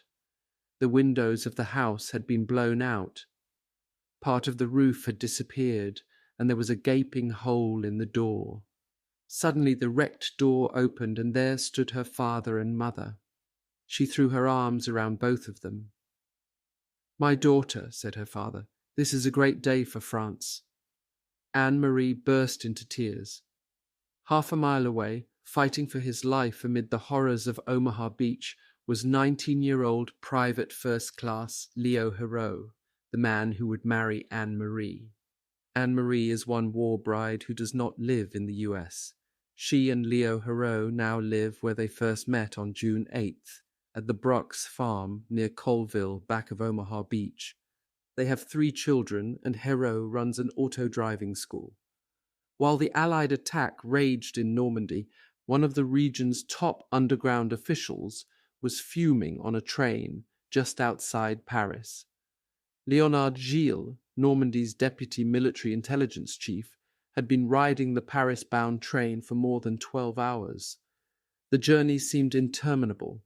They had crawled through the night, stopping at every station. Now, ironically, the intelligence chief had heard the news from one of the porters. Gilles had no idea where in Normandy the assault had taken place, but he could hardly wait to get back to Caen. He was bitter that after all the years of work, his superiors had chosen this of all days to order him to the capital. Worse, there was no way for him to get off the train. The next stop was Paris. But back in Caen, his fiancée, Jeanine Boitard, had been busy ever since she had heard the news. At 7, she had roused the 2 RAF pilots she was hiding. "We must hurry," she told them. "I'm taking you to a farm in the village of Gavras, 12 kilometers from here." Their destination came as a shock to the two Britishers. Freedom was only 10 short miles away, yet they were going to head inland. Gavras lay southwest of Caen. One of the Britishers, Wing Commander K.T. Lofts, thought they should take a chance and go north to meet the troops. "Be patient," said Janine. "The area between here and the coast is swarming with Germans. It will be safer to wait." Shortly after 7, they set out on bicycles, the two Britishers dressed in rough farm clothes. The journey was uneventful. Although they were stopped several times by German patrols, their fake identity papers stood the test, and they were passed on. At Gavras, Janine's responsibility ended. 2 more flyers were a step closer to home. Janine would have liked to have gone farther with them, but she had to return to Caen to wait for the next downed pilots who would pass along the escape route, and the moment of liberation that she knew was close. Waving goodbye, she jumped on her bicycle and cycled off. In the prison at Caen, Madame Amélie Le Chevalier, expecting to be executed for her part in saving Allied pilots, heard a whisper as the tin plate with her breakfast was slid under the cell door. "Hope, hope," said the voice. "The British have landed." Madame Le Chevalier began to pray. She wondered if her husband Louis, in a cell nearby, had heard the news. All night there had been explosions, but she had thought that it was the usual Allied bombing. Now there was a chance. Maybe they would be saved before it was too late. Suddenly Madame Le Chevalier heard a commotion in the corridor. She got down on her knees by the slit beneath the door and listened. She could hear shouting and the word "Raus! Raus! Out! Out!" repeated over and over. Then there was the tramping of feet, the slamming of cell doors, and then silence again. A few minutes later, somewhere outside the prison, she heard prolonged machine gun fire. The Gestapo guards had panicked. Within minutes of the news of the landings, 2 machine guns had been set up in the prison courtyard. In groups of 10, the male prisoners were led out, placed against the wall and executed. They had been picked up on a variety of charges, some true, some false. There were Guy de Saint-Paul and Reine Loslier, farmers, Pierre Audige, a dentist, Maurice Primeau, a shop assistant, Colonel Antoine de Touchet, a retired officer, Anatole Lelièvre, the town hall secretary, Georges Thomine, a fisherman, Pierre Menochet, a policeman, Maurice Dutac, a quillibutois, Joseph Piquenot and his son, French railway workers, Albert Anne, Désiré Lemierre, Roger Veillat, Robert Boulard, 92 in all, of whom only 40 were members of the French underground. On this day, the day that began the Great Liberation, these men, without explanation, without a hearing, without a trial, were slaughtered. Among them was Madame Le Chevalier's husband, Louis. The firing went on for an hour. In her cell, Madame Le Chevalier wondered what was happening. In England, it was 9:30 a.m.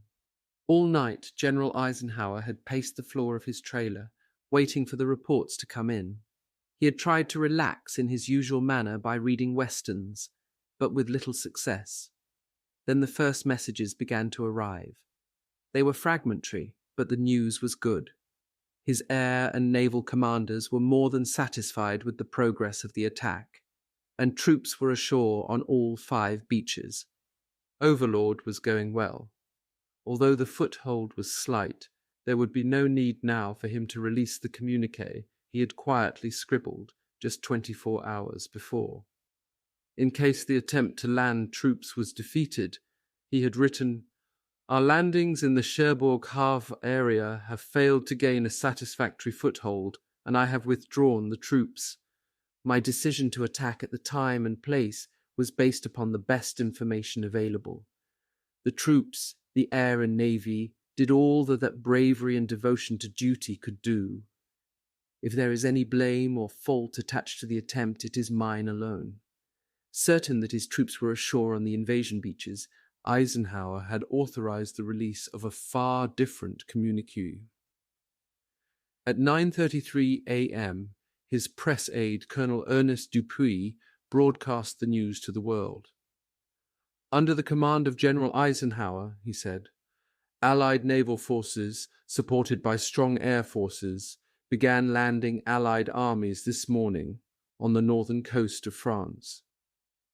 This was the moment the free world had been waiting for, and now that it had come, people responded with a curious mixture of relief, exhilaration, and anxiety. At last, said the London Times in a D-Day editorial, the tension has broken. Most Britons heard the news at work.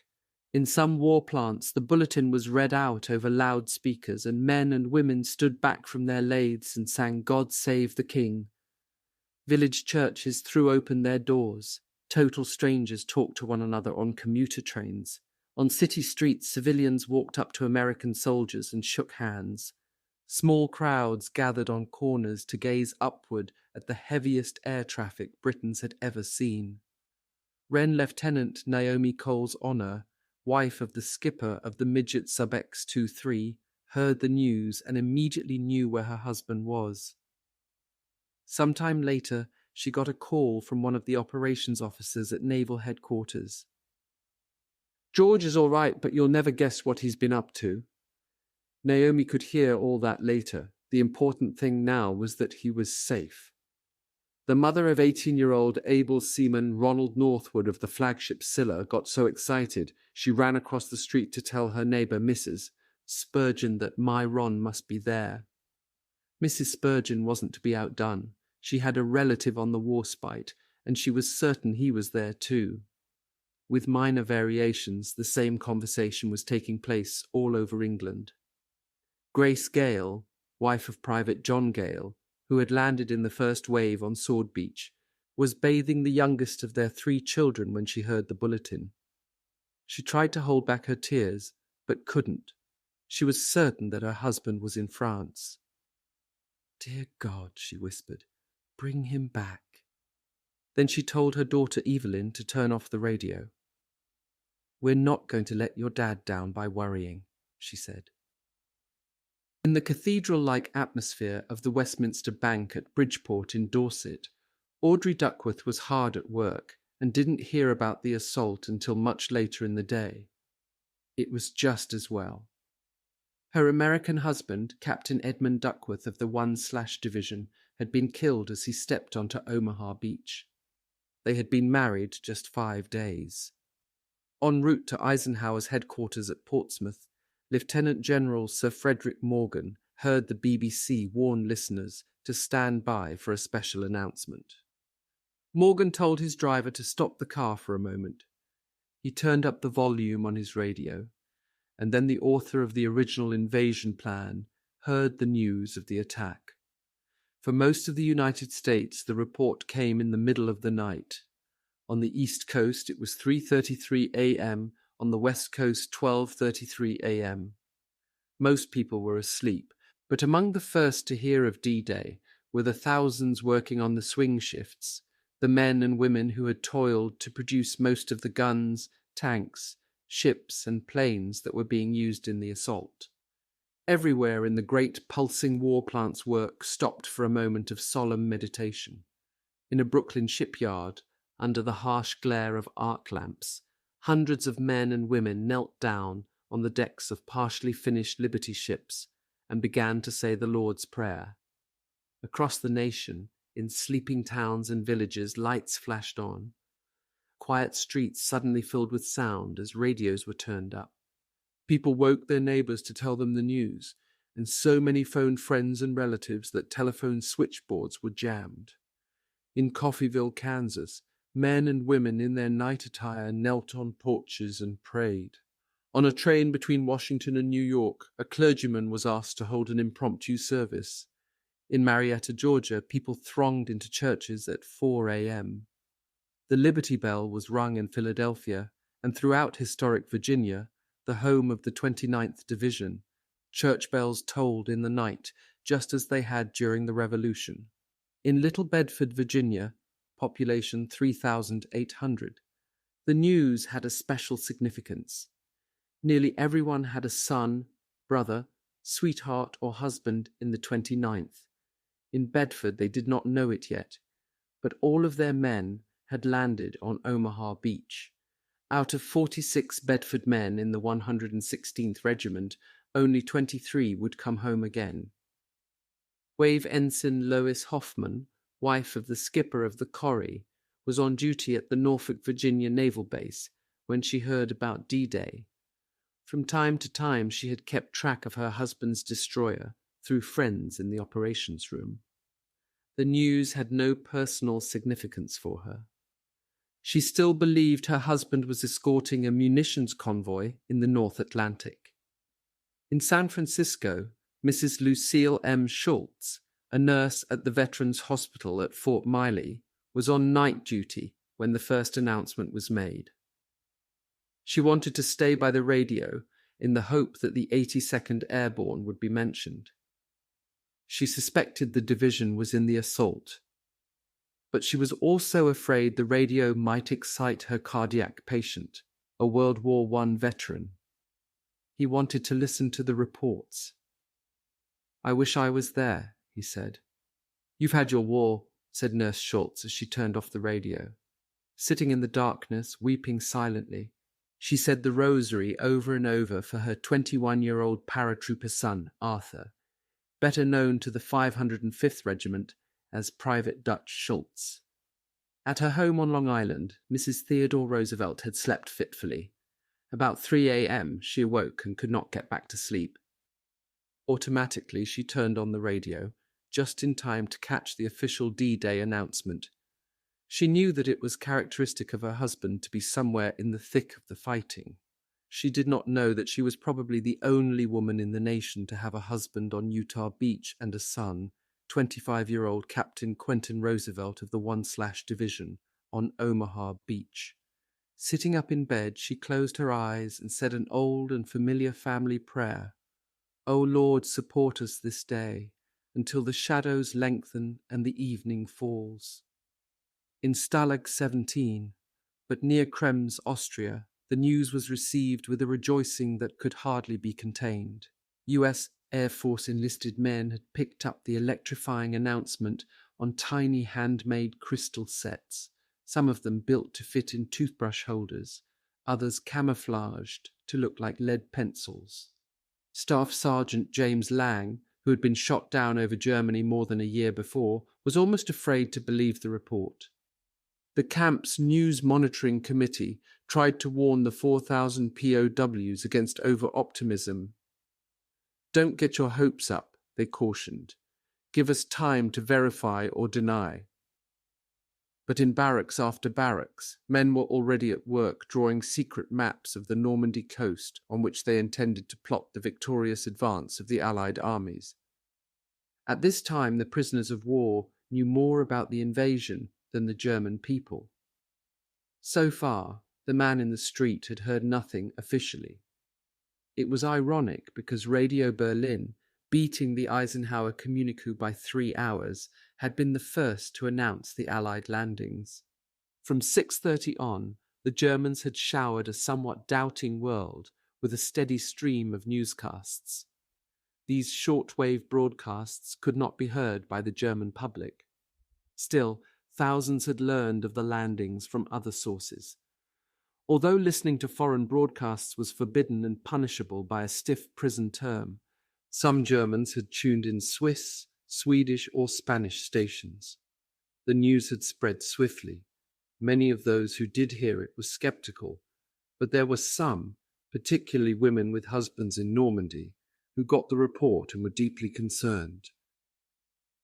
One of these was Frau Werner Pluskat. She had planned to go to a movie in the afternoon with Frau Sauer, another officer's wife. But when she heard that the Allies were rumoured to have landed in Normandy, she became almost hysterical.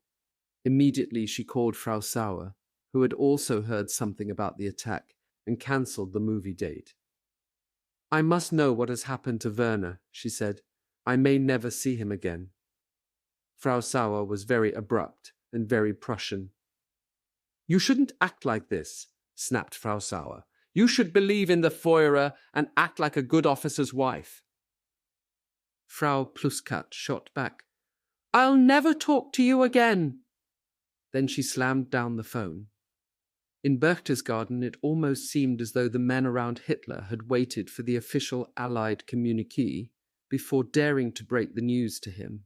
It was about 10 a.m., 9 a.m. German time, when Hitler's naval aide, Admiral Karl Jesko von Puttkamer, called Jodel's office for the latest report. He was told that there were definite indications that an important landing has taken place. Gathering all the information he could, Puttkamer and his staff quickly prepared a map. Then Major General Rudolf Schmundt, the Führer's adjutant, awakened Hitler. He was in a dressing gown when he came out of his bedroom. He listened calmly to the report of his aides and then sent for OKW's chief, Field Marshal Wilhelm Keitel, and Jodl. By the time they arrived, Hitler was dressed and waiting and excited. The conference that followed was, as Puttkamer recalls, extremely agitated. Information was scanty, but on the basis of what was known, Hitler was convinced that this was not the main invasion, and he kept repeating that over and over again. The conference lasted only a few minutes and ended abruptly, as Jodl was later to remember, when Hitler suddenly thundered at him and Keitel, "Well, is it or isn't it the invasion?" and then turned on his heel and left the room. The subject of the release of the OKW panzer divisions, which von Rundstedt so urgently needed, did not even come up. At 10:15 the phone rang in Field Marshal Erwin Rommel's home at Herrlingen. The caller was his Chief of Staff, Major General Hans Speidel. The purpose, the first complete briefing on the invasion. Rommel listened, shocked and shaken. General Speidel has told me that he called Rommel around 6 a.m. on a private wire. He says the same thing in his own book, Invasion 1944, but General Speidel had his times confused. For example, his book states that the Field Marshal left La Roche-Guyon on June 5th, not on June 4th, as Captain Helmuth Lang and Colonel Hans-Georg von Tempelhof have stated, and as the Army Group Beevor diary records. On D-Day, the diary lists only one call to Rommel, the 10:15 a.m. call. The entry reads, "Speidel informs Field Marshal Rommel by phone on the situation.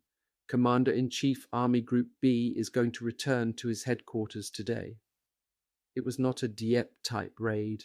With all the canny instinct that had served him so well for most of his life, Rommel knew that it was the day he had been waiting for, the one he had said would be the longest day. He waited patiently until Speidel had finished the report, and then he said quietly, with no tinge of emotion in his voice, "How stupid of me, how stupid of me." He turned from the phone, and Frau Rommel saw that the call had charged him. There was a terrible tension. During the next 45 minutes, Rommel twice called his aide, Captain Helmuth Lang, at his home near Strasbourg. Each time he gave Lang a different hour for their return to La Roche-Guyon. That in itself worried Lang. It was unlike the Field Marshal to be so undecisive. He sounded terribly depressed on the phone, Lang recalls, and that was not like him either. The departure time was finally set. "We will leave at 1 o'clock sharp from Freudenstadt," Rommel told his aide. As Lang hung up the phone, he reasoned that Rommel was delaying their departure in order to see Hitler. He did not know that at Berchtesgaden no one but Hitler's adjutant, Major General Schmundt, was even aware that Rommel was in Germany. On Utah Beach, the roar of trucks, tanks, half-tracks and jeeps almost drowned out the sporadic whine of German 88s. It was the noise of victory. The 4th Division was moving inland faster than anyone had anticipated. On Exit 2, the only open causeway running in from the beach, 2 men stood directing the flood of traffic. Both were generals. On one side of the road stood Major General Raymond O. Barton, commander of the 4th Division. On the other, the boyishly exuberant Brigadier General Teddy Roosevelt. As Major Gurdon Johnson of the 12th Infantry Regiment came up, he saw Roosevelt stomping up and down the dusty road, leaning on his cane and smoking his pipe, almost as unperturbed as though he were in the middle of Times Square. Roosevelt spotted Johnson and yelled, "Hi, Johnny! Keep right on the road. You're doing fine. It's a great day for hunting, isn't it?" It was a triumphant moment for Roosevelt. His decision to bring the Fourth in 2,000 yards from the planned touchdown point could have been disastrous. Now he watched the long lines of vehicles and men moving inland and felt an immense personal satisfaction. For his performance on Utah, Roosevelt was awarded the Congressional Medal of Honor. On July 12th, General Eisenhower confirmed his appointment as the 90th Division's commanding general. Roosevelt never learned of the appointment. He died that same evening of a heart attack. But Barton and Roosevelt, despite their air of unconcern, shared a secret fear. Unless the traffic could be kept constantly moving, the Fourth could be stopped dead in its tracks by a determined German counterattack. Again and again the two generals unsnarled traffic jams. Stalled trucks were ruthlessly pushed off the road. Here and there, blazing vehicles, victims of enemy shells, threatened to halt the advance. Tanks bulldozed them into the inundated area where troops were sloshing inland. About 11 a.m., Barton got the good news. Exit 3, just 1 mile away, was open. To ease the pressure, Barton immediately sent his tanks rumbling off in the direction of the newly opened exit. The Fourth was rolling, rushing toward the link-up with the hard-pressed paratroopers. When it came, the link-up was unspectacular. Lone men meeting one another in unexpected places, often with humorous and emotional results. Corporal Louis Milano of the 101/ may well have been the first airborne soldier to encounter troops of the 4th Division. With 2 other paratroopers, Milano, who had landed among the beach obstacles just above the original Utah beach, had fought his way almost 2 miles down the coast. He was tired, dirty, and battered when he met the 4th Division soldiers. He stared at them for a moment and then asked irritably, "Where the hell have you guys been?" Sergeant Thomas Bruff of the 101/ watched a 4th Division scout come off the causeway near Poopville, carrying his rifle like a squirrel gun. The scout looked at the weary Bruff. "Where's the war?" he inquired. Bruff, who had landed 8 miles from his drop zone and had fought all night with a small group under the command of General Maxwell Taylor, growled at the soldier. "Anywhere from here on back. Keep going, buddy. You'll find it." Near Hauteville-la-Hubert, Captain Thomas Mulvey of the 101/ was hurrying toward the coast along a dirt road when a soldier with a rifle popped into view from the edge of the bushes, about 75 yards ahead. Both men dived for cover. Cautiously they emerged, rifles ready, and in wary silence stared at each other. The other man demanded that Mulvey drop his rifle and advance with arms raised. Mulvey suggested that the stranger do the same. "This," says Mulvey, "went on for several go-rounds, with neither of us giving an inch." Finally, Mulvey, who could now see that the other man was a U.S. soldier, stood up. The two met in the middle of the road, shook hands, and slapped each other on the back. In Sainte-Marie-du-Mont, Pierre Caldron, the baker, saw paratroopers high in the steeple of the church, waving a big orange identification panel. Within a few moments, a long line of men, marching in single file, came down the road. As the 4th Division passed through, Caldron lifted his little son high on his shoulders. The boy was not fully recovered from his tonsillectomy of the day before, but this was a sight Caldron did not want his son to miss.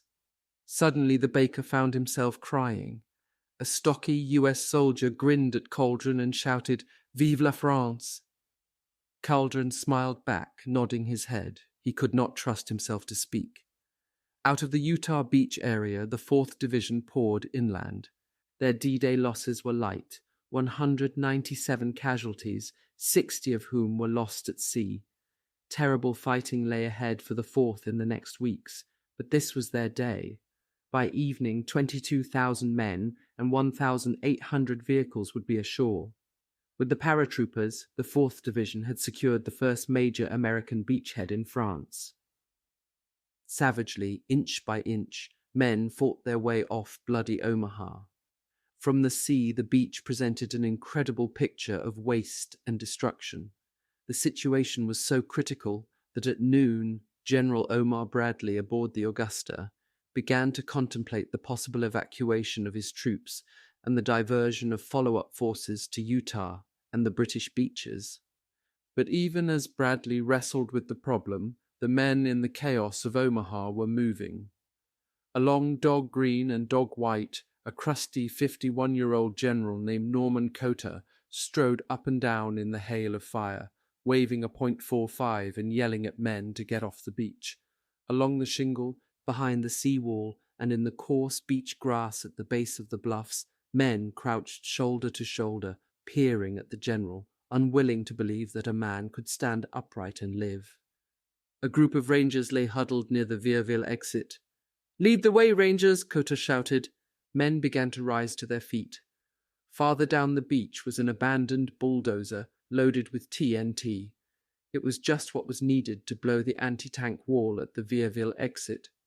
"Who drives this thing?" he thundered. No one answered. Men seemed still paralyzed by the merciless gunfire that flayed the beach. Cota began to lose his temper. "Hasn't anyone got guts enough to drive the damn thing?" he roared. A red-haired soldier got slowly up from the sand and with great deliberation walked over to Cota. "I'll do it," he said. Cota slapped him on the back. "That's the stuff," the general said. "Now let's get off the beach." He walked away without looking back. Behind him, men began to stir. This was the pattern. Brigadier General Cota, the 29th Division's assistant commander, had been setting an example almost from the moment he arrived on the beach. He had taken the right half of the 29th sector. Colonel Charles D. Canham, commanding the 116th, had taken the left. Canham, a bloody handkerchief tied around a wrist wound, moved through the dead, the dying, and the shocked, waving groups of men forward. "They're murdering us here," he said. "Let's move inland and get murdered." Private First Class Charles Ferguson looked up in amazement as the colonel went by. "Who the hell is that son of a bitch?" he asked, and then he and the other men with him got up and headed toward the bluffs. In the 1/ Division's half of Omaha Beach, the veterans of Sicily and Salerno came out of the shock faster. Sergeant Raymond Strozny rallied his men and led them up the bluffs through a minefield. On top, he knocked out a pillbox with a bazooka. Strozny had become just a little mad. 100 yards away, Sergeant Philip Strezik had had his fill of being pinned down too. Some soldiers remember that Strezik almost booted men off the beach and up the mined headlands, where he breached the enemy barbed wire. A short while later, Captain Edward Wozenski met Strezik on a trail running down the bluffs. Horrified, Wozenski saw Strezik step on a telemine. Strezik said coolly, "It didn't go off when I stepped on it going up either, Captain." Ranging up and down the 1/ Division sector, oblivious to the artillery and machine gun fire that raked the sands, was the 16th commanding officer, Colonel George A. Taylor. "Two kinds of people are staying on this beach," he yelled. "The dead and those who are going to die. Now let's get the hell out of here."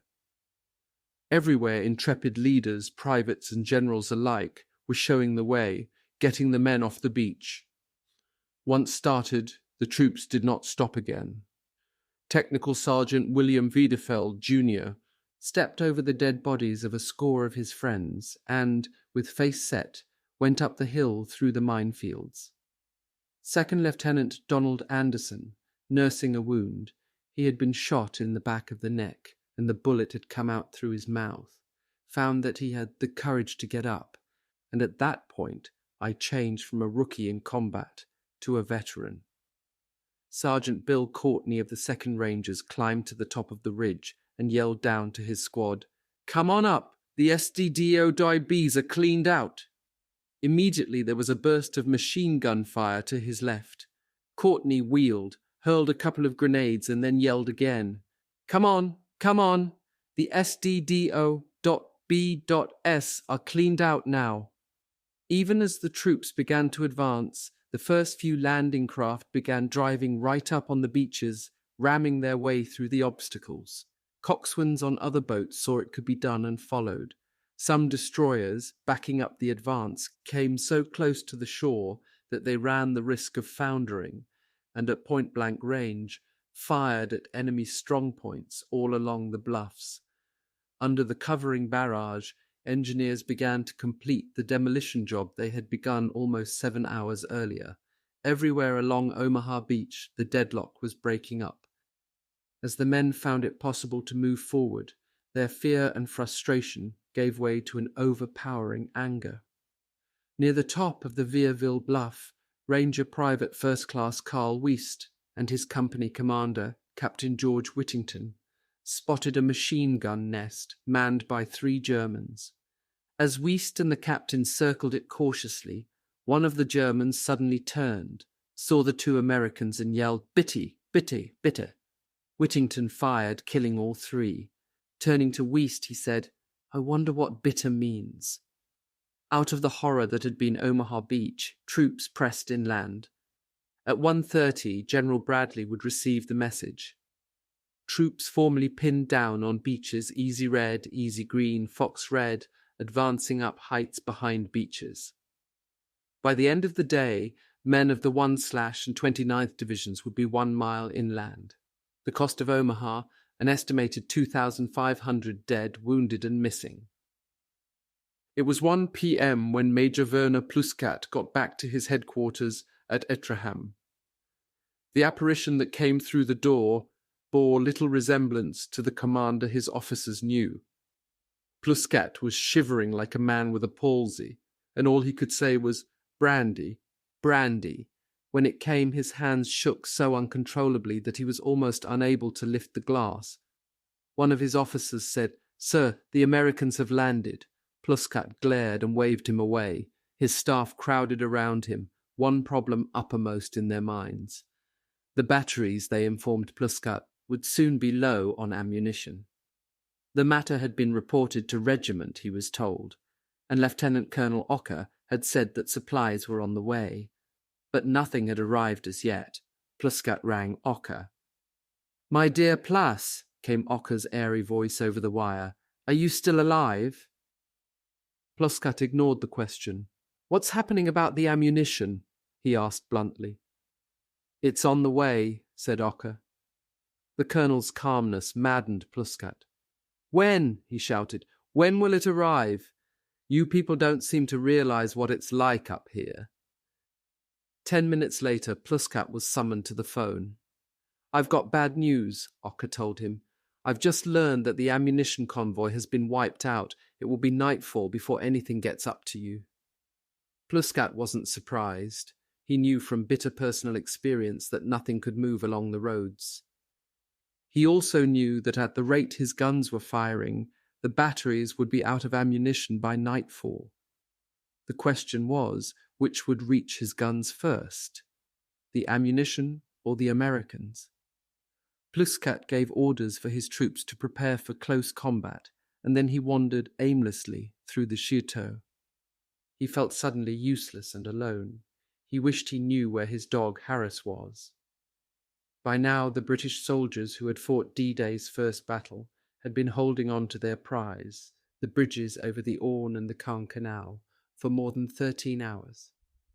Although Major Howard's glider-borne troops had been reinforced at dawn by other 6th Airborne paratroopers, their numbers had been steadily dwindling under fierce mortar and small arms fire. Howard's men had stopped several small probing counterattacks. Now the tired, anxious troopers in the captured German positions on either side of the bridge eagerly awaited the link-up from the sea. In his foxhole near the approaches to the Caen Canal Bridge, Private Bill Gray looked at his watch again. Lord Lovat's commandos were almost an hour and a half overdue. He wondered what had happened back up on the beaches. Gray didn't think the fighting could be much worse there than it was at the bridges.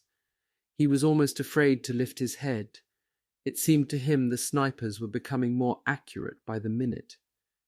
It was during a lull in the firing that Gray's friend, Private John Wilkes, lying beside him, suddenly said, "You know, I think I hear bagpipes." Gray looked at him scornfully. "You're daft," he said. A few seconds later, Wilkes turned to his friend again. "I do hear bagpipes," he insisted. Now Gray could hear them too. Down the road came Lord Lovat's commandos, cocky in their green berets. Bill Millin marched at the head of the column, his pipes blaring out, blue bonnets over the border. On both sides the firing suddenly ceased as soldiers gazed at the spectacle. But the shock didn't last long. As the commandos headed across the bridges, the Germans began firing again. Bill Millin remembers that he was just trusting to luck that I did not get hit, as I could not hear very much for the drone of the pipes. Halfway across, Millin turned around to look at Lord Lovat. He was striding along as if he was out for a walk round his estate, Millin recalls, and he gave me the signal to carry on. Disregarding the heavy German fire, the paratroopers rushed out to greet the commandos. Lovat apologized for being a few minutes late. To the weary 6th Airborne troopers, it was a stirring moment. Although it would be hours before the main body of British troops reached the farthermost points of the defence line held by the paratroopers, the first reinforcements had arrived. As the red and green berets intermingled, there was a sudden, perceptible lightening of the spirits. 19-year-old Bill Gray felt years younger. Now, on this fateful day for Hitler's Third Reich, as Rommel raced frantically for Normandy, as his commanders on the invasion front tried desperately to halt the storming Allied assault, everything depended on the panzers. The 21/Panzer Division just behind the British beaches, and the 12th SS, and the Panzer Lehr still held back by Hitler.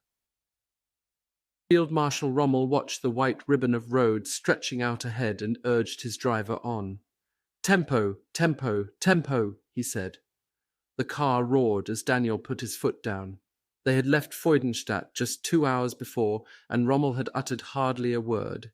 His aide, Captain Lang, sitting in back, had never seen the Field Marshal so depressed. Lang wanted to talk about the landings, but Rommel showed no inclination for conversation. Suddenly Rommel turned around and looked at Lang. "I was right all along," he said, "all along." Then he stared at the road again. The 21/Panzer Division couldn't get through calm. Colonel Hermann von Oppeln-Bronikowski, commanding the division's regiment of tanks, drove up and down the column in a Volkswagen. The city was a shambles. It had been bombed some time earlier, and the bombers had done a good job. Streets were piled up with debris, and it seemed to Bronikowski that everyone in the city was on the move trying to get out. The roads were choked with men and women on bicycles. There was no hope for the panzers. Bronikowski decided to pull back and go around the city. It would take hours, he knew, but there was no other way. And where was the regiment of troops that was supposed to support his attack when he did get through? 19-year-old Private Walter Hermes of the 21/Panzer Division's 192nd Regiment had never been so happy. It was glorious. He was leading the attack against the British.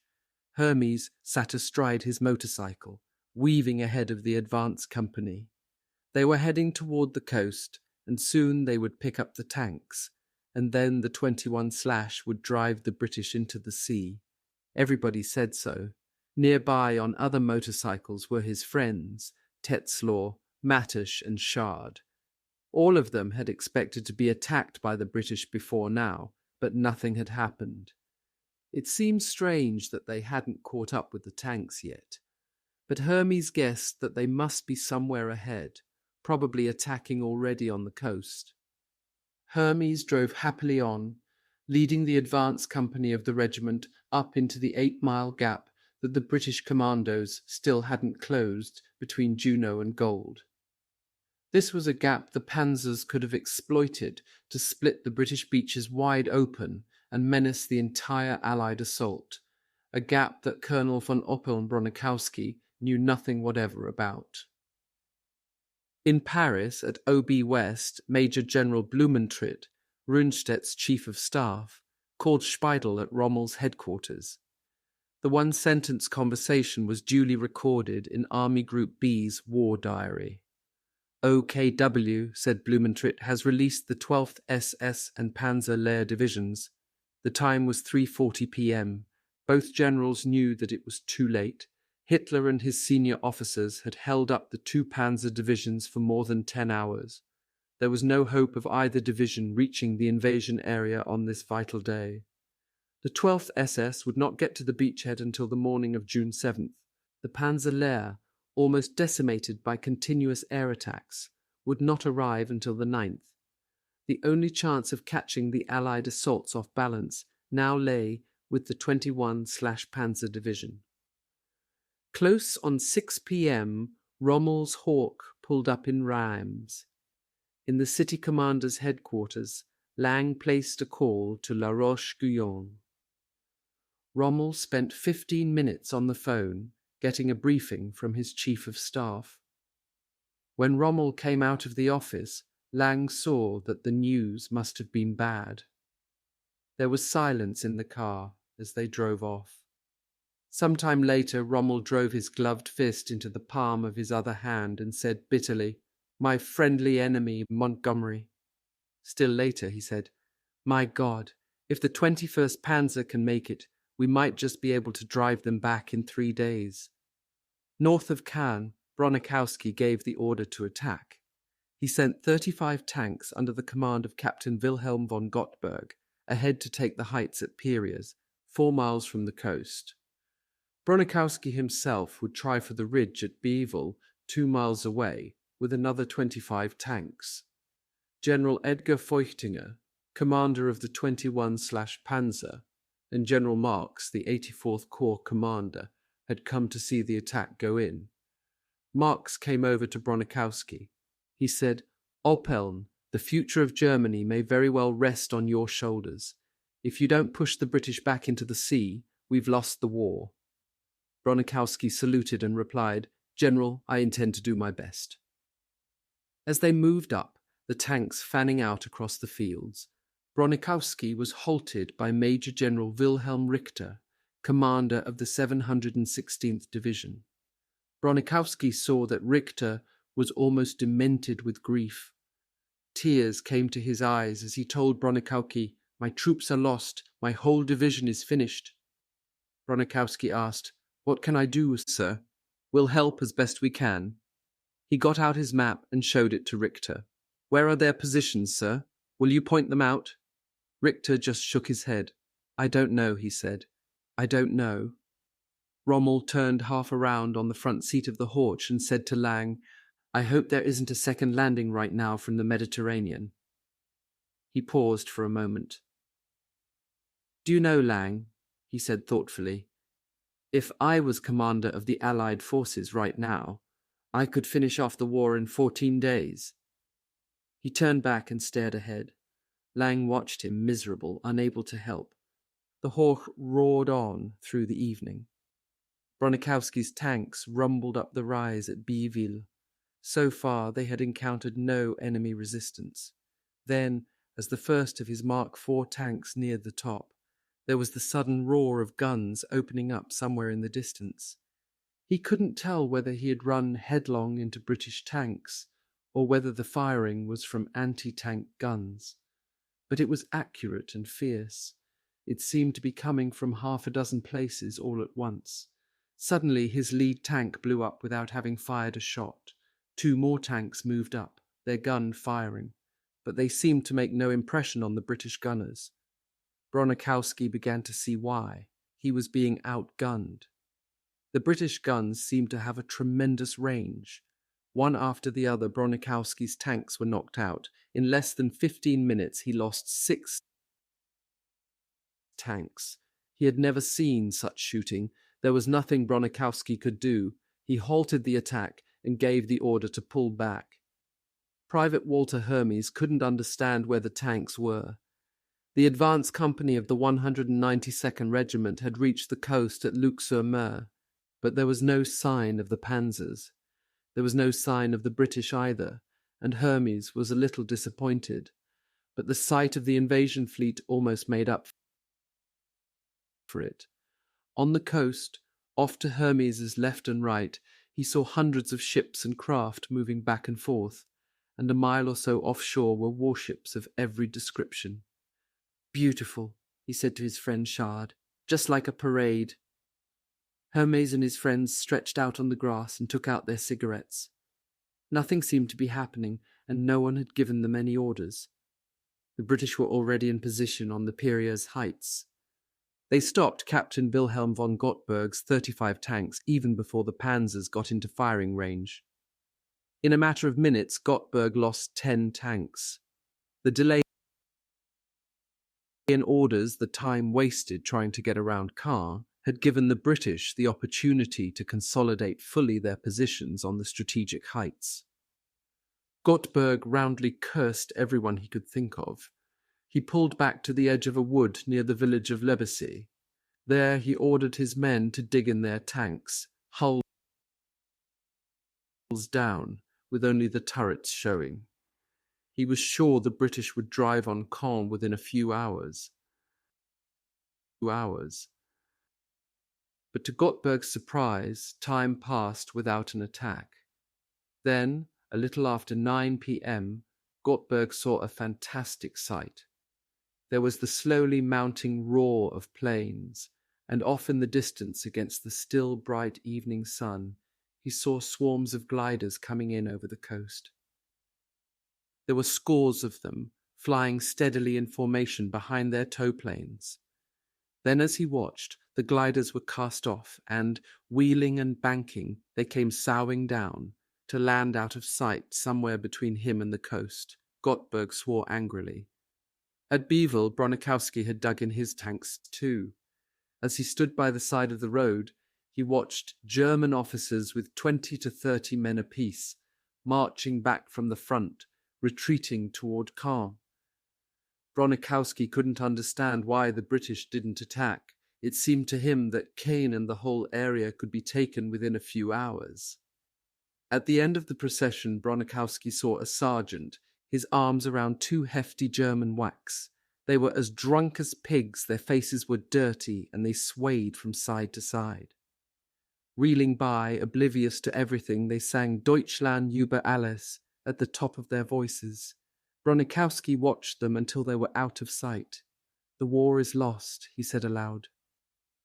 Although the British made D-Day's greatest advances, they failed to capture their principal objective, Caen. Bronikowski was to stay in position with his tanks for more than 6 weeks, until the city finally fell. Rommel's Hoch purred quietly through La Roche-Guyon, moving slowly by the little houses that shouldered each other on either side of the road.